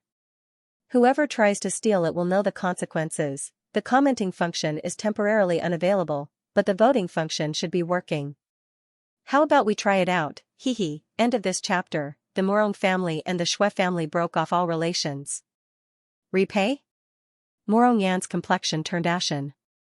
"Old villain Shui, you tortured my granddaughter to such a state, yet you expect me to repay you?" Murong Songhai's entire body was even trembling, practically unable to control himself from wanting to rush over and tear Shui Minglang apart. His daughter was still fine when she left. But now, things had turned out this way. The regret and guilt in his heart were like knives cutting into his heart, almost cutting him into pieces. Shui Minglang gritted his teeth. "Why don't you ask what your precious daughter did? As my son's concubine, you actually dared to harm my son like this. I'm only punishing her, not killing this bitch. That's the kindness of my Shui family." The longsword in Morong Sanhai's hand was unsheathed as he charged towards Xue Minglang like a madman. I don't care. It must be your Xue family that bullied my daughter. I will seek justice for my daughter. Xue Minglang dodged Morong Sanhai's sword to the side. His expression was ugly, and his eyes were filled with impatience. How could he have the energy to deal with the Morong family now? What he wants is the zither in Mayan's hands. Heh, she's just a broken flower that my Xue family has abandoned. If your Morong family wants to take her back, then take her back. Xue Minglang waved his hand, bring your people and leave immediately. Don't be an eyesore in my Xue family. The members of the Morong family all had ugly expressions on their faces, but they did not move. Xue Minglang laughed coldly, what? Morong Yan, Morong Sanhai, now that you have treated the baleful blood qi in your bodies, do you think that it will not happen again? From now on, no one from the Morong family needs my Xue family's help to cure Xue Sha? As soon as these words were spoken, it was as if a bucket of cold water had been poured over the Morong family's originally ferocious momentum. Endless resentment and grievance, but there was nothing he could do. Xue Minglang looked at their expressions and revealed a pleased expression. Even when he saw Morong family's menacing army approaching, he did not feel the slightest bit of fear. Morong family's blood fiend, which could erupt at any time, was like a puppet string that was tightly held in his hand. As long as he pulls the strings, the Morong family can only listen to him. Morong Xue was shocked. Jun Mayan and the others have come to save her. She would rather die than abandon her companions, abandon her savior, and escape. She was about to step forward and say something, but Morong Qi was one step ahead of her. He suddenly turned around. His scarlet eyes swept across the faces of every single member of the Morong family. Morong Yan, Morong Sanhai, as well as his uncles, cousins, and cousins. When did my Morong family become so petty and cowardly? Just because of a Xue Sha, he trapped us. They made us become the Xue family's puppets. They made us, the Morong family, live without any dignity. Morong Qi took a step towards Morong Xue and tugged at her empty sleeves. Did you see that? Is this what you call a good life for my sister? This is what you meant when you said that the Morong family only needs to sacrifice a little. Morong Qi's gaze swept across the half-collapsed torture room, and the hellish scene inside came into view. His heart ached so much that he could hardly breathe. We are Xiaoshue's relatives, but in the end, the ones who risked everything to save her weren't us, but these people who have nothing to do with the Morong family. I can't imagine what would have happened to my sister if they had come a step too late. Would she still be alive? And you? Morong Qi pointed at every member of the Morong family, his hoarse voice almost bursting with anger. On the day of the college entrance examination, all the examinees, the comment function of the book review and comments area has returned to normal. End of this chapter. Morong family and Xue family, cut off all ties, too, but you, plan to sacrifice my sister's benefactor in exchange for your future survival. The so-called Morong family, the so-called prestigious family of Purple Cloud World, if they are all such cowardly and useless cowards who cannot tell right from wrong, then I would rather not be born into the Morong family. Morong Qi's words were righteous and forceful. Like a heavy hammer, it ruthlessly smashed on the hearts of every Morong family member. This heavy hammer had smashed open a bloody wound on their pride. But it also revealed the righteousness within, the sincerity of not fearing death. A young girl of the Morong family straightened her back. I'm not leaving. Father has taught me to be grateful since I was young. These people saved Sister Ah Xue, I have to protect them. Morong Xue's uncle's eyes were red as he gritted his teeth. I've lived for so many years, but I'm not as smart as Ah Qi. That's right. So what if it's blood fiend? At most, it's just a life. I'll reincarnate thousands of years later, and become a powerful person again. Flatten the Xue family, take revenge for our Ah Xue. These people are Ah Xue's benefactors, and also the benefactors of our Xue family. We definitely cannot let Xue Minglang, that old bastard, harm them. Morong Qi's words were like a sudden clap of thunder that awakened everyone in the Morong clan. They, who were previously cowering and indecisive, now all straightened their backs and formed a circle, protecting the Qilin team and Carefree team in the middle. Xue Minglang simply could not believe what was happening in front of him. Morong Yan, Morong Sanhai, are you crazy? Do you really want to die the next time the blood fiend acts up? Morong Yan waved his hand, his long sword unsheathing. The strongest technique of the Morong family, true flame chop, mercilessly chopping towards Xue Minglang. I, Morong Yan, swear in the name of the current head of the Morong family, from today onwards, no one from the Morong family will be allowed to seek help from the Xue family to cure blood fiend. Those who surround me will be expelled from the Xue family, and all ties will be severed. Morong family and Xue family, from today onwards, all ties will be severed. Ah! Xue Minglang screamed, falling to the ground, his chest bleeding profusely. His body twitched and fell to the ground, unable to get up for a long time. More than half of the Xue family's subordinates were slaughtered by the Morong family. Only the golden core stage cultivators were left, shivering in fear. When Xue Minglang saw this miserable scene, he wished that he could faint. Morong Yan, how dare you? How dare you? After this battle, more than half of the nascent soul and leading aperture cultivators of the Xue clan had perished, and it had suffered a great blow to its vitality. It was no longer able to maintain its status as a first-rate clan. Morong Yan looked down at Xiaochen coldly. When you forced and abused my granddaughter, you should have thought of this day. Xue Minglang, if not for the sake of your Xue family ancestor, I would have exterminated your entire Xue family today. However, from now on, your Xue family had better not appear in front of the Morong family. Otherwise, don't blame us for not showing mercy. Xue Minglang's voice trembled with fear, anger, and pain. But very quickly, he laughed madly, your Morong family will regret this. Morong Yan, do you think that the baleful blood in your body is completely resolved? Ha ha ha. Do you think that I, Xue Minglang, am so stupid that I do not have any backup plans? Morong Yan asked, what do you mean by that? Morong Yan had checked his body and confirmed that the baleful blood had been temporarily suppressed. Xue Minglang smiled coldly and said, Morong Yan, I know that you are a crafty old fox. I will not be able to fool you easily. End of this chapter. Is the blood fiend hard to remove? Let me try. 1. That's why I did remove the blood fiend in your body. But your sons.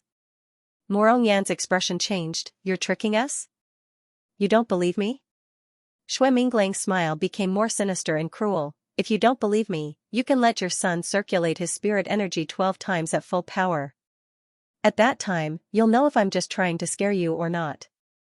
This time, even Morong Xue and Morong Qi's expressions changed. Morong Qi looked at Morong Songhai nervously. Father, hurry and try. The rest of the Morong family also gritted their teeth in anger. The Xue family is indeed despicable and sinister. Morong Songhai was the calmest of them all. He circulated the spirit energy in his body as he was told.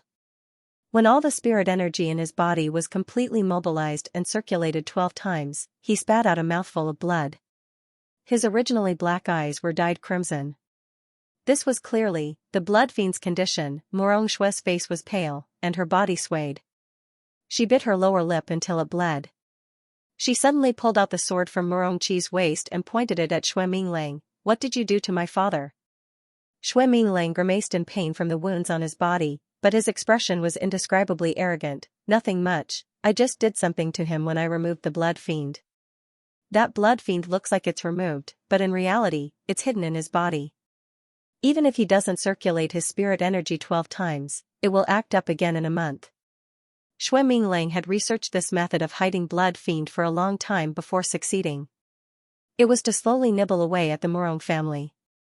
Who would have thought that it would become his life-saving weapon? Xue Minglang looked at Morong Xue's sinister expression, and his expression became even more mocking. I originally thought that after a month, even if you weren't pregnant, you would already be a member of my Xue family. You've lost your reputation, and besides relying on my Xue family, you won't be able to go anywhere. At that time, with the blood fiend on Morong Songhai, who in the Morong family would dare to disobey my Xue family? But I never thought that you would be so ruthless as to castrate my child. But, so what if you're ruthless? Could it be that you can only watch as your father dies? The members of the Morong clan had ugly expressions on their faces as they gritted their teeth. Xue Minglang became even more arrogant. What? You want me to save Morong Songhai now? Great.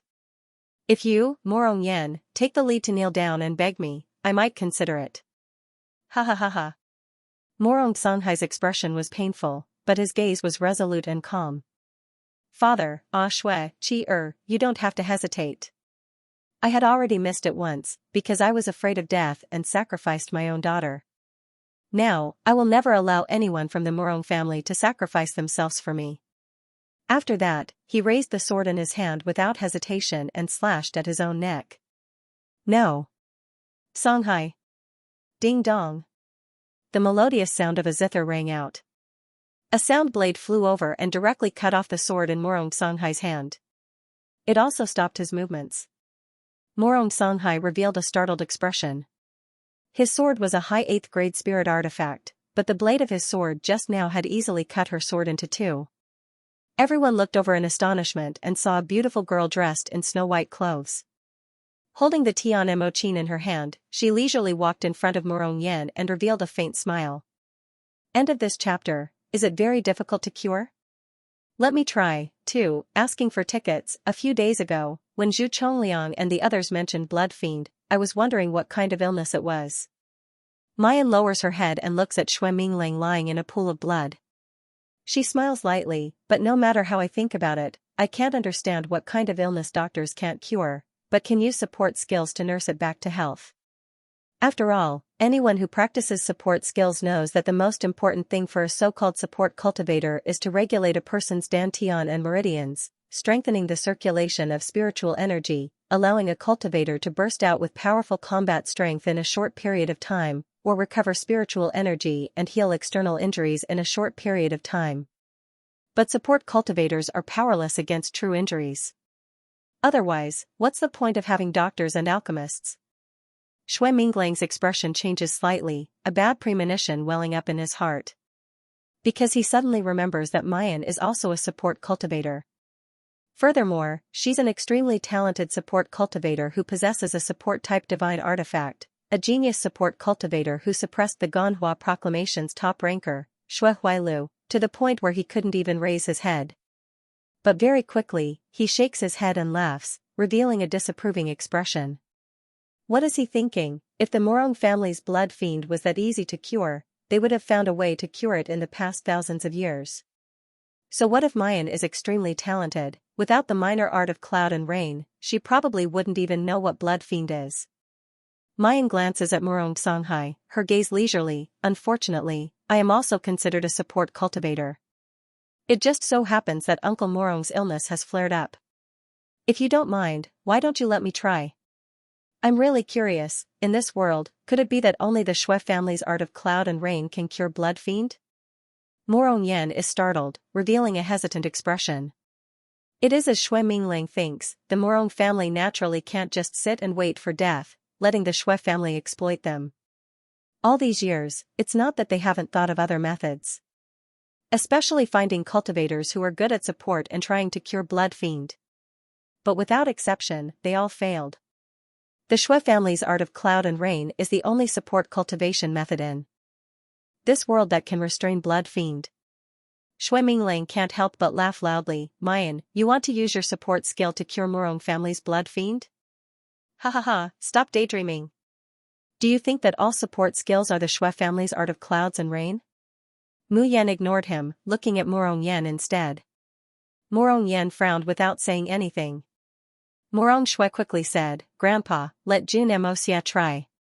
You haven't seen her support skills with your own eyes. Compared to the Xue family, she's stronger. Morong Yen shook his head gently and sighed. How is this a problem of the strength of the supporting abilities? On the contrary, Morong Songhai gave a carefree smile and sat down cross-legged. Then I'll have to trouble Miss June. Mayan closes her eyes and also sits down cross-legged. Her slender fingers slowly pluck the Tian Emochin. The melodious sound of the zither resonated between heaven and earth, as if it was gathering the spiritual energy of heaven and earth. Then, it slowly gathered on Morong Songhai. Mist dispersing clouds, activated. Ever since his cultivation reached the nascent soul stage, Morong Songhai had never felt so comfortable in his body and mind. It was as if his body, which was burning and in pain and could explode at any time, was suddenly placed in a cool and comfortable spiritual water. The spiritual water soothed his meridians and cleansed his dantian. It repaired and straightened out every inch of his meridians that were about to explode because of chi deviation. Eh? Morong Yen exclaimed, the blood fiend's aura on Songhai's body is starting to disappear. Good luck in the college entrance exam, rush, win, the comment function of the book review section has been restored. Little friends, get high, end of this chapter, Morong Shui's friendship, goodbye, Luoyu. 1. Hey? Morong Yan let out a startled cry. The bloody baleful aura on Songhai's body is starting to vanish. He paused and suddenly realized something. His voice began to rise abruptly, the blood fiend is really showing signs of being suppressed. We've looked for many auxiliary cultivators before, but none of them could weaken the blood fiendish aura. Could it be that this Miss June is really our Morong family's savior? Shui Minglang's arrogant expression turned sluggish. No, this is impossible. This was impossible. You don't know the Shui family's art of cloud and rain, so how could you suppress Shui Sha? The music slowly stopped. Morong Songhai also opened his eyes, his face filled with reluctance. He really wanted to listen to the music for a while longer and feel that mysterious feeling that he had never felt before.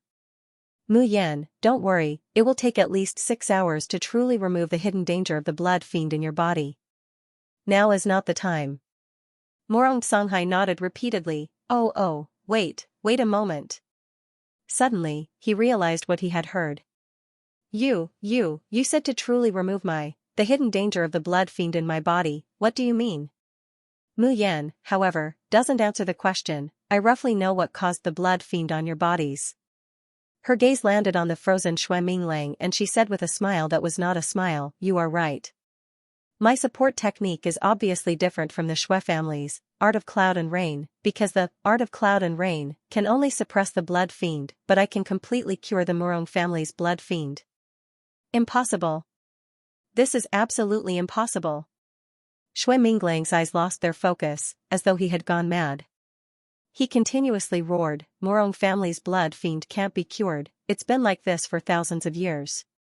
You're lying to me, you slut. Yes, you're definitely lying to me. Miss June. Morong Yan bowed deeply to Mu Yan with a nearly irrepressible excitement and disbelief on his face. If it wasn't for the difference in seniority, he would even want to kneel down and kowtow to Mayan. I beg Miss June to save my Murong family. My Murong family will never forget this kindness. The godly flying ship sped through the air as fast as lightning.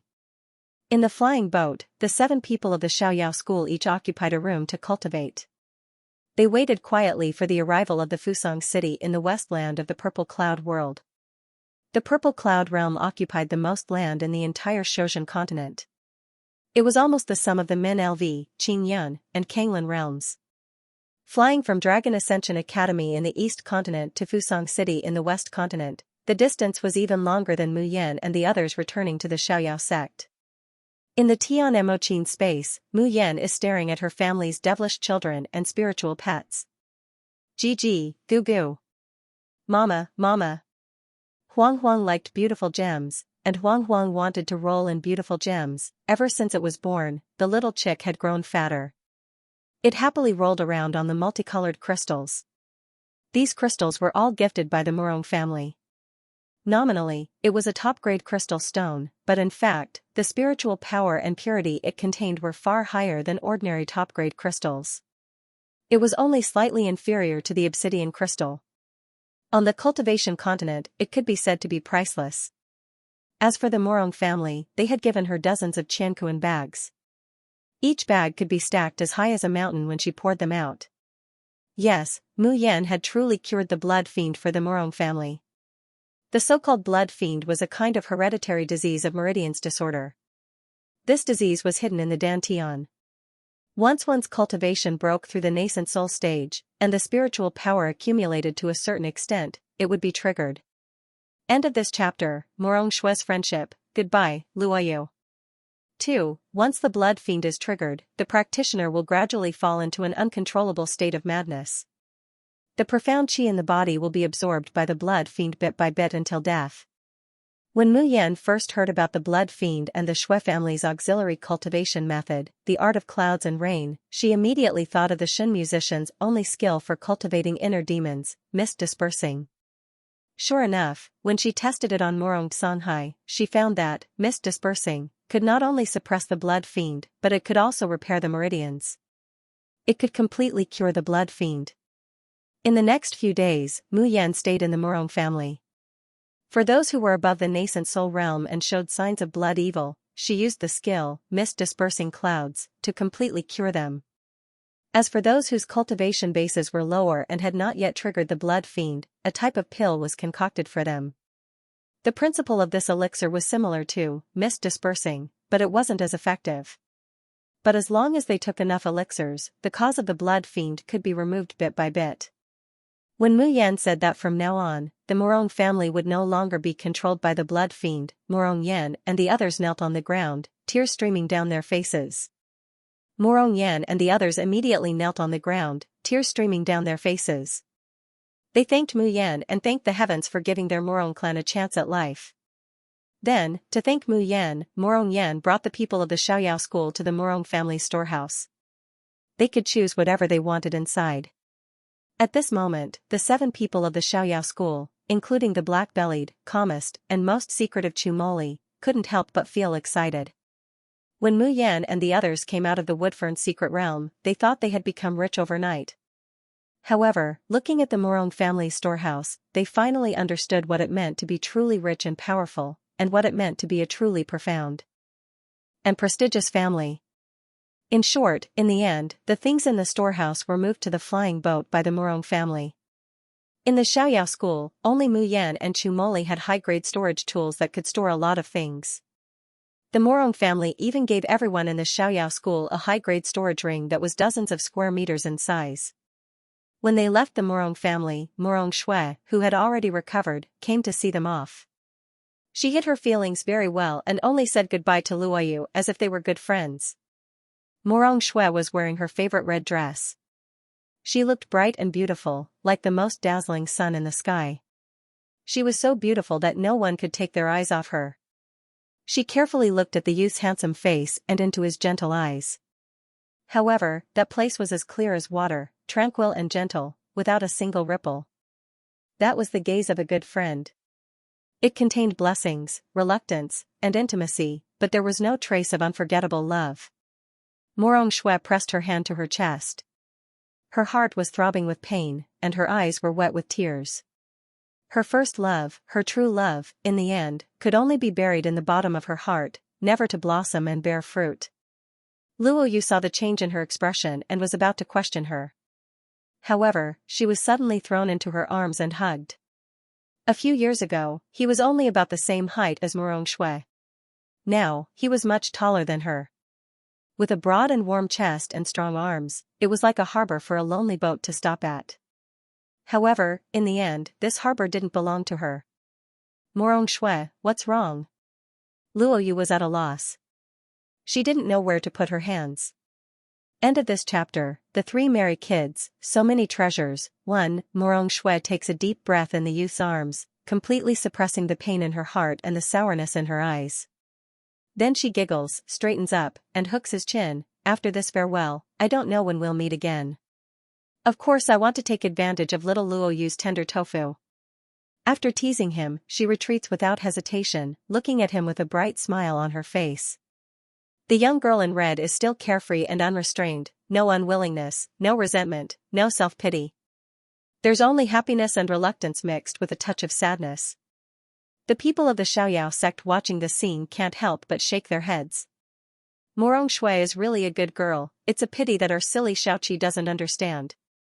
I really want to send Xiaoqi to the Morong family as a son-in-law. That way, we can get a little more of the treasures in the Morong family storehouse. Yun Ruhan coughed slightly, glaring at them. Xiaoqi is still young, what do you mean by being a son-in-law? That makes sense. There's an order of seniority. Logically speaking, if they want to get married, it should be eldest Xixiang who gets married first. Hehe, I bet a piece of obsidian crystal that the first to get married will definitely be Xiaowu. Wrong. Instructor Mo is the one who can't wait the most. I bet 2 pieces of obsidian that the first to get married will definitely be youngest Xixiang. Yun Ruhan's face can't hold back, and she laughs out loud. Seeing Luoyu jump on the flying boat with a face full of joy, and rush over to ask them what they're laughing at. Yunruhan can't help but reach out and rub his head. The tips of his brows and the corners of his eyes are filled with gentleness that can't be melted. Xiaoqi, it's fine as long as you keep smiling like this, so happy. Mu Yan receives the gifts from the Murong family, and as soon as she enters the space, she happily runs over to count. She wants to calculate how much to leave for the Nether Flame army, and how much for her own cultivation resources. However, as soon as she enters the space, she finds that the few Qianquan bags given by the Murong family have been divided up by Qi Huang, Little Chick, and Qiu Qiu. Needless to say, Qi Huang has always been the most overbearing. He directly pulled half of the crystals into his drifting soul fix. What shocked Mu Yan the most was that the little chick was also clinging to the crystals in the Qianquan pouch, refusing to let go. The reason was that these rainbow-colored flowers were beautiful, dazzling, and comfortable to lie on. So, the little chick directly poured the crystals into the spirit vein canal, flipping them over and over, acting cute as it rolled around. Every time Mu Yan wants to take back the crystal, the little chick opened its round, watery eyes wide, and tears flowed out of its eyes without the slightest hesitation. She looked very aggrieved, very pitiful, and very cute. Hongping Chichi has it, why doesn't Huang Huang have it? Mom is biased. Mayan immediately puts her hand on her forehead in pain. She can no longer retract her hand from the crystal. Seeing that she wasn't taking the crystals anymore, the little chick immediately retracted its tears and rolled around happily on top of the crystals. GGG. The Rainbow River was beautiful, and Huang Huang loved its mother the most, mixed in with Qi Huang's roar, "Damned fat chicken, if you dare to mention Hongping again, Ben Zun will pluck out all the feathers on your body." Mayan expressionlessly turns around. Then she sees the little phoenix picking out a pile of high-grade accessories, happily and shamelessly decorating his feathers. Qiu doesn't like hard crystals. These beautiful accessories are better. Pretty sister, you won't refuse to give them to Qiu, right? End of this chapter. The three little ones, so many treasures, too, asking for tickets, looking at the innocent blinking eyes of little Phoenix. Mu Yan suddenly feels very tired. She waves her hand and snappily says, all right, I'll give it all to you little ancestors. Why is it that every time she thinks she's going to get rich overnight, she finds that she's still a pauper? Mu Yan is so depressed that she doesn't watch over her. The three little ones were very happy.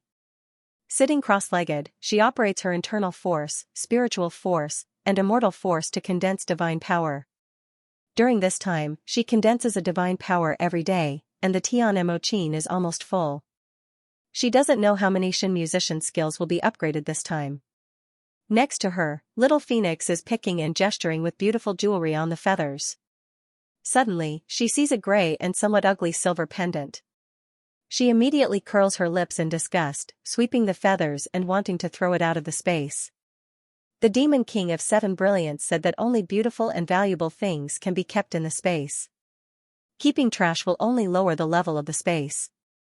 Such ugly jewelry, of course, can't be left here. However, the silver pendant flies into the air, flashes, and is about to leave the space. Qi Huang suddenly lets out a huh. With a wave of his hand, the silver pendant directly comes into his hand. After a moment, Mu Yan condenses a divine power and pours it into the Tian Mo Qin. Feeling that the Tian Mo Qin is full of divine power, she reveals an excited expression. She is about to pour her divine sense into the body of the Qin, mobilizing the divine power inside. With a thud, an ugly silver pendant falls on the Tian Mo Qin. Mu Yan looks at the silver pendant, then at the Tian Mo Qin, wondering, what is this? Before she could finish speaking, Mu Yan suddenly widens her eyes, and her voice comes to an abrupt halt. Because she sees that the Tian Mo Qin seems to have turned into a quagmire where the silver pendant fell. Ripples undulate, and the silver pendant slowly sinks, eventually being completely swallowed by the Tian Mo Qin. What's going on? Mu Yan looks up at Qi Huang, about to ask. Suddenly, she hears Qi Huang's words, in addition to divine power, there are also non-attributed substances that can also upgrade Shin musician skills? What are non-attributed substances? Metal, wood, water, fire, and earth are the 5 elements. Most things in the world can't escape from the 5 elements or their variations. Things that are not part of the 5 elements are non-elemental substances. Her eyes widened slightly as she looked at Seven Brilliance and asked, "This is an attributeless substance?" Didn't Seven Brilliance say that non-elemental substances were very difficult to obtain? Many people might not even be able to touch them in their entire lives. How could a Qianquan bag that the Morong family casually gave her contain a non-attribute substance? She swore that she saw Morong Qi shoving piles of treasures into his Qianquan bag with her own eyes. He didn't even look at what was inside. Seven Brilliance snorted. "It's just such a small piece, and the quality isn't that great either. What's there to be proud of?" Mayan laughs despite herself. She would be surprised if Qi Huang stopped being stubborn. Just as she's about to say something, a bright light suddenly shoots out from the Tianmo Qin, directly penetrating Mayan's body. Everything in front of her goes black, and then the Shen musician skill panel appears. There was a faintly discernible star behind each of the medicine, martial arts, Dan, and music skills. And the divine power in the Tianmo Qin, with the addition of the silver pendant, has a full 100 rounds. 100 rounds of divine power can upgrade 10 skills to 1 star. Or upgrade 1 skill to 2 stars. Mayan ponders for a moment, and directly upgrades the Qiju Sword Spirit to 2 stars. Spiritual pets and whatnot, they're all gold-swallowing beasts, especially those from Yinyan's family. "Dear, do you want to vote for them and feed them?" Hee. End of this chapter. That's little martial uncle's natal sword. The trip to Fusang City is unpredictable. What Mu Yan needs most now is to strengthen her combat strength. She concentrates her divine sense on the 7 absolute sword spirit and injects 100 rounds of divine power into it. A powerful sword energy breaks out of her chest and turns into 7 colored sword lights, hovering above the space. The 7 swords rotate quickly around Mu Yan, rising higher and higher. Finally, they converge in midair and turn into a crystal-clear long sword. Mu Yan closes her eyes and grabs the void with her right hand. The transparent long sword slowly shrinks into a small sword the size of a palm and falls into Mu Yan's palm. The moment the 7 absolute sword falls, Mu Yan's palm is cut open. Blood gushes out of her palm and is instantly swallowed by the 7 absolute sword. The small sword exudes an unparalleled powerful sword energy, and under the control of Mu Yan's divine sense, it slowly disappears. Mu Yan slowly opens her eyes and wipes the sweat from her forehead. She looks at the Tianmo Qin beside her with joy, and then at the crystal-clear 7 absolute sword in her hand. She can feel that the connection between herself and the 7 absolute sword has deepened. Now, the 7 absolute sword seems to be closely connected with the sword heart in her domain and her sea of consciousness. Moreover, the previous 7 absolute sword was transformed from the Tianmo Qin, or a part of it. But now, Mu Yan can clearly feel that the connection between the 7 absolute sword and the Tianmo Qin is very small. On the contrary, it is closely related to her, and their fates are connected. In Mu Yan's mind, a word that little martial uncle once said suddenly flashes: natal sword. A real sword cultivator must condense the sword heart and must have their own natal sword. Otherwise, they will never be able to comprehend the realm of unity of man and sword, and naturally, they will not be called a swordsman. Mu Yan can feel that her understanding of swordsmanship at this time has stepped into a new world. Since advancing to the nascent soul stage, Mu Yan felt that her cultivation of swordsmanship has stagnated. Even the blood-slaughtering sword formation of little martial uncle can't make her progress. She can't even see the direction of her efforts. But now, it's suddenly clear. It was like a thirsty person walking into a vast ocean. There were countless sword intents in front of her that she needed to comprehend, digest, and absorb. Mu Yan was ecstatic and extremely glad that she had chosen to upgrade the 7 sword spirits to 2 stars. Her guess was right. The 7 ultimate sword spirit did not enhance any of her skills. Instead, it directly tempered and improved her comprehension of the sword Tao. Even if she cultivated her spiritual power to be as deep as the sea and raised her cultivation to the crossing calamity stage, she still wouldn't be able to get such an improvement easily. Suddenly, Mu Yan remembers something. With a flip of her hand, a dark green translucent small sword appears in her palm. This was Luo Yunxia's engagement gift for her. Mu Yan didn't know what kind of sword it was before. She only felt that after putting this sword in her space, her domain and sword heart's condensation speed became faster and faster. The strangest one was 7 brilliance. The things given by little martial uncle, 7 brilliance had never taken a fancy to them. Even if she was allowed to put it in her space, she would definitely complain about it. But only this sword, from beginning to end, 7 brilliance never said a word of disdain, and even carefully did not touch it. In the past, Mu Yan didn't understand, but now she vaguely understood something. She raised her head, looked at 7 brilliance, and said slowly, "This is little martial uncle's natal flying sword?" 7 brilliance, why didn't you tell me if you already knew? End of this chapter. Lost population. 1. Qi Huang turned his head away uneasily. But he still stiffened his neck and said, "What's the big deal? This gigolo has a lot of natal swords, but he only gave you such a broken one. Such a stingy guy, do you want me to brag for him?" Mu Yan was so angry that she wanted to laugh. Just how deep was Qi Huang's enmity towards little martial uncle, but hearing Qi Huang said that youngest martial uncle had a lot of natal swords, she finally felt relieved. But she still thought that when she saw youngest martial uncle next time, no matter what he said, she must return the small green jade sword. The so-called natal sword was closely related to the life and death of its master. Giving the natal sword to others was too weird and inappropriate no matter how she thought about it. "Miss June." A man's respectful voice came from outside the space, for Division City, adjacent to Fusang City, is ahead. The man who spoke was specially sent by the Murong family to lead the way for Mu Yan and the others. As Feng Yu said before, Fusang City was very exclusive, and ordinary people could not even touch the gate to enter. Even if they found the pass token on Feng Yu, it could only allow one person to enter. But coincidentally, there was a servant from Fusang City in the Murong family named Wei Baolin. When he heard that Mu Yan and the others wanted to go to Fusang City, he volunteered to lead the way. According to Wei Baolin, the gate of Fusang City was strictly guarded, but the deacon guarding the city had obvious hobbies. It was just that he had a special liking for the spiritual food made by a chef in the four-symbol city called the Taste Vegetarian Restaurant.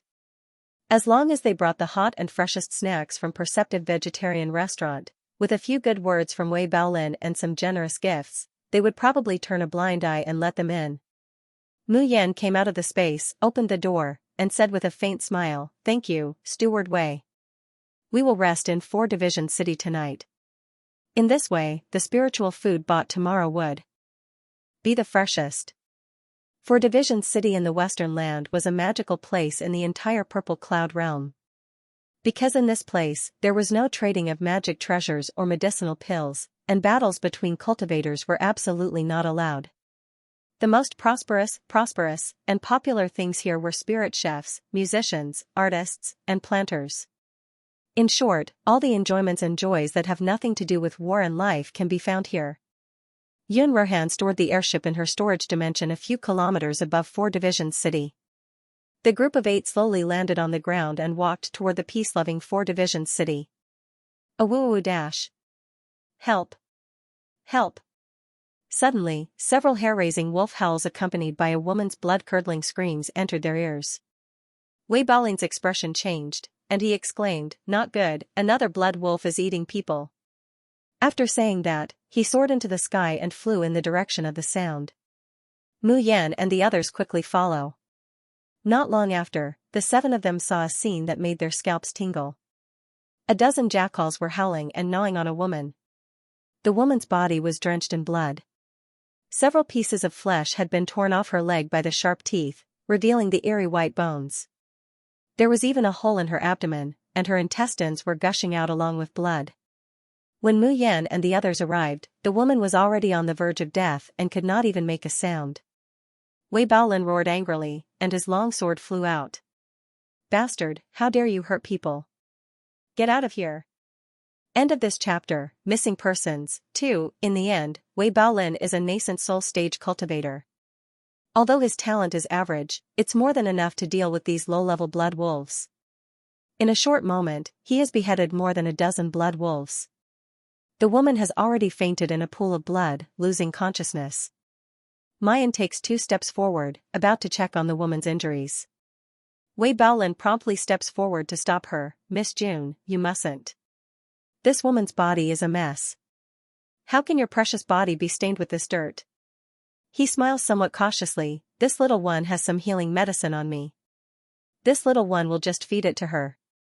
Saying that, Wei Baolin promptly steps forward and stuffs the elixir in his hand into the woman's mouth. The Morong family is a prestigious family. As the steward of the Morong family, the elixirs that Wei Baolin has on him are naturally excellent. The wounds on the woman's body heal at a speed visible to the naked eye.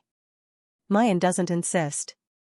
Because with a sweep of her divine sense, she can feel that the woman's vitality, which was originally rapidly losing, is slowly recovering. Moreover, there's a strong smell of blood here. Who knows, it might attract even more ferocious beasts. It's really not a suitable place for healing. Wei Baolin sees that Ling Yuma is about to step forward and carry the woman on her back.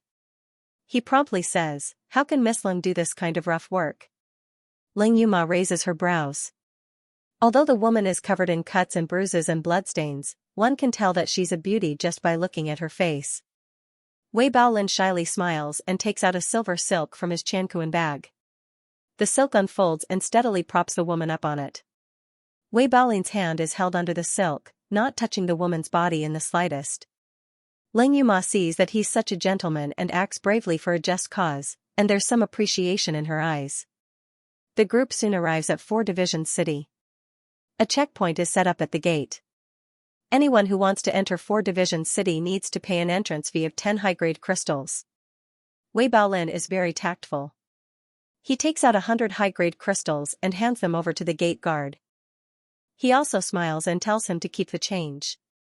However, when the crystals are handed over, the silver silk that he's holding up swings a little. It makes the woman lying on it tilt her head, and the beautiful face that was originally covered by her black hair is revealed. When the guards at the gate saw that face, their pupils constricted slightly. But he quickly took the crystal without batting an eyelid. The 7 people of the Xiaoyao sect, who were excitedly looking around the 4-symbol city, didn't notice this. After Mu Yan and the others have left, the guard immediately takes out a photographic talisman from his bosom and activates it. Soon, the figure of a woman appeared in the void. Below it were the words, "Reward of 100,000 high-grade crystal stones." And that woman's face was clearly exactly the same as the woman Mu Yan and the others had saved from the blood wolf's mouth. Mu Yan checks the woman's pulse and carefully examines her body. She can't help but frown. 6th senior sister, what's wrong? Does this girl have any other injuries? No. Mayan hesitantly shakes her head. Blood wolf only left a superficial wound. I'm just curious, this woman's body is too weak. It's like, they were like those mortals who had been starving for a few days without food. They were so weak that they could barely survive. However, this woman's cultivation was clearly not low. She had already reached the golden core stage. How could a golden core stage cultivator starve herself to death, even if she didn't eat? As long as she had spiritual power to supplement her body, it's reasonable to say that she wouldn't be hungry. Just as she was thinking, the woman's eyelashes suddenly trembled and she abruptly opened her eyes. End of this chapter. Lost person, 3, asking for tickets. Just as she's thinking, the woman's eyelashes suddenly tremble and she snaps her eyes open. That pair of beautiful almond-shaped eyes, with distinct black and white, is condensed with deep fear. Her mouth opens wide and she lets out a ah. Ah, hoarsely cry. Don't be afraid, don't be afraid. Luo Yu hurriedly says, we're not bad people, you've already been saved. We killed those blood wolves. The woman slowly turns her eyes, blankly and nervously looking at the furnishings in the room. Slowly, the fear in her eyes fades away, and her line of sight finally focuses on Mayan and the others. It's you who saved me. The woman's voice is a little hoarse and not smooth, as if she hasn't spoken for a long time, so her words have become sluggish. But it's only for a short moment before her words return to fluency. Thank you. Luo Yu hugs the back of the chair, gently rocking it as she smiles. What's your name? Where did you come from? How did you get targeted by the blood wolves outside of 4 Division City? I see that your cultivation isn't bad. Although those blood wolves are powerful, they shouldn't have been that miserable. What happened to you before? Why do you have so much nonsense to say? Yun Rahan pats Luo Yu's head, smiling gently. Miss, don't mind it, you should rest well. We'll talk about the rest after you've recovered. Seeing that the woman's expression is still a little vigilant, she explains, we came from the eastern continent of Xianxia, to 4 Division City to buy spirit food. We accidentally saw you being attacked by the blood wolves, so we rescued you and brought you to 4 Division City. The woman's eyes have been lowered, making it impossible to see her expression. She finally raises her head and says softly, my name is Xianxia, could you please give me? Before she can finish speaking, there's a knock on the door. Wei Baolin says from outside the room, Miss June, there's someone asking to see you, saying that he's a relative of the girl we saved. As soon as he says that, the door has already been impatiently knocked open. A man rushes in from the outside, his gaze wandering around the room. When he sees Xianxia sitting on the bed, he immediately rushes over excitedly and takes her into his arms. Xianxia. I finally found you. The man's voice was hoarse. His hands that were holding the woman were sometimes light and sometimes heavy. They were trembling as if he was holding a treasure that he had lost and found. Xianxia, I'm sorry, it's all my fault. How could I have lost you? You must have suffered a lot during this period of time, right? Xianxia's body was held in the man's arms. At first, she was still stiff. In the end, she couldn't help but cry. She wrapped her hands around the man's back and kept hitting him. I'm sorry, Xianxia. I came too late. It's all my fault. But I promise you, it won't happen again. I'll protect you well and never let you leave my side again. The people of the Xiaoyao sect were stunned by this dramatic scene. Mu Yan looks at Wei Baolin. Wei Baolin quickly steps forward and takes out a piece of paper and a talisman from his bosom. He respectfully hands them over to Mu Yan. There was a portrait of a woman drawn on the paper. It was extremely lifelike, slender, and moving. It was Xianxia. This is a missing person notice. Wei Baolin, before bringing her here, this little one also went to Xishang City to inquire. This man's name is Defying. He's the head of the Gu family, a second-rate aristocratic family in Fusang City. More than a month ago, his wife Xianxia disappeared outside Fusang City. It's said that she was kidnapped. Tomorrow's schedule is a bit busy. I might not have time to write when I get home. Let me inform everyone in advance that tomorrow's update might be delayed. End of this chapter. Wei Baolin, Mr. Gu ordered people to seal off all the surrounding mountains and put up and distributed thousands of missing person notices in the surrounding towns, but we didn't find any trace. I didn't expect that Madame Gu would be saved by us in the end. When we brought Madame Gu into the city, someone probably saw Madame Ji's face, so they recognized her and informed Mr. Gu. Wei Baolin was instructing them. Defying suddenly shouted in panic, Xianxia, what's wrong with you? Don't scare me. Everyone quickly turned around and saw that Xianxia had fainted in Defying's arms with a pale face. Mu Yan hurriedly steps forward to check her pulse, and lightly says, don't worry, she's just too weak, and her mood fluctuates greatly, that's why she fainted. Just let her rest for a while and feed her some mild spirit food. In fact, it was not an exaggeration to say that Xianxia fainted from hunger. Mu Yan actually finds it a little strange. Xianxia's cultivation is at gold core stage, and there's no sign of the spiritual power within her body being sealed. How could she have starved herself to such a miserable state? Mayan's line of sight falls on Xianxia's face. That peacefully sleeping face was still filled with fear and pain. A sparkling teardrop rolled down from the corner of her eye. Defying said that Xianxia was kidnapped and sold. What kind of person could kidnap and sell a golden core cultivator, torturing her to such a weak state and making her so terrified and uneasy? How did Xianxia escape? Defying heaved a sigh of relief when he heard that Xianxia was fine. He immediately called for his subordinates to carefully move the unconscious Xianxia into the spaceship. Only then does he turn to Mayan and the others, bowing deeply, thank you all for saving my wife's life. This insignificant gift is not enough to show my respect, I hope that everyone will not dislike it. As he said this, he raised his hand and a servant immediately came forward with the Chankuan box and respectfully presented it to Mu Yan. Mu Yan, however, chuckles and doesn't take it, it's nothing much, no need to be polite. Moreover, strictly speaking, it was Mr. Wei who saved your wife. Wei Baolin waved his hands. I don't deserve it. I am originally from Fusang City and have long heard that old Master Gu is famous for being infatuated in the city and treats his wife like a treasure. I have unintentionally helped Madame Gu with a small favor. It is really a blessing of 3 lifetimes. When Gu Feiping heard that Wei Baolin was also from Fusang City, his eyes immediately lit up and he struck up a conversation with him. When he heard that Mu Yan and the others wanted to visit Fusang City, he quickly said, "If you don't mind, let me bring you into the city. Take it as repayment for saving my wife's life." Wei Baolin moves closer to Mu Yan and lowers his voice, "Miss June, that's great. I was still worried about how to conceal your and Miss Ling's womanly aura. This was because it was easy for men to enter Fusang City, but it was not easy for women to enter. Now that we can follow Mr. Gu, we don't have to worry about not being able to enter Fusang City."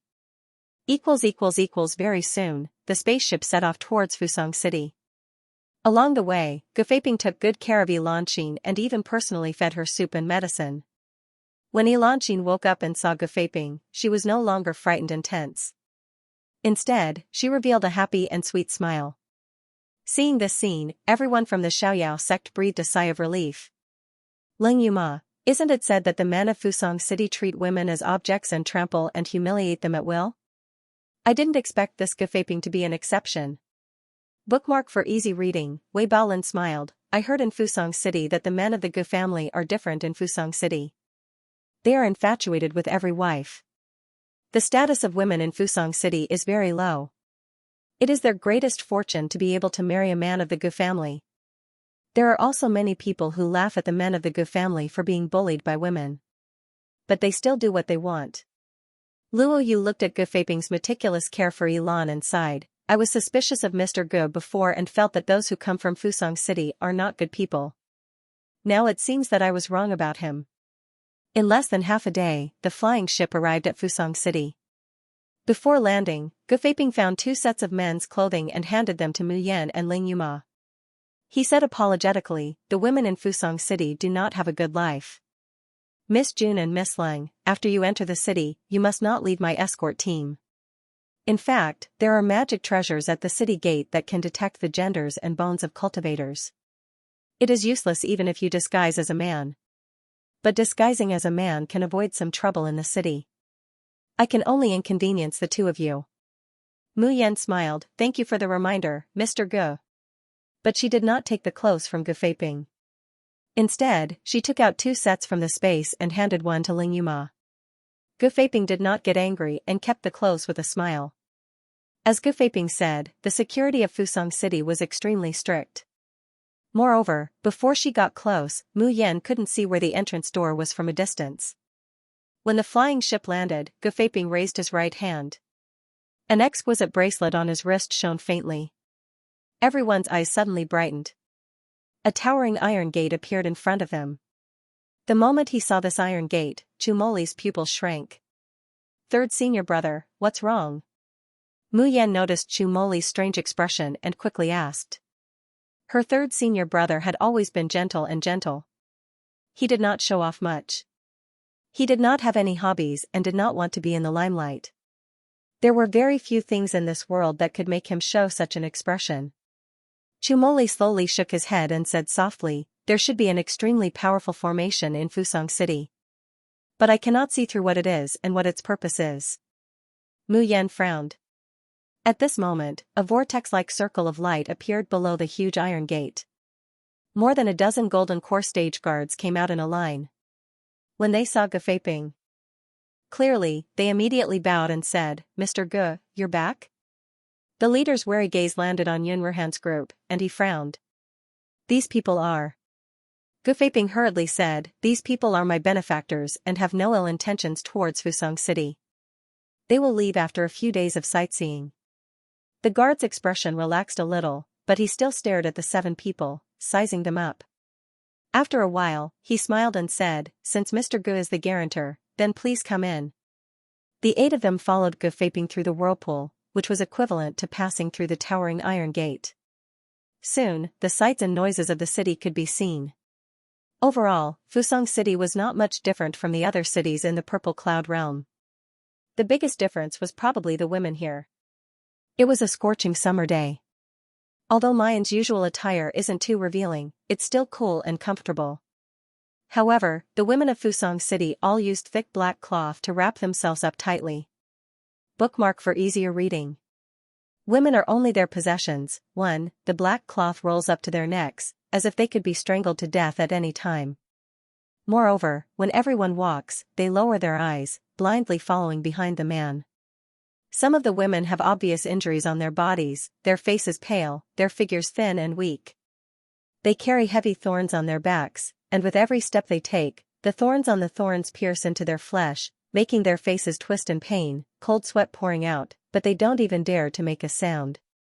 Wei Baolin explains to Mayan and the others in a low voice, these women who carry the black iron thorn have all made mistakes. Some don't do things quickly, some contradict their husbands or fathers. In short, once they make a mistake, they have to carry the black iron thorn for a whole day. If they cry out during this period, or let the thorns of the black iron thorn cut their skin and leave a wound, the punishment will be 100 times heavier than this. Mayan and the others have cold and unsightly expressions. Wei Baolin sighs softly, the atmosphere in Fusang City is like this, you can't treat women as people. Those men who have tender and protective feelings for the fairer sex can't stay any longer and leave. Only Master Ji's family background is strong, so he can spoil his wife so unscrupulously. Just as Wei Baolin had said, compared to those women who were wrapped up tightly and had their spines bent, Xianxia, who is carefully protected by Gu Feiping's arm around her waist, looks so out of place, so happy. But strangely, these women occasionally pass by Xianxia and catch a glimpse of her nestled in Gu Feiping's arms. But there's no trace of envy or jealousy, only deathly stillness and numbness. In Fusang City, this is obviously the most common scene. The faces of the 7 people of the Xiaoyao school become more and more unsightly. Before the Deer Cry banquet, they already had a bad impression of Fusang City. Seeing this scene now, they feel even more disgusted. They don't know what the men of Fusang City are so high and mighty about. It's as if they weren't born from a woman's belly. Woo! At this time, a woman carrying the black iron thorn staggers because she's too weak, and falls towards Luo Yu. Luo Yu subconsciously reaches out to support her, be careful. The woman's body was stabilized by him, but her face was filled with terror. She flung Luo Yu aside and threw herself in front of a man as if she had gone mad. She cried hoarsely, I'm sorry. Sorry. I didn't do it on purpose. I won't do it again. I won't do it again. Luo Yu was confused, what's going on? The man looked down at the crying woman, his eyes flashing with disgust. He suddenly threw out a dagger. You know what to do. The woman looked at the dagger with fear and despair in her eyes. But she did not hesitate. She quickly picked up the dagger and slashed at her own arm. Whoosh, blood splattered everywhere. 2 drops even landed on Luo Yu's face. He wiped his face in a daze, and then chopped off the woman who had lost an arm in the blink of an eye and almost fainted from the pain. Are you kidding me? Luo Yu suddenly regained her senses and was about to charge towards the man. However, Wei Baolin pulled him back. Young Master Lan, calm down. This is the rule of Fusang City. Any married woman is the property of a man. Once this property is touched by someone else, it means it's dirty and impure. The man has the right to dispose of her like trash. End of this chapter. A woman is just their possession. 2. Asking for tickets, compared to being dealt with, losing an arm is already the best ending. Fuck the best possible ending. Luo Yu is about to go mad, just because I helped her, she's going to lose an arm? The man sneers at Luo Yu, a foreigner? Do you know the rules of living in Fusang City? So it's young Master Higashino Yamada. Gu Feiping comes forward with Xianxia in his arms, smiling gently and elegantly, these people are my Gu family's guests. They didn't know the rules of Fusang City and offended you. I hope young Master Higashino will give us some face and not bother with them. Higashino Yamada's gaze sweeps over Gu Feiping and falls on Xianxia. He smiles meaningfully, since it's Gu family's guest, of course, I have to give this face. After a pause, he slowly says, this year's 100-flower feast will be held tomorrow night. I don't know if Gu family's master will participate in this 100-flower feast. Gu Feiping nods and says, such a grand event, of course I have to participate. Xianxia, who is held by the waist by him, trembles slightly. After exchanging greetings, Higashino Yamada waves his hand. Immediately, a servant steps forward and picks up the unconscious woman in a pool of blood like a sack. When passing by several people, Higashino Yamada's gaze inadvertently sweeps over Mayan. His eyes suddenly burst with a breathtaking and fiery light, and he subconsciously steps forward to grab her chin. Mayan's eyes are slightly cold, and the 7 absolute swords are stirring in her palm. However, before Higashino Yamada can approach, Gafaping blocks in front of him. "Young Master Higashino, as I said, these are my guests." Higashino Yamada licks his lips, his voice hoarse. "This is a woman, and a stunningly beautiful one at that. In Fusang City, all disguises are ineffective. Do you think that if you disguise as a man, I won't be able to see through it? Gafaping, tell me, what price do you want for you to transfer this woman to me?" Anger faintly condenses in Gafaping's eyes. "Young Master Higashino, if you are rude to my guests again, don't blame me for being impolite." Higashino Yamada's eyes are full of unwillingness, but he finally chuckles. "Master Higashino, don't forget the 100-flower feast tomorrow night." When Higashino Yamada leaves, Gafaping is relieved. He slightly shook his head and sighed. The Higashino clan is one of the 3 great aristocratic families in Fusang City. They have always been arrogant. It's just that the death of their heir, Higashino Ching, caused them to keep a low profile for a period of time due to the younger generation fighting for the right of inheritance. Last month, this Higashino Yamada emerged from the competition and became the new heir of the Higashino family. Now that he's in the limelight, it's better for you not to provoke him. You nodding, Higashino. With, Higashino, and, with, and you. That with, hua, fu is with. Oh, it's a grand event held once every 3 years in Fusang City. Gafaping smiled and said helplessly, "It is only on this day that the women of Fusang City are allowed to wear beautiful clothes and exquisite jewelry.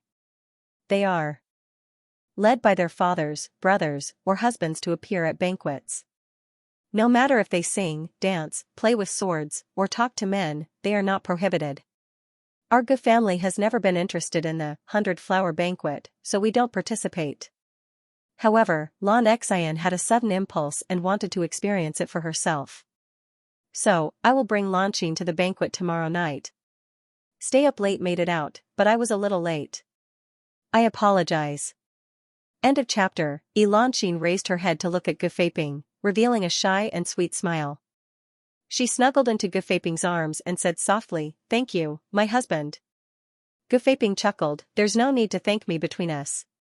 As long as it's what you want, I will naturally satisfy it." Ling Yuma's heart moved and she suddenly said, "In other words, all the women in Fusang City will participate in the 100-flower banquet tomorrow?" Gafaping laughed, "Of course not. Only those men of noble status can bring female companions to participate, and they can only bring 3 at most.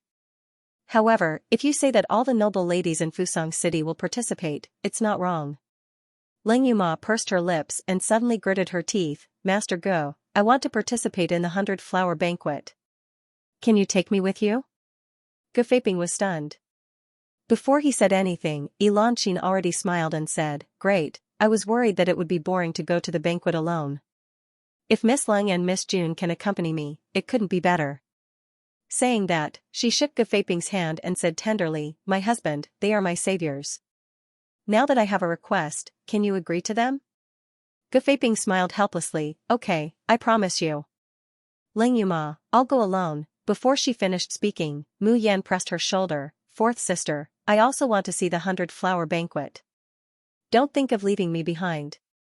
Ling Yuma's heart was slightly warm. She knew that Mu Yan was worried about her, so she offered to go together. Luo Yu puffed her cheeks and said unhappily, "Only 4th sister and 6th sister can go? I also want to go and see." Gafaping said apologetically, "I'm sorry. The 100-flower banquet stipulates that only men of Fusang City can participate. Since you are guests of my Gu family, I will definitely arrange for people to entertain you." Mu Yan and the others were quickly brought to a small courtyard. The furnishings in the courtyard were elegant and comfortable. Every little detail was carefully considered, making people feel at home. Chumoli took a look at the layout of the courtyard, and chuckled softly. "This patriarch Gu is quite an interesting person. He knew that they were wary of Fusong City, so he arranged for them to stay in a courtyard with 4 spacious bedrooms. Furthermore, the bedrooms were connected in a ring. If something were to happen in one of the bedrooms, the slightest noise would alert the people in the other rooms. It could be said that in terms of safety, it gave them a reassurance. Luo Yu shook her head and said, I always feel that the people in Fusong City are very strange. The men are scum who are worse than beasts, and the women are like lifeless puppets controlled by others. Only this Ge family head is different from others. Even in such an environment, he is still able to dote on his wife. What a good man. The others nodded as well. As he spoke, Elanqin walked into the courtyard with a universe box in her hand. Seeing them, she revealed a gentle smile and looked at Mu Yan and Ling Yuma. Miss June, Miss Leng, these are the accessories for you to participate in the 100-flower banquet. Seeing the doubtful expressions on the two's faces, Elanqin quickly said, the 2 misses might not know, but the people who participate in the 100-flower banquet must have at least 1 piece of jewelry with Fusong City's unique talisman array. It's like a nameplate for admission. Even if Mr. Yun and you don't participate in the 100-flower banquet, in order to move around Fusong City conveniently, it's best to wear some. That way, there won't be any guards checking your identity at any time. Bookmark for easier reading, Mayan takes a look inside the Qianquan box and sees that there are 2 phoenix hairpins, 2 pairs of earrings, 2 pairs of bracelets, as well as some fragmented hairpins, necklaces, and so on.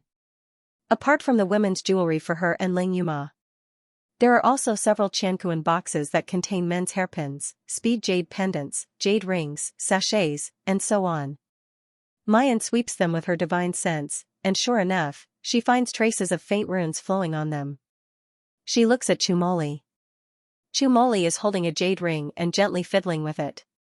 Meeting Mayan's gaze, he gently shakes his head. The arrays on these jewelry are indeed only used for identification, and there's no danger.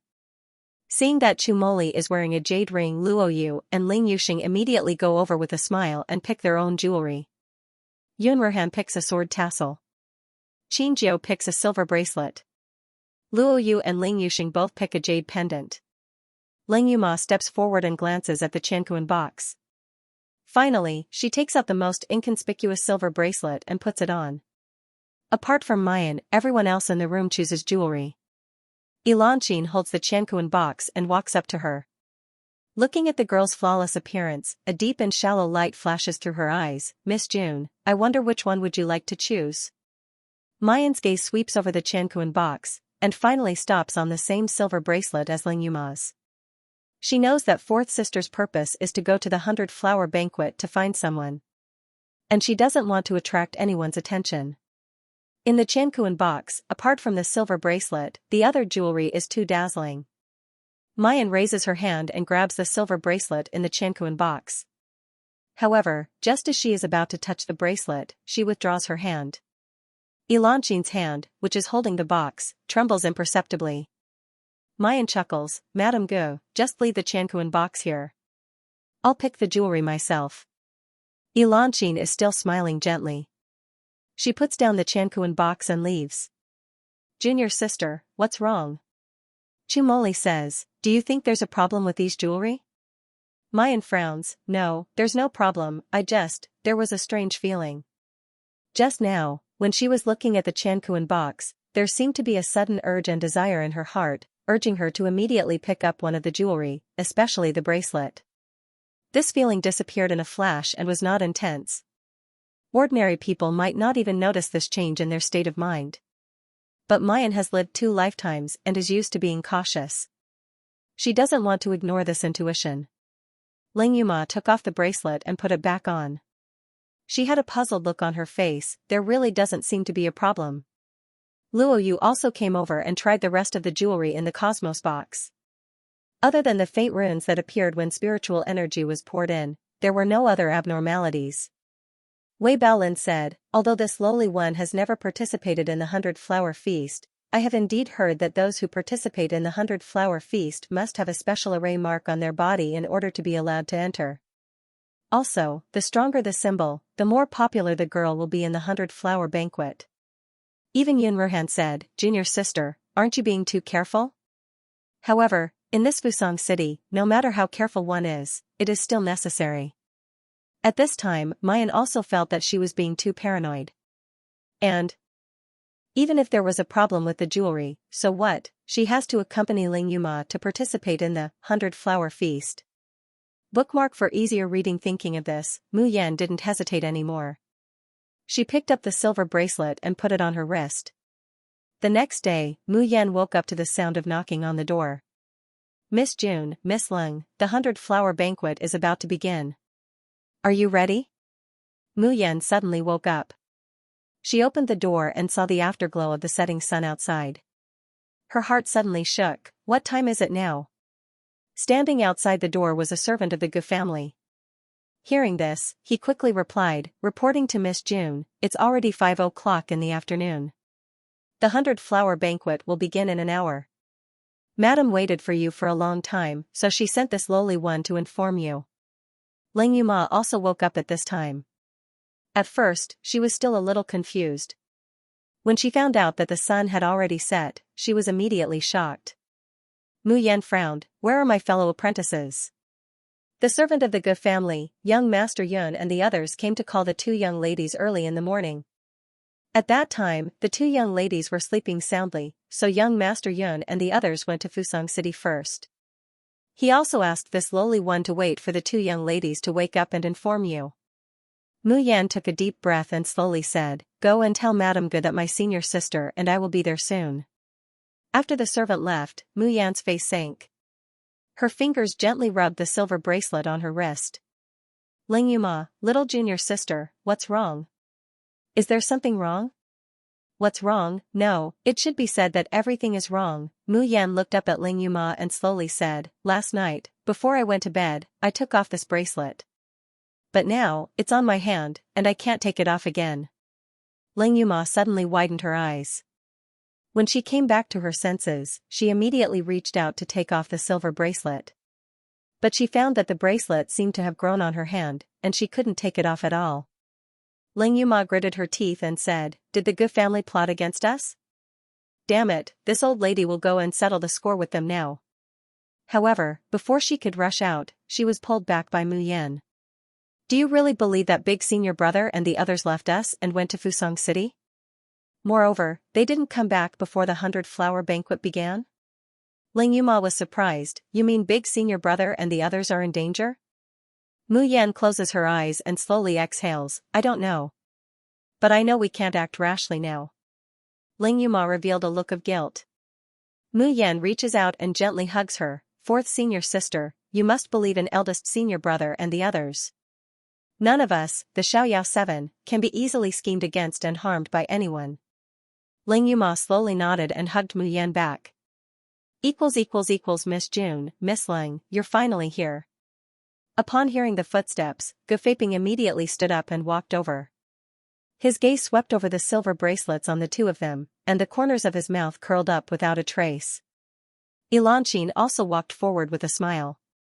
She sized up Mu Yan and Ling Yuma's simple clothes, and said softly, participating in the 100-flower banquet, the clothes on your bodies are too simple and elegant. Someone, bring the clothes to the two ladies. Soon, a servant from the Gu family brought the dress up. Ling Yuma fiercely swung her hand and pushed away the person who came forward to take off her clothes. She stepped forward and grabbed Elanqin's collar, and slapped her hard. We saved your life from the blood wolf's mouth, and this is how you repay us? Elanqin's face instantly swelled up. Hearing that, she didn't feel ashamed or angry, but instead revealed a mocking and desolate smile. Bookmark for easy reading. Welcome to Fusang Hell. 4. Asking for tickets, but Elanqin's voice is still gentle. I don't understand what Miss Lung is talking about. I'm kind enough to give you clothes and jewelry, is that wrong? Speak. Where are my brothers? Ling Yuma is so angry that she raises her hand to give Elanqin another slap. However, at this moment, her body suddenly twitches violently. The spiritual power that was gathered in her palm suddenly collapses, and her whole body falls to the ground, letting out a painful groan. Fourth senior sister. Mu Yan rushes over to help Ling Yuma up. Using her divine sense, she finds that Ling Yuma's body is safe and sound. Whether it's her spiritual power or her sea of consciousness, there is no abnormality. but Ling Yuma is in so much pain. Mu Yan grits her teeth, her eyes are cold. She knows that this time, they have encountered a great crisis. Defying slowly walked forward, lowering his head to look down at them, that gentle smile on his gentle and refined face. Miss June, my residence is lacking a new madam. I wonder if you would be willing to marry me. At this moment, Defying's burning and greedy eyes are no longer concealed, and scrupulously sweeping over Mu Yan's face and body inch by inch. It's as if he knows that the prey that he has carefully trapped has finally fallen into his hands, and can no longer escape. And his disguise can finally be taken off. Hearing this, Xianxia's expression is numb, but her body can't help but tremble. Mu Yan sneers, I'm sorry, I'm not interested in marrying a beast. Defying's eyes sink. But soon he shows a helpless smile. Women who have just come from the outside are usually wild and hard to tame. They don't know how to obediently serve men, and this can't be helped. But Miss June, this is the last chance I'm giving you. You didn't grasp it yourself, so you can't blame me for what happens next. After saying that, Defying waves his hand, let's go, follow me to the 100-flower banquet. Go to your mother's 100-flower banquet. Ling Yuma's curses stop abruptly, because she finds that her body is standing up uncontrollably. Her face shows a proper and gentle smile, and she keeps up with Defying's pace. Mu Yan and Xianxia have the same reaction as her. This was the first time Mu Yan had felt this strange and invisible power. Her heart was in turmoil, but she couldn't help but smile. 7 brilliants? Chi Huang? Qiao Qiao? Little chick? Mayan calls out to the 3 little ones in the space over and over again, but finds that she has completely lost contact with the Tian Mo Qin. He lowered his eyes and looked at the silver bracelet in his hand. What exactly was this? Just then, she heard Xianxia, who was walking past her, let out a low chuckle. There seemed to be an indistinct murmur in her ears. Welcome to Japan Hell. By the time they reach the carriage, Mayan's mood has already stabilized. That was because she discovered that this kind of control over her body was not something that she could have at all times. Only when Defying gave the order did his body sink into a shackle that he could not resist. Mayan reached out and gently shook hands with Ling Yuma, revealing a smile towards her. There was no conversation between the two, but there seemed to be a silent message being passed between them. No matter what difficulties and obstacles there are in front of us, mountains of knives and seas of fire, we, the Xiaoyao 7, will advance and retreat together. The rims of Ling Yuma's eyes suddenly became moist, and then the confusion and guilt in her eyes dissipated. Sleep, good night, end of this chapter, try to cut off this hand. 1. Ling Yuma's eyes suddenly became wet, and then the only confusion and guilt in her eyes dissipated. It turned into an indomitable perseverance. Fusang City was divided into 4 districts, north, south, east, and west. As a grand event held once every 3 years in Fusang City, the 100-flower banquet would be held in the worry-free hall in the center of the 4 districts. At this time, the 100-flower banquet was already filled with singing and dancing. The women of Fusang City, who were usually tightly wrapped in black cloth, were now wearing beautiful clothes, showing gentle and happy smiles. However, as long as one looked closely at their eyes, one could see the deathly stillness or fear in their eyes. Most of the women gathered in the center of the hall. Some were playing the guqin, some were dancing with swords, and some were singing and dancing. The whole hall was filled with the sound of stringed instruments, fragrant clothes, and dancing pavilions. It was a scene like a fairyland. And the men of Fusang City were sitting around the hall. While drinking, they looked at the performing women unscrupulously. The expression on his face was one of arrogance and nonchalance, as if he was looking at a prey, a slave, or an object. At this moment, a servant shouted at the entrance of the hall. The master of the Gu family is here. The Gu family was also a first-class family in Fusang City. But which man who could appear in the 100-flower banquet was not a noble family in Fusang City, therefore, these men did not show any strange expressions. However, such calmness only lasted for a moment. As Defying took his seat, a light and shadow flashed in the center of the hall, and 3 women appeared. Seeing these 3 people, the men present suddenly sat up straight. Not to mention that Xianxia was a rare woman with a gentle temperament. Even Ling Yuma, who was careless and dressed in androgynous clothes, had a heroic and delicate face. Her waterfall-like black hair was tied into a ponytail behind her head, and her red clothes fluttered gently. It was hard to tell whether she was a man or a woman, but she gave people a different kind of beauty and desire.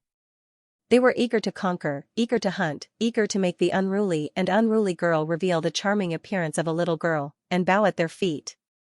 But what made the men present the most excited and even couldn't help but stand up? It was the peerlessly beautiful girl dressed in white.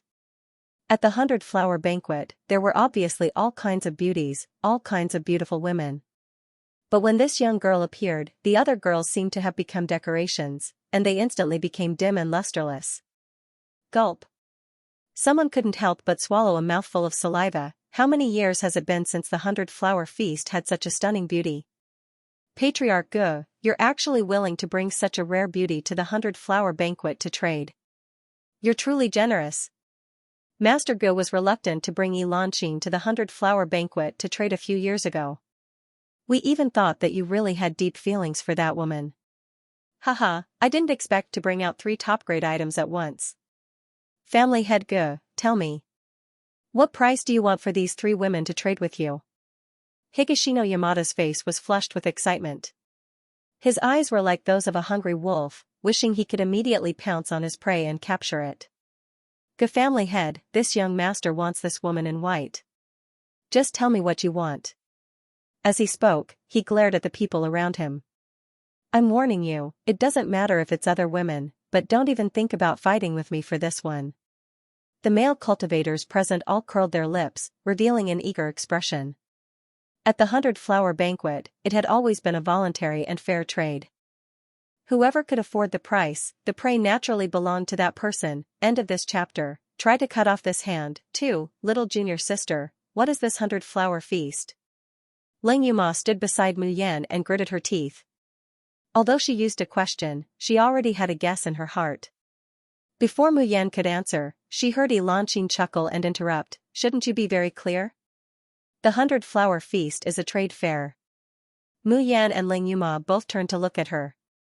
Xianxia slowly raised her chin. Her eyes were filled with ridicule, sneer, and even more so, deep hatred, and we are the goods of the trade.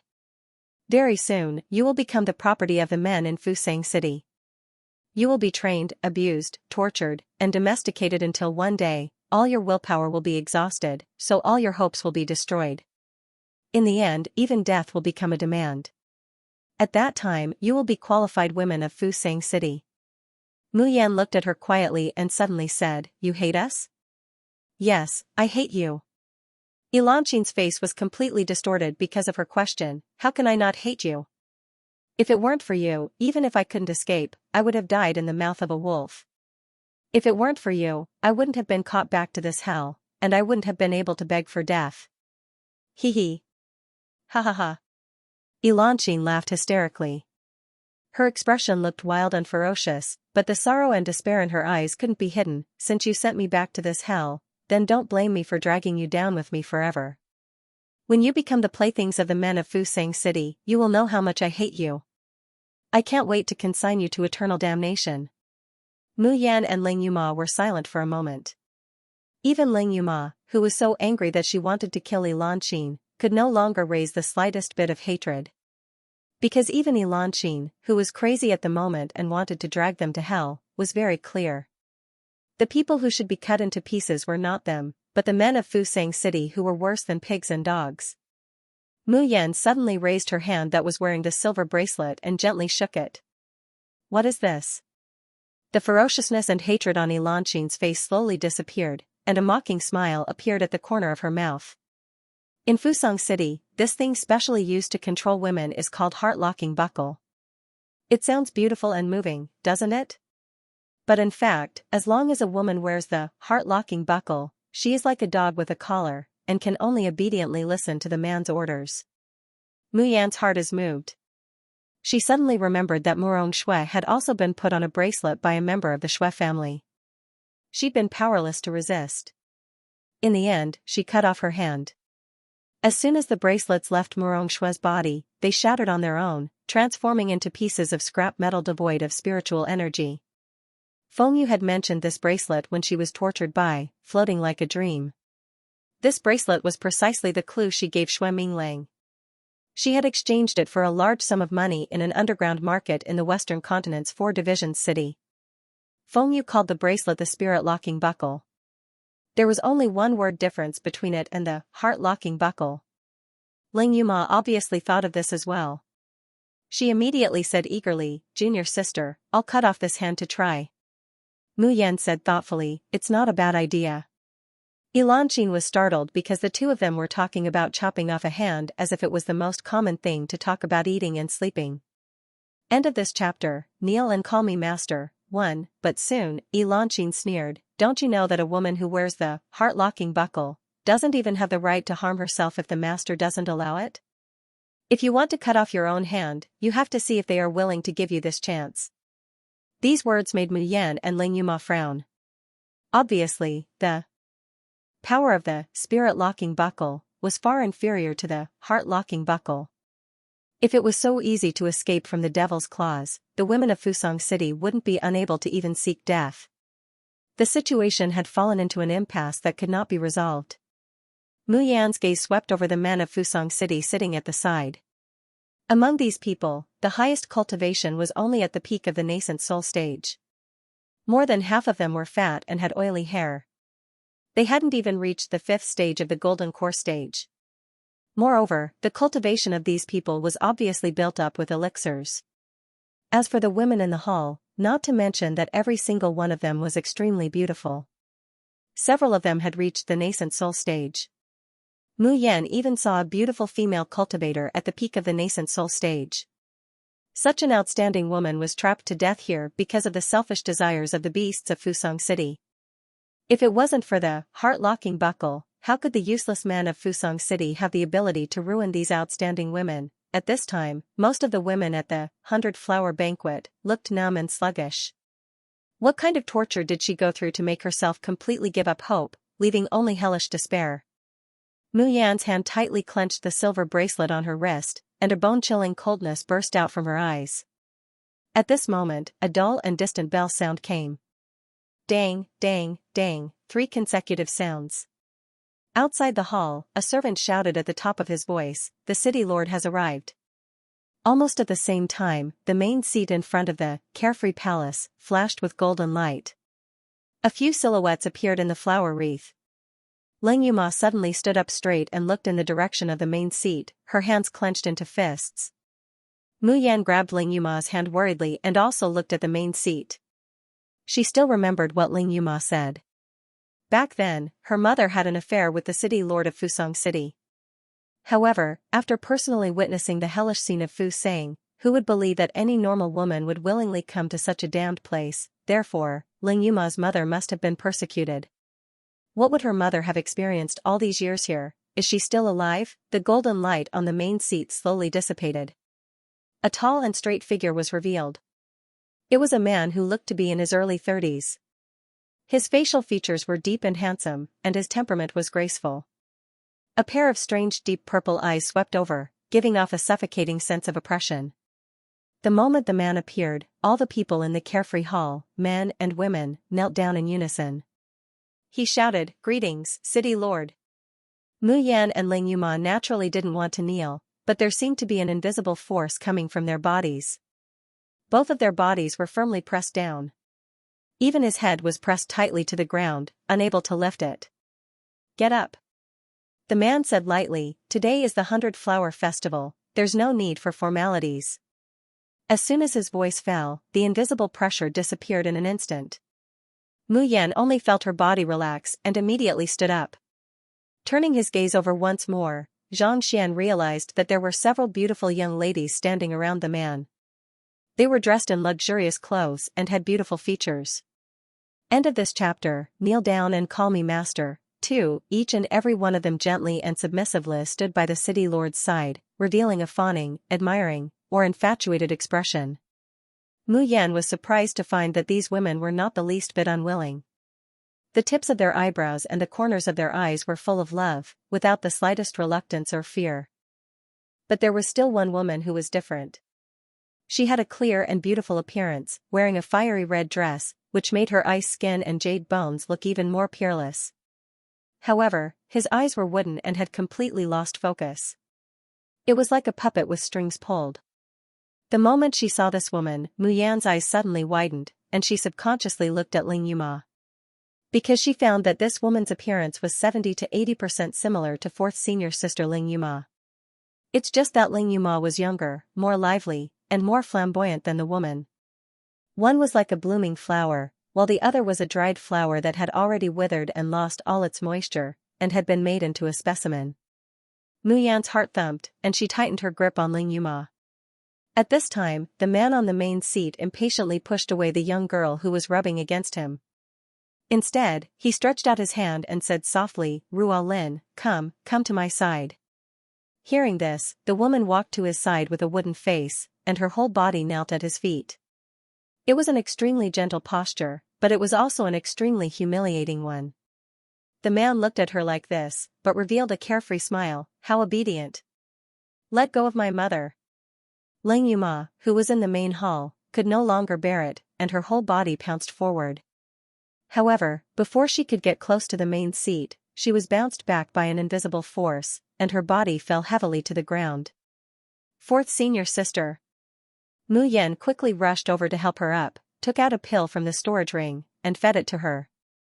She had lost contact with the Tian Mo Qin, but as long as the bracelet did not attack, ordinary storage equipment could be used.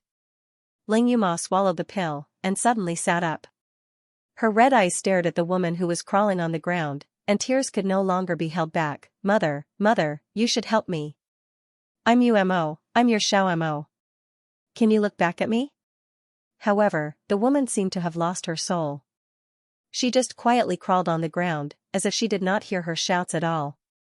The city lord of Fusong City suddenly stood up. His breathing quickened. He took a step forward and arrived in front of Ling Yuma, grabbing her chin. Alike, they're really alike. She looks exactly like the eldest daughter of the Yunlinglin family. As the man spoke, his Adam's apple bobbed up and down, and his eyes burned with a determined flame. Ling Yuma's chin was grabbed by his cold and sticky hands. She was so disgusted that she wanted to vomit. She raised her hand and slapped the man's face. Let me go, you bastard. What did you do to my mother? The man was caught off guard for a moment and was actually slapped hard on the face by Ling Yuma. The atmosphere in the carefree hall was dead silent all of a sudden. After the dead silence, there was a raging fire that was like boiling oil. What is this bitch doing? She actually dared to hit the city lord. This is outrageous. This was going against the heavens. Who was the one who brought the shrew in? Is the heart-locking buckle just for decoration? Dismember this woman's corpse. We must let all women know that obeying men is their bounden duty as women. Whoever dares to resist will die without a complete corpse.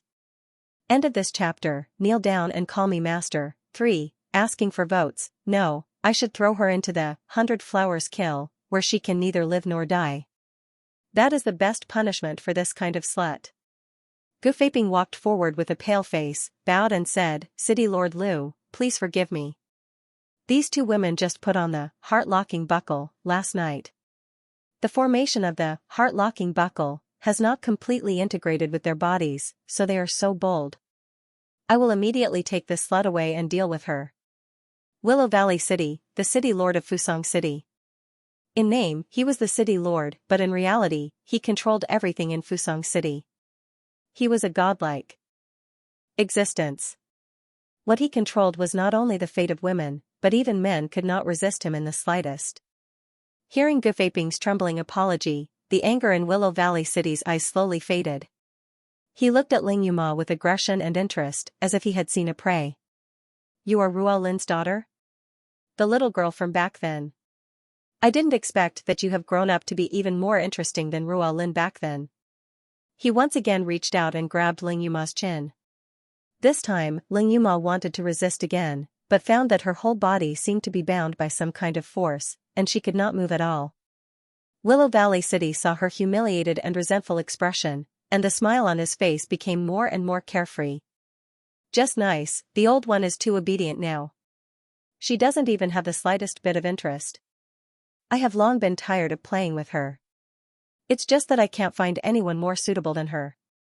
I didn't expect that you would actually deliver yourself to my door, ha ha ha ha. Don't look at me like that. The more unruly and rebellious you are, the more I can't wait to train you. I want you to be as obedient as a dog and submit to my feet. When Willow Valley City was young, he went out to gain experience and met Leng Ruolin, the eldest daughter of the Yunling Leng family. At that time, Leng Ruolin was the same age as Leng Yuma. Dressed in white, she was valiant and magnificent. In an instant, she had captivated Willow Valley City's soul. He was from Fusang City, and what he wanted the most was to bring Leng Ruolin back to the city and lock her up. He wanted her, who was as cold and arrogant as an immortal, to become his exclusive property and be obedient to him. However, how could he imprison the eldest daughter of the Yunling Leng clan? Leng Ruolin mercilessly rejected his courtship and even thoroughly scolded Fusang City, a place where men were respected and women were slaves. At that time, Willow Guqing's heart was filled with hatred, but he also buried a deep obsession. After that, Willow Valley City searched for all kinds of women all over the Cultivation continent, and every one of them bore a slight resemblance to Leng Ruolin. However, none of them were Leng Ruolin. It simply couldn't satisfy the desire in Willow Valley Chang's heart. However, in the end, Leng Ruolin was still dragged down from the high altar by him.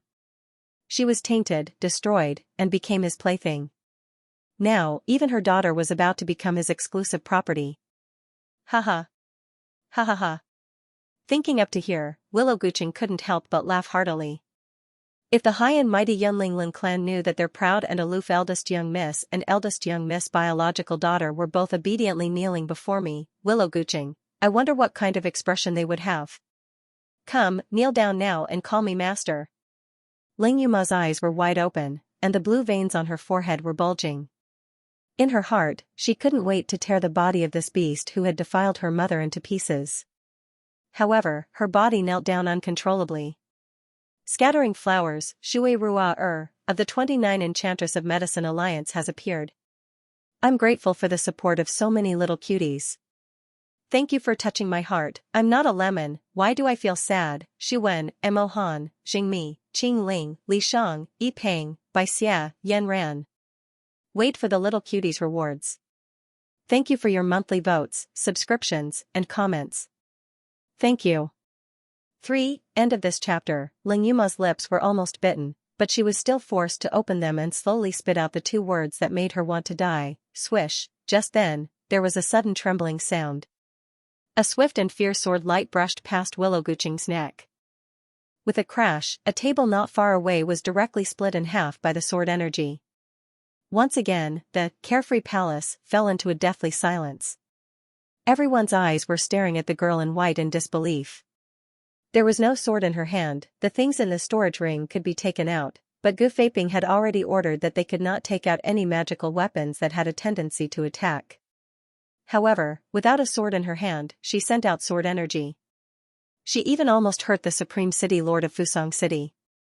The girl's eyebrows were picturesque, her skin was white as snow, and her beautiful face was cold and indifferent, without a trace of fear or panic. She protected Leng Yuma behind her. On her slender wrist, the silver, heart-locking buckle emitted a faint light. Whoosh, the whole hall exploded. Even those numb women looked at Mayan, revealing expressions of disbelief. What did this woman just do? Isn't there a heart-locking buckle on her hand? Why can she send out sword energy? Damn slut, she's a stunner. I originally wanted to trade her back and pamper her for a while. I didn't expect that as a lowly woman, she would actually try to hurt the city lord. Such a rebellious slut, she must not be allowed to live well. That's right, peel off her skin and burn her to death. Destroy her dantian, cripple her limbs, and then starve her to death. In the carefree palace, the men who were just obsessed with Mayan all changed their faces at this time. Each of them was filled with righteous indignation and anger, wishing to tear Mayan to pieces immediately. For these men in Fusang City, women were just their possessions, their toys, and their pets. Their pets were beautiful, they would appreciate them, like them, and occasionally give them some benefits to taste. But they would never allow their pets to step on their heads. Willow Guqing touched a shallow scar on his chin, looking fiercely and coldly at the two women not far away. The white-clothed girl's beauty was enough to topple cities. Normally, Willow Valley City would still have the thought of taking her into his room, playing with her for a while, and then giving her to his subordinates. But now, in public, he'd been injured by a lowly woman who'd already put on a belt, and this caused Willow Gooching to only feel resentment and disgust in his heart. All-powerful women shouldn't exist. This went against the natural order of the world, so they had to be punished and destroyed. One of Willow Gooching's servants saw his expression and immediately shouted, "You dare to send such untrained sluts into the 100-flower banquet, and almost let them injure the city lord, what are you doing?" Gufaping was so scared that his face turned pale. He knelt on the ground with a thud. "Please forgive me, city lord. It's my fault." An ordinary person would be completely restrained after wearing the heart-locking buckle for a few hours. The two of them have been wearing it for a day and a night. I thought that they had completely lost the ability to resist. City Lord, please grant me the ability to atone for my sins. I will let their souls completely fuse with the heart-locking buckle. Willow Gooching sneered, raising his hand with a contemptuous expression. In a split second, Mayan felt a pressure that could topple mountains and overturn seas surging towards her. The tendons and veins of her whole body seemed to be bursting inch by inch. Her internal organs felt like they were on fire. Bookmark for easier reading. Mu Yan spurted out a mouthful of blood. She could no longer hold on and fell to the ground. Before she lost consciousness, she heard Ling Yuma's exclamation. She also heard a distant and vague male voice. It seemed to be Qi Huang's voice, but it also seemed to be the voice of little Martial Uncle. 10 Extremes Formation. It turned out to be the Myriad Cave 10 Extremes Formation. Oh no, little Martial sister. Ling Yuma rushed over and picked up Mu Yan.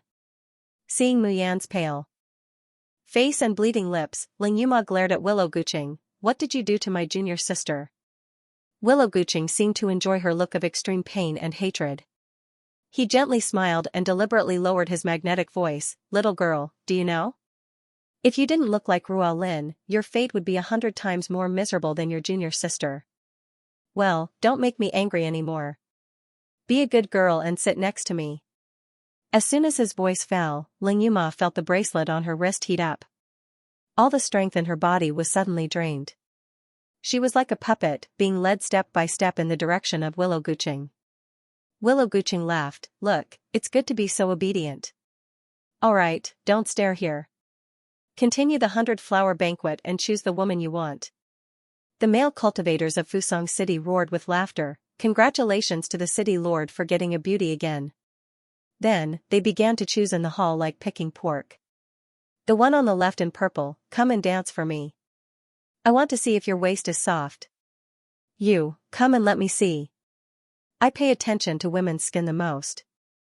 If every inch of your body is not perfect, I am not interested." Some women were trampled on the ground. "Bitch, who are you showing this face to? Why don't you smile more charmingly for me?" Willow Gooching sometimes looked at the happy scene in the carefree hall, and sometimes looked at Ling Yuma, who was full of resentment but had to walk towards him. The smile on his face became more and more carefree. Soon, Ling Yuma walked in front of him. Willow Gooching looked at her stubborn and beautiful face, then looked at the wooden lung rollen on the side, and a blazing flame ignited in his eyes. However, just as Willow Gooching's hand was about to touch Ling Yuma, suddenly, a sharp pain came from his abdomen. Willow Gooching let out a muffled groan and suddenly took a step back. He pressed his hand against his abdomen, and blood gushed out from his fingertips. He stared at Ling Yuma in disbelief. The woman with messy long hair and fiery red clothes revealed an ostentatious and wanton smile. Blood continued to flow from the corner of her mouth. This was the result of her desperate resistance against the control in her body. In her hand, there was a transparent crystal blade. Before Mu Yan fainted, she used her spiritual power to condense this crystal blade and gave it to her. With the condensation of the sword heart and the birth of the natal sword, Mu Yan could not only transform the sword chi into a sword, but also condense the sword chi into a physical form and transfer it to others. Everyone in Carefree Hall was dumbfounded and looked at this scene in shock. Willow Gooching's face no longer had the complacency and arrogance of a strategist. His originally handsome face was now twisted into a ball, looking hideous and hideous. "Bitch, I gave you chances again and again, and this is how you repay me. Sure enough, you're just like your mother, not shedding tears until you see the coffin. Good. Good. Then I'll let you have a good taste of what is called real hell. Bookmark for easier reading. Ling Yuma slightly raises her chin and casually wipes the blood from the corner of her mouth. She looks up at Willow Gucheng, without the slightest fear in her eyes. However, the next moment, she hears Willow Gucheng wave his hand and coldly say, apart from the two from the Lin family, all the other women in today's 100-flower feast will be thrown into the 100-flower kill. Ling Yuma stares blankly. She doesn't know what 100-flower kill means.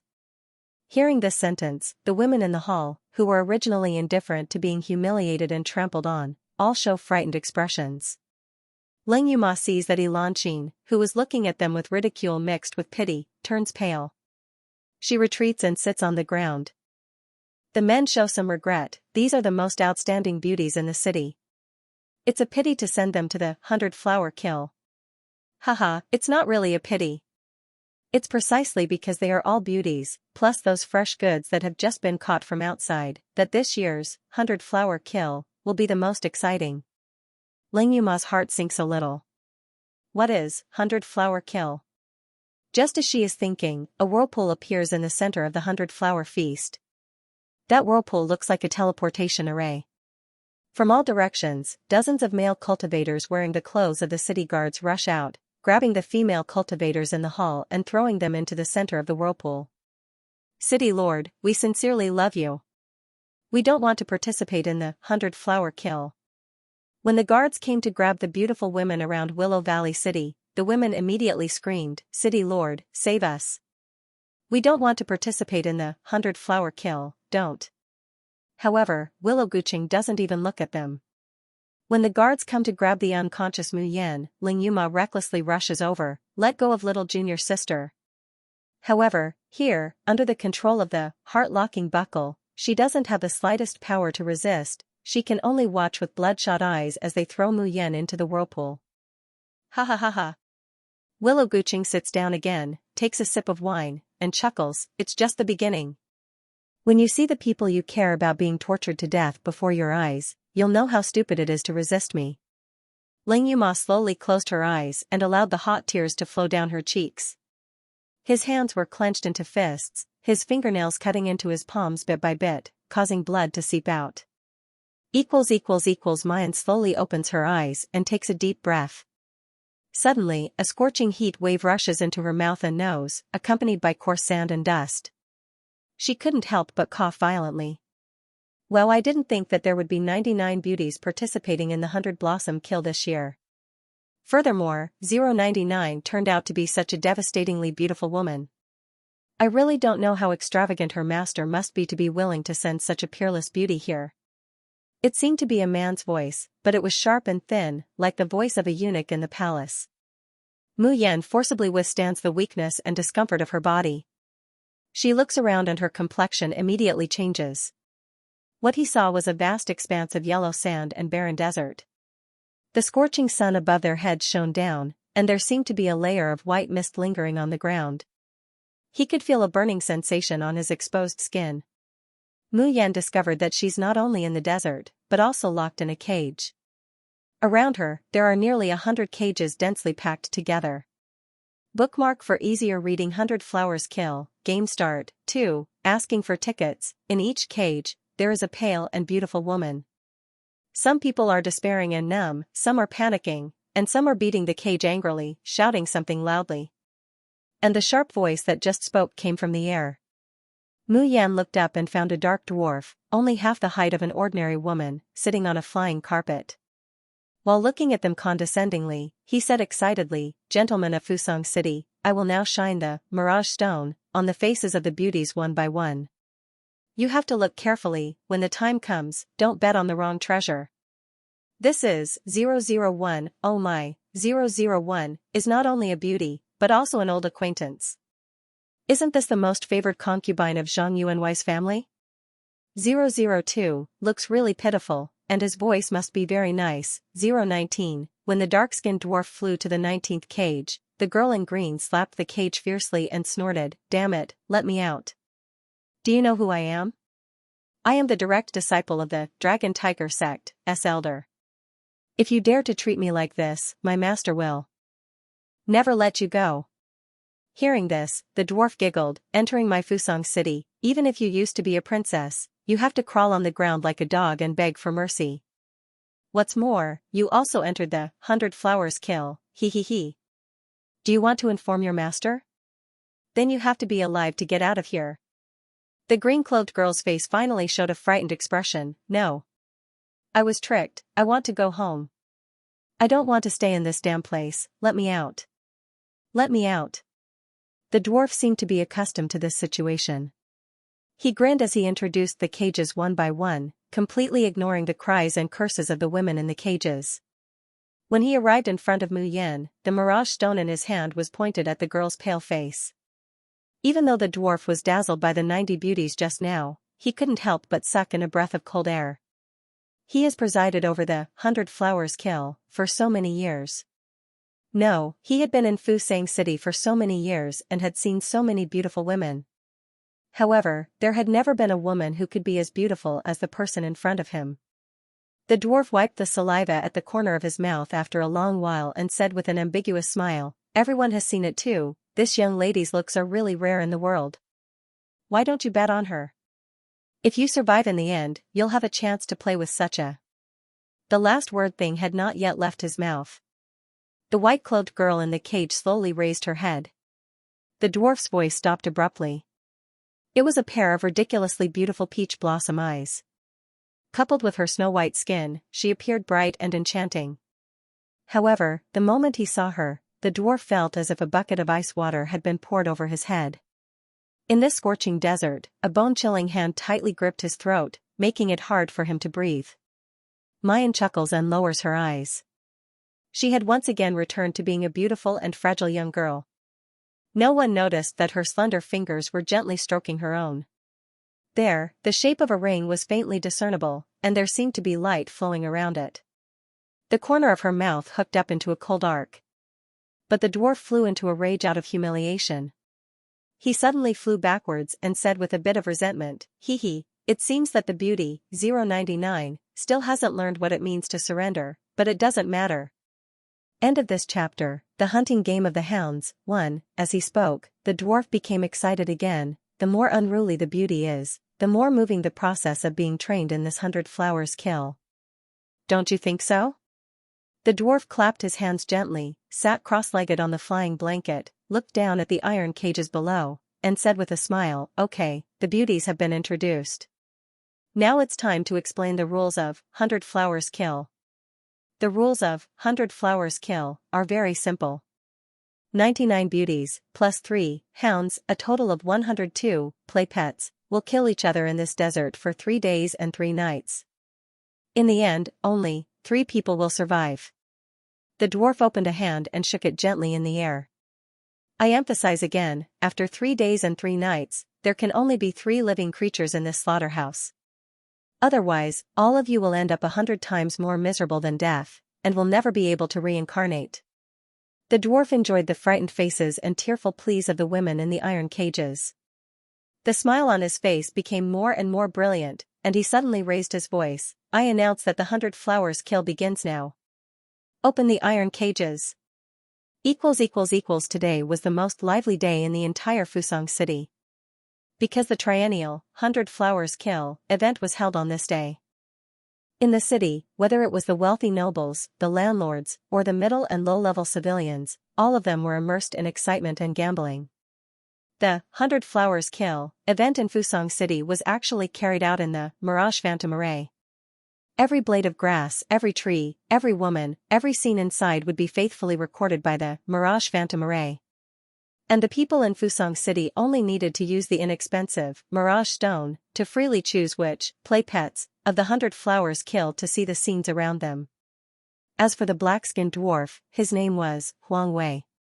His role in the Mirage Phantom Array was to stir up the atmosphere and use the Mirage Stone to let people see more detailed scenes. The other point was to convey the decree of the Spectator Lord to everyone on the battlefield, adding to the fun of the entire battle royale. Yes, for the men in the city, the 100 Flower Kill was both a carnival and a gamble. Commoners had their own way of playing. They could bet on who would get the last 3 spots. The higher the odds of betting on the beauty or the hound, the greater the return one would get when they finally won. As for the young masters of the aristocratic families, they had many more ways to play. They could bet on who would survive in the end. He could also add chips to the hound or beauty that he fancied, or impose restrictions and punishments on them. In the Mirage Phantom Array, the beauties couldn't use their spiritual energy, and they didn't even have a weapon to defend themselves.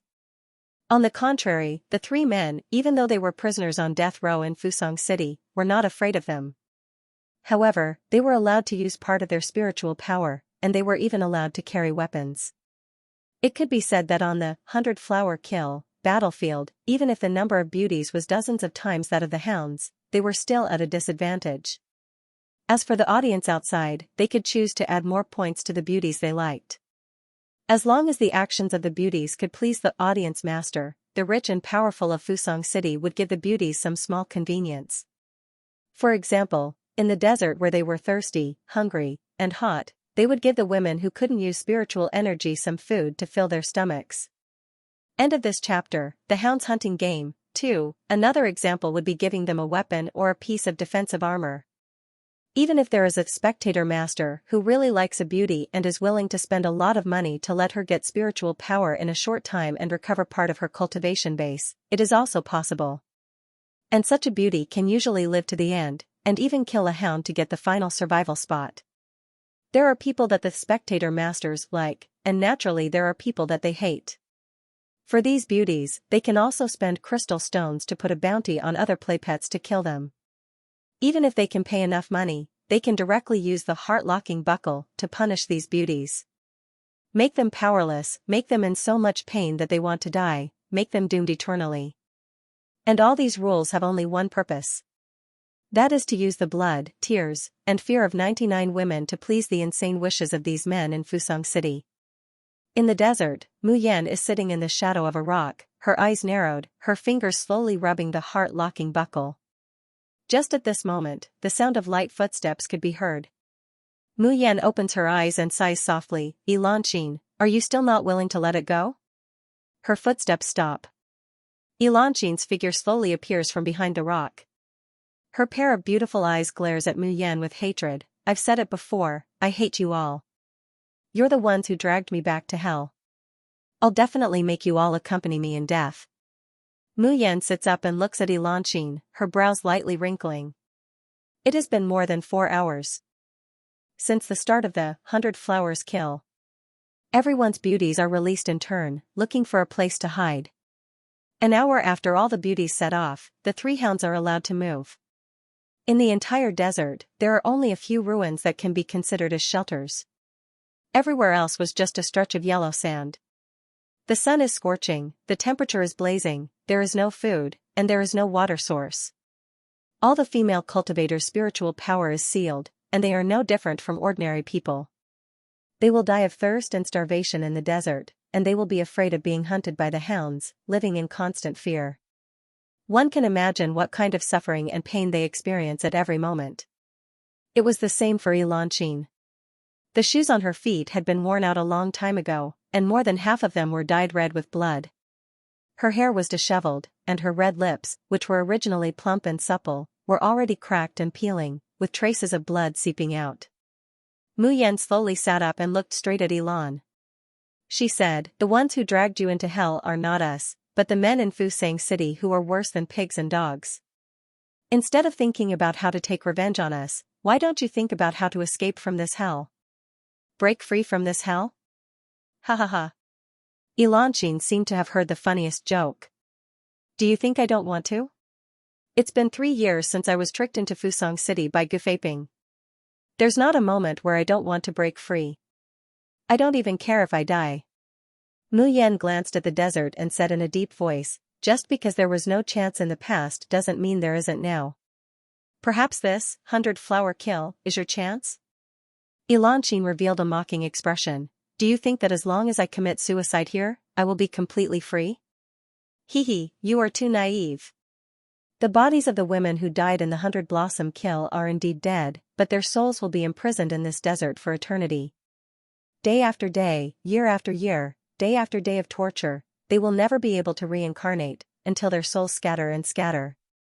End of this chapter. The Hound's Hunting Game. 3. Mu Yan's pupils constrict. Never to be reincarnated, how deranged must the people of Fusang City be to think of such an inhumane method of torture? Elanqin opens her mouth and laughs in a hoarse voice. Now you should know, right? Why are we, women who have long been numb to it, so desperate when we hear that we will be sent to 100 Blossom Kill? I have long given up the hope of liberation. Now, the only thing I want to do is to turn you and me into resentful spirits, forever sinking in this hell. As soon as her voice falls, Elanqin's eyes flash with an ominous glint. She raises the stone and pounces towards Mu Yan. However, she's clearly rushing towards Mu Yan. But when the stone is about to hit the girl's head, she suddenly feels that there's nothing under her feet, and her whole body falls to the ground. Elanqin suddenly straightens up, spits out the sand in her mouth, and looks at Mu Yan in bewilderment. Just now, she simply didn't see clearly how Mu Yan dodged her attack. Mu Yan stands under the scorching sun. Her skin is as white as snow, dazzling the eyes, pure and flawless. It's only now that Elanqin is shocked to find that she can't stand the heat in such a scorching desert, but the girl in front of her has skin of ice and bones of jade, without a drop of sweat, without a trace of embarrassment. Elanqin opens her mouth. Why? Just then, a man's excited and playful voice suddenly rings out not far away. Wow, my luck is really good. I just randomly looked around, and I found 2 great beauties. Elanqin's whole body instantly tenses up. She no longer has the time to explore Mu Yan's abnormality, and turns to look in the direction of the voice in horror. Under the glaring sun, a tall and strong man with a face full of scars slowly walks towards them. The muscles on his face are constantly trembling, and the scars at the corners of his eyes are gently wriggling like centipedes. From those eyes, it's full of amazement, greed, and excitement. 99. The man licks his lips. We are all betting on who can be the first to hunt you, the number 1 beauty of 100 Blossom Kill. I didn't expect that I would be so lucky. Jia, respected masters of the audience? Say, what kind of show do you want to see? I, the Alpha Hound, will definitely satisfy you one by one. The male cultivators in the carefree hall who saw the scene all became excited. We've finally met. This audacious slut, it was time to let her taste the feeling of living a life worse than death. I'll increase the stakes now and let Hounday torture number 099. I'll raise the stakes too. This bitch actually dared to injure the city lord. If I don't make her suffer so much that she'll wish she was dead, it'll be hard to dispel the hatred in my heart. Very soon she will know how fortunate it is to be able to participate in the 100-flower feast.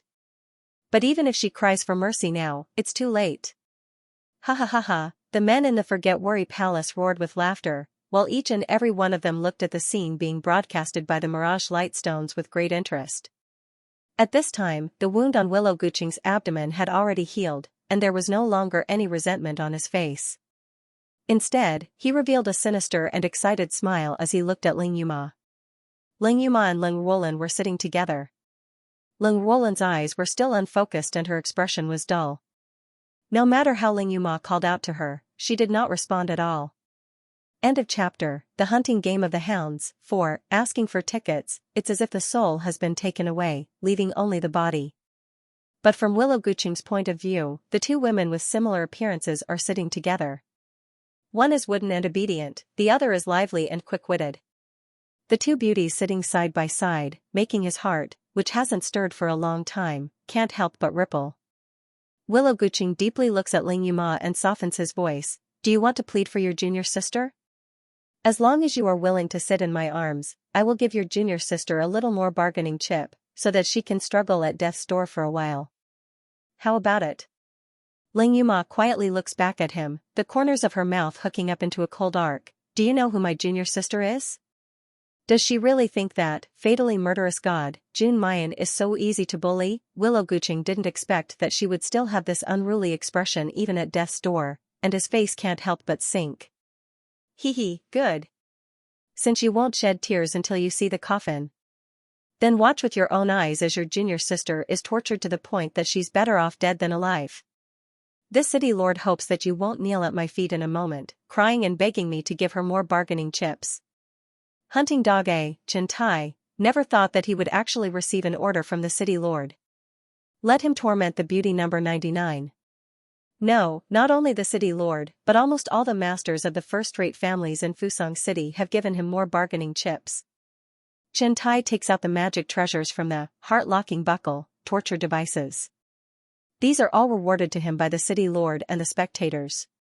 When Xianxia takes out a flying sword, his hands are shaking, and his eyes are full of excitement and desire. Because he knows that as long as he can perform well today, he can make the city lord and the spectators satisfied. Not only can he get out alive, he can even wash away all his sins and soar to success again. And his only chance is to torture and humiliate this beautiful girl in front of him, who doesn't seem like a mortal. Xianxia holds the flying sword and walks towards Mayan step by step. Enchantress has fallen to the ground at this time, her face pale and her whole body weak. Even if she just wanted Mayan to die, wanted her to go to hell. At this moment, seeing Xianxia approaching the delicate girl step by step, a sense of desolation arose in his heart. This girl with the surname June was so arrogant and confident when she spoke. It seemed that nothing in this world could stump her. But wasn't he the same in the past? Soon, she would know how cheap and worthless pride and confidence were in Fusang City. However, in the next moment, Enchantress's eyes suddenly widened, and she revealed an expression of disbelief. Under the scorching sun of the desert, the man's shrill screams pierced through the clouds. The white-clothed girl stepped on the badly mutilated man. Her long hair was like a waterfall, fluttering lightly in the wind. She was as beautiful as a fairy that had fallen into the mortal world. However, he was also as ferocious as a devil that had just crawled out of hell. This is impossible. Huang Wei screamed out in midair. The mirage light stone in his hand immediately fell to the ground. Mayan raises her head. It's unclear whether she's facing the dwarf Huang Wei or the people outside the Mirage Phantom Array.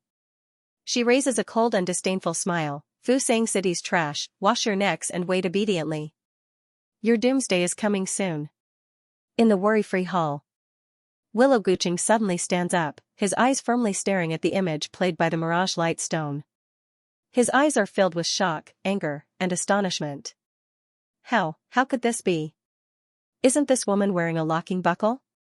Suppress your desires first. The suppression in the front is over, and the pleasure of abusing the dregs in the back is about to arrive.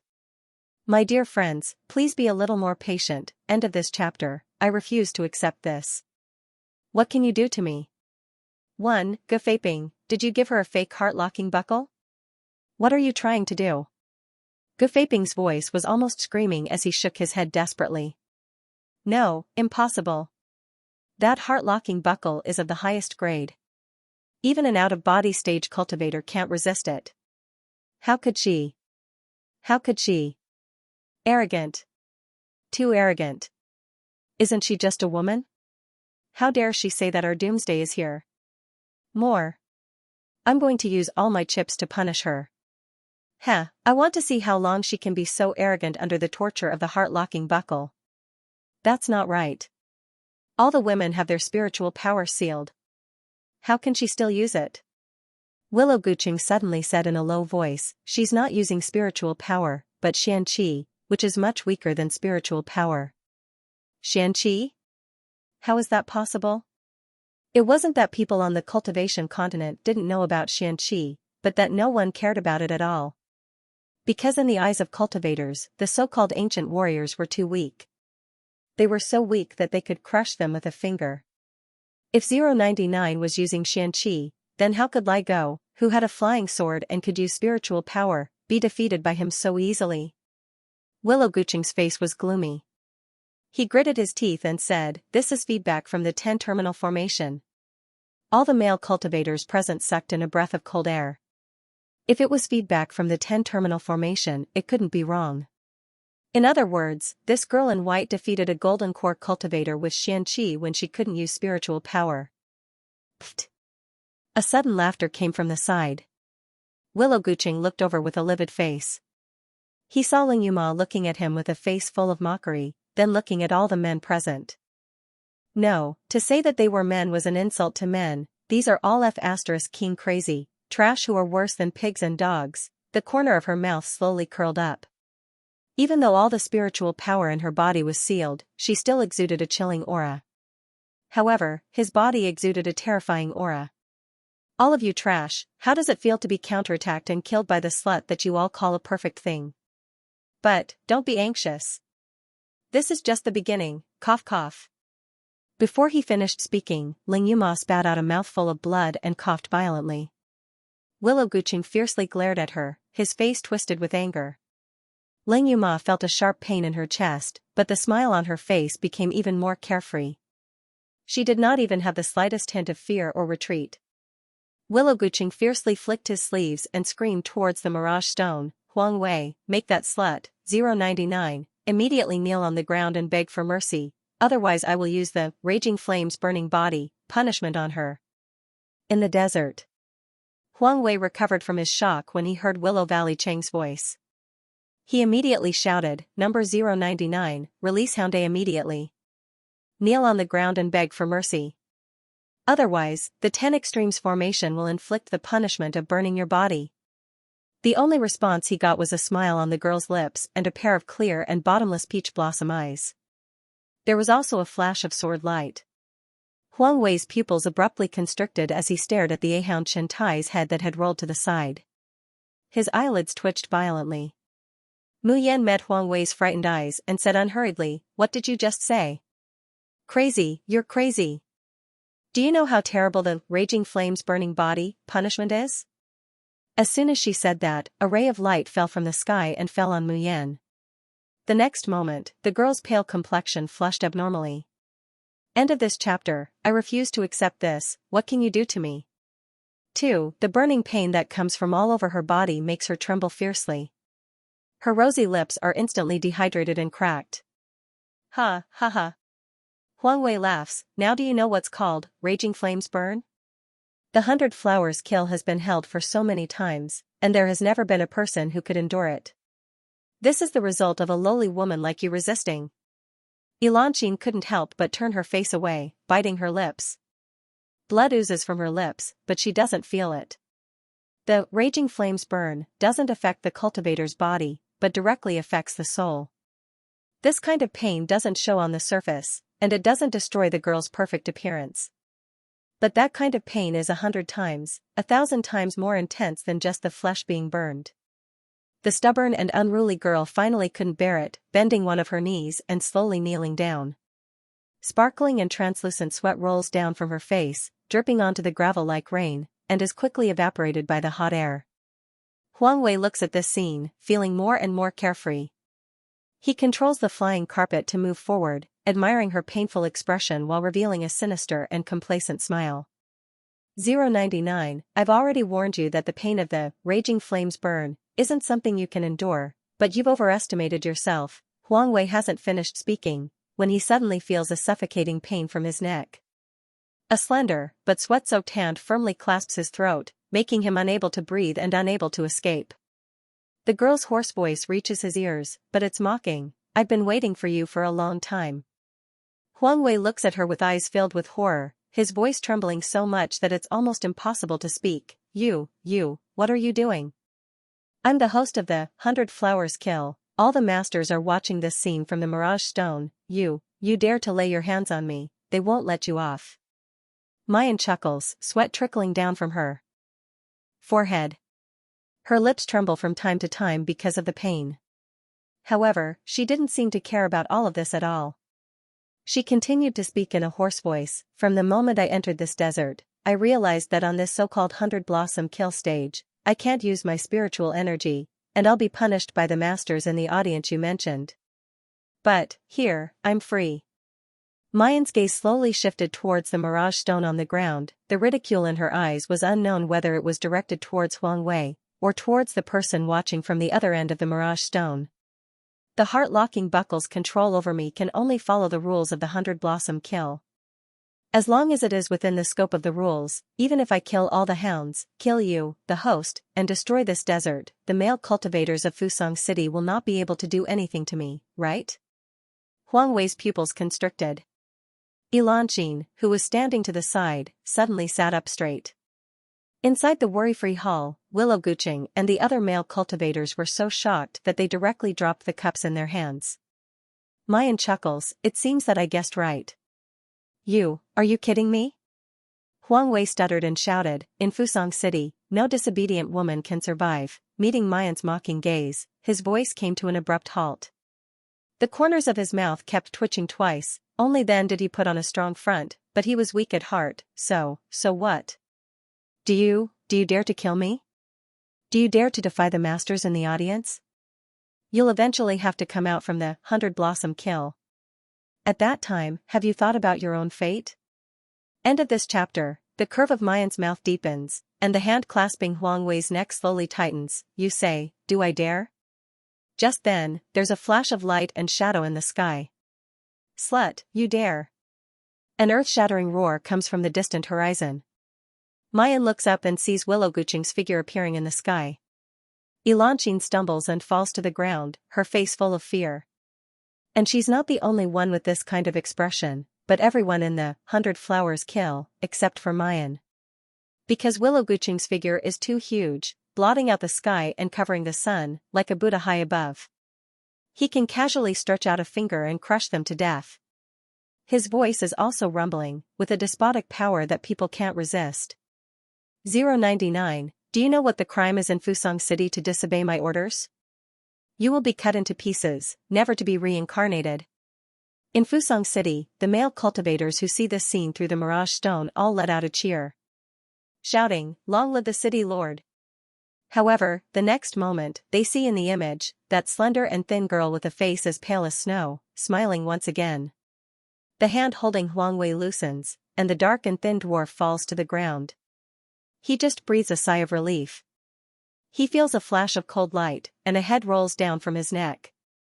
The girl's deep, pitch-black eyes lit up with a radiance that was as bright as the stars. A clear and melodious voice, like a decadent sound of nature. "Ah, I have now disobeyed your orders, what can you do to me?" In the sky, Willow Guching's face stiffens, his face filled with disbelief, anger, and astonishment.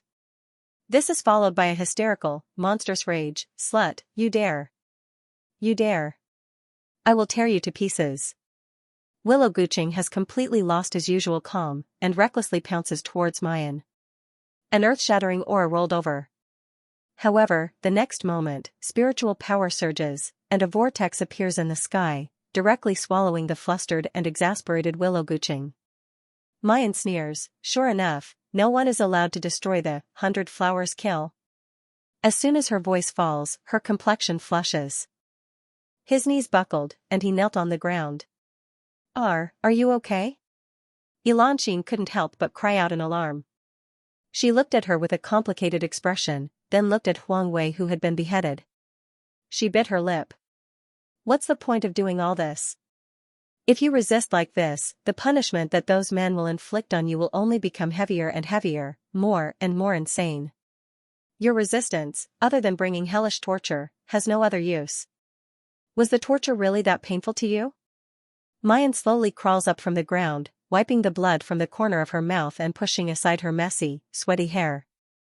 His peach blossom eyes that were as deep as the sea looked at Xianxia without blinking, and he said word by word, "Compared with being treated as a mountain by these men, compared with being trampled on by others, compared with the despair of begging for death, can you really not bear this pain?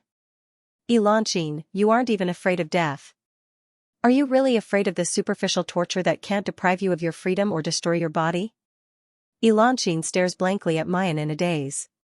Mayan smiles absent-mindedly, and says softly, "I have also tasted the most extreme suffering in this world.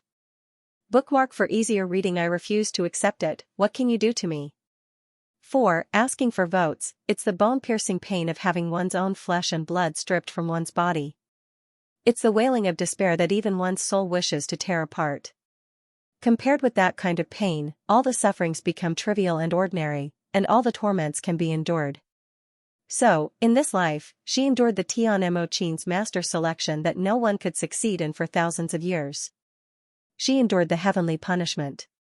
Every day, she tempered her body in the blood-slaughtering sword array of tens of thousands of sword qis. She also endured the heart-rending and lung-splitting pain of her flesh and blood being melted and reshaped. However, she endured all of this because she no longer wants to experience the heartbreak of losing her true love again. Compared with what she experienced in her past and present life, what does this insignificant punishment in the 100 Blossom Massacre count as? Xianxia's lips tremble slightly, her hands tightly clenched into fists. After a long, long time, she hisses, even if we can bear this pain, so what? The 100 Blossom Massacre will eventually end, and we will return to the Devil's Claws all the same. Mayan slowly walks towards her, stopping at an arm's length away from her, and gazes deeply into her eyes. Xianxia, I'm very sorry, it was our carelessness that let you fall back into the Devil's Claws. Are you willing to believe me this once? I will take you out of Fusang City, alive, and in good condition. Xianxia pulls up the corners of her mouth, seemingly wanting to laugh. Yes, this is a ridiculous joke. How many outstanding women entered Fusang City, thinking that they could escape? Among them, there was no lack of leaving aperture stage experts. However, all of them, without exception, suffered a crushing defeat in this Fusang City, becoming a man's puppet. The young girl in front of her looks so young, and her cultivation is only a little higher than her own. On what basis does she say that she will take her out alive? Xianxia really laughs out loud, her laughter is hoarse and rough. She laughs mockingly, but tears roll down her eyes. Can I really, still, get out of this damn place? She raises her tearful eyes, hugging the last glimmer of hope, and looks at Mayan. Can you really take me out? The woman's scarred body trembled violently. She didn't know if it was because of fear, hope, or the punishment that those beasts had inflicted on her. Mayan suddenly stretches out her hand and abruptly pulls Xianxia's frail body into her embrace. Gritting his teeth, he said, remember, we're not running away. We're going to flatten this place and swagger our way out. Very soon, I will make this disgusting place disappear from this world forever. The entire Fusang City was in an uproar because of a woman. There had never been such a change in the 100 Flower Kill. In the streets and alleys of Fusang City, men could be heard cursing everywhere. Why isn't that B*TCH dead yet? A lowly woman actually dares to kill men, and 2 in a row. This is going against the heavens, really going against the heavens. What about Hound B and C? Where are you all dilly-dallying? Why don't you chop this vicious woman into pieces? There were also men who ferociously beat their wives and concubines at home. He roared again and again, why are you staring at that bitch? Do you want to resist like her? Bah, don't dream. Have you forgotten how you knelt in front of me like dogs, begging me to dote on you and pity you? Crack. Crack. Crack, the barbed whip lashes on the woman's bare back, bringing out a puff of blood mist. Yen, come on. Degree? End of this chapter, all of you, remember this. Women are born to obey men and serve men. A vicious woman like 099, when the 100 Blossom Kill comes out, your fate will be more miserable than death. If you dare to have any thoughts that you shouldn't have, the next person sent to the 100 Blossom Kill will be you. The women knelt on the ground, shrunk their shoulders, enduring the whipping and torture, their faces were already numb and calm.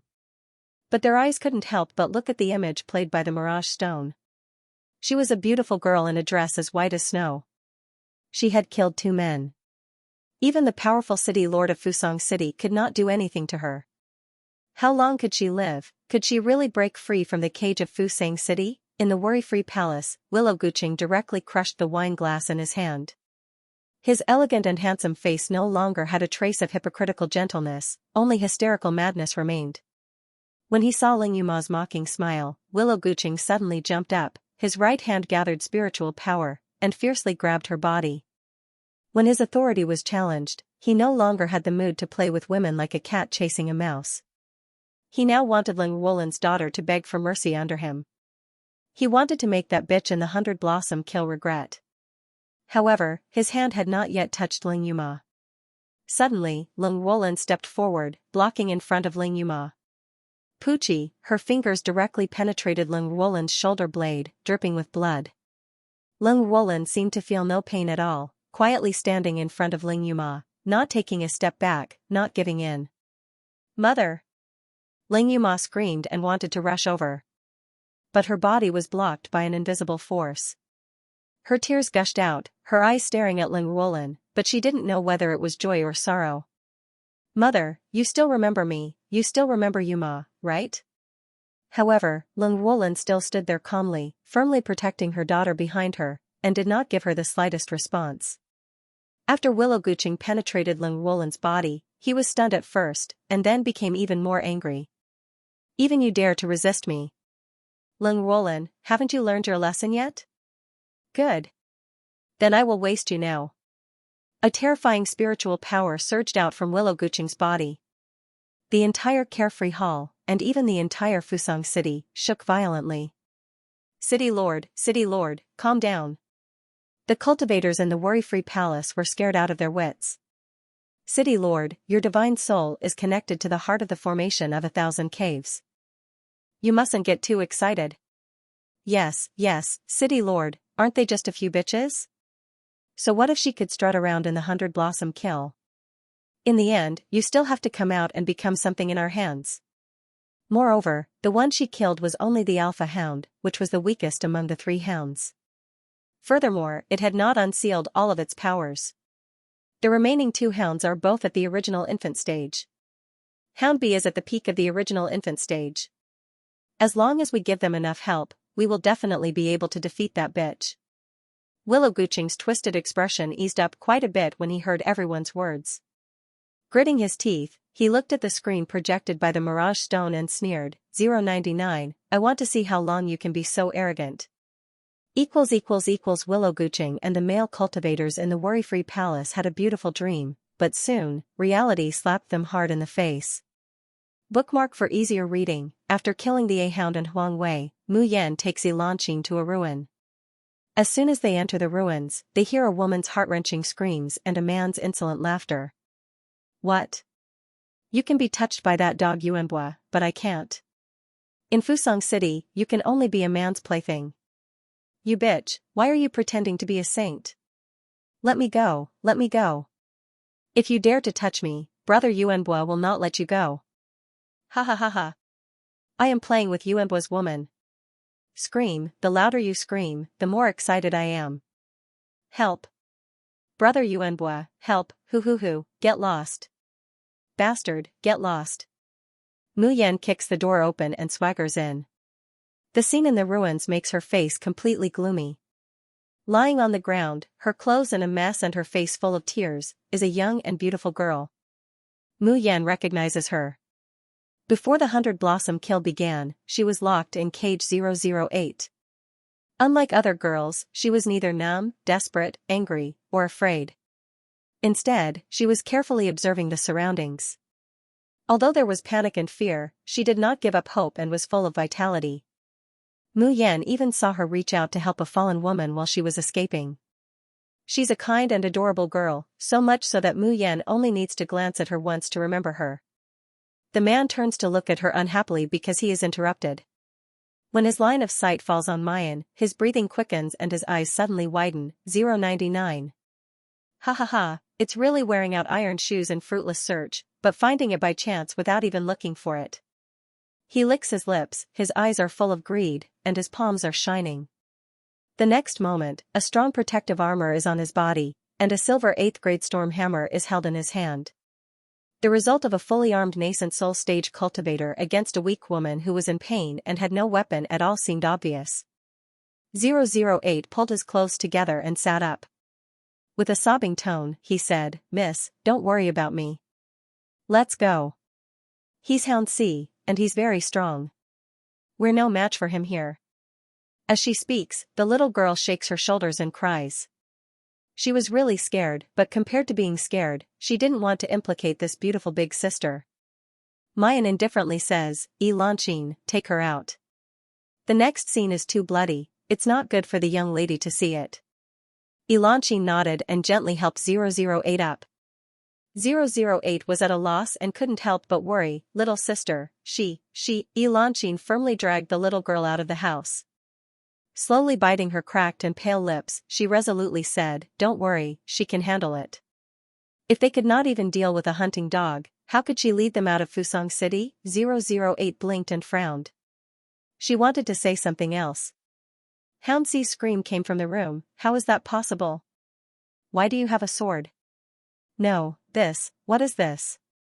Sword chi. You can't use spiritual power, so how can you condense sword chi? Immediately after, Mu Yan's cold voice, do you want to know? Go to the real hell and ask the King Yan Luo about it. No. No. My armor. How could that be? No, I don't want to die.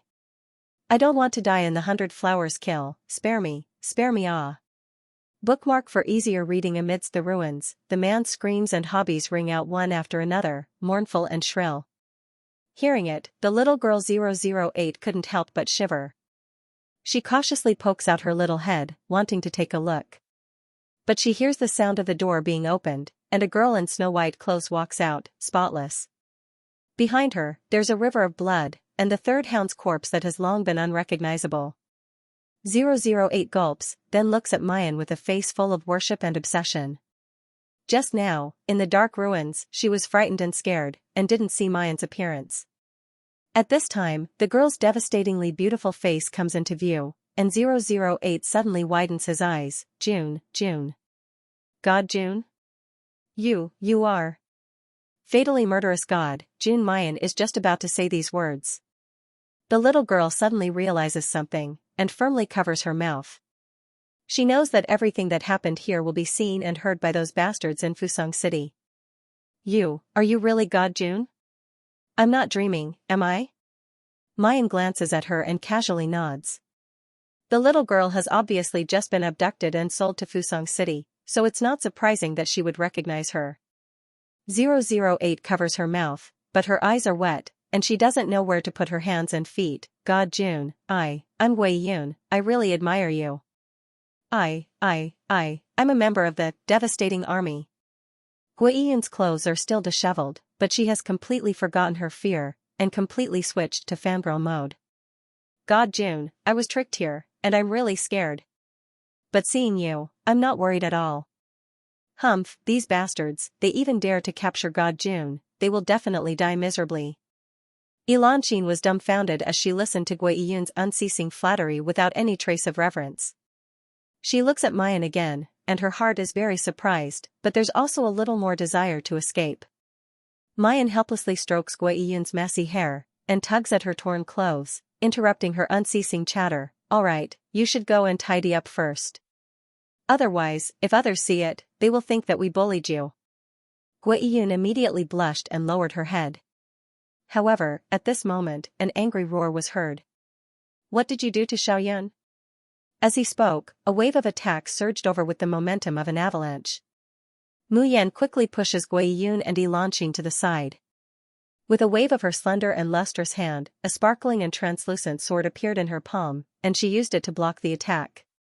Boom, with a loud bang, sand and dust flew everywhere. The airflow surged, and killing intent filled the sky. Gui Yun hurriedly shouted, Brother Yuanbua, don't do it. They are my saviors. Great God June, Brother Yuanbua is a good person. Please don't kill him. This roar caused both sides to stop moving. When the dust settled, Mu Yan could clearly see that the person who came was a tall, ordinary-looking man. The moment the man landed, he immediately rushed in front of Gui Yun, anxiously looking at her. Xiaoyun, are you okay? Gui Yun shook her head, then her nose turned sour, and she couldn't help but shed tears. Brother Yuanbua, I was almost defiled by the third hound. Fortunately, God June and the others rushed over to save me. Hearing this, the man's face instantly turned sinister, and his eyes burst with a strong murderous intent. Where is that beast? I'm going to kill him. Bookmark for easier reading. I swear on my life that I'll take you out. For asking for tickets. At this time, Gui Yun's tears turn into laughter. She clenches her small fist and says, that trash has already been slaughtered by great God June. The man's line of sight turns to Mayan. Mayan's mouth hooks up. Houndbee? Are you also a man from Fusang City? The man holds Gui Yun's hand to stop her from speaking, and says in a low voice, My name is Yuanbua, and I was indeed born in Fusang City. However, I have never agreed with Fusang City's idea of treating women as playthings. I left Fusang City as soon as I came of age. I came back this time to save Xiaoyun. I didn't hurt a single woman in the 100-blossom kill. Guiyin quickly says, Great God June, I can testify. Yuan Buigij is really a good person. He has always been very good to me. As she says this, the little girl's face turns slightly red, and she hangs her head down in embarrassment. The tips of her brows and the corners of her eyes are full of joy and sweetness. Elanqin sees this scene from the side, and shows a desolate smile. Yes, there is a man who is willing to go through fire and water for her, entering a dangerous place like the 100-blossom kill, just to protect her and save her. And what about her? At that time, she was deceived by Gufaping's sweet words and honeyed words. Who knew that what awaited her was hell? Mayan quietly looks at Yuanbua, and uses her internal force to gather her voice and transmit it into his mouth. You say that you don't agree with Fusang City's idea, but what if I want to completely destroy this place? Can you just stand by and watch? There is a hint of struggle in Yuanbua's eyes. After all, this is the place where he was born and raised. However, when he turns around, he sees Guiyun looking at him with eyes full of trust. Yuanbua clenches his teeth. My parents are long dead. Everything has a cause and effect. Even if Fusang City is destroyed, it is because of its own sins. I will not participate, but I will also not interfere with Great God June. From the moment he spoke, Mu Yan had been staring at his eyes, feeling the frequency of his voice. Now that she has confirmed that he is not lying, she smiles. That's for the best. Her eyes emitted a bright light as she slowly said, As the Hound, do you have a magic treasure that can help you find all the girls in the 100-flower kill? To the male cultivators of Fusang City, the greatest joy of the 100-flower massacre was to watch the hounds slaughter and abuse the women one by one. Therefore, as hounds, they definitely had a way to obtain the positions of the other female cultivators. Sure enough, Yuanbo nodded. Mu Yan chuckled, That's for the best. You three, help me spread a message. I want all the women in 100 Blossoms to know. I've already killed the hounds. I have a way to bring them out of this desert and escape from Fusang City. If they still have the courage to fight and leave this place alive, then come and find me in these ruins. I swear on my life that I will bring all of you out of here safely, without a single one of you being left behind. I will also make those bastards in Fusang City pay with their blood and be consigned to eternal damnation. In Carefree Hall, Willow Guching fiercely kicked away the table in front of him, his entire body trembling with anger. Trash. Trash. All of them are trash. We gave them the best weapons, but they can't even deal with a woman. Everyone in the hall was silent out of fear. City Lord, please calm down. Gufaping suddenly stepped forward and said, This subordinate feels that this year's 100-flower kill will be more interesting. Willow Guching frowned and said with displeasure, What do you mean? Dear ones, the counterattack has begun. Do you want to vote for me? End of this chapter, leading you to pierce through Fusang's sky. 1. Gufaping mysteriously smiled, Master, you should have seen that 099 is supporting the women, wanting to rescue all the women from the Sea of Fire with a heroic appearance. But she doesn't seem to know that the so-called 100 flowers kill, in the end, only 3 people can survive, so there must only be 3 people. Doesn't 099 want to be a savior? But when her own life is threatened, what choice do you think she will make? At that time, wouldn't it be interesting to see 099 and those women kill each other? Willow Guching stared blankly, revealing a thoughtful expression. Gufaping continued, What's more, in this subordinate's opinion, this Mayan doesn't really want to be a savior. She just wants to deceive those women who are participating in the 100 flowers kill, to make it easier for her to slaughter them. The men in Carefree Hall looked at each other in dismay, and couldn't help but laugh out loud. Each and every one of them had a look of sudden realization. Haha, I said, how could there be such a person who isn't afraid of death in this world? With Master Ji's explanation, it completely makes sense. TSK, this little bitch is working so hard, maybe she wants to attract our attention, so that when she comes out, she can get more pampering. Willow Guching's whole person also relaxed. He picked up the wine that his subordinate had poured again, and drank contentedly. His gaze swept over Ling Yuma on the side, and he smiled gently and elegantly. I originally wanted you to have a good taste like your mother, watching helplessly as the people you care about suffer a pain worse than death in front of your eyes. But now, this little junior sister of yours has aroused my interest. Now that I think about it, you two senior and junior sisters serving this master together, it can be regarded as a wonderful story. Ling Yuma sneered when she heard that, and didn't speak. She lowered her eyes, concealing the deep ridicule and fierceness in them. On the other side, in the desert. Because Xianxia was more or less a celebrity in Fusang City, coupled with the defection of the third hound, and Gui Yin's nimble tongue, more and more women gathered around Mayan. Among them, there was even the leading body stage female cultivator, 079. 079 was a heroic-looking woman with a high nose and deep eyes. She was tall and slender. There was still a trace of high-spirited spirit between his brows and the corner of his eyes. However, in Fusang City, they were all destroyed into suffering and numbness. 079 listened to Gui Yin's emotional narration, but he only calmly and casually twitched the corner of his mouth. She looks at Mayan, and with a slightly hoarse voice, she slowly says, "I know what you want to do, nothing more than to survive. It's no big deal. Anyone who hasn't lived in Fusang City would have such thoughts. As for me, I only feel that it's better to become a wandering ghost in this 100-flower-killing formation than to go back and be violated by those bastards. So, don't worry, I won't stop you, nor will I expose you. The three of you will be the only ones to leave this place alive." Even if he managed to get out alive, he would only be exchanging from one hell to another. Gui Yin anxiously wants to explain, but she's stopped by Mu Yan. She looks at 079, and then looks at the other female cultivators she met at the 100-flower feast. She finds that they all have the same expression as 079. They don't believe, and they don't resist. They're like flowers that have long withered, and they no longer have any desire for the sunlight and water that they rely on to survive. End of this chapter. Bring you through the sky of Fusang. 2. On the contrary, the young girls who had just been caught in the 100 flowers kill were all begging, worried, vigilant, and full of vitality. Mu Yan smiled gently and turned to leave. Gui Yin followed her step by step and said unhappily, "God Jun, why don't they believe that you can take all of us out?" Before Mu Yan could answer, Xianxia had already sneered, "Not to mention that they don't believe it, even I can't believe it until now."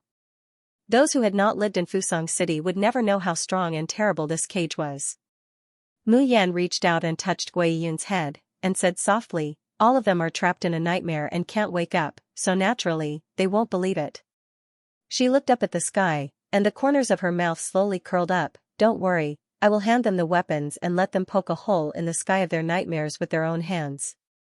3 days passed in the blink of an eye. This was the most peaceful 100 flowers kill, and also the most boring 100 flowers kill. At the beginning, there were still many people in Fusang City who increased the punishment of Mu Yan and issued a kill order. In the end, he watched as the women in the mirage gathered together harmoniously. Even Xianxia was serving a little girl like a good-for-nothing. These people cursed, but soon lost interest.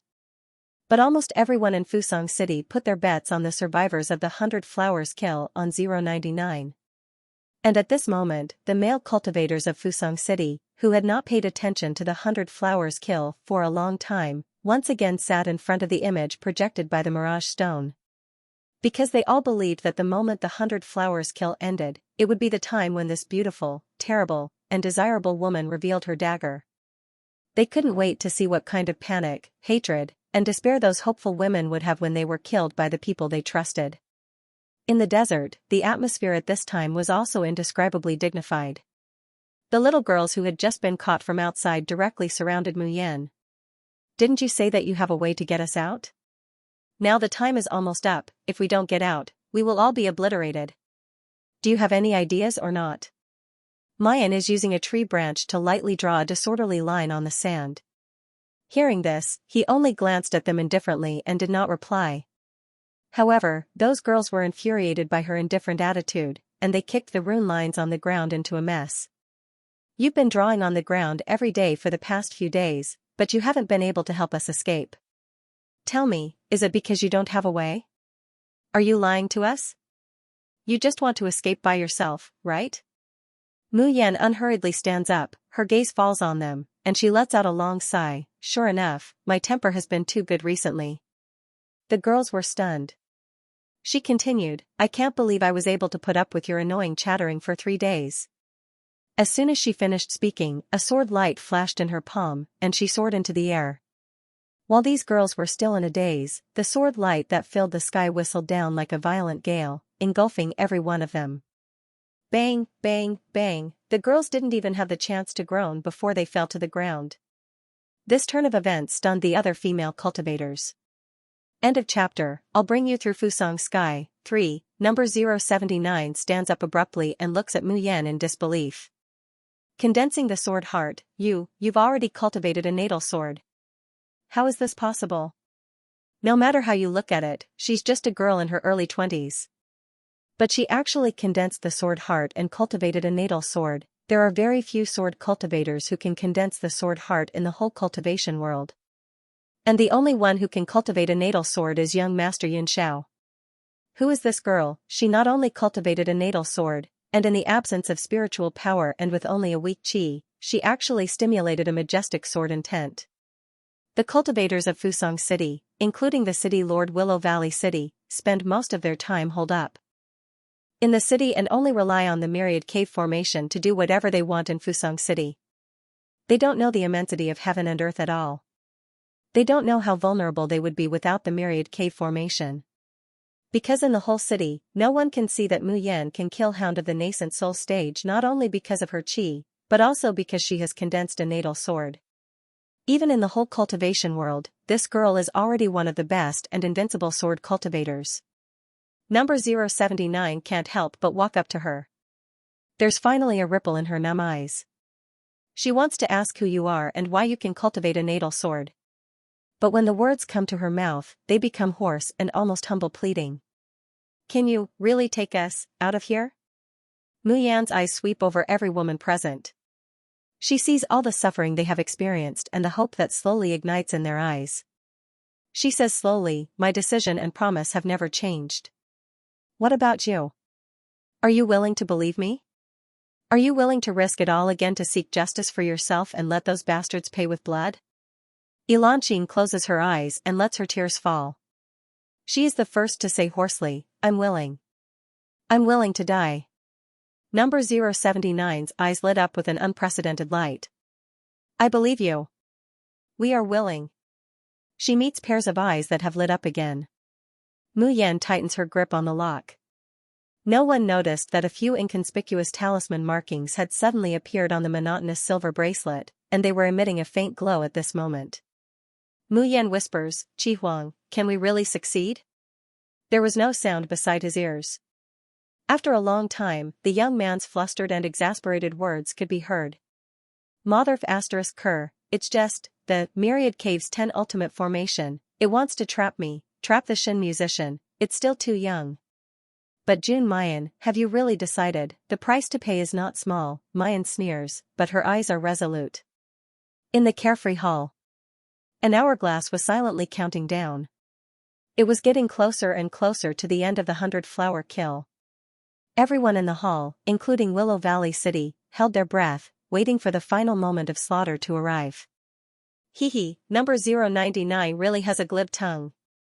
She killed so many people in front of those women, and those idiots still believe her. Ha, I believe that when these idiots become wronged souls, they will definitely regret their past actions. I'm rather curious, how is number 009 going to kill so many people at the last moment? As he speaks, the screen projected by the Mirage Stone suddenly goes dark. End of this chapter. It's time to pay the debt of blood with blood. Hey, what's going on? Where are they? Where are the images? Willow Guching suddenly stood up, closed his eyes, and used his divine sense to communicate with the Myriad Cave formation. However, the message from the Myriad Deep Cave formation was that everything was normal. The hourglass on the side slowly ran out. The 100 flowers kill was over. However, all the men in the carefree hall, and even the entire Fusong City, were dumbfounded.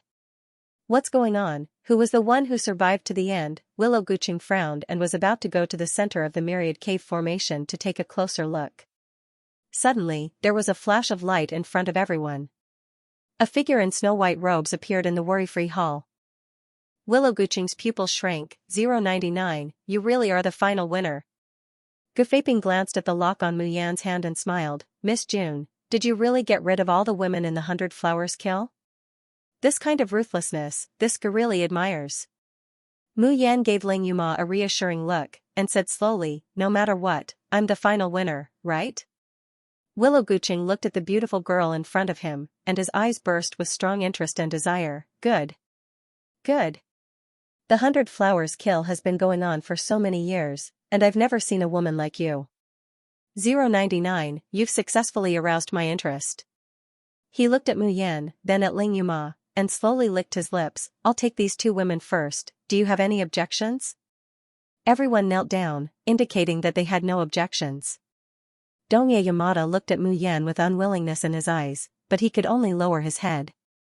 He thought to himself that when the city lord was tired of playing with her, he must have a good taste of this stunner.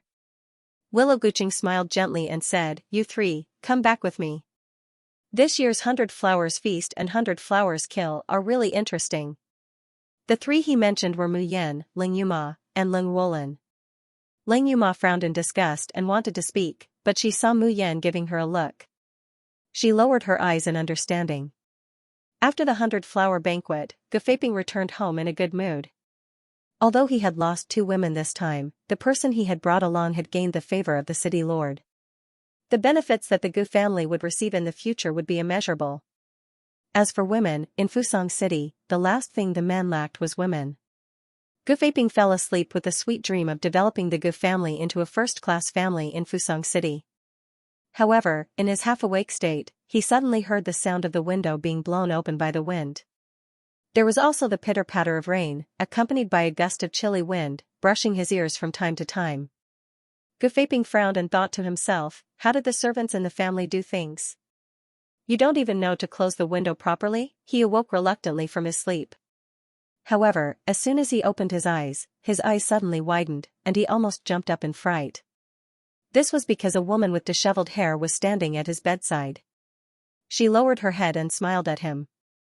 The dripping sound was not the sound of rain, but the sound of rainwater dripping from the woman's hair. This kind of frightening scene in the middle of the night, anyone would be scared half to death. When Gufaping saw the woman's appearance clearly, he directly screamed, Elan Xian, you! Why are you here? Didn't you die in the 100 Flowers Kill? End of this chapter. Rebirth in Hell. 1. In the darkness, the long-haired woman slowly raised her head, completely revealing her face. His pale face was stained with blood, and when the corners of his mouth curled up, he revealed 2 rows of white teeth, which made him look even more ghastly. Gufaping, why are you so surprised to see me? Didn't you say that you loved me, would love me forever, and would dote on me forever? I followed you back to Fusang City because I believed your sweet words. Now, you haven't even fulfilled your vow, yet you want to abandon me? As Xianxia spoke, she giggled, my dear husband, that won't do. If I go to hell, how can you not accompany me? Gufaping was scared out of his wits. You're a ghost? No, go. Leave. Don't come near me. Dear husband, you're so cruel. Xianxia laughed even more happily when she saw him like this. Do you know how much I wanted to eat your flesh and drink your blood over the past few years? I wanted to make husband and I become one. I couldn't do it in the past, but now, I can finally get my wish. He. Husband, are you happy? With that, Xianxia gently grabbed Gufaping's hand. Gufaping only felt that the hand that was holding onto his arm was ice-cold, wet and sticky. His whole body seemed to be entangled by a poisonous snake, and he immediately stiffened, not daring to move. A smile that was uglier than crying appeared on her face. Lan Xian, you know, I have always loved you very much. Compared to the other men in Fusang City, they all treat you well, ha ha ha. I love my husband too. So, my husband, you, follow me obediently. Aha! A shrill scream pierced through the clouds. The flesh on Gufaping's hand was bitten off. Xianxia, on the other hand, was chewing and swallowing the bloody piece of meat. Gufaping grabbed his arm, which was already showing his bones. He was in so much pain that he wanted to die. However, it was also because of this heart-wrenching pain that his rationality began to return. He stared at Xianxia with bloodshot eyes. You're not dead? You escaped from 100 Blossom Kill. Was it the June family? The June family brought you out? Gufaping's gaze moved slowly and landed on her left ear. There was a small silver earring there. It was completely inconspicuous, but it made Xianxia's earlobe look sparkling and small, making it look adorable. However, no one knew that this small ear stud was the heart-locking buckle that Gufaping gave to Xianxia. After so many years, it had already fused with Xianxia's soul. Xianxia would never be able to take off the heart-locking buckle for the rest of her life, let alone disobey Gufaping's orders. The fear in Gufaping's heart slowly subsided. Because he knew that Xianxia, who was wearing the heart-locking buckle, was like a poisonous snake with its teeth pulled out. What came next was an overwhelming anger. A plaything that was completely controlled by him. Not only did she dare to escape, but now she even dared to hurt him, her master. How could Gufaping, who had always been high and mighty, tolerate this? He gritted his teeth and looked at Xianxia. The divine sense in his body moved, and he shouted sternly, "Bitch, kneel down." Gufaping's voice was so sharp that it almost broke his voice. In the silent night, it was particularly ear-piercing. End of this chapter. Rebirth in Hell, 2. After saying that, a ferocious smile appeared on his face. He was waiting for Xianxia to kneel on the ground and beg for mercy. However, time passed little by little, and the night was still quiet.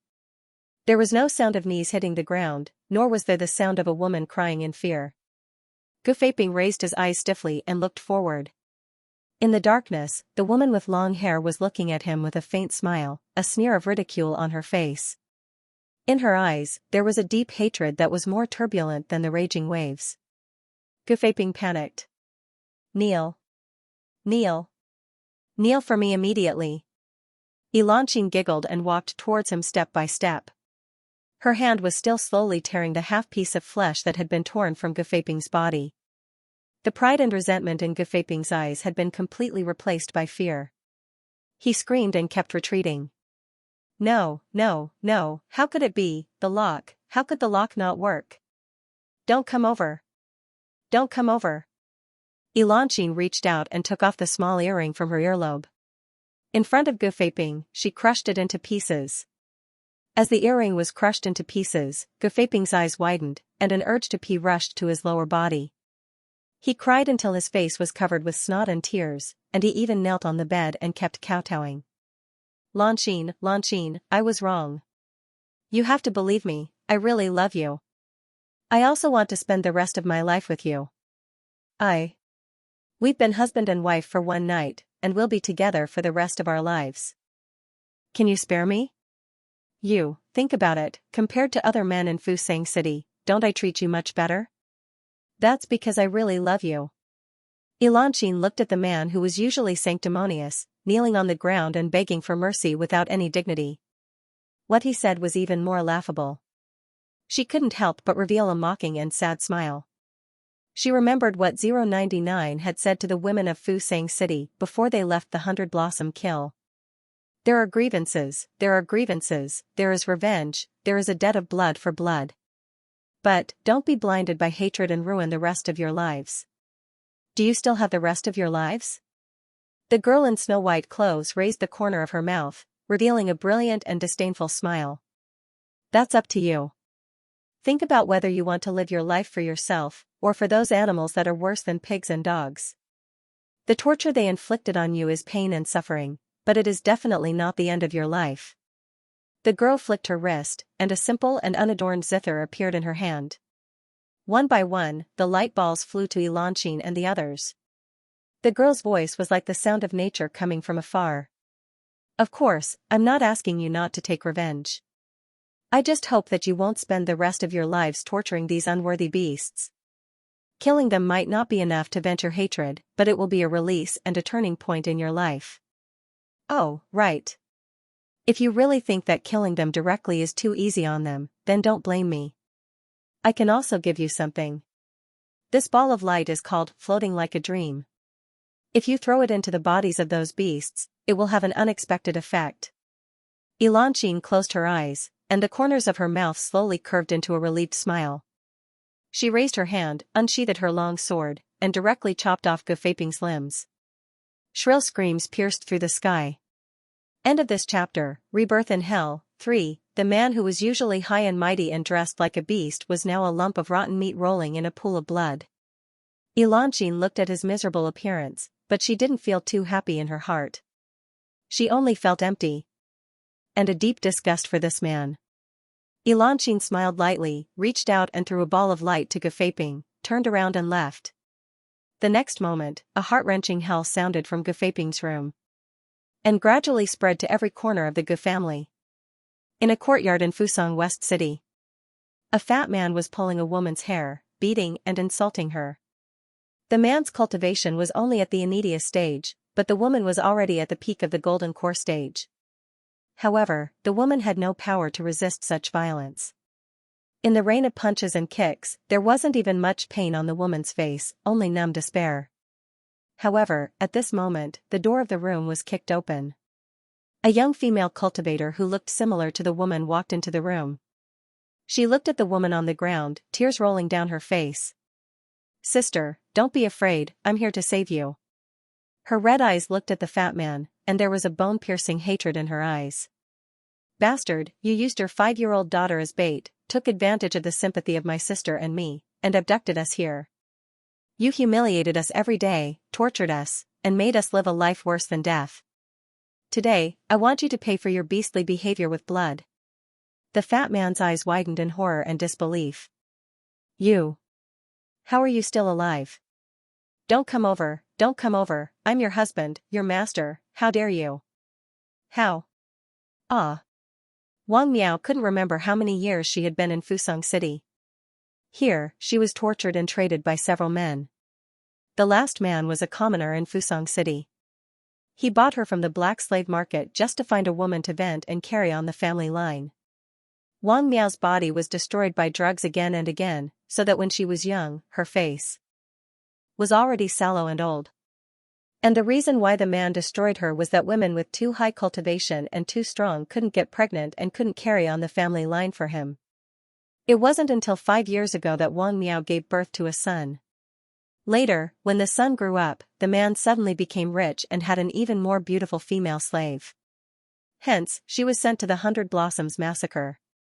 It was even to the extent that Wang Miao was on the verge of forgetting where he came from and what sort of days he'd lived all those years ago.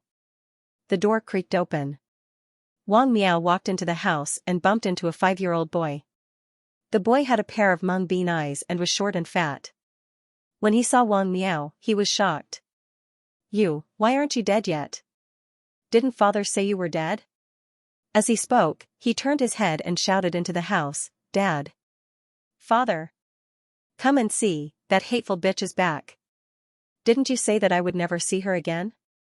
As he shouted, he rushed over and kicked Wang Miao's leg. "*tch, why don't you go to hell? Don't you know that I'm sick of your old face?" The door to the inner room opened, and a burly, ugly man rushed out. When he saw Wang Miao, he was shocked. Why are you here? Didn't you die?" The man was shocked at first. When he realized that Wang Miao was in a daze and didn't resist at all. End of this chapter. Rebirth in Hell. 4. Begging for votes, he immediately regained his former prestige. He casually picked up the whip at the side and lashed it at her head. "Bitch, tell me, did you sneak out from the 100 Blossom kill? Damn it, do you know what punishment I will have to suffer if you sneak out?" The boy laughed and clapped at the side. Good hit, good hit. Father, quickly beat this old B*tch to death. If we want a woman, we can easily get her." Wang Miao looked at the two similar faces that were very close to him, and the malice in their eyes that did not treat him as a human at all. He suddenly looked up to the sky and laughed. An hour later, the house where the man was set ablaze. Looking from afar, one could see 2 corpses, one big and one small, hanging on the high door beam, swaying. As the flames spread, the door beam collapsed with a rumble, completely drowning the 2 corpses. Tonight, Fusang City was destined to be a sleepless night. The same scene was also happening in other courtyards in the city. At first, the men in Fusang City did not take it seriously. However, as more and more courtyards around them were burned, and as the screams of men, the wailing became more and more frequent, the citizens of Fusang City finally began to panic. The guards in the city were woken up from their sleep and went around arresting the women who caused trouble. However, the guards were killed in the dark of the night, batch by batch. The streets where the men used to be arrogant, leading their pets on a rampage, were now filled with rivers of blood. At this time, blood flowed like a river, and the pool of blood was filled with men lying in disorder, their bodies broken beyond repair. However, these were not the most terrifying things. The most terrifying thing was that among these men, there were quite a few who were wearing the familiar luxurious clothes. However, they had old and wrinkled faces, and all their hair and teeth had long fallen out. Their suddenly turbid eyes reflected the pain and despair that seemed to have experienced the most terrifying things in the world. However, all of this was not over at all. More and more flames and attacks landed on every house in Fusang City. The men who originally wanted to hide in the houses ran out one by one, screaming. What awaited them were the female cultivators whizzing in the sky, their eyes bloodshot from killing. All of them were 90 female cultivators with peerless martial strength, but were no longer shackled. In the 100-flower kill, apart from the innocent girls killed by Hound on the first day, all of them were here. Some of them were riding on swords, while others were stepping on flying magical treasures that they had snatched from God knows where, soaring into the sky. And below them were the women who were still wearing the heart lock. They were extremely weak, but they gritted their teeth and followed. Who would be willing to be a slave? Who would be willing to be trampled and humiliated by these men who were worse than animals?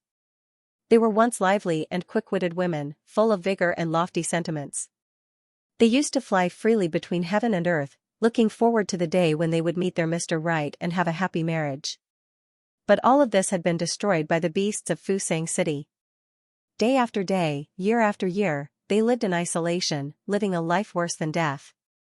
Their dignity was trampled underfoot, their freedom was completely taken away, and their pride was crushed inch by inch.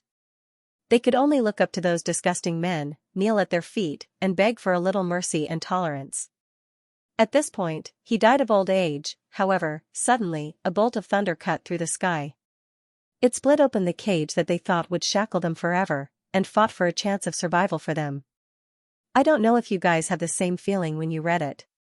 After staying in hell for a long time, if they don't have a process to vent, they won't be able to survive. I only hope that after the storm, they can see the rainbow. End of this chapter. More and more women gathered in this stream of people. Some had just been captured and brought to Fusang City not long ago, and some had been imprisoned here for many years, and had already gotten married and had children. There were those with wrinkled faces, and there were also those young girls. They gathered from all directions, slowly forcing the men who were fleeing in panic into a dead end. Some of them had ferocious faces, and their hatred was monstrous. Some had tears streaming down their faces, crying and laughing at the same time. Those young girls who had just been captured into the 100-blossom kill and had not yet experienced the torture of Fusang City's hell, were originally spoiled and willful, thinking highly of themselves. Seeing this scene, their eyes turned red, and their hearts were filled with the joy of surviving a disaster and heartfelt gratitude towards Muyen. If it weren't for that number 099, they wouldn't have died miserably in the desert. They would have been imprisoned in this terrible cage forever. Just like these poor women. City Lord's residence. Lu Guqing sat down on the soft couch, and a beautiful maid immediately came forward to hand him a towel and a cup of tea. Lu Guqing sighed softly, his eyes turned to Muyen and Ling Yuma, and his mood suddenly became indescribably comfortable and proud. His tone couldn't help but soften. Two beauties, which one of you are going to serve this lord first today? Hearing this, Muyen and Ling Yuma slightly lowered their eyes and slowly walked towards Lu Guqing. Looking at their obedient appearance, Lu Guqing only felt a burst of heat in his heart. He couldn't wait to take off his coat and said with a smile, "Two beauties, are you so impatient? Hee, why don't we?" Before he finished speaking, the dark red hilt of the sword, burning with a blazing flame, was directly placed on Lu Guqing's neck. Ling Yuma's eyes were cold, like the king of hell. "Yes, we are here together, to send you to hell." Lu Guqing's pupils suddenly shrank, he looked at Muyen in disbelief, and then looked at Ling Yuma. how can you use spiritual power? Then his eyes turned to the bracelets on the two, and he was shocked and angry. You got rid of the control of the heart-locking buckle? There was no doubt about it. If the heart-locking buckle was useful, in this city lord's residence, they would even be punished for having evil intentions towards him. Ling Yuma sneered. The silver bracelet on her wrist suddenly exploded and turned into powder. She gnashed her teeth and said, "Tell me, how many people have you destroyed with this disgusting thing? Today, I will use this knife to cut off a piece of your flesh." The flames of the Red Lotus soul-stealing saber were glaring, burning Willow Valley Cheng's skin. The blade was pressed tightly against his neck, ready to chop off his head at any moment. But what was strange was that after the initial shock, Willow Valley City didn't have much fear of his life being threatened. More importantly, he was angry that two mere women had escaped from his control. Willow Guqing's gaze turns to Mayan, and he says with certainty, "Did you tamper with the 100 Blossoms kill?" Mu Yan leisurely takes off the silver bracelet on her hand and twirls it on her index finger. "So what if I am Willow Guqing, those women in 100 Blossoms kill? Are the damned still alive?" Mu Yan hooks up her lips. "What do you think?" She walks step by step to the front of Willow Guqing, looking down at him. Not only did they leave the 100 Blossoms kill alive, they even got rid of the control of the heart-locking buckle. Can you guess what kind of situation Fusang City is in now? Damn it. You're crazy. Bookmark for easier reading. Willow Guqing flew into a rage, his eyes red as he tried to get up from the couch. "Slut, do you know what you've done? Do you know what will happen if there aren't enough souls to sacrifice to the 100 Flowers kill?" He looked like he couldn't wait to rush over and tear Mu Yan to shreds. But he was quickly kicked back by Ling Yuma, who allowed you to move. Mu Yan narrowed her eyes. Willow Guqing was indeed furious, but he wasn't angry that Fusang City might have been destroyed by him. Rather, those innocent women didn't die in the 100 Flowers kill. This was a bit interesting. Willow Guqing wasn't even angry, but afraid. What was he afraid of? Willow Guqing took a deep breath, and his ferocious face slowly regained its calmness. He suddenly reached out, pushed away Ling Yuma's knife on his neck, and slowly stood up. Ling Yuma's face showed astonishment, and she staggered back 2 steps. From just now, she discovered that there seemed to be an invisible force preventing her from hurting Willow Guqing. Willow Guqing dusted off his clothes, looking at the two people with a cold and contemptuous expression. "Unlocking the heartlock, do you think that you've already grasped the victory? Heh, women just like to get carried away." He looked at Mu Yan with a mocking smile. 099, if you had started at the 100 Flowers feast, you might have had a chance to live. But in this city lord's mansion, in my eyes, you are 2 grasshoppers. The more you jump, the more miserable your death will be when you fall into my hands.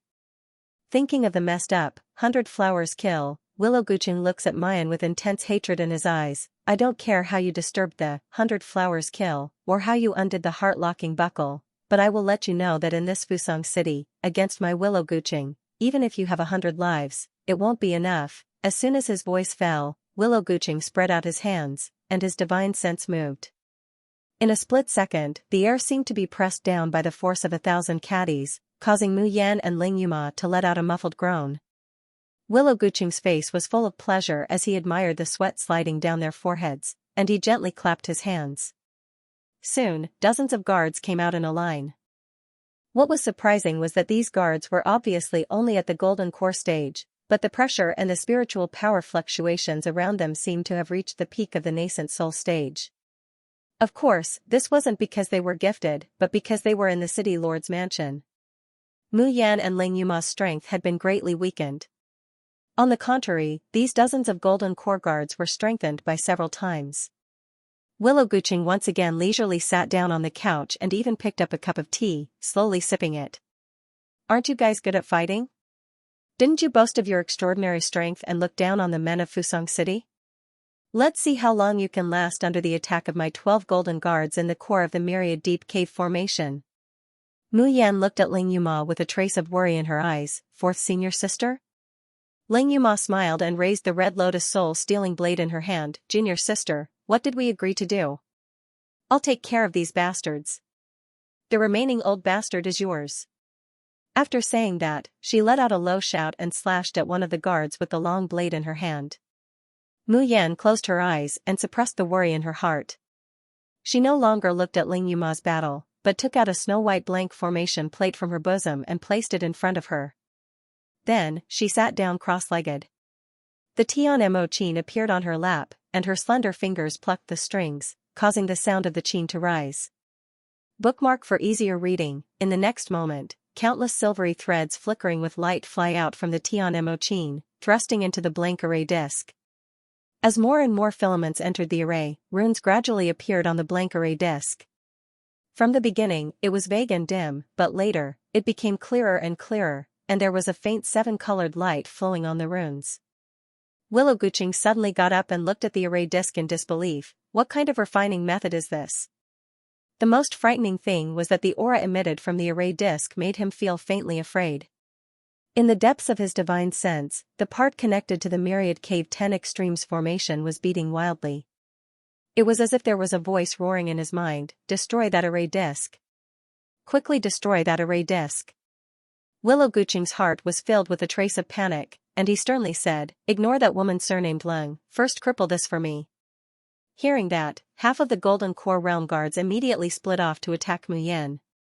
However, just as they rushed out 2 steps, a tongue of fire soared into the sky and instantly spread into a wall of fire, blocking Mu Yan behind.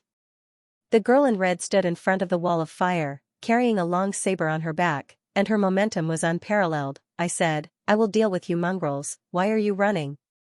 You want to fight with my junior sister, you mongrels are not qualified. Willow Guqing was shocked and angry. He had never expected that 099 would be able to craft a formation plate that could threaten the 10-terminal formation of 1,000 deep caves. However, Leng Wulan's daughter was able to block his 12 golden guards on her own even though her strength was severely weakened. Even Leng Wulan didn't have this kind of strength, but soon, Willow Guqing discovered that Ling Yuma couldn't really compete with the 12 golden guards under such circumstances. She was burning her soul power without any regard for anything else.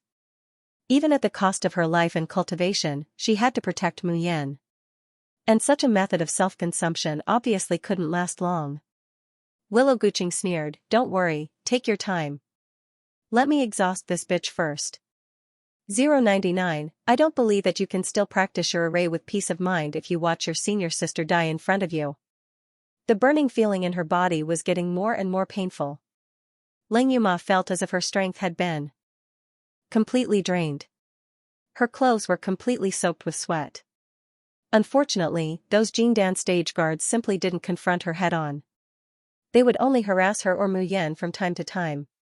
Finally, Ling Yuma could not hold on any longer. Her body went limp and she knelt on one knee. Willow Guqing was overjoyed. Quick, cut off her hands now. A sinister and pleased smile blossomed on his face. This city lord only needs this face. Everything else, including my Dantian, I'll destroy them all. The melody of the zither was disrupted. The threads that flew into the formation plate also began to fluctuate, as if they would break at any moment. Mayan opens her eyes and clenches her teeth. There was unwillingness in his eyes, but there was no struggle or hesitation. She would rather be unable to break the formation than watch her 4th senior sister be crippled. However, he was truly unwilling. She already knew how difficult it was to break the myriad deep caves formation when Qi Huang explained it to her. This was because this kind of formation should not have existed in the cultivation continent. In order to save herself, in order to save those innocent women, and in order to destroy Fusang City, this hellish place, Mayan asked Qi Huang to forcibly activate the skill that a rank 8 Shin musician could master, Star Curtain. This was the only skill that was related to arrays among the Shin musician skills. Bookmark for easy reading, little junior sister, let us send those bastards to hell. 4. Asking for votes, the price of Mu Yan triggering the Star Curtain ahead of time was overdrawing her divine power. Originally, if Mu Yan wanted to overdraw her divine power, she had to consume her soul and lifespan to forcibly extract the divine power from her body. But Qi Huang came up with a more harmful way for her. That was to let the Tian Mo Qin take the divine power for her first, and then use the divine power that Mu Yan transforms every day to pay off the debt. The Tian Mo Qin kept buzzing, but the boss was unwilling. But in the end, under Qi Huang's tyranny, he had to agree. Mu Yan, who was watching from the side, couldn't help but wonder, Qi Huang, Are you really the spirit of the Tian Mo? The star curtain skill that was overdrawn in divine power was so powerful that it made people speechless. In other words, the power and omnipotence of the Shen musicians had never let Mu Yan down. Mu Yan broke free from the heart-locking buckle and regained the initiative. However, the horror of the myriad cave formation was beyond her imagination. Mu Yan spent 3 days, but still couldn't completely destroy the 100 flowers kill. She could only use the energy fluctuations caused by the 100 flowers kill to kill the playthings to make the formation backfire, directly destroying the heart-locking buckle of those female cultivators and saving them from death. Mu Yan let those female cultivators disperse, but there were grievances, and there were grudges. She deliberately followed Willow Valley City to the city lord's mansion. It was because she knew that this was the center of the myriad cave formation, and that it was connected to Willow Valley City. She only had one chance, and before Willow Valley City was aware of her intentions, she had not fully activated the myriad cave formation, and completely destroyed the formation eye. Once she missed this opportunity, Willow Valley City would have enough time to activate the formation. Escaping from Fusang City was as difficult as ascending to heaven, let alone destroying the formation eye of the myriad cave formation. Mu Yan took a deep breath, and was about to stop playing the zither. Ling Yuma seemed to notice something and stood up. "Junior sister, don't stop." She gritted her teeth and hissed, "I'm still waiting to see these beasts go to hell, I'm still waiting to take my mother out of here.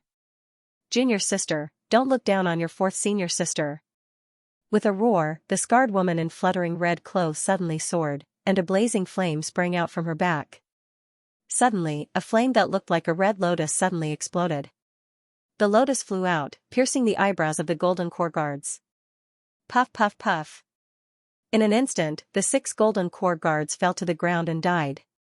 When the other 6 saw this, they retreated in fear. They thought that this woman was already at the end of her tether, but who knew, trash, who allowed you to retreat? Kill them. Tear these 2 bitches to shreds. At this moment, Willow Guqing's heart was also filled with fear towards these 2 women. He didn't even have the desire to possess them or torture them anymore. He just wanted to eliminate them. Kill. The senior had Lin Eye of them spirit. Lin of the kill. Spirit to fall, they fell. Has 7, the 2, and lines 2 of the have of Chen, has Lu, but her eyes were wide open, unwilling to give up. Mu Yan suddenly stood up and was about to stop playing the zither. Right at this moment, a streak of sword chi whizzed by, followed by 5 figures that flew over like lightning, instantly landing in front of Ling Yuma and Mu Yan. Yun Ruhan's eyes were like lightning, and her face was as cold as frost. She held the ice soul sword in her hand and said, "You dare to hurt my Xiaoxi, I'll take your lives." Sorry, it's a bit late. End of chapter. Willow Guqing goes crazy. What did you do to me? Hearing the familiar voice, Ling Yuma raised her head in a daze. When she saw the 5 figures in front of her, her eyes turned red. The grievances, regret, and self-blame of the past few days all turned into hot tears at this moment. Big brother, second brother, third brother, fifth brother, and 7th brother are all fine. They didn't die because of me. That's great. Mu Yan's face showed a relieved smile. Her hands, which were about to stop playing, plucked the strings again. She knew that senior brother and 7th brother were all right. How could the people of the Xiaoyao school be defeated by any random cat or dog? Luo Yu stepped forward to help Ling Yuma up. Seeing her pale face due to overdrawing her soul power and the wounds on her body, he was so worried that his voice trembled. 4th sister, 6th sister, are you all right? His eyes turned to Mu Yan. Mu Yan smiled at him and shook her head. In fact, looking at her appearance, he knew that she was fine and didn't suffer any injuries.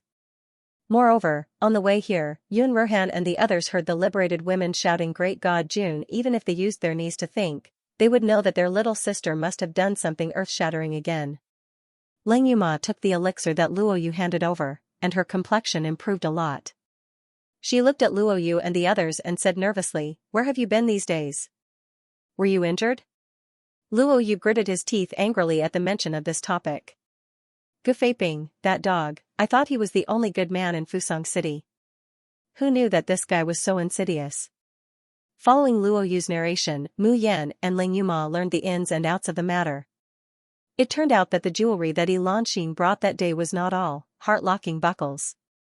After all, even in Fusang City, heart-locking buckles were extremely precious, and each heart-locking buckle could only be bound to one person's aura. However, these ornaments were not completely useless. They were part of the dragon trapping formation. Defying directly used the most vicious method of removing the firewood from under the cauldron. He had already buried the formation plate and drew the runes under the courtyard where Mu Yan and the others were resting. It was just that he did not place the crystal to activate the formation. A formation without crystal stones was like a dead object. It posed no threat, and no one would notice it. In the middle of the night, when the people of the Xiaoyao sect were sleeping, the family's manservant quietly placed the crystal into the heart of the array. The dragon trapping formation was activated, and the ornaments worn by Yun Ruhan and the others became the eye of the formation, trapping them in an instant. Originally, with Chu Moli present, a mere dragon trapping formation would not have been able to trap them. However, this was Fusang City. The entire city was enveloped by the 10 ultimate cave formation. A simple, dragon trapping array was 10 times more powerful. The people of the Xiaoyao sect were caught off guard, so they all fell into Defying's hands and were locked up. Luo Yu said gloomily, "There are arrays everywhere in Fusang City. Even the cages are constructed with arrays. We can't even use spiritual power inside, and our bodies are getting weaker by the day. We thought we were dead for sure." Fortunately, even though Defying is abnormal, third senior brother is even more abnormal. Third senior brother first used his weak face to trick the jailer into giving him a pen and paper. In these 3 days, he did nothing but keep drawing. All he drew were things that made people's scalps go numb at the sight of them. Then, end of this chapter. In those 3 days, he didn't do anything but keep drawing. All he drew were things that made people's scalps go numb. Then, Luo Yu scratched her head. Then, somehow, we got out of the prison. And as soon as we got out, we recovered our strength. Mu Yan and Ling Yuma looked at Chu Moli in shock. Mu Yan almost played the zither on the wrong beat. She looked at Chu Moli with an incredulous gaze. She had fought with her life in the 100-flower kill and overdraft her divine power in advance to learn the star curtain. That was how she was able to resist the myriad cave formation. But her third senior brother didn't have to do anything. All he did was draw, and yet he could escape from the myriad cave formation? It was as if he had seen through her doubts. Chu Moli coughed lightly and said slowly, "I used an extraordinary method. Others can't imitate me. Ahem. I can't use it again in such a short period of time." His face was paler than before, and his body was weaker than usual. After a pause, Chu Moli's lips curled into a smile. "But I'm very interested in the core of the myriad cave formation, so I can only rely on you, junior sister." "You want to break the myriad cave formation?" Willow Guqing roared angrily, interrupting the senior and junior brothers reminiscing. There was panic in his eyes, but more of it was the anger of being looked down upon and dragged down from the altar. "I don't care how you managed to survive in Fusang City. But in the city lord's mansion, in the heart of the myriad deep cave formation, none of you will survive if I want you dead." As soon as he finished speaking, Willow Guqing suddenly slapped his chest. A mouthful of black blood spurted out and splattered in the air. However, the strange thing was that when the blood sprayed into the air, it did not drip down. Instead, it silently disappeared into the air. It was as if it had been swallowed by something. Yun Ruhan's expression froze. "Third brother, Yuma, retreat to junior sister's side. The rest of you follow me to protect junior sister. Don't let anyone interrupt her." This time, Ling Yuma didn't hesitate. She immediately retreated to Mu Yan's left. Chu Moli chuckled softly. He also turned his wheelchair and arrived at Mu Yan's right side. His gaze was focused on the zither strings that she was plucking and the array disc that was gradually being drawn. His eyes shone with a bright light. On the other side, Willow Valley Ching vomited a third mouthful of black blood. Black smoke began to rise from the ground, gradually forming black ghostly shadows. The faces of these ghostly figures were blurry, but they had a pair of blood-red empty eyes. His chest would also emit a terrifying woo-woo-woo sound. As more and more black ghosts appeared, the temperature of the entire city lord mansion dropped, and the air seemed to be filled with a creepy damp resentment. After Willow Gooching spat out the third mouthful of blood, his face turned deathly pale, and he sat down on the bed. But there was a maniacal smile on his face. Ha! Ha ha! If you're not afraid of the living, then have a taste of my 1,000 deep cavesine soldiers. Mu Yan's expression changed slightly, and she hurriedly said, eldest senior brother, be careful. These Yin soldiers have a dense baleful aura on them. If you are injured by them, your wound will be corroded by the baleful aura. For spirit cultivators, being corroded by baleful aura and demonic aura was almost irreversible damage. Yun Ruhan and the other three immediately took out their magic treasures to resist. They were very strong. Yun Ruhan and Xianxia could annihilate a Yin soldier with a sword and a hammer. Bookmark for easier reading, end of chapter 26:16. Don't forget to subscribe, like, and share the video to support the channel.